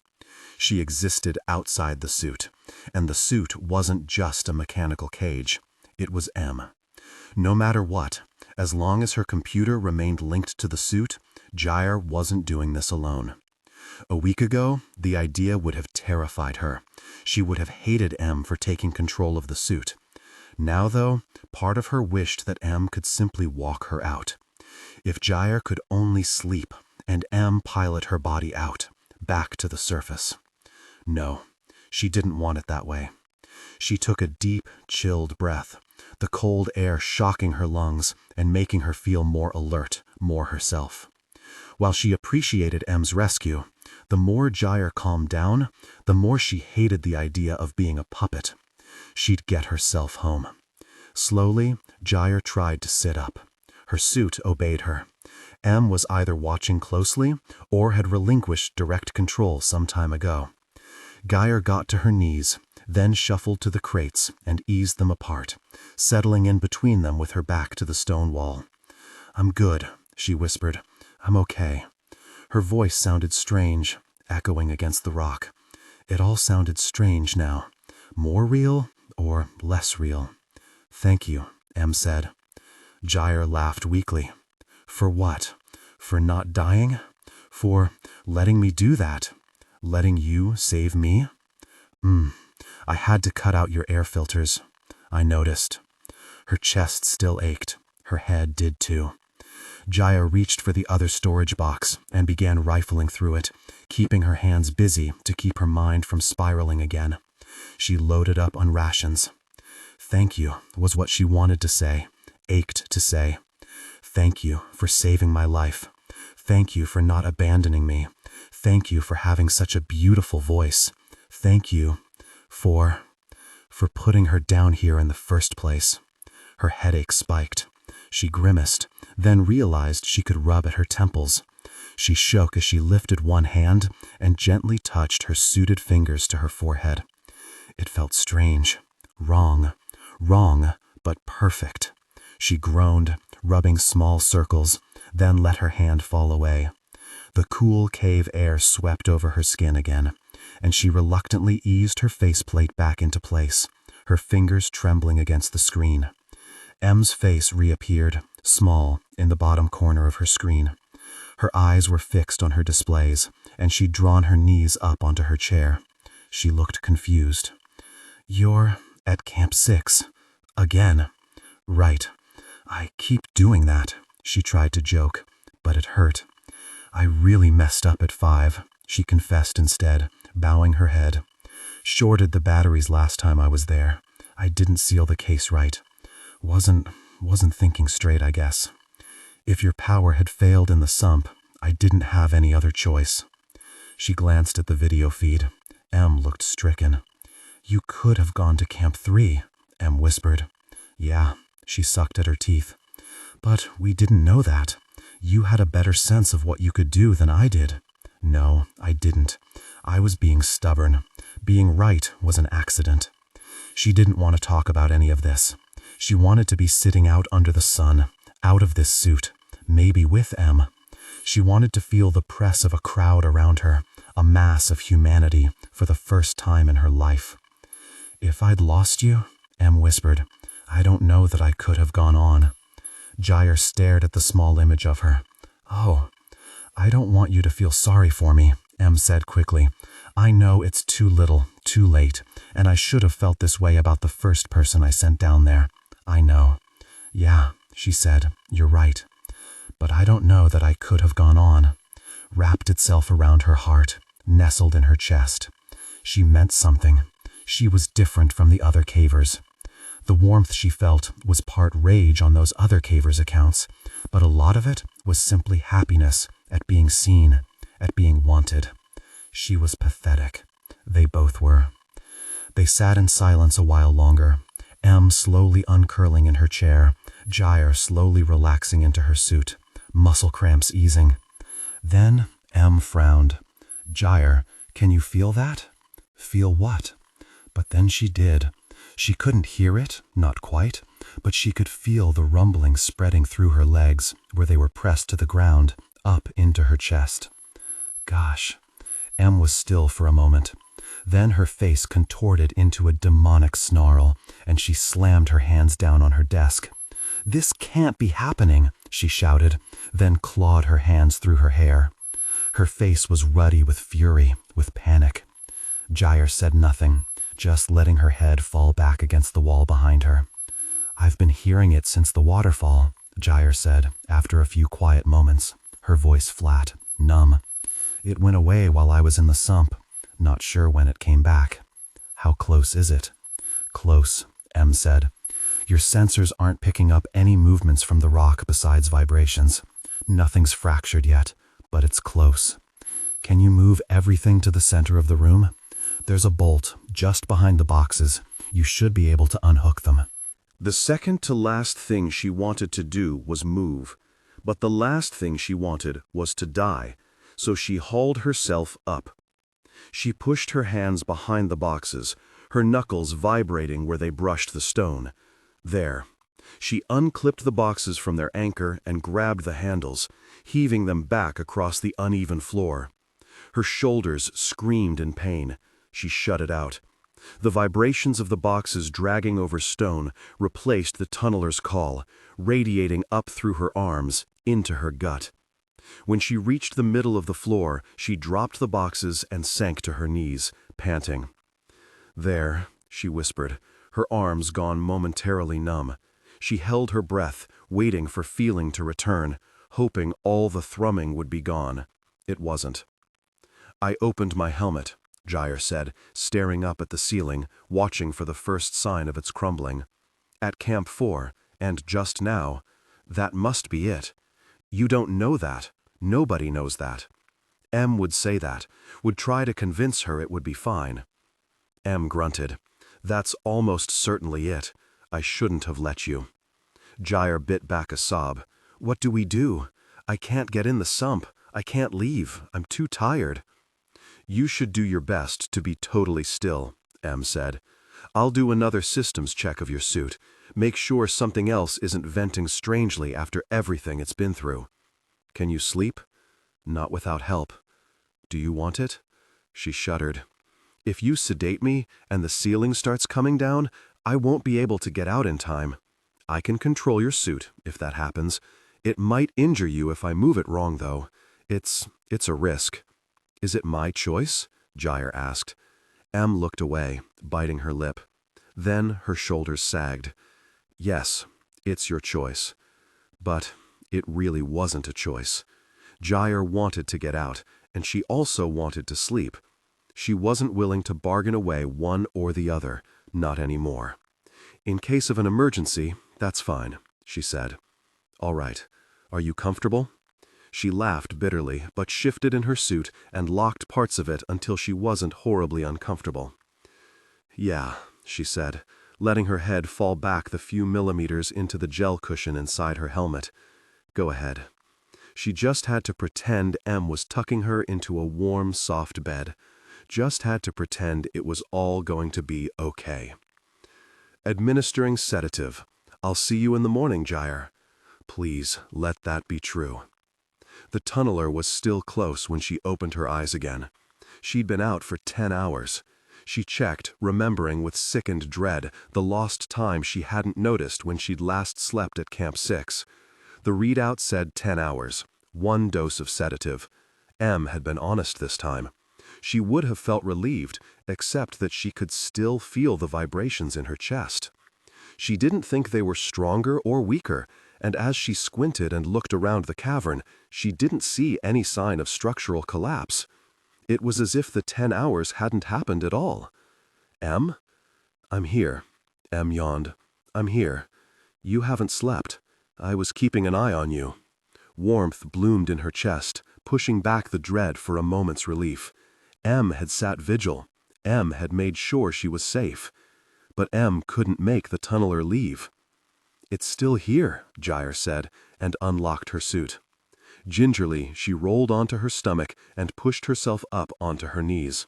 Her body was sore, but the kind of sore that meant healing, the kind of stiff that meant 10 hours really had passed. She hissed through her teeth as she rocked her hips back, trying to loosen her legs up. M's video turned on. She looked horrible, drawn, worn out, almost disoriented. "Yes," she said, her voice not as clipped and controlled as usual. "But it must be circling.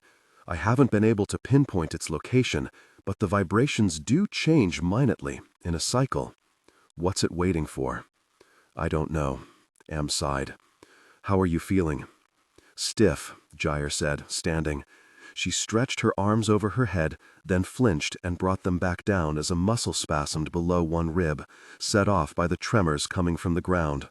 "Really, let's just get out of here. If you're in the sump and it passes too close, if I'm here and it passes too close, I'm screwed. We could wait it out. It doesn't seem to be above you, just under. The chance of a cavern collapse is low." Gyre grimaced. "At least sit," M said. Yawned again. "And wait for you to get a nap?" "It would be appreciated," M admitted with a bleak smile. She glanced momentarily at the camera, then back to her screen, falling silent. Staring. Her jaw was tense, her brow slightly furrowed. Something about the set of her shoulders looked guilty. "What's wrong?" Gyre asked, patting at her suit reflexively. "Did you find something while I slept? Is there something wrong with my suit that needs fixing? Was this going to be the spores all over again?" I want you to wait at Camp 6, M said, a non-answer. Panic rose in Gyre's throat. The feeling was well practiced now, but horrible all the same. "I want to climb out. Tell me what's wrong." "You'll hate me." "Is there something wrong with my suit?" she demanded. "Or with me? What's going on?" "You're at Camp 6, M said, as if that explained it all. She wrapped her arms tightly around her middle, refusing to look at the camera. It didn't click at first, but then she turned and looked at the sump entrance. No, not after all this.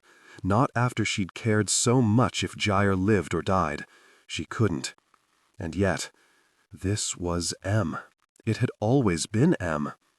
"You want me to go back in?" Gyre whispered. M nodded. "I'm sorry," she said, "but I couldn't forgive myself if we didn't try. Just one last time. You're there, and once the tunneler goes away, I trust you. I want to finish this with you." Her words twisted between Gyre's ribs, prying them apart. Leave it to M to pair her best instincts with her most heinous. "What happened to, if I'd lost you, I don't know that I could have gone on," Gyre snapped. M's tone had been so soft, so small, but the violence of her words pierced into her like 1,000 red-hot needles. She was going to come apart at the seams. After everything Gyre had gone through? No, M couldn't mean it.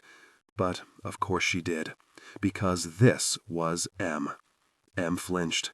"They're both true," she whispered. "But we're so close. We're so close, and we have the supplies, and now we might know which direction to go."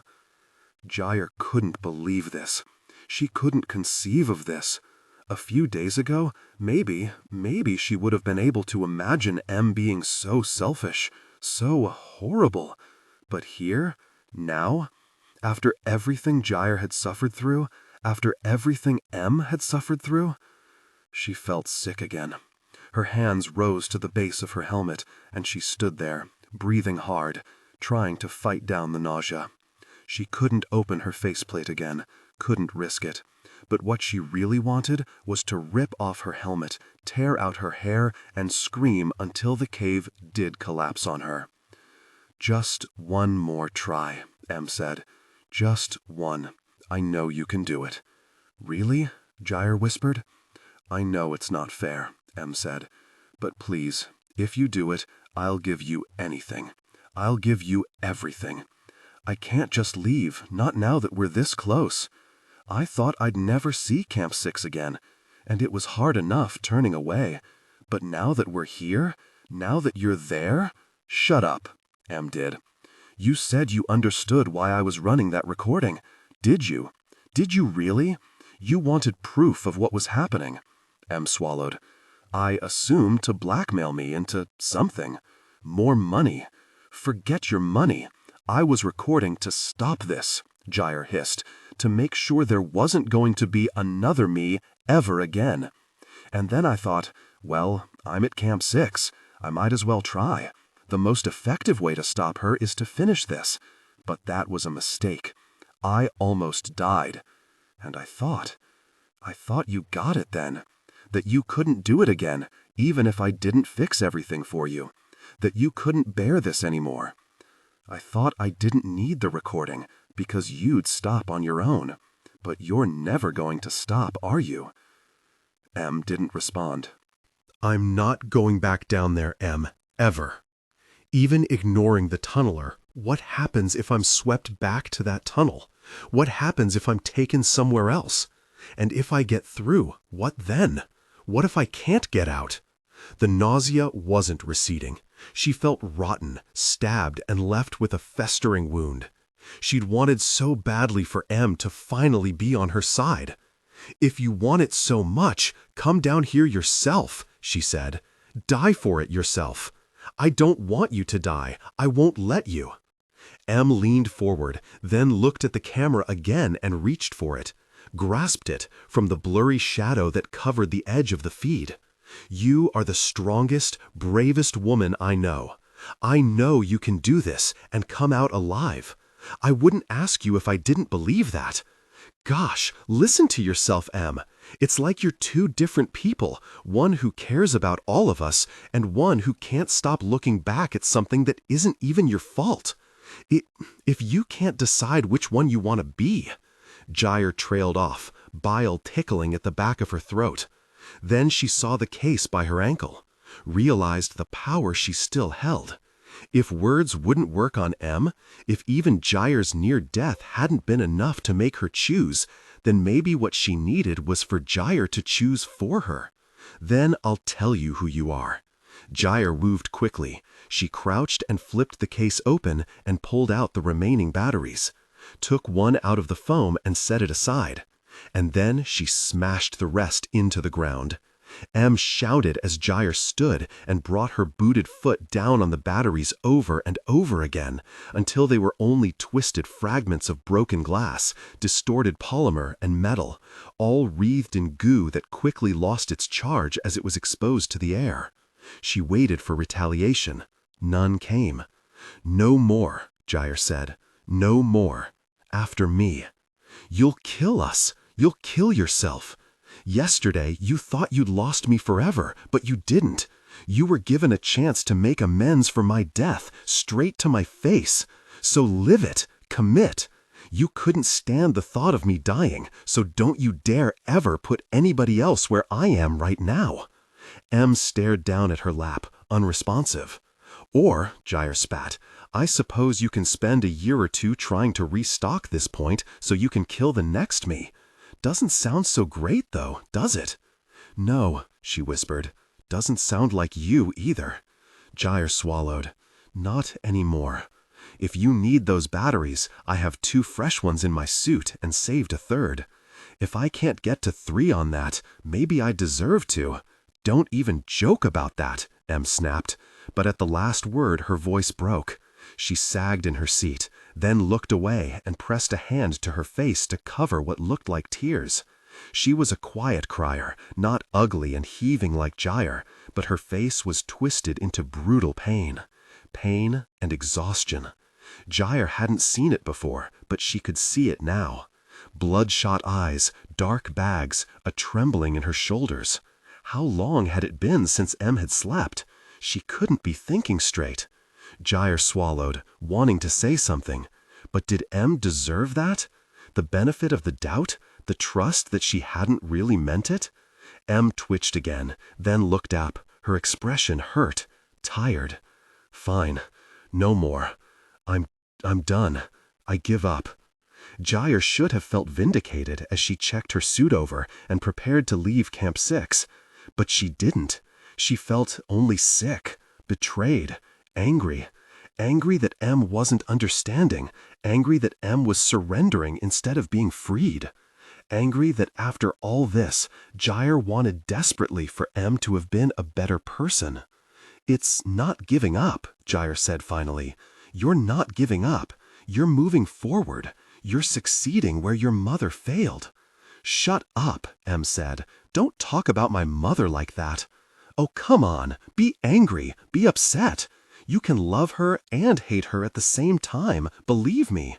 "I don't want to." "So what then? Where does that leave us?" "I don't know," Em whispered. Gyre focused on Em's image, and Em looked back into the camera, chin tilted up defiantly, even as her suffering was written large across her features. "All I know," Em said, "is that I'm getting you out. I can do that at least." "Good," Gyre said, around a sudden lump in her throat. She wanted an apology, wanted more, that the conversation could be taken back. She wished she'd never known what Em wanted of her. She wished she'd never known that Em had deluded herself so far that she could believe another attempt wouldn't kill Gyre. "I'm leaving for Camp 5, Gyre said, her voice clipped, curt. "You should get some rest." "I'm not leaving you," Em said. Gyre rolled her eyes as she crouched and picked up the one battery she hadn't smashed. She stashed it in one of her suit compartments, then went through the rest of them, checking how much gear she had left, reloading line, reloading bolts. "Get some freaking sleep, Em. I can't talk to you like this. I don't know if I can ever talk to you again." The video feed was closed, and Em hadn't said a word in the hour it had taken for Gyre to finish prepping her suit and having breakfast. But Gyre was left with no illusions.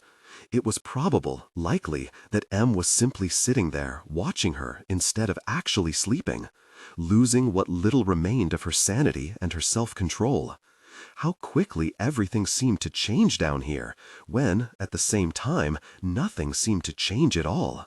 From the exultation of reconnecting with Em at the waterfall, to the knife in her heart from Em's request. Had it been even a full day? She almost envied the other cavers, dead without understanding what was happening to them. "If I'd lost you, I don't know that I could have gone on." The words hurt, but she couldn't stop repeating them. Couldn't stop feeling Em embracing her through the suit. Couldn't stop thinking of how Em had clawed her way to Gyre's safety. How had it come down to this? Gyre wanted to scream, wanted to shake Em, wanted to demand that somehow, some way, she be better than she was. But people didn't change, not that deeply. Isolde had broken Em, and Em would always be trapped down here, just like her parents' corpses, just like Jenny Mercer, just like Gyre if she didn't get moving. Final check complete and spent ration canister swapped for a fresh one, Gyre headed for the banks of the sump to Camp 5. "Diving," she said. Em didn't reply. Her chest tightened. She didn't want to do this alone. She stared at the water, wishing Em had somebody up there with her, wishing she wasn't frightened by just the dark blue sheet of unbroken water on her screen. The swim was easy. She had a line to follow, and this time she'd have light. But she could also remember the ticking percentage of her battery life, the blackness, crawling forward using only touch. It hadn't been long enough for her to forget. It will never be long enough. She held her breath and walked into the water up to her hips. She couldn't feel the cold or the damp. She couldn't feel any motion except for the relentless throb of the tunneler, endlessly circling. She wanted, desperately, to open her helmet and splash her face with the frigid water, to feel something real. But she resisted. And then she felt it. A prickling between her shoulder blades. A soundless keening. She turned back, looking over her shoulder toward Camp 6. It was as if she could hear them somehow, Hanmei and Laurent and the rest. She was going to abandon them. She was going to make M abandon them. Swallowing against a surge of unease, she opened up her external speakers and said, "I'm sorry, I can't get you out." Then she shut them down and dove beneath the surface. In the full light of her reconstruction, the sump was just a huge tunnel, endless, broken by familiar outcroppings and almost diversions. It wasn't an old tunneler path, the cross-section wasn't uniform, and the walls weren't smooth. But it didn't have the chambers of the sump below Camp 6, or the currents. She floated, kicking gently, taking hold of the line and gliding forward. Swim the sump, climb the long drop, perhaps rest at Camp 4, going to 3, then 2, then 1, and finally reach the surface. It was easy from here on out. Easy, except for the throb in her chest, which seemed louder, stronger below the surface. She'd reached the bell when she heard M clear her throat. "Welcome back," Gyre said. "You're already on your way to Camp 5?" "Nearly halfway," she said. "Did you sleep?" She hadn't sat there pouting, at least. Otherwise, she would have known exactly where Gyre was. She stopped swimming and bobbed in the water, rubbing at her chest. Her reconstruction was fuzzy. The vibrations of the tunneler were dislodging a fine layer of silt, shaking it up throughout the chamber. "I did, yes. Is that feel stronger?" "Yeah, I think it's the water." M's fingers tapped keys. "No, it's stronger, and it's growing." Gyre cursed and kicked, her fingers skimming along her line as she shot through the water. "How close is it?" "Very." "Gyre, don't have time to talk." She kicked harder, then let go of the line entirely so that she could swim with both arms. The vibration was growing stronger, as if it had heard them talking about it. "No, you're panicking. Keep moving." She inhaled, desperate for air as her muscles burned. Her chest spasmed, knocked out of rhythm by the thrumming. It was everywhere. It was in her head, in her bones, in her stomach. "Panic, it's just panic. Keep breathing, keep breathing." The roar was immense, all-consuming, all-possessing, and her entire body thrummed with it. Bone, blood, flesh, all hummed in tune, even as she felt herself give way to it. "I have to dampen your suit," M shouted. The words were barely audible and didn't make sense. "Or it could kill you. You're in a fluid, the sound waves are transmitting through you." It wasn't beautiful, wasn't horrible. It only was, and it was all around her, inside of her. She didn't have room for terror, or for panic, or for anger. It was just the roar, the thrum, the throb, the pulsing vibration that was shattering her apart. "You won't be able to see or feel or hear anything, but I'm here. I'm here, okay?" "Gyre." "Okay," she said, gasping. The sound barely left her lungs. Then everything went quiet. It was a strange sort of quiet, not entirely soundless, but something far worse. She could still hear her blood in her ears, but it was faint, far away. At first, she heard ringing, then her breathing, then nothing. Nothing registered. Her screen was black, and she floated in a void, neither warm nor cold, here nor there. Her first instinct was to thrash in revolt, but though she could feel her muscles shift, she couldn't feel herself move. There was no sense of an outside, of anything beyond herself, and that, too, was terrifying. Locked, moving but to no purpose. And then she felt one single thing: suction. The walls of the sump must have broken. The water was moving, draining, taking her with it. She felt the sudden tug in one direction, and then nothingness again. But she knew she was moving, flowing, being stolen away. She curled up instinctively and waited for her bones to strike rock, but impact didn't come. Nothing. Blankness. She couldn't feel anything beyond herself.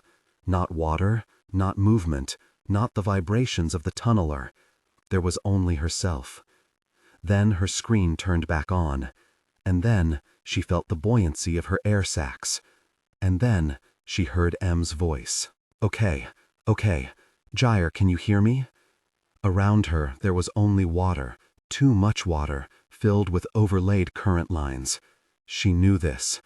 Oh gosh, we're back in the hell sump, Gyre whispered. No, I don't think so. This wasn't supposed to happen. We're lost, Shh, calm. Hang on. Let me look. Gosh, Gyre whispered. Gosh, are you happy now? I'm back down here. Gyre, listen to me, M said. You haven't gone far. Those currents you're seeing are stabilizing. They're not that strong. From what I can tell, the tunneler passed under the sump, close enough to weaken the rock. It broke through because of the weight of the water, and the water took you with it, but you haven't gone far. We'll get you out. I can't keep doing this. Her voice came out as a whine. I know. Hang on. Breathe. She sounded so calm, so confident, so in control, like she could only function when Gyre's life was at risk. Gyre wanted to shout at her, wanted to beat her fists against M's chest, but she made herself cling to M's words, her voice. The anger, the panic, all fell away. She'd done this before. She'd do it again, even if the thought brought her to tears. I just ran an inventory of your suit. Everything looks fine. Somehow. I'm a lucky one, Gyre managed, desperately trying to sound light and easy. Is your computer showing if I can swim back up? You should be able to. The currents you're seeing are very weak. There's even a chance the rest of the sump will be empty now, if this space is big enough. You'll be able to walk right out. You might have to climb to get all the way up there, though. Of course. She took a deep, steadying breath. Just climbing. You're good at that. You can do that. The universe has owed me for a while now, she said, and slowly, uncurled, lifted her head. She looked around her as the reconstruction filled her screen. Then she frowned, closed her eyes, opened them again. What she was seeing didn't make any sense. It was a hallucination. Otherwise, M would have said something by now, would have screamed. Gyre licked her lips. Are you seeing this? Am I seeing? Gosh, it wasn't a hallucination. Just in front of her was a body, floating, weightless, perfectly preserved in an old-fashioned wetsuit, its mouthpiece dislodged, the face bare. She was close enough that she could reach out and touch him, and close enough to make out his features, even rendered gray by her sonar. She recognized the line of his nose, of his jaw. It was Laurent.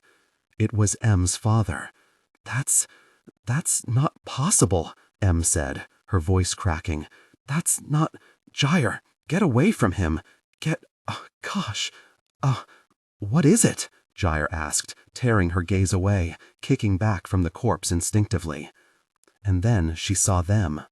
Other bodies, 3 of them. One wore a wetsuit. The other 2 were in suits that looked exactly like her own, cavers who had descended before her.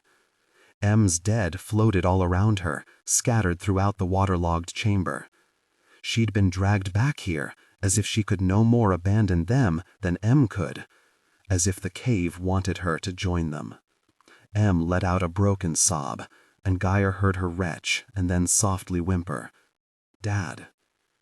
Gyre looked back at Laurent. It had been almost 20 years since he died, but he looked almost as if he were sleeping. He wasn't withered, he wasn't bloated, he was whole, and so were the others.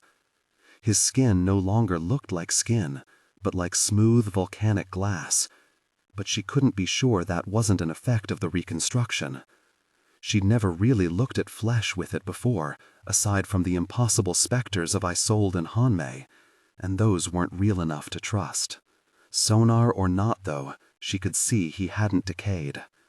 M, is it the water? The chemical composition of it? Is it the same as that one tunnel? Is it water? Am I in water? I can't do this, Em said, gasping over the line. I really, find a way out. Please, Gyre, go back, climb out. I can't do this, please. The pain in Em's voice cut through to her, through her numb horror, and she swam away from Laurent. She twisted, intending to swim up and back toward the sump to Camp 5, but then she was face to face with the other figure in a wetsuit. She could make out the curve of breasts, and even though the mouthpiece obscured the lower half of the body's face, she could still recognize her. Han-Mei. Em's muffled sobs filled her helmet. Where was the exit? She kicked out, into the heart of the chamber, and spun around, watching as her sonar filled in the rest of the shapes. She watched for the telltale blue sheet effect. There, a possible surface. Maybe just an air bubble, but it could also be the way back up to the original sump passage. She kicked toward it, hoping, desperately, that she was right. Her head broke the surface. Her screen quickly brightened, displaying a full model of the surrounding room. There was even a bank nearby, the opening widening quickly at the water's surface.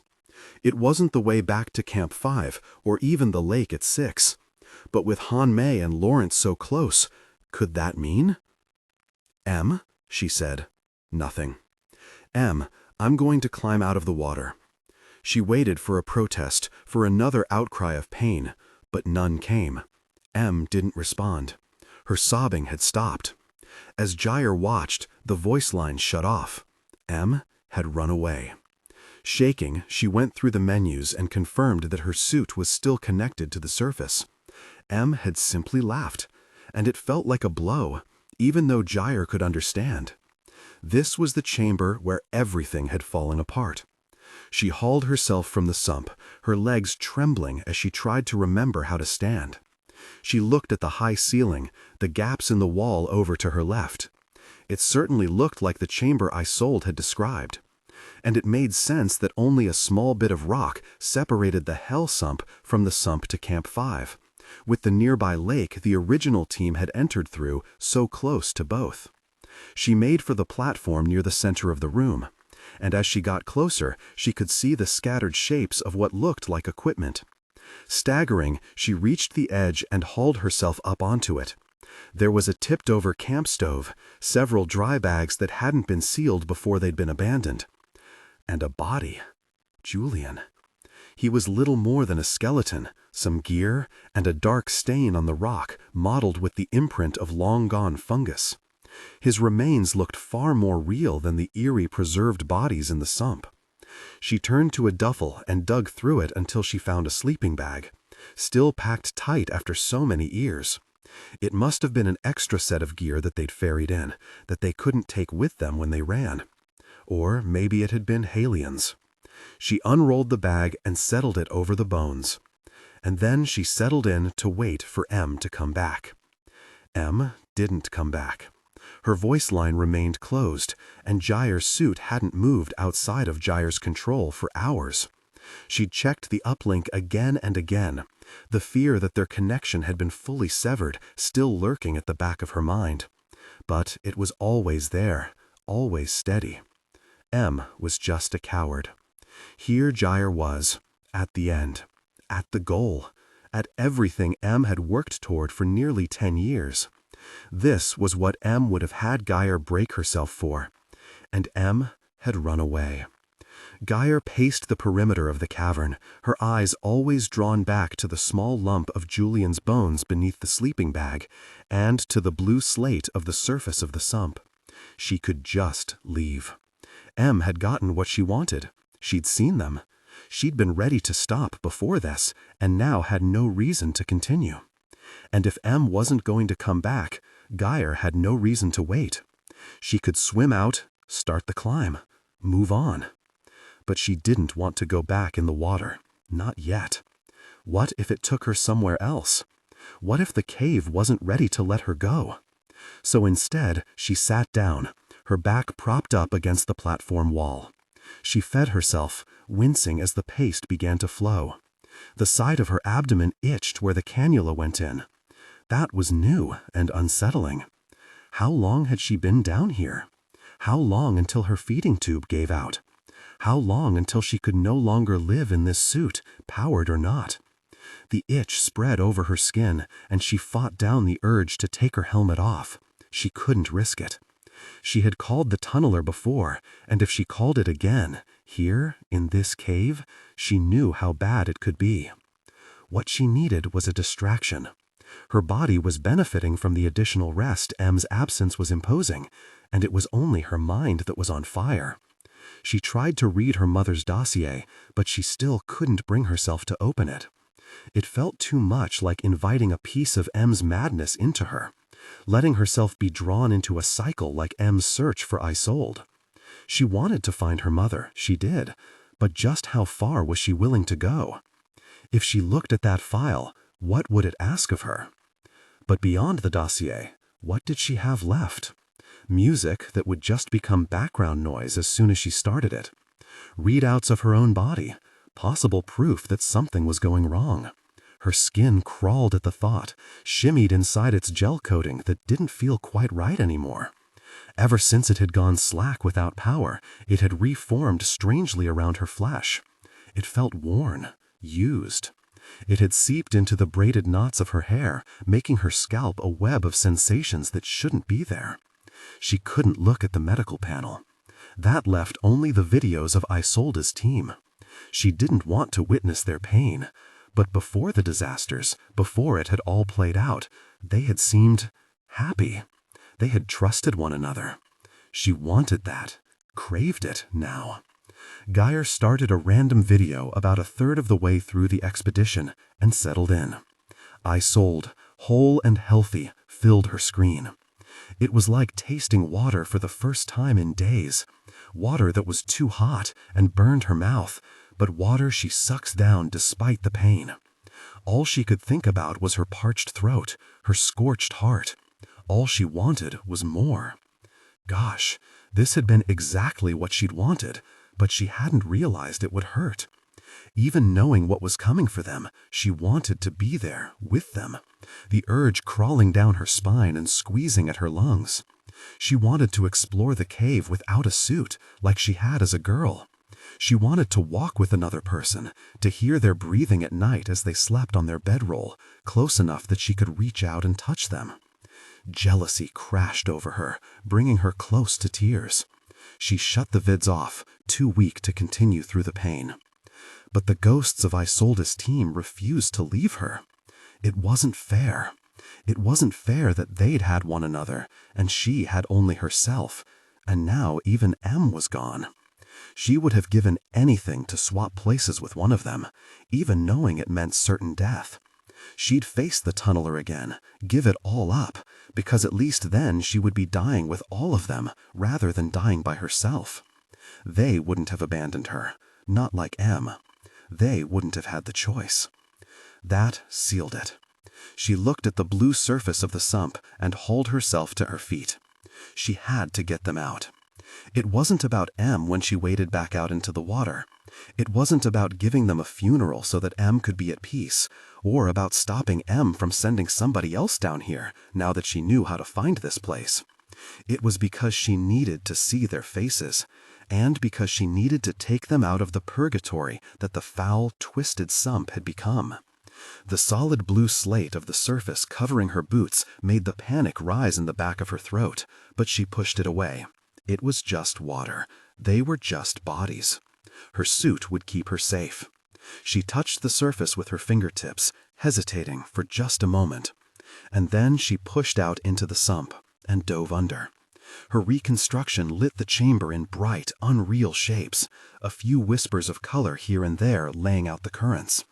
She went around them, working methodically, placing bolts and line just in case. She made her way to Laurent first, then paused, floating, staring at him. However he had died, he looked peaceful now, and like not a single day had passed. Whatever was in the water, it was a powerful preservative.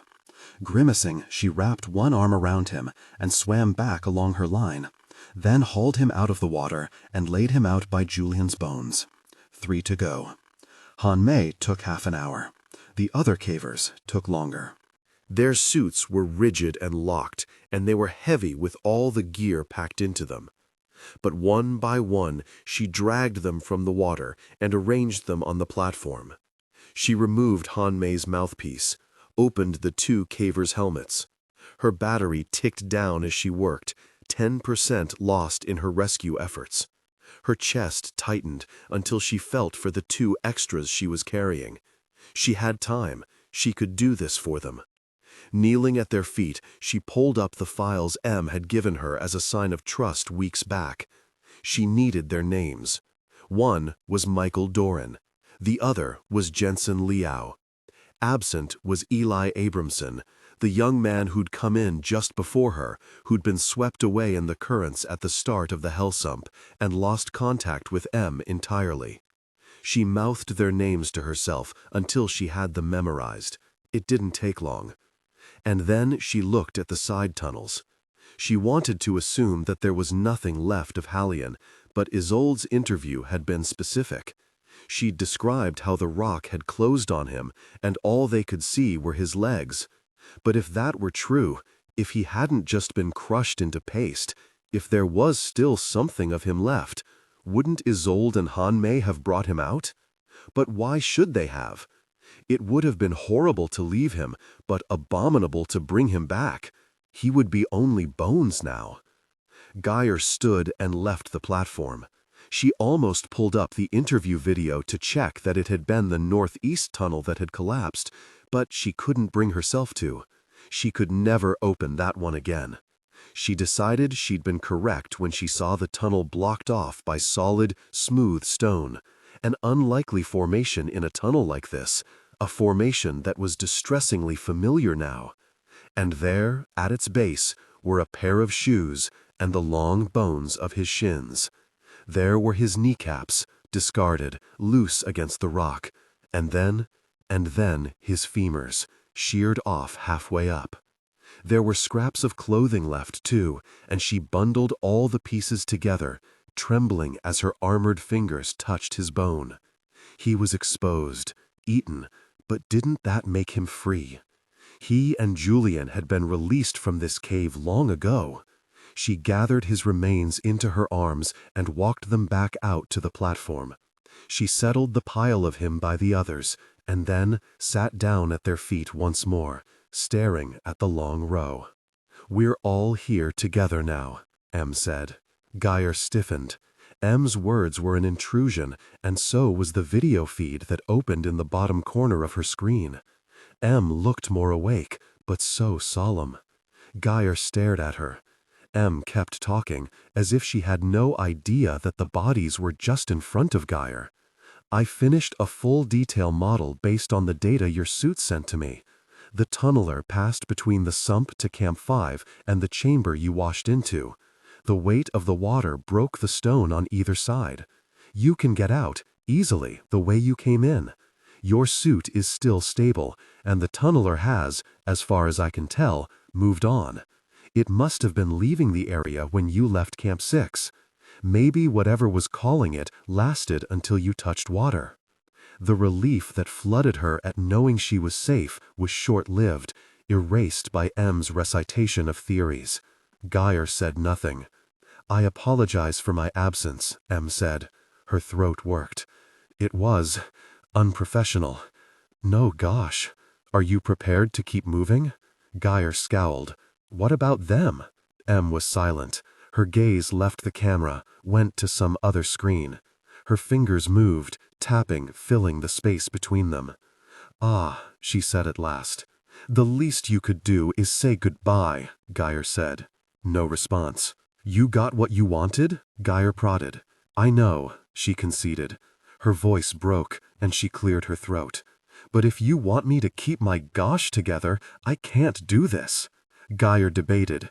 M, functional, was far more helpful than M grieving. And she didn't owe anything to M. She'd only ever wanted to help M to stop the deaths. Mission accomplished. But here, now, Gyre wanted M to witness the people who had died. "Then don't keep your gosh together," M gasped, as if Gyre had struck her, her head dropping forward, chin to chest. Gyre shifted, rising up on her knees and locking her suit there, staring at the row of the dead from high enough up that she could see their faces. Their bodies filled Gyre's screen, and she hoped it was transmitting directly to Em. She wasn't there, Em said. At first, Gyre couldn't think of who she was, but then it clicked. There was so much pain in her voice, so much bone-deep weariness, Gyre nearly collapsed under the weight of it.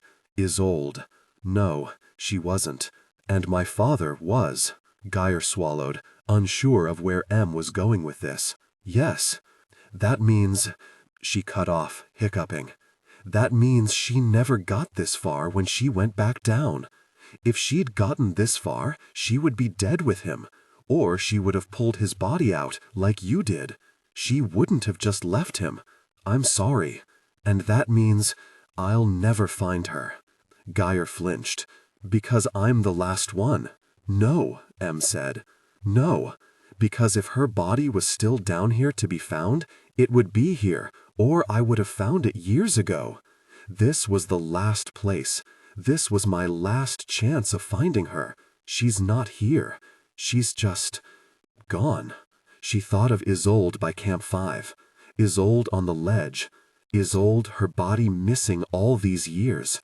Concentrate on the present. That's why you ran when you saw the bodies. That's why I ran, Em agreed. I know it's pathetic. I know you needed me. But I saw my father, and I saw the others, and I didn't see her. And I knew. I knew. Her throat bobbed as she choked down tears. Gyre couldn't find the words to make Em understand how afraid she'd been, how angry, how overwhelmed. And it wasn't even understanding, really. She was sure Em already understood. It's just the rest of her pain got in the way of her being able to care enough, to prioritize. This always took the lead. Gyre licked her chapped lips, then asked, "Do you know why she left?" Em's shoulders tensed, drawing up toward her head reflexively. "She wanted to see my father again," Em said. "She was trying to do what I'm doing, but she wouldn't let anybody else die." Her lips contorted into a thin smile. "She would have hated the woman I grew into. Probably." Gyre didn't say it. So she went down herself? Not even that at first. It was just endless R&D, endless meetings, and looking for more investors, and running this business that was only helping her creep toward her goal. She wanted better gear, gear that would protect her from everything down there. Then she got tired of waiting. Just like you got tired of waiting for your mother and butchered yourself so you could take this job, even though you knew it was a huge risk. She just went back in. She told me she was going on a research trip. She didn't tell me where. I found the note on her computer the same day the news report came out, that she'd been last seen. Well, you read it. We used it for the obituary. And in 9 years, I've never seen a trace of her. She's really gone, Gyre whispered. She had died down here, in some secret place, or some place that no longer existed. Perhaps she'd fallen down a shaft. Perhaps she'd been crushed to paste. Gyre remembered her face, hovering at the edge of Camp 5. The missing cache. Really, if only it could be true. If only Isolde was somewhere here, alive, scavenging, scraping for survival. And Em must have been clinging to that too when she hadn't found the body. But now, with the row of corpses in front of them, there was no way of avoiding it. The end of this all was sad and wretched and pointless. There had never been any chance of finding Isolde, and that had been all Em had ever really wanted. The chance. And I destroyed that. She tried to be good, Em said softly. She was so broken, but she tried. She wanted me to feel safer than she did, wanted me to not miss him as much as she did, but she couldn't move on. She cried most nights. Some nights she was so angry. Days, too. The anger could come at any time. You watched the interview with her. You know how damaged she was. You could see it, right? It never faded, really. She just got better at hiding it. Gyre said nothing, caught between wanting to comfort and knowing with unsettling certainty that when this was all over, that would be her own fate. Broken, never quite moving on, damaged by this cave, by these deaths.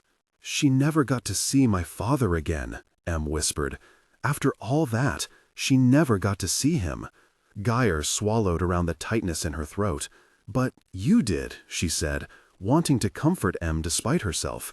You've gotten to where she wanted to be, and killed so many people to get there. She had the right idea, Em said, shaking her head. It should have died with her. That's why she walked in alone. And there I was, unable to move forward. But instead of being brave like her, I didn't go into the cave myself. I didn't end it. Instead, I sat up here, watching you all march to your deaths for the dream of some cash. It's disgusting. You're a monster, Gyre agreed. Em's flinch brought her no joy, no vindication, but a human monster. People are selfish. You are. I am. Humans are selfish. It's what we do. You loaded the gun, but Jenny Mercer, Michael Dorrid, we all pulled the trigger. We all decided the risk was worth it. You never forced us. She remembered standing in Camp 6, looking at the sump entrance, thinking these exact thoughts. It felt different now, returning to this logic. Then, all she'd wanted was for Em to stop. Now, she wanted Em to move on. No, Em said, fisting one hand in her hair. I didn't force you, you're right. I just took advantage of how this world drives people to do horrible things just to survive. I just played the game, from the winner's chair. Gyre, I thought I was smart. I thought I was brilliant, that I was perfectly using my resources to chase this goal. And I never... The goal was the problem, wasn't it? I solved the question as best I could, but I never stopped to ask myself if I should solve it. Well, now you have, and now you know the answer. I won, Em said, her voice soft and thin. I beat this sick game. I found the person who could take me to them. And I've destroyed you. Gyre snorted, on the edge of tears but refusing to give in. Not yet. I'm still alive, last time I checked. I do remember all of them, Em said, leaning forward in her chair, large brown eyes open again, gaze boring into the screen. All of you. I do. Maybe not their names, but I remember how it felt every time, listening to them die, watching their stats dive, finally severing the connection between my computer and their suits. Some of them cursed me in their last moments, and I couldn't apologize, because I didn't want them to think I wanted their forgiveness. That's not what I deserved or desired. It wouldn't have made any difference. What made a difference was me making sure their families got their payouts. The few times the next of kin could pay enough to sue me, even though my contract was airtight and I would have won, I settled. I just couldn't argue it. Legally, they made their own choices. But I killed them for this. You got what you wanted. Yeah, I did all this for nothing. I killed them all for nothing. I lost you for nothing. There was never any chance of finding her at all. Gyre's heart tightened in her chest as she unlocked her suit and sank back down to the ground. She looked around her for a moment, helpless, then saw the gear bags left behind by the old crew. Slowly, limbs heavy and thoughts full and sluggish, she went to one and began rifling through it. What are you doing? Looking for a way to give them a funeral, Gyre said. Em's breath caught, the same way it had back at Camp 2. I don't want a way to feel less guilty. It's not for you, she said. Her hand closed around a small cylindrical pack and she drew it out, rolled it between her fingers. It felt right. She sat back and pulled open the drawstring, then fished out the folded-up camp stove. Perfect. I'm sorry, Em whispered. I know, Gyre said. The lighter packet with it still worked. She primed the fuel bottle, then hooked it up to the stove. Wait, don't light that. Why? Because the tunneler might come? Exactly. I'll take the risk, for them, for this. She turned on the flow of gas and lit it, watched it burn for a few seconds, ignored M's weak noise that could have been fear or pain or surprise. Then she turned it off and carried the apparatus to the other side of the platform and set it down above Hanmei's head, where she lay in the center of the row. Returning to the duffel, she found a pot, bits of clothing, unopened MREs, climbing ropes she could tear pieces off of, degraded from decades of cave moisture. She worked quietly, and M said nothing, but she was there, always there in the corner of her screen. She had her chin in her hands, her fingers clawed against the seam of her lips. "I watched all the videos," Gyre said softly. "So, I need this too. For me. For them." M squeezed her eyes shut. "Leave it to you to care more about them than I do." She laughed bitterly. "I haven't had the time for the pain to be familiar," Gyre pointed out. "And I promised them. Back at Camp 6 the first time, I promised them I would stick around to end this. I meant to end the expeditions, but they deserve to be put to rest too. Them, not the ghosts in your head." She swallowed, then cleared her throat. "Plus, they gave me something. Watching all those videos, I needed to see people being happy, to hear other voices, to remember what it's like, to not be alone, and to be out of this suit." She lifted her hand and pressed it to her side, over her feeding port. Her stomach gave a dull, answering ache. She hadn't been thinking when she'd vomited the day before. She hadn't had a choice. But ever since, her port had felt strange. Her last feeding had been uneventful, however, and what could M even do? So Gyre said nothing, letting her hand drop. She went back to the little burner and knelt before it, filling it with the scraps, the offerings. "I opened Michael's and Jensen's masks," she added, even though she was sure M had noticed. "When I opened Jenny's suit, when I was getting her back up, she had barely begun to rot. It didn't seem right." "The suit does preserve," M admitted. "It makes extraction easier, but it's mostly a side effect of being a closed system. As the wearer dies, the suit stops exchanging oxygen, and I don't want to know this," Gyre interrupted, grimacing. "Right, sorry. I'm sorry. They just seem trapped, just like Laurent and Hanmei. That they're not rotted means they're stuck down here forever," M said. Gyre lit the stove. It would take a while for the first wisps of smoke to rise from the pot, but she watched for them anyway. "I know I asked back at the start, but do you want me to carry them out?" She hazarded a glance at the screen. But M wasn't chewing her lip in divided thought, and she didn't look as pained. "No," M said. I think this will be enough. This is enough. And you don't want to ask me to do more? I don't want you to do more. It isn't about the asking." She leaned in, staring at the camera. "Gyre, I don't know how to apologize enough, or to thank you enough. But I want to stop running.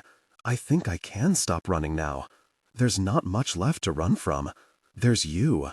Gyre frowned and sat back on her heels, her gaze switching from the now smoking offerings to M's face. "What do you mean? I was serious when I said that I don't know how I'll go on if you don't make it out of there. If I die." M winced at the word. "If you die." I didn't lie. I didn't exaggerate. And that feeling?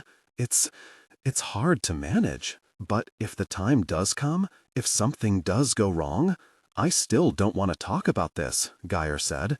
"I know, but I want you to hear me. It'd be the easy path to turn off my computer and walk away, but I will be here." "I will be here, and I will fight like hell to keep you alive. And if I fail, you'll be here then too. And you can curse me and hate me, and you'll be right to do so. But I don't want you to feel like you're alone, not ever again. You have me." Gyre looked away. She didn't want to think about any of that, and especially not about how it made her feel warm, nervous, seen. She'd trusted M to protect her at Camp 6. She knew how that had ended, how it had ended every time. "You put me down here. I know. When this is over, I'll buy you anything you want. I'll do anything I can to make it up to you. Maybe it'll never work, but when this is over," Gyre cut her off, You need to apologize. To my face. Whatever you want, Em said. She was smiling faintly. She looked thrilled, alive, beaten down but beginning to glow beneath the bruises. Thank you. For all of this. I'm glad you took the job. I'm sorry the job exists, but I'm glad it's you here with me. I know that's selfish. We're all selfish, Gyre said. Just take a moment. Look at them, not me. Say goodbye. An hour later, the contents of the bowl had burned as much as they were going to without direct flame, and the fuel canister was nearly empty. Gyre shut down the rig then, hesitantly took the bowl and scattered the contents over their chests. Halion, Julian, Laurent, Han Mei, Michael, Jensen. She looked at what was left of them, whispered a goodbye, and then turned back to the sump. Any sign of the tunneler? She asked. No, Em said. Her eyes were red-rimmed and puffy from crying that she had tried to hide by turning away and muffling herself. But she hadn't left. Gyre wasn't sure how she felt about that.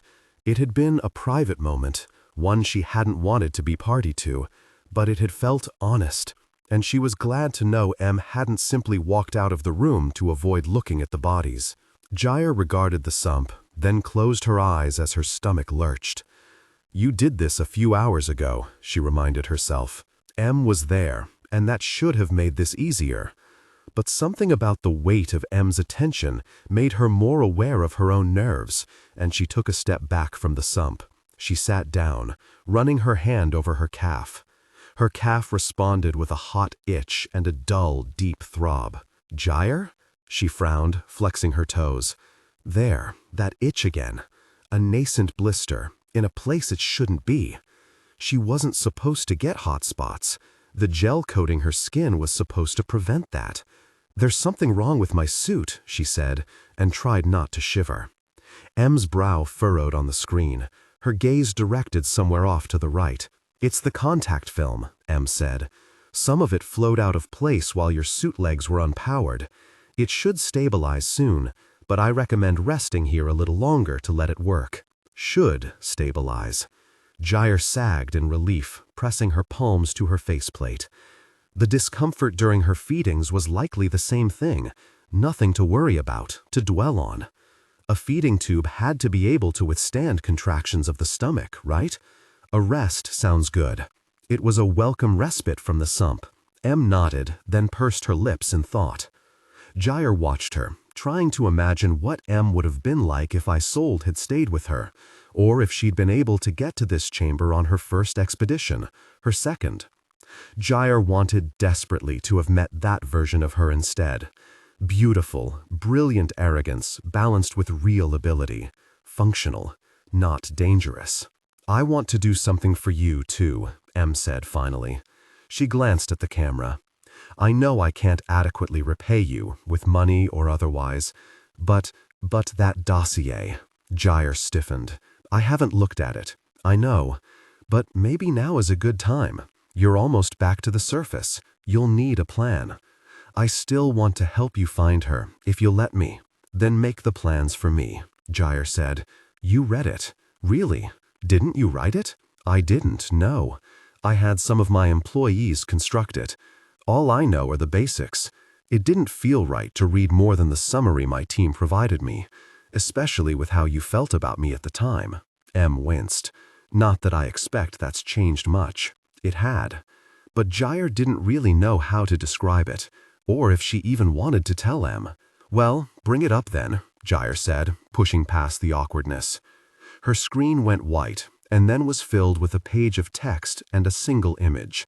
A photograph of her mother. She was older, but though she had a few more wrinkles around her eyes, her skin looked softer than Gyre remembered it. Her hair was glossy and long, pulled back in a well-ordered braid that draped over her shoulder. She wore understated jewelry that looked expensive, well chosen. Whoever she'd married was obviously in an entirely different class from Gyre's dad, from her. She'd expected to feel, at worst, annoyance. At best, relief and giddiness, excitement to finally have what she'd been seeking for so long. Instead, she felt pain. Gyre stared at that image for what felt like an eternity, nauseated. For all she'd dreamed of finding her one day, she realized that she'd actually spent her life thinking of her mother as ultimately gone. Maybe not dead, but unreachable, a fantasy, a ghost story, a fairy tale. Just like M's dream of finding Isolde. And just like seeing the reality of her father's corpse had broken M, seeing her mother alive and different from how Gyre had known her was going to break her. Her heart twisted in her chest with jealousy and rage, but her mother's eyes didn't change. They just looked at the camera, unseeing. Gyre dragged her eyes away from the photograph and over to the dossier's text. It was as if she'd forgotten how to read. Her eyes skimmed over her mother's address, the name of her mother's husband, the names of her mother's children. None of them pierced through the pounding fog filling her head. But a few words made their way in. Under her professional credentials, the dossier said that she was a well-known economist, a respected academic. Maybe it was the absurdity that helped the words punch through, but suddenly she was devouring it all. She read the rest of the dossier, read her mother's CV, read half of one of her publications, before her head and her heart hurt too much to continue. Her mother, well before she'd moved to Cassandra-V and had a little girl named Greya, a little girl who was barely a footnote, because while medical and legal records did make their way off-planet, they didn't count for much in the wider galactic arena, had published several monographs on the impact of trade routes and resource extraction on the migrant colonial populations that were being settled on marginal worlds, more specifically on their purchasing habits, their consumer preferences, their utter uselessness in the interplanetary market because they rarely traveled from their new planets or brought the rest of their relatives to join them in their new, messy homes, rarely bought much beyond food that was imported in, relying instead on locally produced goods and services. And then, her mother had come to Cassandra-V on an assignment for one of the mining concerns, apparently to get a ground view of just what, aside from crushing poverty and lack of education and jobs, was causing money to dead end in a few pockets on their planet. By the time her research had wrapped up, ending in a report that received little fanfare and had next to no economic impact, Gyre Price was already pregnant. And so she'd stayed and stagnated and rotted in place, until finally, she'd done what she had recommended in that last paper. She'd left. Gyre sat in stunned silence long after she'd finished reading, unable to stop the single echoing thought in her head. I wasn't good enough for my own mother to take me with her. It was different, knowing it with certainty instead of assuming it. It cut deeper. Knowing that the letter had always been just a taunt, that her mother could easily have given an itinerary, and instead had chosen to give them a useless fiction, a dare. Are you worthy of the real me? Gyre pulled up her mother's portrait again and searched her face for anything of the woman who had raised her, or the woman who could abandon her own child. She found neither. That woman was as dead and gone as Han Mei, as Laurent, as Isolde. The woman wearing her mother's face, her mother's name, was a woman who had never met Gyre. She had, perhaps, suffered a momentary lapse in her identity, in her good sense. She'd had an indiscretion.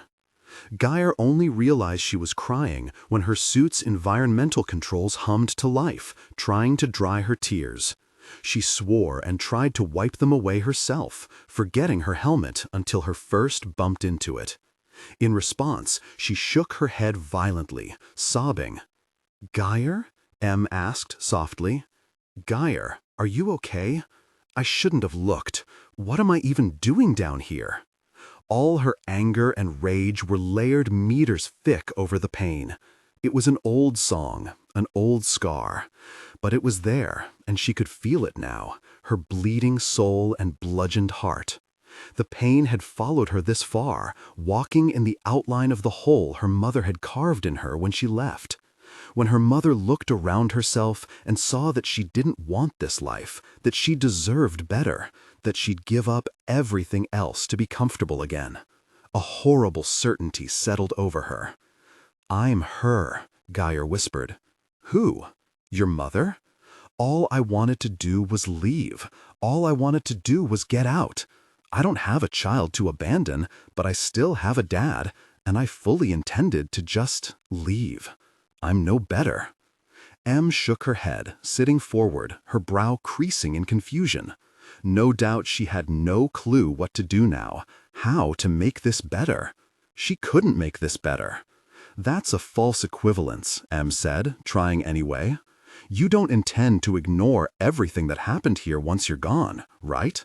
You will always be the woman who reached the bottom of this cave system, who faced down the tunneler and lived. That will always be you." Gyre shuddered. "And it'll always just be what happened before. I'll be able to forget it after a time." Do you really believe that? No, she didn't. She expected to be deeply scarred by this too. She already was. But if anything, that was worse. She'd seen what it had done to Isolde. "If you and your father were dying of thirst," Em said gently, "and you found only enough water for one of you, it wouldn't be wrong for you to be the one to drink it. We all prioritize our own survival. We have to. We can't help others if we don't. So, is that the answer? Is that how this feels better? I give him money? I take him with me? Do you want to do either of those things? No, it's not that simple. Do you know what you want?" She flinched. "Get off world, find my mother." That was it. That was all there was. It had meant she didn't need to care about anything else, could always just claw her way toward the horizon. If she hadn't gotten this job, she would have thrown herself into caves again and again, until it likely killed her. She hadn't needed to plan anything beyond this moment, here. She hadn't planned because her goal hadn't been in the future. It had always been behind her, pulling her back, pulling her down. There was no future beyond her mother. What was left to her then? Open the suit, let hypothermia take her, or starve? Neither was fast, but both were permanent. Would going back down into the depths end this? She couldn't picture going forward, couldn't see anything growing from the pain she was carrying in her breast. She didn't want to become Em. Maybe Isolde had been right.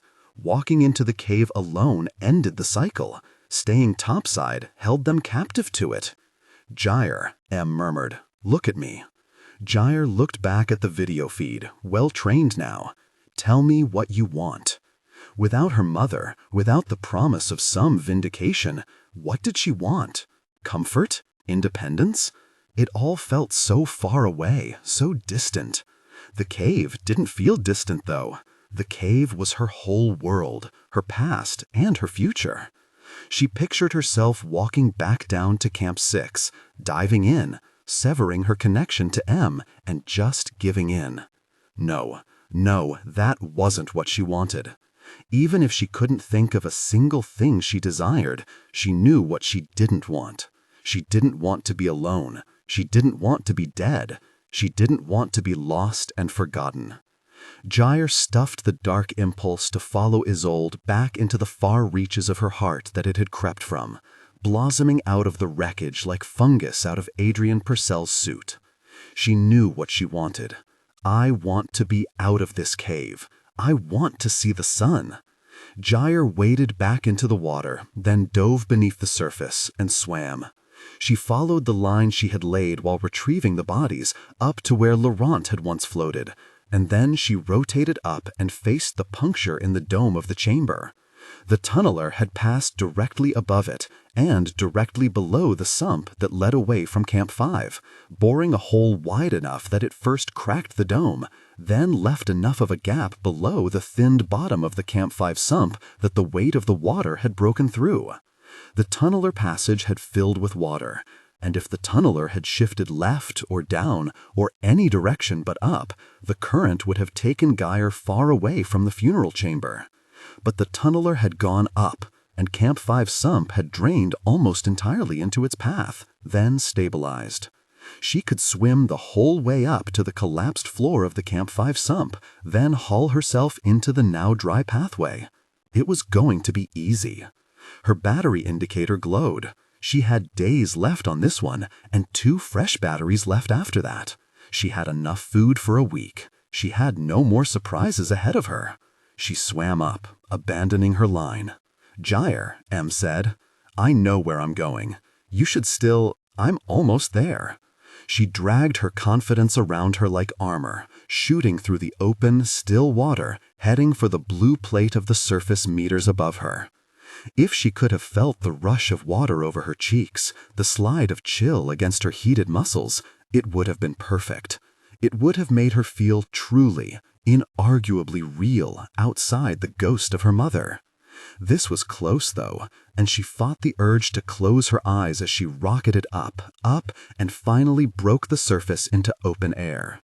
The sump to Camp 5 looked wrong, drained of nearly all its water. She recognized the walls from her reconstruction, but they felt fake as she hauled herself over the edge of the break in the stone, a set built more from memory than reality. Standing in the ankle-deep water, she shivered. Her knowledge of the space was dictated by how she had moved through it. At least she couldn't drown down here anymore. "Time to climb back up," she said, and began walking. Em blinked, frowned. "What? Climbing up? To the surface? That's not what you said." Gyre stopped, listening to the water sliding from her suit, pattering against the shallow pool she stood in. "Of course it is. What else would I have said? You said, 'Time to climb back down.'"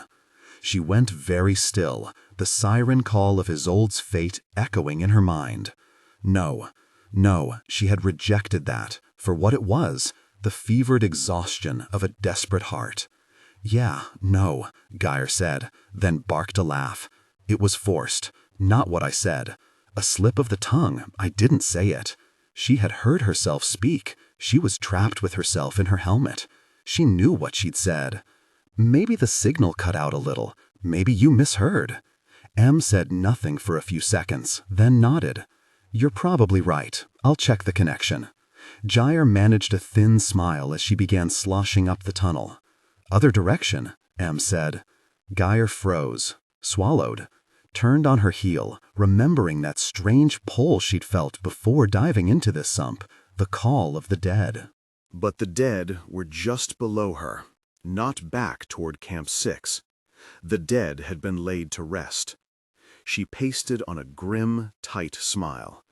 "Right, just got turned around for a second. What's happening to me?"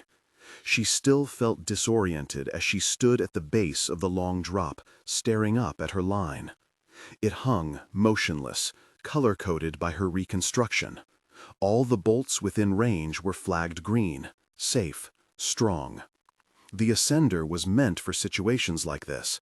It attached to the front of her suit just like the rappel rack, and it would do the hard work of pulling her weight up the rope. Except for maneuvering around where the rope was still clipped into bolts, it would be like rappelling in reverse, walking up the cliffside.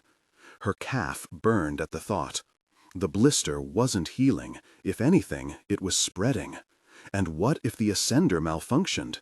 Worse, what if the line above her snapped? It shouldn't be possible, but then she thought of cutting that rope on the other side of the ledge. No matter if she'd hallucinated that face or not, the fact remained that the cache had gone missing somehow. If there really was something else in this cave beside her, it could drop her just as easily as she'd severed that rope. Spores from Camp 5 glowed up at her from her boots and hands, whispering to her, asking how she could ever trust her own judgment again. She tried to wipe them off, her suit scraping loudly against itself. "Gyre? Sorry, just stretching out. That's as good as it'll get, I suppose," she mumbled, and went back to the rope. "Time to let the equipment do the work, huh?" Em hummed agreement, and Gyre stepped up to the wall. She fiddled with the ascender, checking its connection with the suit for the 5th time.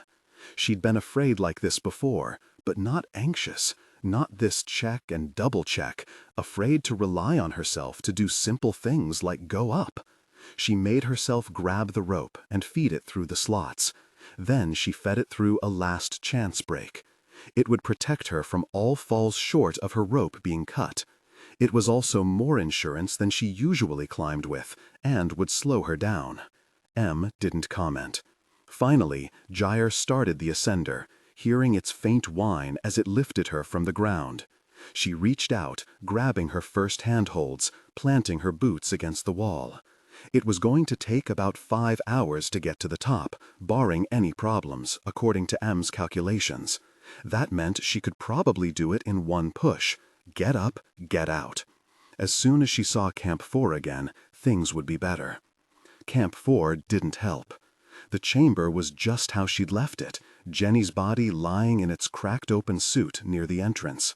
Gyre flinched when she saw her, the wreckage standing out stark against the stone. She heard M make a noise, wordless and pained. "She looks more fragile than I expected," M said softly. "She'd look better if I hadn't torn her suit open," Gyre said, unable to walk by. Had she truly left her this way?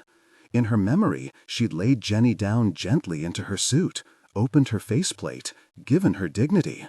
But the reality was less neat, less kind.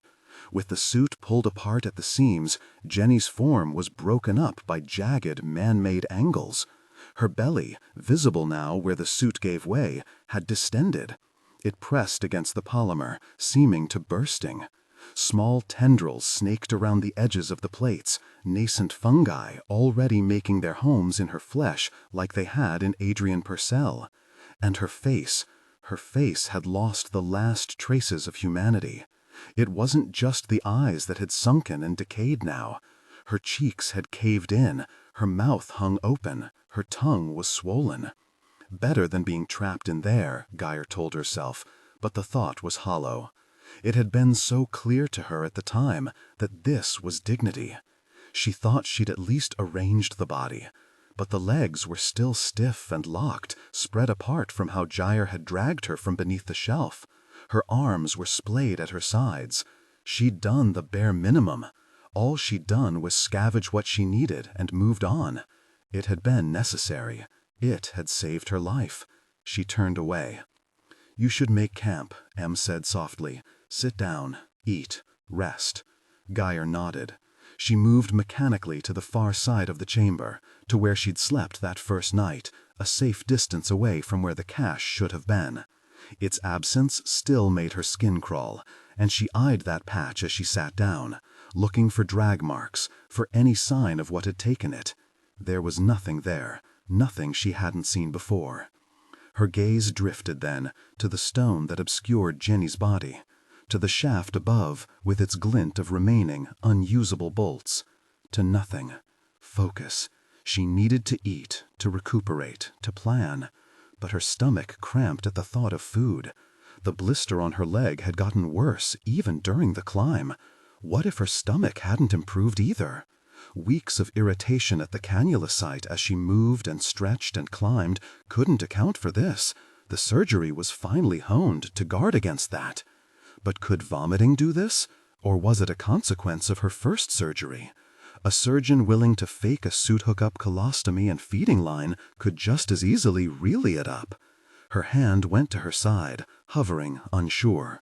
Wouldn't that just be perfect if she couldn't climb back out, not because of M or the sump or her own mind, but her stomach? No, she couldn't afford to think like this, not even so close to the surface, especially so close to the surface. 2 more days and she was out. 2 more days and she could figure out what came next. 2 more days and then she could let herself fall apart. "How long is the hospital stay going to be after?" she asked to distract herself. M considered. "A week at most, I think. Immediate aftercare, followed by surgical reversal in your gut, then recovery and evaluation. Longer if you'd be more comfortable that way." Gyre plugged in a ration canister and clenched her teeth, fighting to ignore the cramping, burning pain as the paste shunted into her gut. "Good. This is starting to hurt," she said when her willpower failed. "The suit?"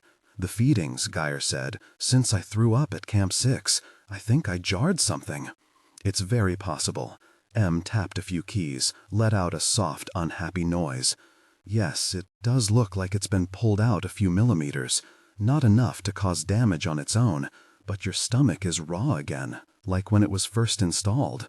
And with the previous scar tissue from your first surgery, it could tear more before you're out. How's your leg? Doesn't feel great, but it's just a blister. A blister she couldn't dry out, a blister she couldn't treat. Could it become infected? Had the failure of the contact film broken a sterile seal? Right. This is a full rest stop then, Em said, arresting her panic spiral. 8 or 10 hours will give me time to tweak things, get you patched up enough to be comfortable. No sedatives, she said preemptively. There had been no trace of the tunneler's rumble in the past several hours. Small mercies. Of course not, Em replied. The feeding finished, and she stowed the canister. Slowly, eyeing the rock that hid Jenny from sight, Gyre eased herself down onto her good side, opposite the port. It meant her back was to the chamber, and a sudden burst of terror nearly made her sit straight up. She waited it out. Em could see all around her. "Don't leave," she said. "Keep watch, just in case." Em's breath whispered over the comm line. "Of course. We never did find that cache," Gyre pointed out, grimacing. "We still don't know what took it, who took it."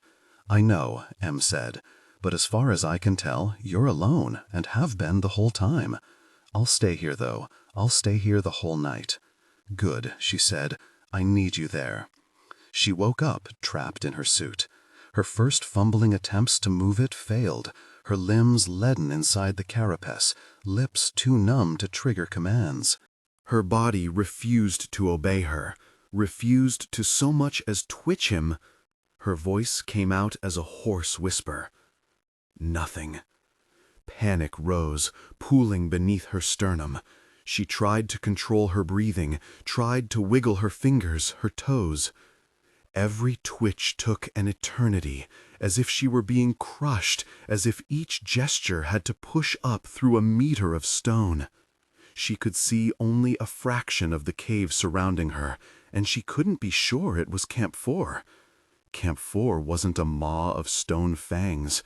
Camp 4 didn't glow faintly. But Camp 5 did. Her pulse quickened. Had she turned back, somehow? Had she hallucinated the climb up the long drop? Dread pooled in her gut, and she tried again to lift her hand. But the suit refused to cooperate.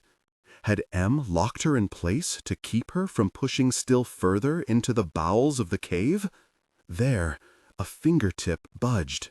But she could sense something, out beyond her helmet. Out in the darkness she couldn't see. It was close. It was coming closer. Jenny? Or the cash thief? I sold. She could almost see her against the glow, pale and desperate and rushing.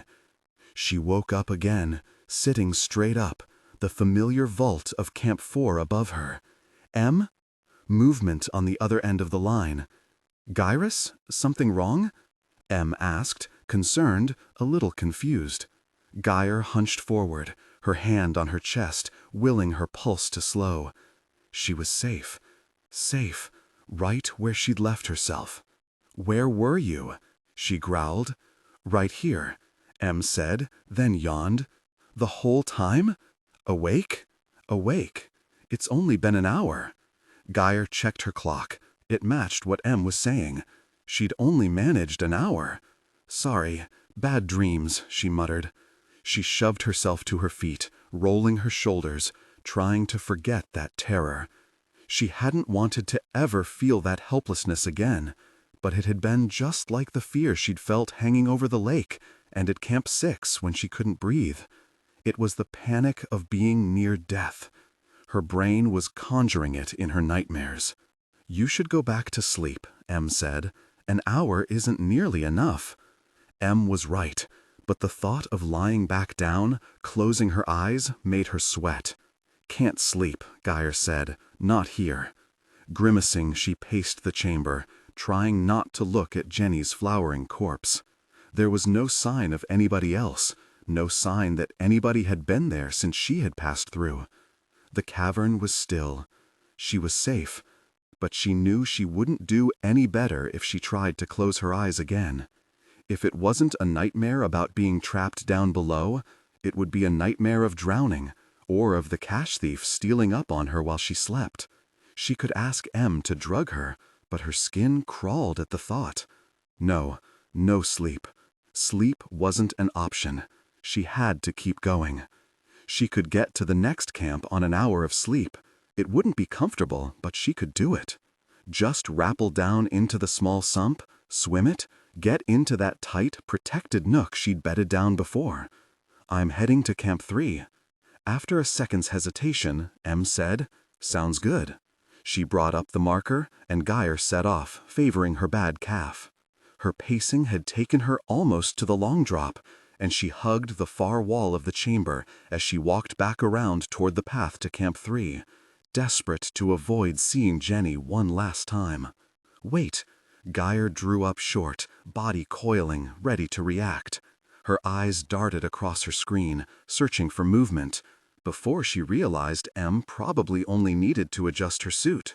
Her calf was burning still, whatever reparative process M had started while she slept unfinished. But M didn't say anything else. She just typed, quickly at first, then slowly. Hesitantly. "What the... really is that?" M finally whispered. "Where?" Gyre asked, shuddering as she twisted, searching for whatever it was M had spotted. "Where are you?" "Up," M said. Gyre looked up. There, tucked into a narrow crevice 2 body lengths above her, was Jenny. No, there was no way. Jenny was under the shelf, was behind her. It couldn't be Jenny. Chest tightening, she made herself step back, far enough to get a better look at the body, curled up, crumpled, shoved into a gap in the stone that didn't extend more than a meter into the wall. No, not a body, a suit. As she stared, transfixed, she realized the helmet was in pieces, scattered around it. Only the back curve of the head still in place, bowed forward enough to obscure the missing faceplate. The seams at the shoulders and along the sides had been opened too. She could see the chaos of wires and tubes that had connected whoever had worn it to its interface. She couldn't finish the thought. "That's not possible," M whispered. "An empty suit. Somebody else in the cave." Gyre took a step back, twisted, looked over her shoulder, but she saw nothing. No naked form dashing from the shadows, no face hovering at the edge of her reconstruction. But this meant it could all have been real. There could have been somebody down here. I sold? No, it couldn't be. And yet, Gyre, look. A green light appeared on her screen. It was just behind the suit, but she couldn't see it from where she stood. She returned to the wall and clawed her fingers into the stone, boosting herself up to the bottom of the crevice. This close, she could see the cracked armor matched hers, detail for detail, just like Jenny's did. She couldn't bring herself to touch it, to move it out of her way, but she could see what was behind it now. It was a box. It was a cache. "Camp 4, Gyre whispered. "Really? Why didn't we see this last time? Why didn't we see the box?" She looked around the cavern. She'd walked this way herself on that long night, reading the dossiers. "It wasn't here," M said, voice strangled with pain. "I scanned the cavern. It wasn't here." Gyre's pulse pounded in her ears. It hadn't been here, which meant someone had taken it and then brought it back. Someone in one of M's suits. They had been here recently. Where had they gone? All she could think about was pale faces in the darkness, motion in the corner of her eye, a figure haunting her up and down the long drop and to the rim of Camp 5. A brief, sharp whine snaked from M's throat. "M, who was this?" Gyre whispered, muscles trembling as she held herself perched on the rim of the crack. "The serial number," M managed, voice high and thin. She was terrified, no, horrified. Imagining one of her cavers dying alone, not connected to her computer, not able to hear her voice. "Read me the serial number. Back of the neck, base of the skull," Em said. "But the timing, that model of suit, gosh." Gyre finally pushed herself up into the gap, shuddering as she nudged the motionless husks to the side. It felt light. Wrong. The discarded skin of some deep cavernous arthropod. The serial number was invisible in the light of her reconstruction. It was printed, low relief at best. She switched to her headlamp. Serial number ends in HX047. "It's him," Em whispered. "Gosh, it is him. Who?" Gyre toggled back to her reconstruction, sagging with relief as the room sprang back to full light and was blessedly, blessedly empty. "Eli Abramson," Em said. Gyre stiffened at the name, remembering the funeral cavern, the missing body. "He went in 9 weeks before you. You lost him in the sump," Gyre said. "And I never found him when I found the others." Em nodded. "His signal started degrading, and the last I saw, he'd been caught up in a current, swept away. I assumed the signal had cut out finally, because the suit had... I thought he was dead. He had to be dead. Back snapped like the others, or... Oh, really?" Gyre rocked back on her knees and hugged her knees to her chest, staring at the empty husk. "He didn't die," she whispered. "He was just cut off from you, like I was. Washed up, like I did. Climbed back here, like I did. But why? Why not just climb out? Maybe he couldn't," Em said. "I don't know. He was suspicious of me by Camp 5, almost as much as you were, but I hadn't told him anything, and he hadn't seen the bodies." Maybe when he came back up, he saw Jenny? Maybe he thought I'd sabotaged his suit. He got back up here thinking I'd tried to kill him. He took the cash and tried to find another way out, one I wasn't looking for. "Em," she whispered. "Em, when did you lose contact with his suit?" 5 weeks ago. Oh God, how long would the cash have lasted him? She asked, not wanting to know the answer, fearing she already did. The cash had been gone when she first reached Camp 4, and now it was back. 5 weeks, Em said. If he kept the suit in low power mode, 5 weeks. He'd fully stocked it at 6. Gyre trembled, staring at the suit and at the cash behind it. He was here. Em, he was here. When she'd felt like she was being watched, was this why? Had he been there, somehow? But no, he couldn't have been, not beyond the sump. The events didn't line up, didn't add up, and some of it had been the spores, had been her own exhausted mind, right? Em bit back a weak noise. Check the cache. No, I need to get moving. Check it. Gyre reached behind the suit, but despite her care, she jarred it loose from the crevice. It collapsed below her, its polymer plates clattering against the ground. She opened the supply box, nudged its lid up. The battery kit had 1 remaining ampule. The ration kit had more. He didn't use it all. But there had been that overlap. He had passed through here. The rope on the side of the long drop. It's possible his suit was going unresponsive, Em said, whispered. The same issue that made me lose contact. And then, when it wasn't working, he came back this way, but his suit was failing. He clawed his way out, stashed it out of the way so you wouldn't find him. So I wouldn't find him.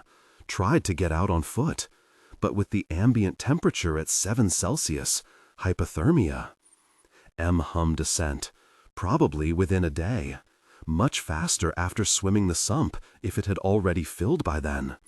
And he would have had to rig a harness for himself, for the climbs. Gyre stared at the husk. Em's story didn't make sense, but the only other explanation Gyre could invent was worse. Maybe he hadn't tried the sump at all. Instead, he'd felt a tug, a feeling of forgetting something, and he'd turned back toward Camp 5. On the ledge on the long drop, she'd seen rope attached to a bolt that she didn't think had been there before. A face in the darkness. What if it hadn't been Isolde at all? What if she'd killed him? She shuddered, forced the thought aside. She'd never seen the body. She'd never heard it hit the ground. I should keep moving, Gyre said, and tried to ease herself back down the wall. She couldn't. Her muscles were louder than the shouting of her panic, or maybe they were in on it. She couldn't move. He's why the tunneler came, Em said, her voice wondering and horrified. The tunneler sensed him up here in Camp 4 when he took the cache, and it came up, close enough to breach the side of the long drop. But then it left again. Something must have happened. He's gone. Pain twisted her words, and Gyre closed her eyes, trying to feel that pain, trying to let it goad her. You can't be him. You have to keep moving. There it was enough, and she could push off the stone, drop down beside the wreckage of Eyeless' abandoned suit. And then she ran, refusing to look over her shoulder in case she saw the half-frozen, starved, ravaged man staggering down the tunnel behind her. Gyre stood at the top of the cliff that had taken her 4 pitches to climb, the last cliff that had led where they'd expected, the last marker of normalcy she'd seen in weeks. The anchor bolt that she'd placed at the top edge was still there, her line hanging down from it just as she'd left it. She knelt to check it and found it was still secure. Professionally done, unaltered. She clipped in and made quick work down to the bottom, slowing only to navigate each bolt her line was clipped to, and to give Em's computers time to work their magic. Her display remained clear, and there were no sounds or movement above or below her. He's dead. He's dead somewhere in the cave, and you don't need to find him. If that meant he was lying dead at the bottom of the long drop, so be it. If that was the reality she needed to believe to keep moving, she would relive it over and over again. She broke the surface with a splash, sinking quickly down. There was no waiting thrum below the water, no vibrations pushing through her suit and becoming part of her. No Eli. Silt bloomed around her as her feet touched the bottom, and she waited for it to settle, keeping an eye out for the guideline she'd run that first dive. It appeared out of the murky water, wavering in the sonar reconstruction, and her suit flagged it with glowing green light. She floated up, buoyancy smoothly adjusting to just above neutral for the few seconds needed to bring her level with the path, then stabilizing as she grabbed hold of the line. Easy. This was easy. Even the tightness around her lungs and heart was easy to ignore, now that she was down here, now that nothing was out of the ordinary. "Any sign of new currents?" she asked. "None," Em said. "No obstructions either. Everything is just like we left it." Em was thinking what she was thinking then. They were both scared. She half expected to find Eli's body floating in the sump as she rounded the bottom of the bend. When he wasn't there, and when she could see the curve that led to the surface was totally empty, she finally began to relax. It was still just a small U-bend that had flooded too early, and she had an easier time of the dive than that first attempt, now that she had more experience at moving weightlessly. It took the pressure off her swollen calf, too. It was like coming down from high altitude, everything moving faster and more smoothly than it had before. There was no trace of the tunneler or the dead. As she pulled herself from the other side of the sump, fear gave way to the first itching of hope. 2 days, and she'd be out. 2 days, both easier than any she'd faced down in a long while. Gyre was nearly back to Camp 3 when she heard the sound of footsteps. "Em," she whispered, shoulders drawing up defensively. "What is it? Can you hear that?" Em's image appeared on her screen as she tapped out a few commands and cocked her head. "No, I didn't hear anything. What was it?" Gyre swallowed, suddenly afraid to speak. If Em hadn't heard, did that mean Gyre hadn't either? Was this the hum all over again? But she hunched forward, straining to listen as she crept along the passage, and could still make them out. "I hear footsteps," she whispered, cold terror wrapping around her chest and squeezing. This was real. This was happening. Eli, she hadn't killed him after all. He was coming. "Are you still hearing them?" Em asked, concern finally registering in her voice. "Yes," she said. They were clear, faint but echoing. It was the sound of boots on rocks. Em pursed her lips. "Gyre," she said hesitantly, her brow furrowing. "Are you sure you haven't just noticed your own footsteps?" "No." She crouched down where she was, a few meters from where the tunnel would let out onto Camp 3. She needed to be ready. Eli would be disoriented, starving, unpredictable. As she waited, she strained to hear something, anything. She heard nothing. Boots on rock. Eli had left his entire suit behind. Eli didn't have boots anymore. "It might have been," she conceded, her face burning. No, but she'd heard them. This wasn't like the humming. This was the rope at the ledge on the long drop. This was the pale face in the darkness. Whoever it was must have stopped walking. That was all. They were waiting for her. Frantic, Gyre keyed up the map of Camp 3, trying to remember the layout. There was the side tunnel she was in, which was barely a slot at the exit. There was the path back to Camp 2, a broad avenue by comparison. Here was the nook that the cache had been left in, off to the side of where the avenue to Camp 2 turned into a narrower ledge that circled the edge of the chamber. And there was the chaotic left side of the cavern, where there were piles of fallen rock from an earlier cave-in that were scattered amid crushed stalagmites and sudden drops and rises in the cavern floor. She could try to squeeze her way through the jumble, but if she made a single sound, whoever it was could hear her, rush her, pin her down. If they were in the nook, she could try to sneak along the rim, then sprint up the avenue. But what if it was Eli? If it was him, didn't she have to try to help? Try to get him out? How he hadn't died of hypothermia after swimming the sump, she couldn't imagine. But if it was him, she could save him. She could save one person. Em could really, truly try to make amends. She swapped her view from the map to what was in front of her. For a brief second, as her screen changed over, she expected to see Eli's face staring at her, gaunt and broken. But he wasn't there. It was just her, crouched in the passage. She still couldn't hear the footsteps. Her certainty wavered. Maybe Em was right. It was the easiest explanation. Swimming the sump meant she hadn't heard her own footsteps in almost an hour. Back on land, she had noticed them, started to panic, spiraled like she had dangling above the lake, fueled by the husk of Eli's suit, his body lost somewhere in the cave, just like Isolde's. "How are you feeling?" Em asked gently. She was on fire, shame kindled and crackling in her chest. "Embarrassed," Gyre admitted. "Ready to keep moving." Em looked worried but turned off the video feed, as if to give her privacy. Gyre appreciated the illusion and stood up. She walked slowly to the slot exit of the passageway. The footsteps were her footsteps. Eli, wherever he was dead. He died at least a week ago, if not longer. Definitely longer. And if not, he was dead at the bottom of the long drop. He was a corpse, either way, naked and forgotten. She turned sideways and eased herself through the slot into the Camp 3 chamber. On the other side, she leaned her back and head against the rock wall, gazing out at the room. There was a shape in the jumble of collapsed stone. It's not there. She looked upward, counting to 10. Her brain was playing tricks on her. It was the same weakness, the same madness.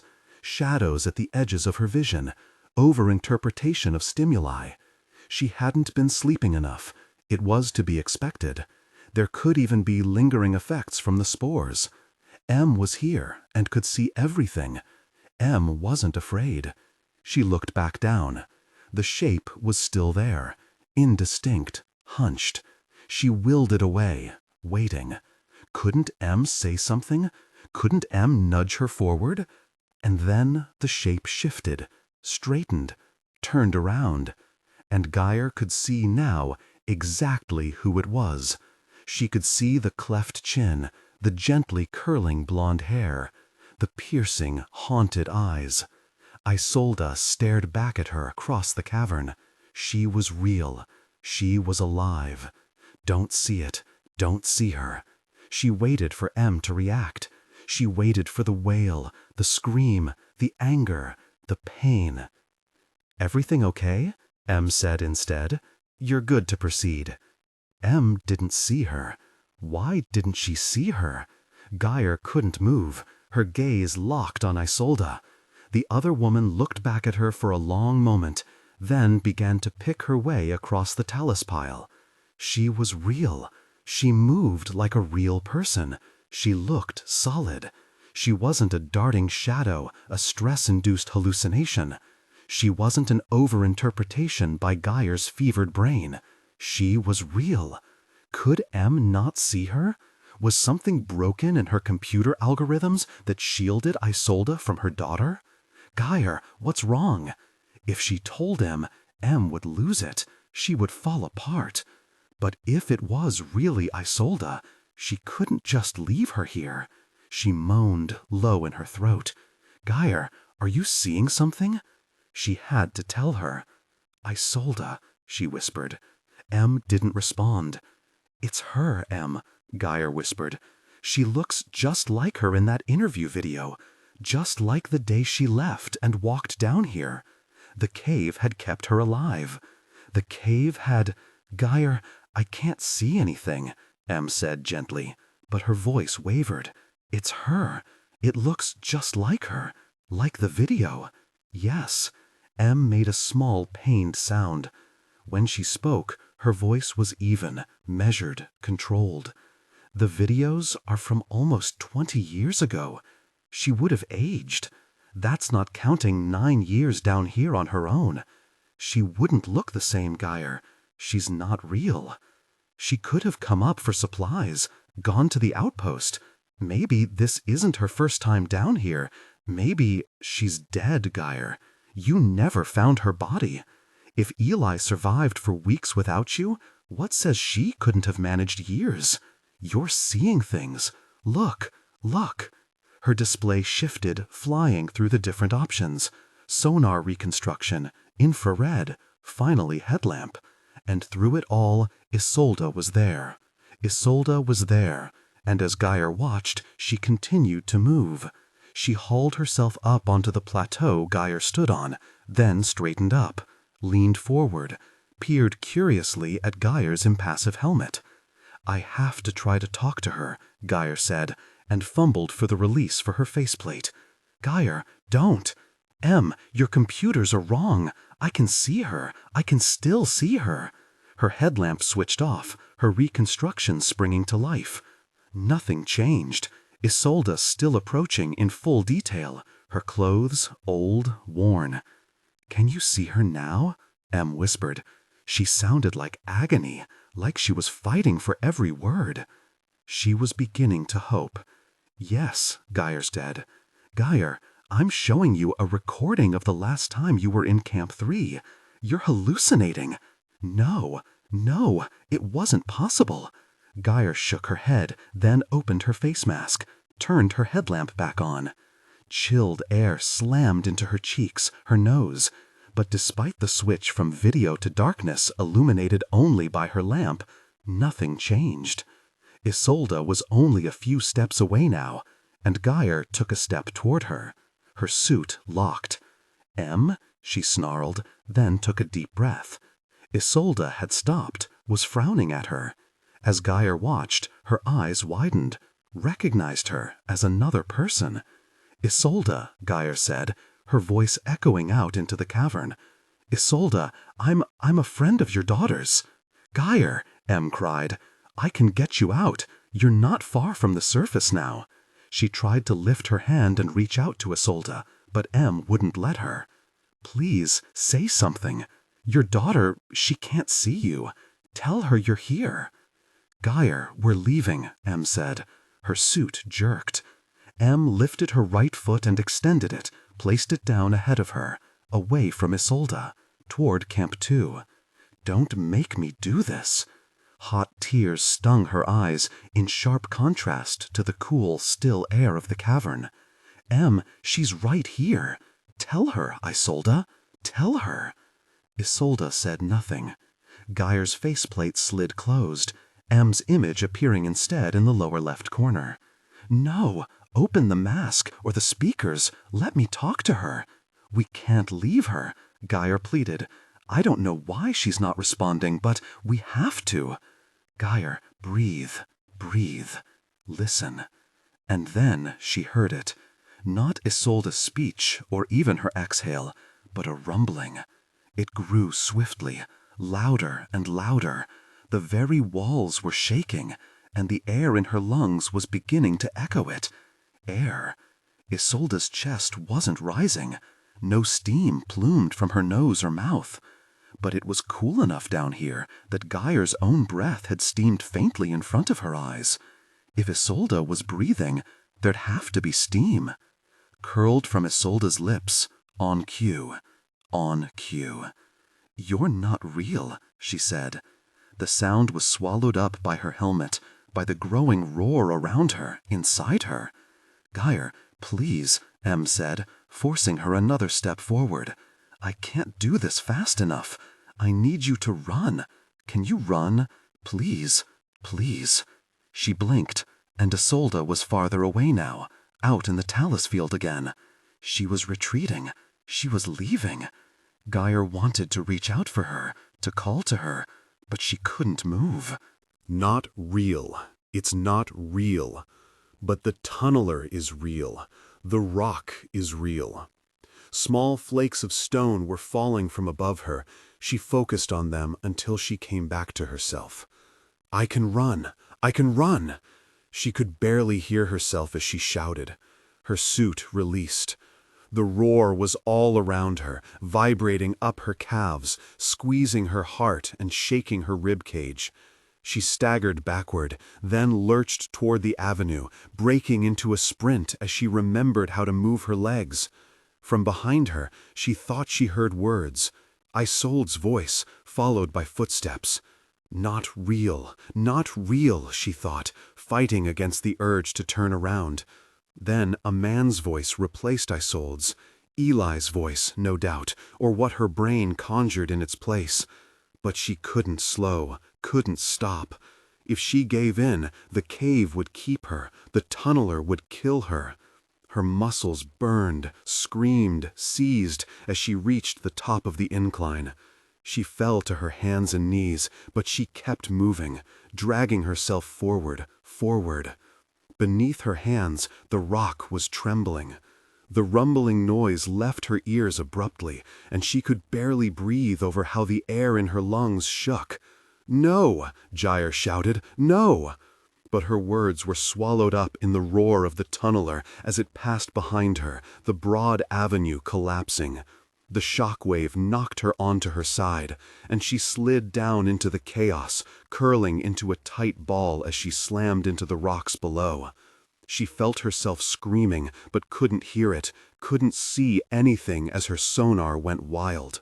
Left arm has 2 full breaks, as well as severe crush damage from the mid-humerus down. Your cannula has been completely dislodged. There are ruptures in your suit in 12 places that are taking longer than anticipated to close. "I don't want morphine," Gyre repeated. It had become her litany.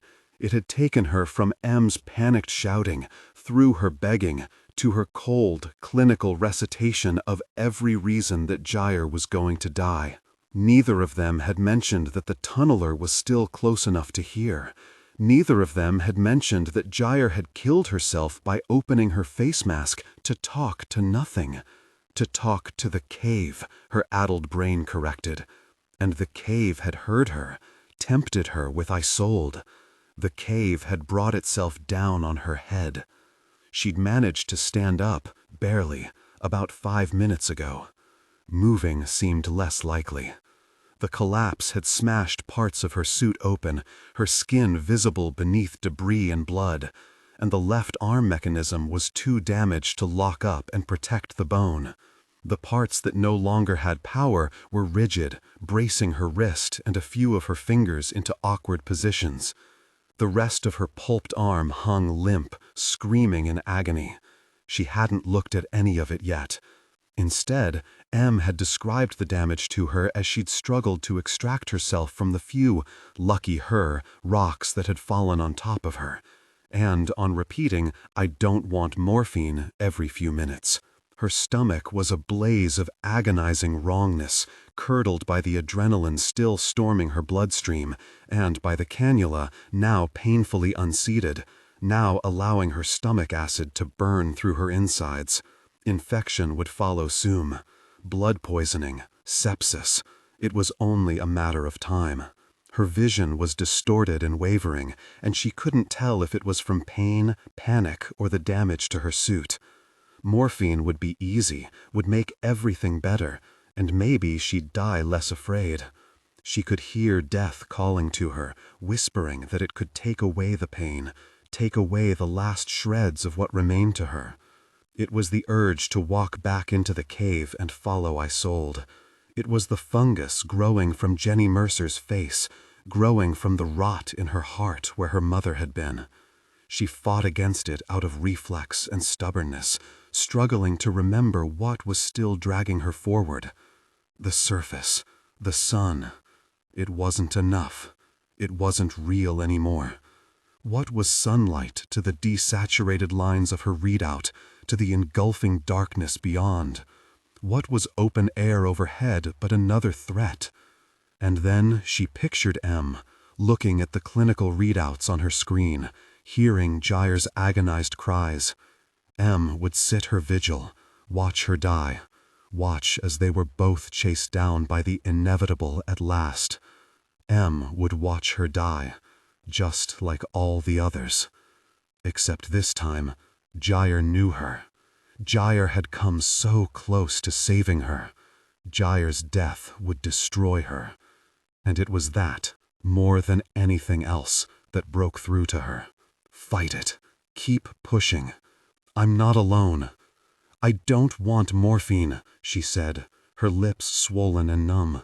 She tried flexing her left hand and cried out as the simple motion made her entire mind go blank.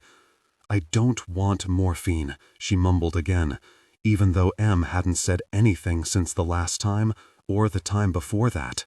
She staggered forward, shin bumping into one of the rocks. She struggled to lift her foot up over it, her eyes fixed on the path ahead of her. It was barely a path now. The tunneler had closed off the way back down to Camp 3 and had passed close enough in front of her that from what she could see, the path to Camp 2 had ceased to exist. It had cut her off from everything, past and future, depths and surface. The cave had done this to her, using Eli and Isolde against her, trapping her in the labyrinth she had been so sure she could leave. The rumble remained, a constant invitation and threat. But before she gave up, before she lay down and stopped moving forward like all the others, she had to know that there was no other option. She couldn't give in if there was a way out. Her desperate pride wouldn't let her, even now. Em, I don't want morphine, she sobbed. I know, Em said. I won't give you any. Relief flooded through her, and she laughed, giddy from the stark disparity between the small pebble of relief in her stomach versus the great mass of fear and resignation howling in her head. She watched as one of the breeches over her leg knit itself together, the gel fusing with her blood and coating her skin, the polymer shifting, adjusting, extending scaffolding to cover the gap. It wouldn't harden properly, but it was a shield. She grappled for a hold with her right hand, her fingers struggling to close around the rock. With a groan, she heaved herself up and over. Her screen was cracked. She could see it now, feel it, the cool, dank air of the cave filtering through. She could smell the air, taste it. It was like a balm. It was real. With it came the need to have the suit off of her entirely. She wanted to be free of it. If it wasn't on her, maybe she'd be whole again. Maybe she could live, staggering through the dark. No, that was the cave talking to her again, her own self-annihilating impulse. She shut it out. She stumbled down into a valley of buckled rock, trying to get to the far wall, moving to catch herself with her left arm. It didn't respond, and she overbalanced, falling, her shoulder colliding with the stone. Her vision went white. She couldn't move her arm, could barely maneuver it. I couldn't climb like this. My arm, she whispered. It's bad, Em conceded, but not irreversible. There's a chance, once we get you back topside, that they'll be able to restore some of it. It's not that, Em. It's not letting me climb. I need to climb. Gyre, it's going to kill me, she said, sinking onto her back, staring upward at the dancing ceiling. I'm going to die. It's going to kill me. It's not. The suit's going to kill me. It's going to keep you alive. Gyre, listen to me. This is the shock talking. Shock. Shock, that's going to kill me. If the arm dies, I die with it. You've still got blood flow, Em said. Then I'll bleed out. She couldn't see, and her tears, hot as they were cooling quickly, so quickly, from the little tendrils of air that snaked into her suit. Em, cut it off. Cut it off. No. Gyre, I've got you on antibiotics and blood-clotting agents. I can do this. You can do this. If I just give you pain medication or anxiolytics... No drugs, she cried. I want to know when I'm dying. Don't kill me, Em. Don't kill me. A prick of the needle, and she'd fade away.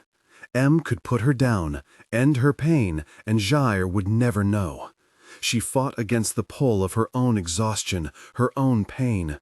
No drugs. Gyre, just cut it off. I won't need the drugs. You're not thinking straight. I don't want to die. If I amputate your arm, Em said, struggling to sound calm and failing, you might never climb again. The suit will preserve it, but between the existing damage and the amputation, it will be useless. They won't be able to reattach it. A responsive prosthesis, maybe, but if you just wait, if you breathe through it, do it! Listen to me for once.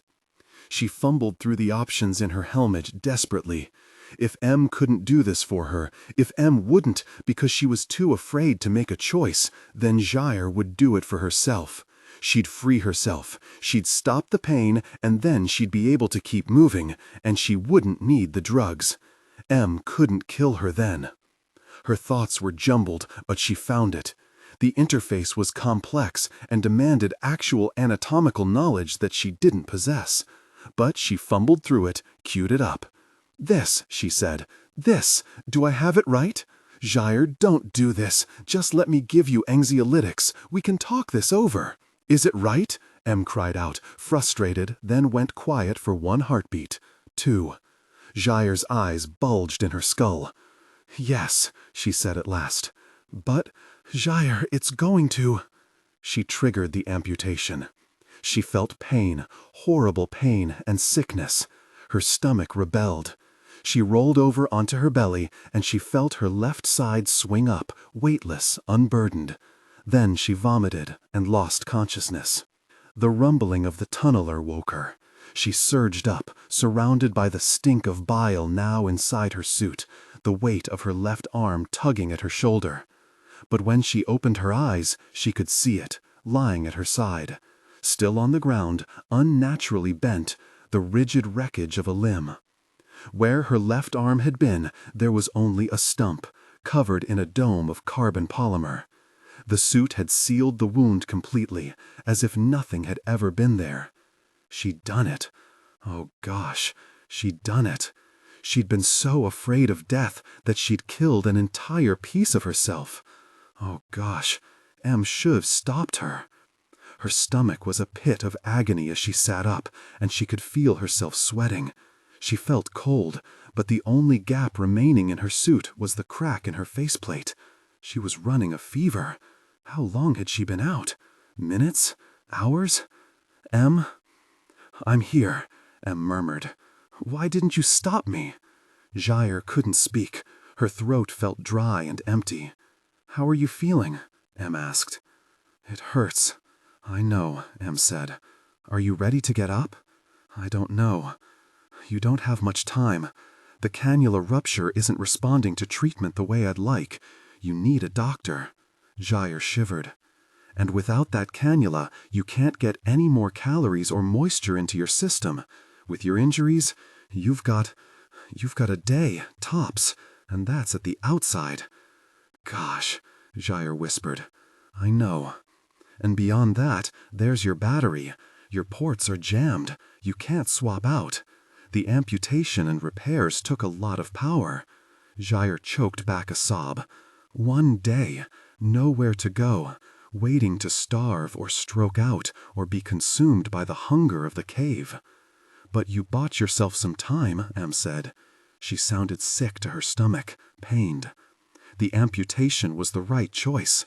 Before, you only had 4 hours, 6 at the outside. A day's enough. I've got a medical team ready and waiting for when you get out." Gyre's world slowed to a halt. She still thinks I'll get out. She latched on to that detail and dragged herself to her feet. She was still in the pile of collapsed rubble, and that rubble was still vibrating beneath her feet. But at full height, she could see the far wall, where the ground was smoother, less disrupted. Slowly, she began staggering toward it. "But I should have medicated you beforehand to lessen the shock and get you moving sooner." Em was angry, viciously angry at herself. "Stop! Stop!" If she was angry, she could shut down. She could leave. "Why didn't you?" "You asked me not to." Gyre paused, closing her eyes at the swell of tangled emotion in her throat. She wanted to scream at Em, wanted to hug her, wanted to lie down in her arms until the life slipped out of her. "You asked me not to." They were ruined. They were broken. "Is there an exit?" she made herself ask. "I don't know," Em admitted. "I saw something that's promising over by the far wall, but I can't tell. Can you get there?" "Keep talking, and I'll see," she heard herself say as she struggled up the first small boulder. "What would you like me to talk about?" Her voice was so gummed with grief that Gyre could barely make out her words, but it was better than nothing, better than listening to the relentless thrum around her. "I don't know." She pushed herself into a gap between 2 rocks, smearing herself against them as she moved upward, sidling closer to their tops. As they spread apart, so did she. Then she jarred her arm, and she froze with a hiss, arching her back. It didn't help. "Read a book or something. Just keep talking. Please." "I can't read a book," Em said. "Not while—" "Gyre, I can't." "Then recite the alphabet. Timetables for the spaceport. Anything, anything." If she lost that thread, that last hold, she was doomed. She was dead already. Em was silent for a moment. Gyre paused again in her ascent, bowing her head forward against the rock. She needed Em's voice, needed it more than she could describe. Without Em, she wasn't leaving this cave, alive or otherwise. And then Em cleared her throat again and said, haltingly, "Yao Han Mei, Hallian Foster, Julian Flores, Laurent Okeke, Guillaume Barbosa, Agnes Raineystotter." She kept up the list of the dead as Gyre shouted, forcing herself through the slot and out onto open ground. Beyond that point, she only had to edge around a few more rocks and fractures before she was up at the blocked top of the passage. She set her right hand on it, feeling it.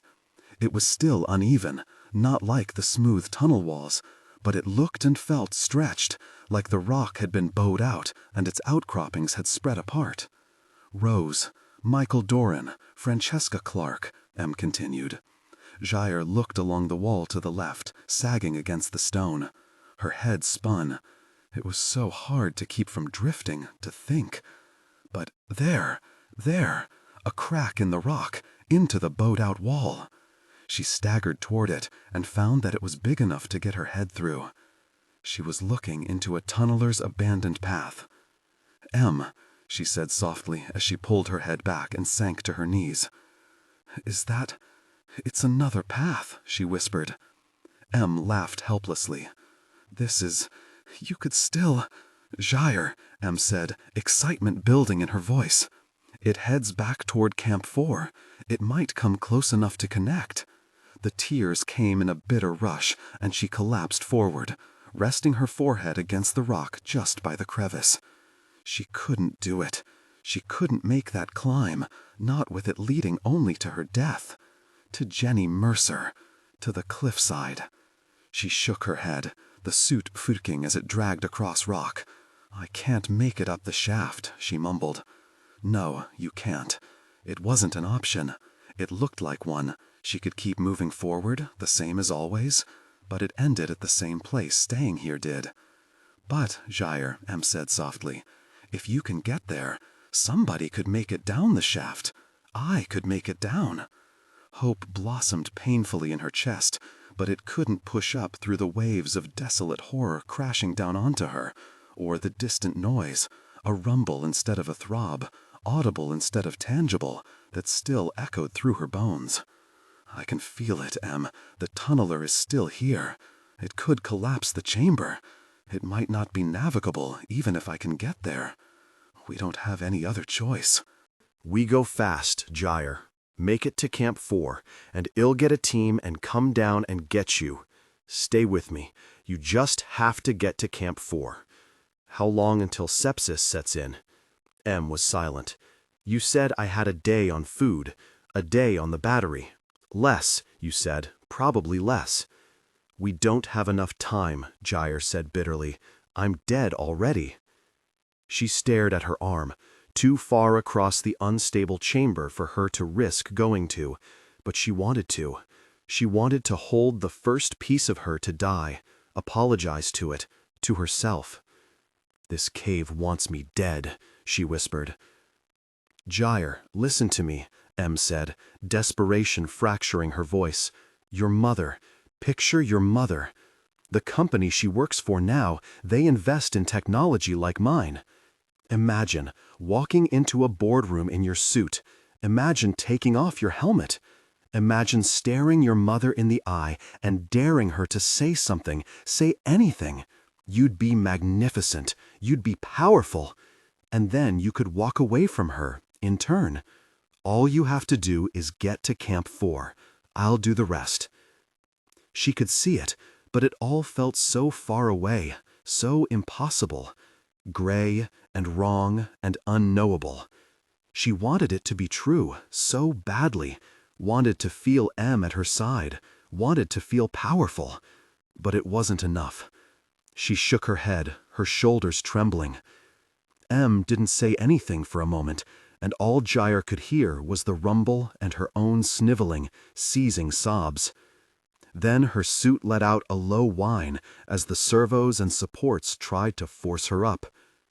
Get on your feet, Em said low in her ear, her voice cold, and keep moving. You are going to Camp 4, Caver, and I am going to bring you home. You signed a contract, Gyre, really you. In a life and death situation, you agreed to defer to me, so do it. Em's clinical tone, so familiar but such a contrast to their last week together, broke through her panic. She pushed herself upright again. She forced herself through the crevice and out into the wide passage. She set off at as fast a pace as she could manage, staggering along the gently curving floor. But she was unsteady on her feet. She pitched from wall to wall, the floor tilting beneath her. She wouldn't make it, couldn't make it. Injecting antiemetics and a local anesthetic, Em said. She knew exactly what Gyre needed, using the contract to shore up them both.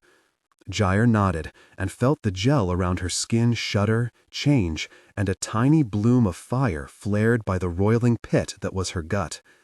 She breathed through it until the pain had faded and the tunnel stopped spinning. Thank you, she whispered. Em smiled. Keep moving, Gyre, fast as you can. Her lungs and throat burned, and her muscles protested her every move. Her body was slick with sweat, the gel coating her skin too overused and damaged to properly compensate. It gapped from her flesh, allowing blisters to form, bruises to bloom and swell until each step was a struggle. She had been staggering along the smooth passage for hours now, feeling her time tick down, her body break and fall apart. The monotony of the passage was disrupted by her cracked screen, and from a damaged sensor that caused the reconstruction ahead of her to flicker and shift. Reality danced and swam just like her thoughts did. But Em still had access to most of her feeds, and every few minutes she'd confirm for Gyre that she was moving in the right direction, that the tunneler was far enough away that she was safe. "Gyre, stop, on your right." She staggered to a halt, then twisted, looking. There was a crack in the stone wall, like the crack she'd entered through, like the crack above the shallow lake. It was hard to see, and she squinted, then reached out and touched the rock, her hand filling in the details where her display couldn't. It was wide enough to fit her, wider than the break she'd entered through. "Go through," Em said. "Are you sure?" "As sure as I can be. Go." Gyre bit back a fevered argument. Em was clearer-headed than she was. All Gyre needed to do was follow directions and rely on her body to know how to move. But she hesitated. "Gyre, I'm afraid," she whispered. "So am I." She could hear Em's voice saying those words, but the real woman hesitated. Gyre crumpled against the wall. "It's okay," Em said at last, gentler than Gyre could have imagined. "It's okay, I know. Just a little more. Go through. Come closer to me." She dragged herself through the opening, dreaming of Em waiting for her on the other side. Instead, a cavern stretched out before her. To her right was a spit of smooth ground. To her left, there was a great expanse of space where the floor dropped out and plunged into nothingness. A great font of water, larger by half than the waterfall on the way to Camp 4, crashed down into it from the far side of the gap. And below the fountain, her undulating readout showed a bare breadth of rock and more fractures in the wall. Scanning the chamber, she looked for any sign of Camp 4, but nothing looked familiar. She wanted to scream. "Are you sure this is it?" she asked instead, shivering with exhaustion. "Head inside, about 5 meters, then turn to your right," Em said. Gyre eased into the cavern. Her gaze darted to every nook in the rock walls, searching for faces, but none presented themselves. Maybe, just maybe, the hallucinations were at an end. Maybe her brain had moved on. Maybe the cave had given up. To her right was a small opening, just large enough for a child to fit through, but not for her. The gap was between several boulders, not into smooth stone, and a marker Em set up glowed down inside of it. "I can't fit," she mumbled, her willpower wavering. "The rocks around it aren't structural. I think. It widens right on the other side. It's just a small collapse. If you could just—" "With one arm," she bit out through gritted teeth. "Use your legs. That's the path. The computers don't lie. We're taking it, and we're going to get through it. We." Gyre closed her eyes a moment, choked down a hysterical laugh, then looked around and approached the pile. She stared at the rocks blankly for a moment before she forced herself to concentrate, inspecting how the rocks sat on one another. The top bit she was able to wedge her right shoulder against and heave off, despite the howling pain it triggered in her gut. The stone crashed to the ground, and panic leaped in her chest as she remembered Camp 2 and the falling boulder that had nearly killed her. Remembered the grinding roar of the tunnel collapse. She staggered back, the motion sparking a fresh blaze of agony in her stomach, distant through the anesthetic, but worrying all the same. Em said nothing, and so Gyre chose to believe everything was okay. Em was right. She had no other option. Settling awkwardly onto her back, she placed her feet on the bigger stones and pushed. It took over 15 minutes of grunting effort, with Em encouraging her every time she flagged, for her to dislodge enough of the rocks for her to get through. When it was done, she remained on her back, staring straight up. Her chest burned. Her belly felt hot and swollen, even if she couldn't feel the pain. How much longer did she have? Hours? Minutes? The chamber was spinning, wavering, and she thought that it couldn't be much farther off. Gyre. Gyre focused on the sound of her voice, her low, sweet, shivery voice. It was all she had left. "I need to rest," Gyre mumbled. "Just a little bit. Don't leave. Don't leave. I'm here. Just don't fall asleep. I won't. Just keep talking. Read the names again. I need something to listen to that's not me. And can you cut the reconstruction? It's making me feel sick. I can't think straight with it on." M made a sympathetic small sound. "Of course," she said, and the reconstruction blinked out, replaced with the warm, natural glow of her headlamp. She tensed at first, but the darkness welcomed her. It was less to keep track of, less to think about. She sagged in relief, on the edge of tears. The lamp didn't seem to be coordinated with any attacks, so you should be good like that from here forward, if it's easier, M murmured in her ear. I'll let you know if I see anything change. Does that sound okay? Thanks, she managed. M took a deep breath, and Gyre waited for her to speak. It sounded like she was working up to something, so Gyre anticipated nothing good. An update on her vitals? An apology because Gyre was dying even then? But instead, M started singing. Gyre couldn't understand the words, but she could understand the tone. It was a nursery song, a lullaby. Her voice was lilting and sweet, even if her rhythm was a bit off. And Gyre sank into it as it curled around her and into the space outside her cracked screen. She turned up the volume to blot out the distant rumble of the tunneler, still audible, still following. Her right hand fiddled with a crack in the plating along the hip of her suit, and her left arm remained gone, absolutely gone, but still there in a phantom presence. If she closed her eyes, she could almost pretend she was still whole. She was so tired. She didn't care if she ever saw her mother, or even if she ever got off-world.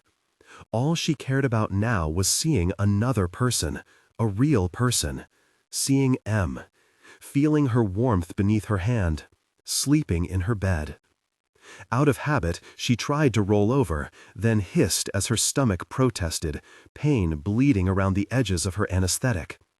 It was 100 times worse than the morning after her first surgery, when she had lain there, unable to afford pain meds, convinced she'd made the right decision. "Gyre, sorry, I'm fine," she said, gasping. The throb was getting louder. Gyre turned up the volume again. "Keep singing. It was nice." "No," M said, almost in a whisper. "It's the vibrations."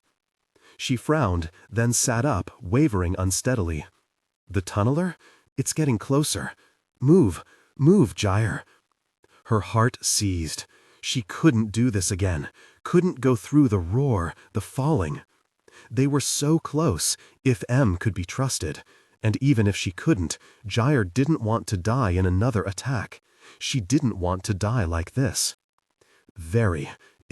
Gyre swore, staggering up into an awkward crouch. She looked at the gap she'd uncovered. It was too tight, far too tight.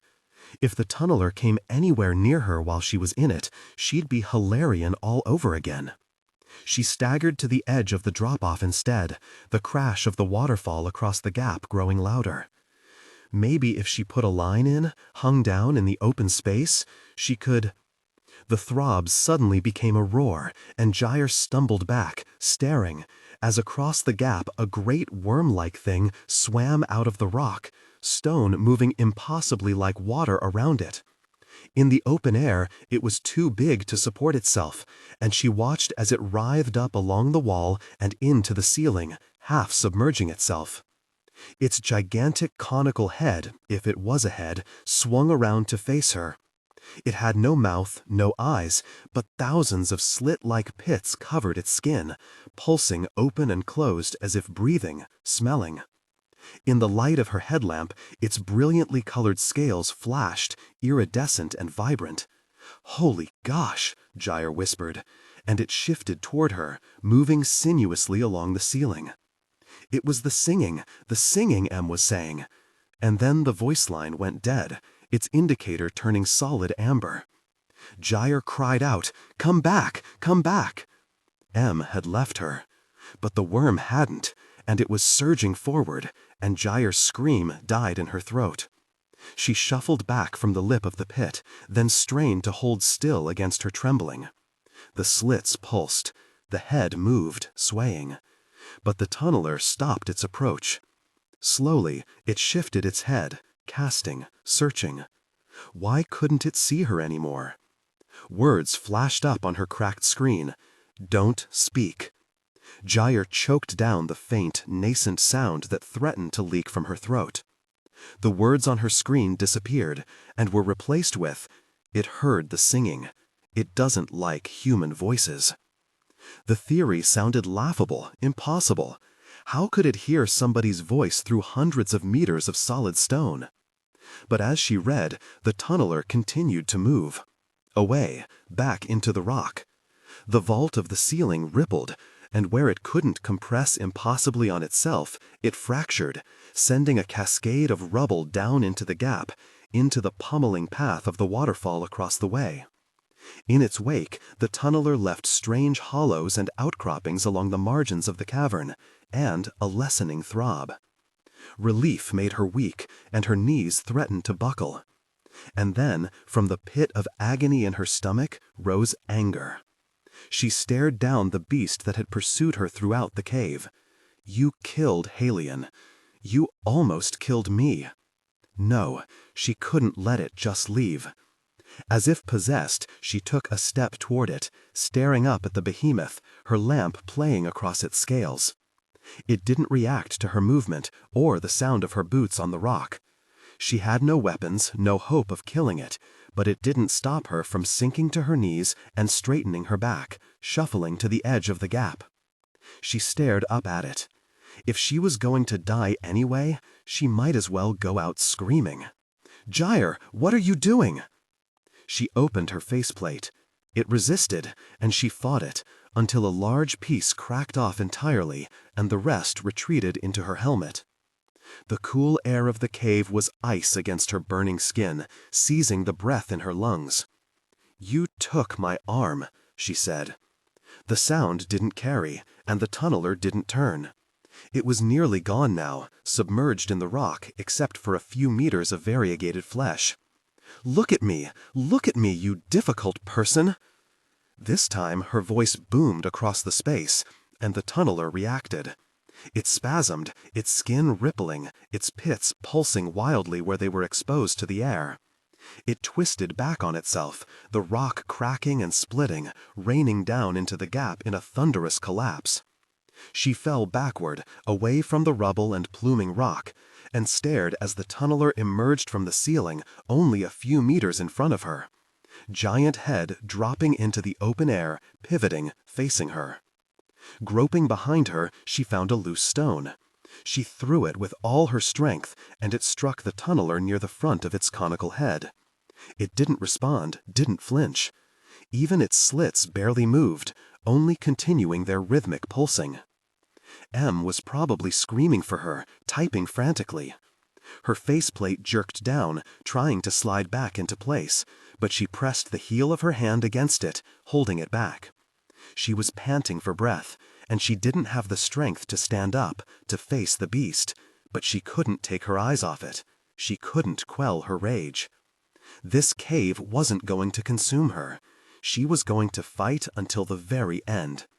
"You did this," she said, as the falling rocks thinned out, then stopped. Isolde's face as she described Halion's death filled her mind, followed by the sheared-off fragments of bones in her hands, the smoothed-over stone, the sump, the whole team dead or as good as. "You killed them all." Its slits flared, and the colors on its skin became more vibrant, almost glowing in the light. It pushed forward until its head was over the shelf she was on, until she could have reached out and touch it. More rock fell behind it, around her. It was going to bring the whole room down. Well, good. It could die with her then. Come and kill me, too. Her shout echoed through the chamber, and the tunneler spasmed again, surging forward. But without stone to swim through, it was clumsy and it was heavy, and as Gyre watched, its flesh began to distort, to distend. It couldn't support its own weight, and it fell, its body crashing through the thin stone left in the ceiling. She rolled onto her side, covering her head with her arm as rock screeched over rock, as boulders gave way, as the ground split. She crawled, falling forward, toward the hole in the wall. Behind her, she heard a sound, loud, modulating, rising, and falling quickly, erratically. It was like the screech of an animal or a child in pain. It was a howl, a plea, and she could almost make out words in it. She twisted, staring behind her. It was the tunneler. It writhed in the gap, its head on the stone close to her, its tail at the other side of the chamber, twisting desperately, trying to wind itself into the hole the waterfall spilled from. The pressure was too great, though, and it couldn't stabilize itself. Its body sagged into the pit, and it thrashed, twisted, trying to angle itself into the stone beneath her feet. And then, still screaming, loud enough to hurt, loud enough to become her whole existence, it fell. It slipped from the ground near her and into the chasm, and then it was gone, the howl echoing up until, finally, there was only a distant, crashing thud, a heavy shake in the stone beneath her. Everything was still. Her faceplate jerked and extended, closing over 3/4 of her face, but no more. Nod if you can read this. Gyre nodded, shaking. What the? Really? Were you thinking? She had no way to respond, so she just laughed weakly and fell back against the boulder. You just fought a tunneler and lived. I could have lost you. But she hadn't. Not yet. But even though Gyre had defeated the monster without plunging into the depths with it, that didn't stop her slow, inexorable death. The cool air felt so good on her forehead. Her thoughts were spinning, disjointed, and all she could do was stare out at the chasm, at the wreckage of the ceiling. She'd killed a tunneler. She'd lived. But she wasn't going to make it to Camp 4 now. It was all for nothing. Still shouldn't talk. Other ton. Gyre looked at the words, confused. I didn't design the suit so you could type. M kept writing, and then the words ran off the broken half of her faceplate. It reappeared. With one-way transmissions, you need to keep. Another gap. Can you move? She wasn't sure, but she tried. She pushed herself up from the rock behind her, and her body obeyed, more or less. Good. A pause. She could picture M, angry, scared, determined, trying to be professional, trying not to waste time crying or begging, trying to be better than Gyre had been after the collapse. This gap leads toward Camp 4. I don't. The text ran off the broken edge, reappeared. I need you to go through it. I need you to get to camp. I'll get you out. The last sentence remained on her screen after all the other text had faded. Gyre exhaled slowly through her nose, then pushed forward, shouldering her way through the passage. Surrounded by it, she couldn't hear anything but her own breathing and the faint whirring of her air exchange fans. No thrum, no roar, no song deep in her chest. Everything was silent, like crawling through a tunnel in a pseudo-cave, like her childhood home when her parents had gone. A few meters in, the tunnel widened, the ceiling rising, and soon she could stand and stagger forward. It led her out into a small chamber, and she looked around, her headlamp passing over unbroken stone, there, to your left, 6 meters, there's, you're close. Gyre didn't see anything, but she went to it all the same. But there was only a blank wall of unfeeling rock. She pressed her hand to it, clawed her fingers against it. Down, look down. And there it was, a crack, barely big enough to squirm through where she stood, but widening out to her left. And below it was a cavern. Her lamp didn't illuminate much beyond the crevice, but she could tell it was big. She could feel it yawning below her. Camp 4, M wrote. I'm coming. Get down there. Wait for me. Gyre nodded, shivering. Wait for me. Wait. She made herself go slowly. Without her left arm, she couldn't climb up, but she could set a bolt and rappel down if she was careful. Without her reconstruction, with only her headlamp, she had less information to work with, less hand-holding for her fevered brain. But she was able to place one last, strong anchor and tie into it. She could see, as she dropped over the edge, that there was a good foothold, a good first handhold. It was enough to keep her moving. She tried to recreate what Camp 4 looked like in her mind. A cavern, with a shaft near the center of the ceiling. Branching tunnels, one of which led to the waterfall she'd climbed up. The shelf covering Jenny's rot. The sloping path down to the cliff. This entrance, the slot she'd pushed herself through, must be up in the vault, as impossible to spot as Elis' niche had been. Halfway down, she took a break to orient herself, hanging loose on her rope. She should have placed a bolt, tied in, made sure she couldn't fall if the line snapped farther up, but she was tired. Too tired to think, too tired to move, too tired to consider that Jenny had died doing exactly the same thing. The damp chill of the air was filling her helmet now, displacing all her fevered heat, wrapping around her face and throat. It had settled into her skin, and she realized she was shivering. Her broken suit wouldn't be able to maintain her body temperature forever. Her stomach was in agony, every movement and every swallow of saliva causing another spike of pain. But all she had to do was get down and make it a few more hours. Em would be there. Trembling, exhausted, she locked her rappel rack closed. Her head dropped toward the rock. Em would come for her. She closed her eyes again, drifting half in and out of consciousness. It was so tempting to let go. But she could see Em's face, hear her voice, her expectant breath. She made herself open her eyes again, squinting at her light reflecting off the rock in front of her. Slowly, she twisted, looking out across the room, her lamp beam not making it to the far wall. She looked down, trying to ignore the foolish hope that Em would already be there, ready to stage her retrieval. Her battery was starting to run low. Maybe she'd lost enough time. Gyre could picture it clearly. Em, kitted out in one of her own suits, ready, patient, safe, surrounded by her employees. Maybe former cavers of hers, the few who had gotten out alive, willing to go back in to retrieve the last of their own. Her light passed over something smooth and round. Gyre frowned, then twisted back, trying to find it again. It hadn't looked like a rock. It had looked like Em. Em was standing there, in a suit just like Gyre's, her head tilted up at where Gyre clung to the rock. Gyre bit down a broken sob, then tried to move her left arm toward the line again to begin her descent.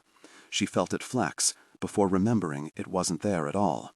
Her light wavered on Em's helmet, then dipped low enough to see her raise her hand to reach out for Gyre.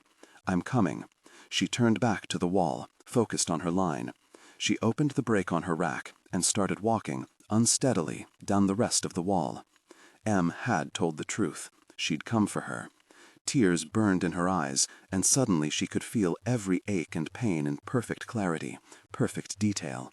Those last meters seemed impossible, her body heavy as she crept downward, her legs unable to take the large, looping jumps she wanted to. She wanted to go faster, was willing to risk the pain, but her body refused. Her feet touched solid ground at last. Gasping with relief, Gyre fumbled with her equipment, the rattling of her clips loud in the quiet of the cavern. She glanced over her shoulder, into the dark, but couldn't see Em.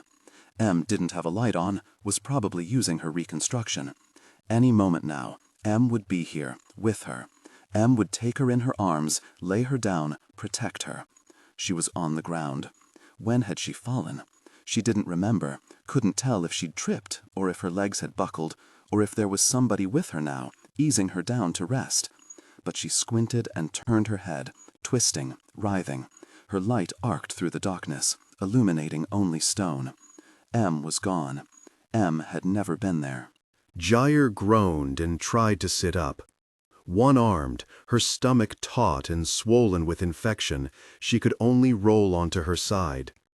Her lamp burned against the stone, blinding her. Her battery indicator hovered at 12%. She was going to die. She'd told Em she wouldn't, couldn't, but her bravado felt false now, laughably wrong. She should have known she couldn't do this, couldn't get out alive where so many others had failed. Down in the sump, when she'd been caught up in the current that first time, it had happened too fast for her to see the shape of what was coming for her. Even in the cave-in, even as she'd begged Em to amputate her arm, even as she'd felt death so close at hand, there had been a shred of hope. There had been a path forward. But now there was nothing. There was only blackness and pain. She was going to die. Her lungs spasmed in terror, terror so much more powerful than what she'd felt as her suit locked up around her at Camp 6. There was nothing left to struggle toward. There was no way forward.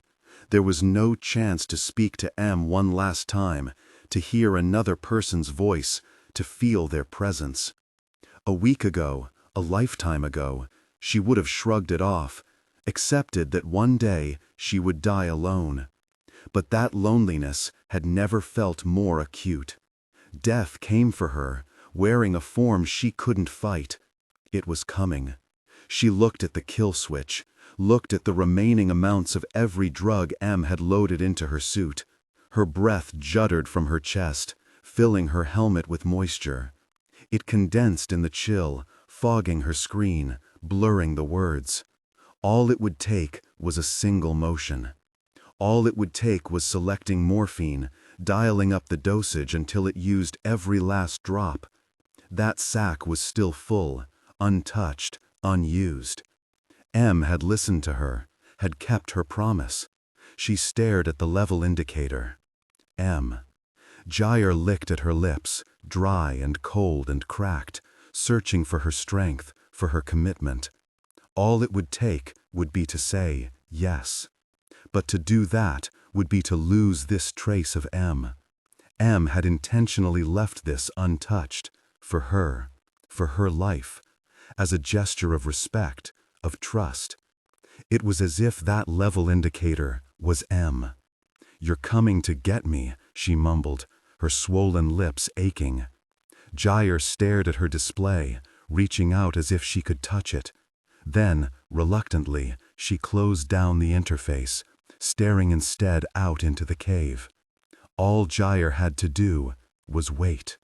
The darkness settled around her, black and cold. Her stomach burned. She was alone. Alone, but not alone. She could feel them close at hand, all the others who Em had watched die in this cave. They were her reflections, all of them. Selfish, driven people, strong and foolish, chasing money and glory and success, without a care as to why somebody would pay them so much to come on an unknown expedition. What did any of them lack that she possessed? Nothing. Em had been clear. The only thing unique about Gyre was the combination of her failures. Gyre stared into the blackness. If only she were back at Camp 2. If only Adrian Purcell could bear witness to this, her undoing.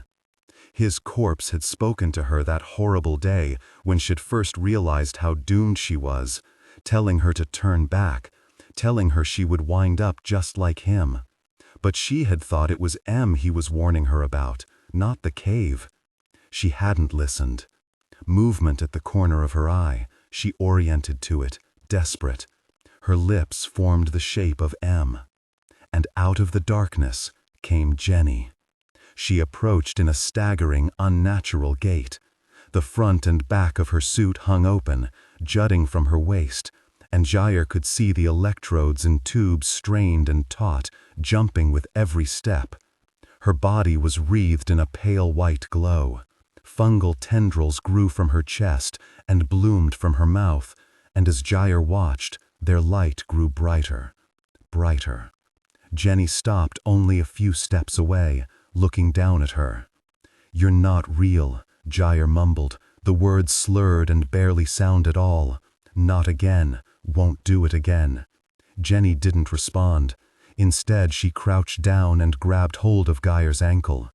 Gyre stared up at her. "Not real," she slurred again. Again, Jenny said nothing. She began to pull, and turned away, hauling Gyre behind her as she walked back to the ledge.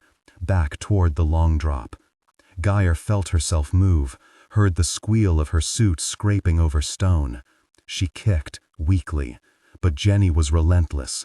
She kept walking, until beyond her, Gyre could see another figure clinging to the edge of the cliff, braced along the steep sloping slab of stone. It was a man, naked and motionless in the darkness.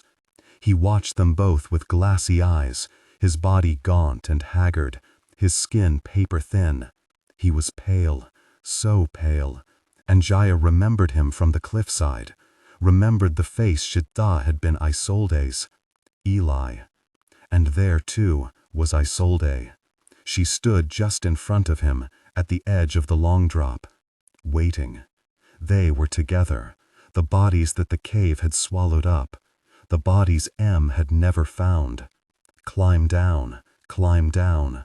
Gyre could hear the call.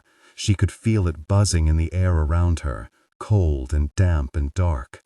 Walk into the cave and don't turn back. Stay with us. Stay with all of us. This is where you belong. Eli dragged his emaciated body over the lip of the cliff, trailing rope behind him, and joined Isolde. Gyre couldn't follow the motion, couldn't watch him as he moved. She only saw him leave the spot he'd been, and noticed him by Isolde's side, as if Gyre had lost consciousness, only to come to a few seconds later. Jenny was there too, and Gyre was closer, on her knees, crumpled at Isolde's feet. She looked up, craning her head, her lamp illuminating Isolde's knees, her stomach, her face, all in stark, dancing shadows, all in real harsh light.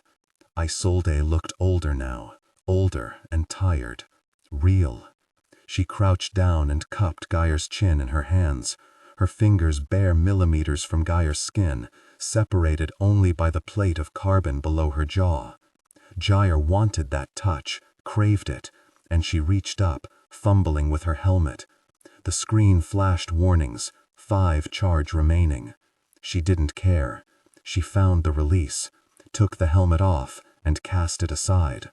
Isolde smiled at her, then held a finger to her lips. Don't speak. Isolde was right. If she spoke, she'd call the tunneler back. If she spoke, the cave would collapse, and she wouldn't be able to climb down. If she was quiet, if she crawled to the edge of the cliff, found her line, clipped in, she could join Eli. She could be with Isolde. Then, when M came, she would follow them all. M would follow her down, desperate to find her, and then they'd be together, all of them, in the heart of the cave. They'd be together, in the blackness. She wanted that. She wanted that more than she'd ever wanted anything, except maybe to feel her skin again, to see her body. She looked down at herself. Her helmet sat beside her, the lamp still on, illuminating the segmented plate of her suit. It wasn't her. None of it was her. She watched Isolde's hands skim over her legs, and nodded. She understood. Jenny had been trapped in her suit when she died, and now she stood, rotting, glowing, unnatural and wrong. But Eli and Isolde, they had died honestly. They had died themselves. She wanted to be herself before her battery gave out and locked her in place. Her fingers followed the path Isolde laid out for her, and she began cracking apart her suit. Without her helmet on, she couldn't trigger its release, and it fought her. But she pried it apart bit by bit, freeing her feet, her calves, her thighs. One shin was covered in warped, diseased flesh, the blister that had been there now infected, the skin swollen and hot against the cool air. It went numb once it was exposed, and the chill seeped in. It felt good, but soon she shivered. The gel on her exposed legs cooled quickly, and with it, so did her blood. If she could only get the cold up higher, onto her stomach, high enough to numb the pain, then she could take the rope, start to climb down. She could hear the cave calling to her. Down, down, down. That was when she saw her.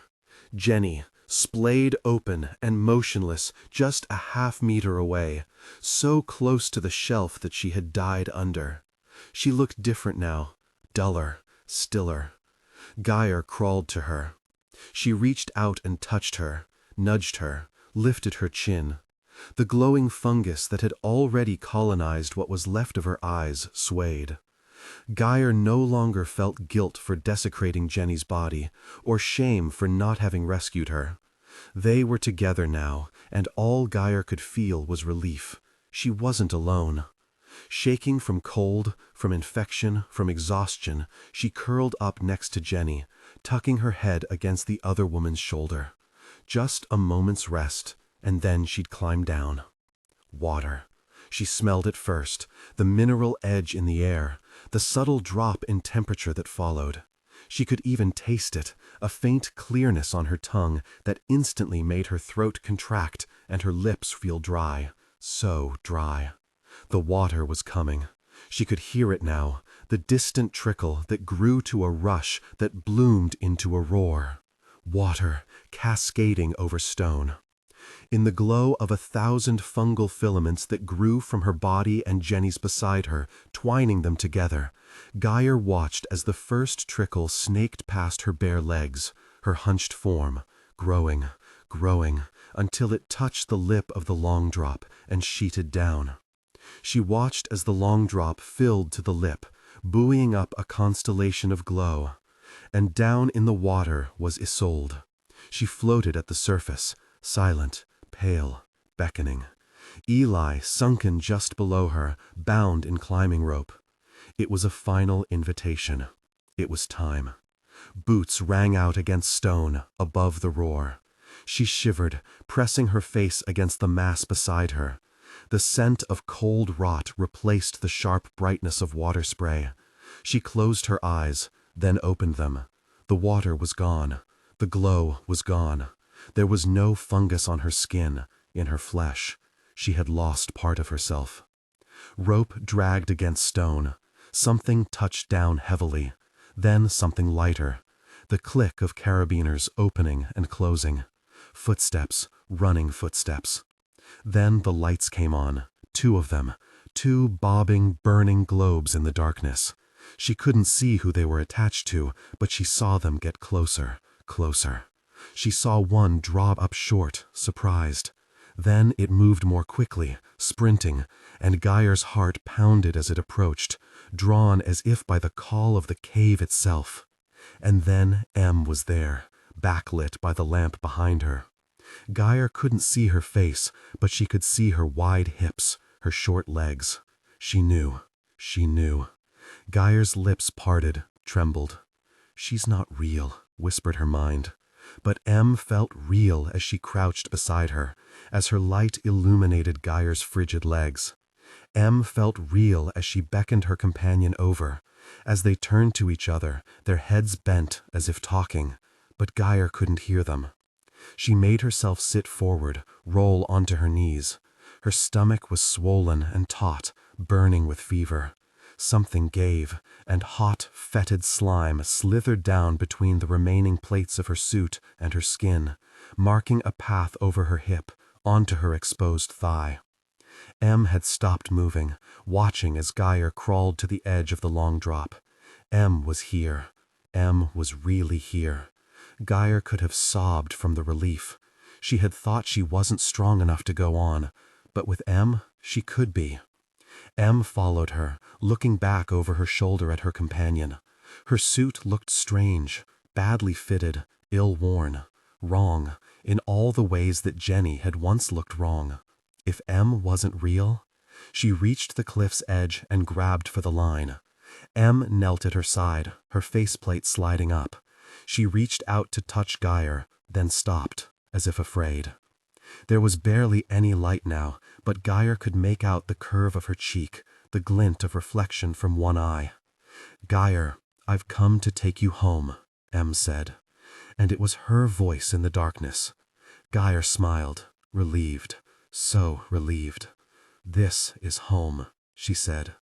Em stiffened, drawing back a moment, but then she said, "I can't go on without you. and reached out and took Gyre's hand, tugged it close to her breast, clasped it tightly. Gyre curled her fingers around M's. She understood. "Come with me," Gyre said. "If we climb down together, we'll never be alone again. They're all down there, M. Gyre, they're waiting. Isolde is waiting. We belong down there with them." M made a small noise of pain, and then her arms were around Gyre, and she was hauling her away from the edge of the cliff, up to her feet. Gyre gasped and nearly fell, fighting against her suit. But even as she struggled, she felt the faint whir of the remaining servos and filters go quiet, felt her arm lock into place. The batteries had finally given out. She thrashed, eyes burning with tears. If she couldn't move her arm, then how could she climb? Pain spiked up from her belly in a way she couldn't comprehend, couldn't remember ever feeling before, and she felt as if she were falling. She felt the world fracturing around her. "M, please," she said, gasping. "You don't belong down here," M murmured in her ear. "You never did. Maybe I do, but you deserve the sun. Gyre, please stay with me." "I belong with them," whispered, struggling to stand, to look back. "This is why you couldn't let go. It wasn't your fault. It was never your fault. It was always the cave." "The cave is just a hole in the ground," M said. "It never deserved any of you." Gyre looked at M, her chest heaving. She was shaking again, shivering violently. She was so cold and burning up, all at once. Something was very, very wrong. "Don't leave me," whispered. "I won't," M said. She smiled, and the light caught her lips enough, or perhaps Gyre was feverish enough, to see that it was a pained smile, a desperate smile, a smile that wanted to be true very much. "Gyre, if I could give you the world, I would. Never doubt that." And then the other caverner was at her side, helping M support her, pulling her away from the long drop toward the shaft. The other caverner attached a cable from their suit to hers, and the plates around her shoulders loosened once more, drawing power across the tenuous connection. "We have to find Eli, find Isolde. They're just a little deeper. We can't leave them." M bowed her forehead to Gyre's. "I am taking you home, and I am sealing this cave. It's time to put the past away. Yes." M was right, as much as Gyre's heart ached. Yes, Gyre wanted to get out. She wanted the sun. And if the cave remained open, she knew she would walk back in one day. It was the right decision. But she struggled, searching for Jenny's body. They held her tight as she tried to twist, tried to reach back. "Jenny," she said, "you can't leave Jenny." Her saviors paused. "Bring her out," Gyre said, with all her remaining strength. "Bring her out, please. At least her. At least. If we won't join the rest, bring her home." M leaned in, her breath ghosting over Gyre's cheek, the sensation shattering in its simplicity. "Of course. Of course." Gyre closed her eyes, shaking with relief. She felt herself go limp, felt herself be set down on something long and flat, heard one of them walk away, felt the odd swaying weightlessness as she began to move, up and up. She felt sunlight on her cheeks. She slapped. "Please state your name and age for the record." "Gyre Price, 22 years old." "And how long has it been since you were pulled out of cave designation, location undisclosed?" 3 weeks. About. "Please give as exact an answer as you can, Miss Price." Gyre met M's gaze, her lips twisting into a bitter smile. "You already know." For the record. Was Gyre imagining the apology in M's eyes? "I think it's been 19 days. I don't know. I've been unconscious for a lot of them." She had only seen M a few times over those long weeks, brief meetings overseen by physicians, psychologists. Nobody knew all of what had passed between them, but everybody had seemed afraid to leave them in a room together unsupervised. Apparently, that had changed. Had the doctors given permission, or had M decided she didn't care? The room they sat in was stark and clinical, the walls a bare white, the table between them simple and metal. Gyre sat on one side of it, a temporary prosthetic arm strapped to her stump and supported by a sling across her chest, a test to see how quickly she was healing and how soon she could be fitted with the real thing. On the other sat M, and to her left a mirror hid any number of observers, concealed behind a twisted reflection of Isolde's interview tape. M was sweating. Gyre fixated on the thin beads of moisture dotting her hairline.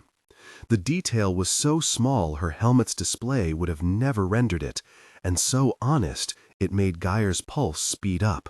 Real. This was real. How many nightmares had she had in the last 19 days where this exact scenario had played out in more monstrous ways? "And how are you recovering from your injuries?" M asked, her voice, so familiar, breaking through the brittle glass of Gyre's worries. "Focus on me," it said, and Gyre listened. She had been well trained. "Fine," she said, even as her hand went to her side. It hurt. She'd insisted they take her off painkillers for this interview. She hadn't wanted to answer M's questions while out of her mind on drugs. She'd wanted to face her as her own person.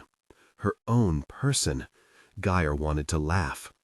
M must have insisted on the comfortable chair they'd dragged into the room for this interview. It let her lean back slightly and supported her abdomen, still weak from the rupture of her large intestine and stomach lining and the ensuing infection.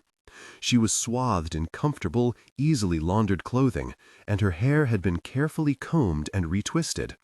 Now, more than ever, she was M's creature, dragged back to some form of half-sanity from the precipice of the long drop, packed back into the shape of a woman. The seconds ticked by, stretching into minutes, and Gyre realized that M was struggling to find something to say, her eyes darting to the mirror. Gyre watched as she took several deep breaths, her chest rising and falling beneath the tailored teal fabric of her dress. 1,000 emotions flashed over Gyre's brain, stoking her anxiety. She couldn't endure for long, not with an audience. Let's get this over with. Right. M forced a thin smile. And just like that, she rearranged her features into calm distance. But Gyre knew where to look now, knew where the cracks would show. It was in her breathing, as familiar as Gyre's own. It was in the pursing of her lips, faint but undeniable. This interview will specifically cover your encounters with the tunneler at the request of the biological research arm of Eriskane Technologies, working in cooperation with Oxua Mining, M said, nodding to the mirror with only a slight grimace to betray her distaste of working with her mother's employer. "Are you ready to begin?" "Just the tunneler?" "Yes, we don't need to discuss anything outside of that scope. They have a theory, something to do with life cycles, mating displays, and aquifers. Good for them. They would like to hear about the circumstances leading up to each sighting, from your perspective. Then give them your records," Gyre said. M recoiled, her self-control fracturing. "Those are going to be more accurate than anything I could tell them." It was the truth. Her memories of those last few days below ground were chaotic and twisted, warped by fever and pain and terror. She remembered everything in perfect clarity, and at the same time could only see brilliant, terrible moments, disconnected and overwhelming. M looked at her for a long time, then touched a button on her side of the table. Shutters slid down over the mirror. The camera aimed at Gyre went dead, its green light blinking out. "Gyre," M said, "if I give them those records, you'll never climb again. I can't take that option from you." That was the truth, too. 3 days ago, she'd requested access to everything M's computers had on her, and M had approved it. Despite her appointed psychologist's best efforts, Gyre had gone through all of it. The recordings weren't continuous and didn't always have the video of what she'd been seeing through her reconstruction, but there had been enough. She'd listened to herself scream for M to amputate her arm, listened to herself talk to the ghost of Isolde, listened to herself dying. She'd wanted to understand what had happened to her. She'd failed. Em was right. Nobody would ever hire her again after listening to that, not even if she successfully integrated with her prosthesis and got over her newfound fear of the dark. She shook her head. I don't want to go back down. That was a lie.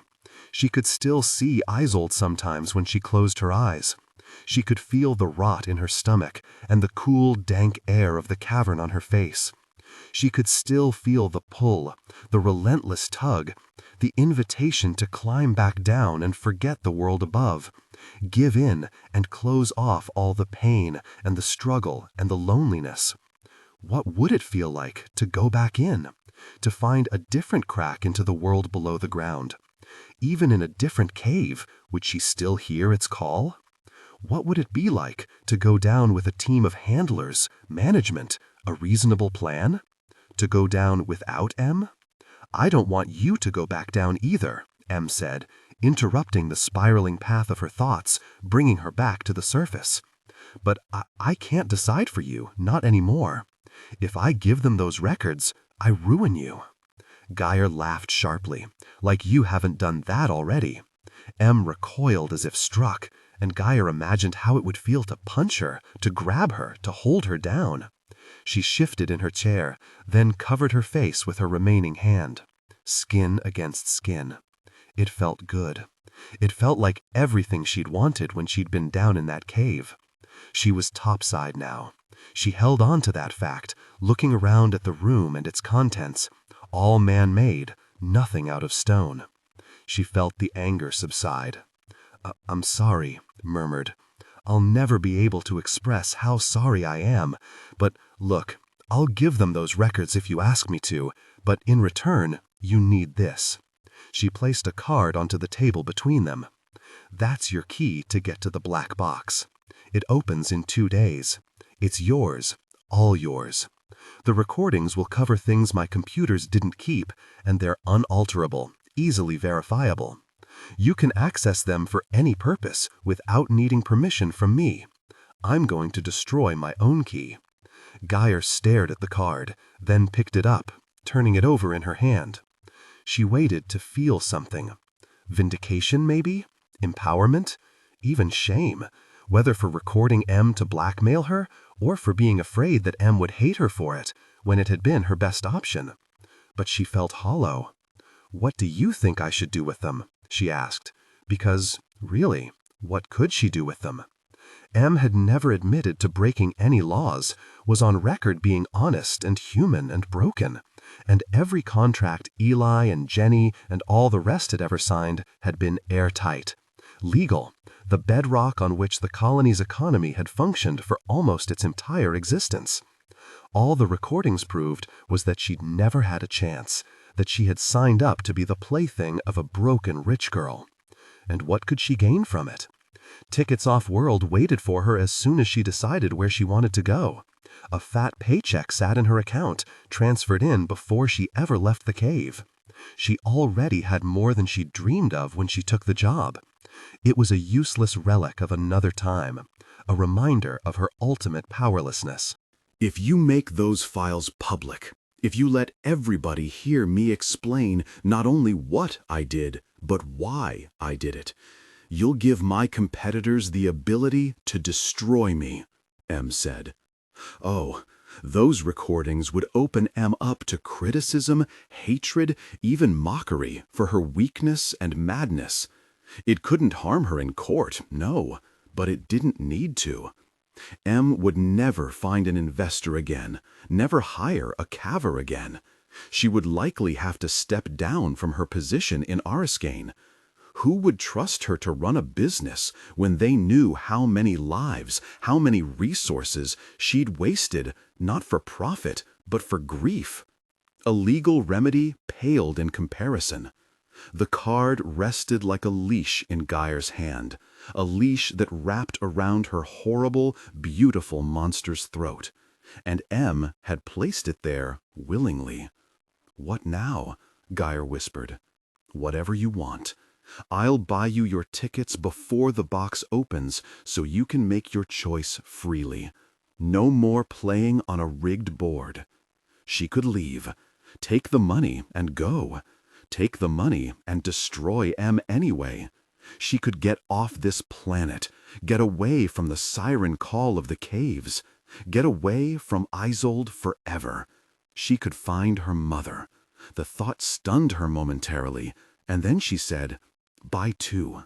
What? 2 tickets? Her fractured memory blurred with the recordings.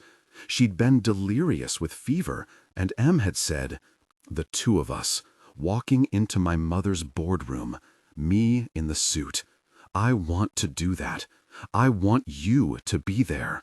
I want you to be there at the end." M reached across the table and took Gyre's hand, lacing their fingers together. The touch was electric, racing through Gyre's nerves and to her heart, which stammered in her chest.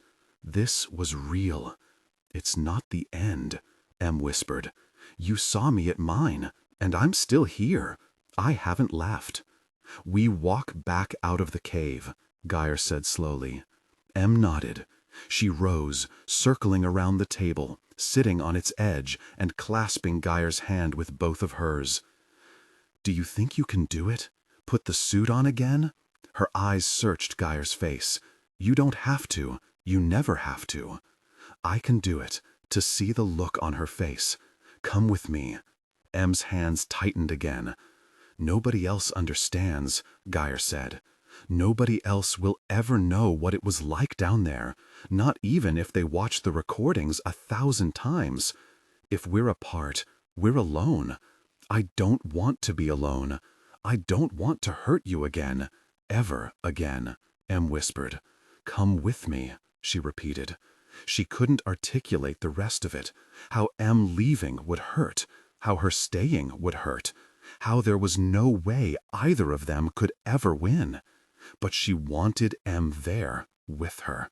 She wanted to experience the pain together, to struggle together, to hate each other and need each other, maybe even to love each other when the rubble cleared. She'd thought about it every day since waking up, and so many days before. It was foolish and dangerous, and the Gyre of 2 months ago would have hated her for thinking this way about the woman whose obsession had brought them to this moment. But it was the truest thing she had left. When Gyre had been ready to follow Isolde, M had been there to carry her back into the sun. When M had been forced to see the full horror of everything she'd done, Gyre had seen the humanity in her. They had broken each other open down in the dark, and now that their wreckage was splayed out in the light, Gyre recognized every inch of M, and M knew every inch of her. Gyre slipped her hand from M's, set the card aside, and reached up to cup M's cheek. M slid from the table, going down on her knees in front of Gyre. "I don't know what I'd do without you," she confessed. "But I can't do it again. I can't base my life around an obsession. I can't follow you down into that cave. I can't. I'm not asking you to give up."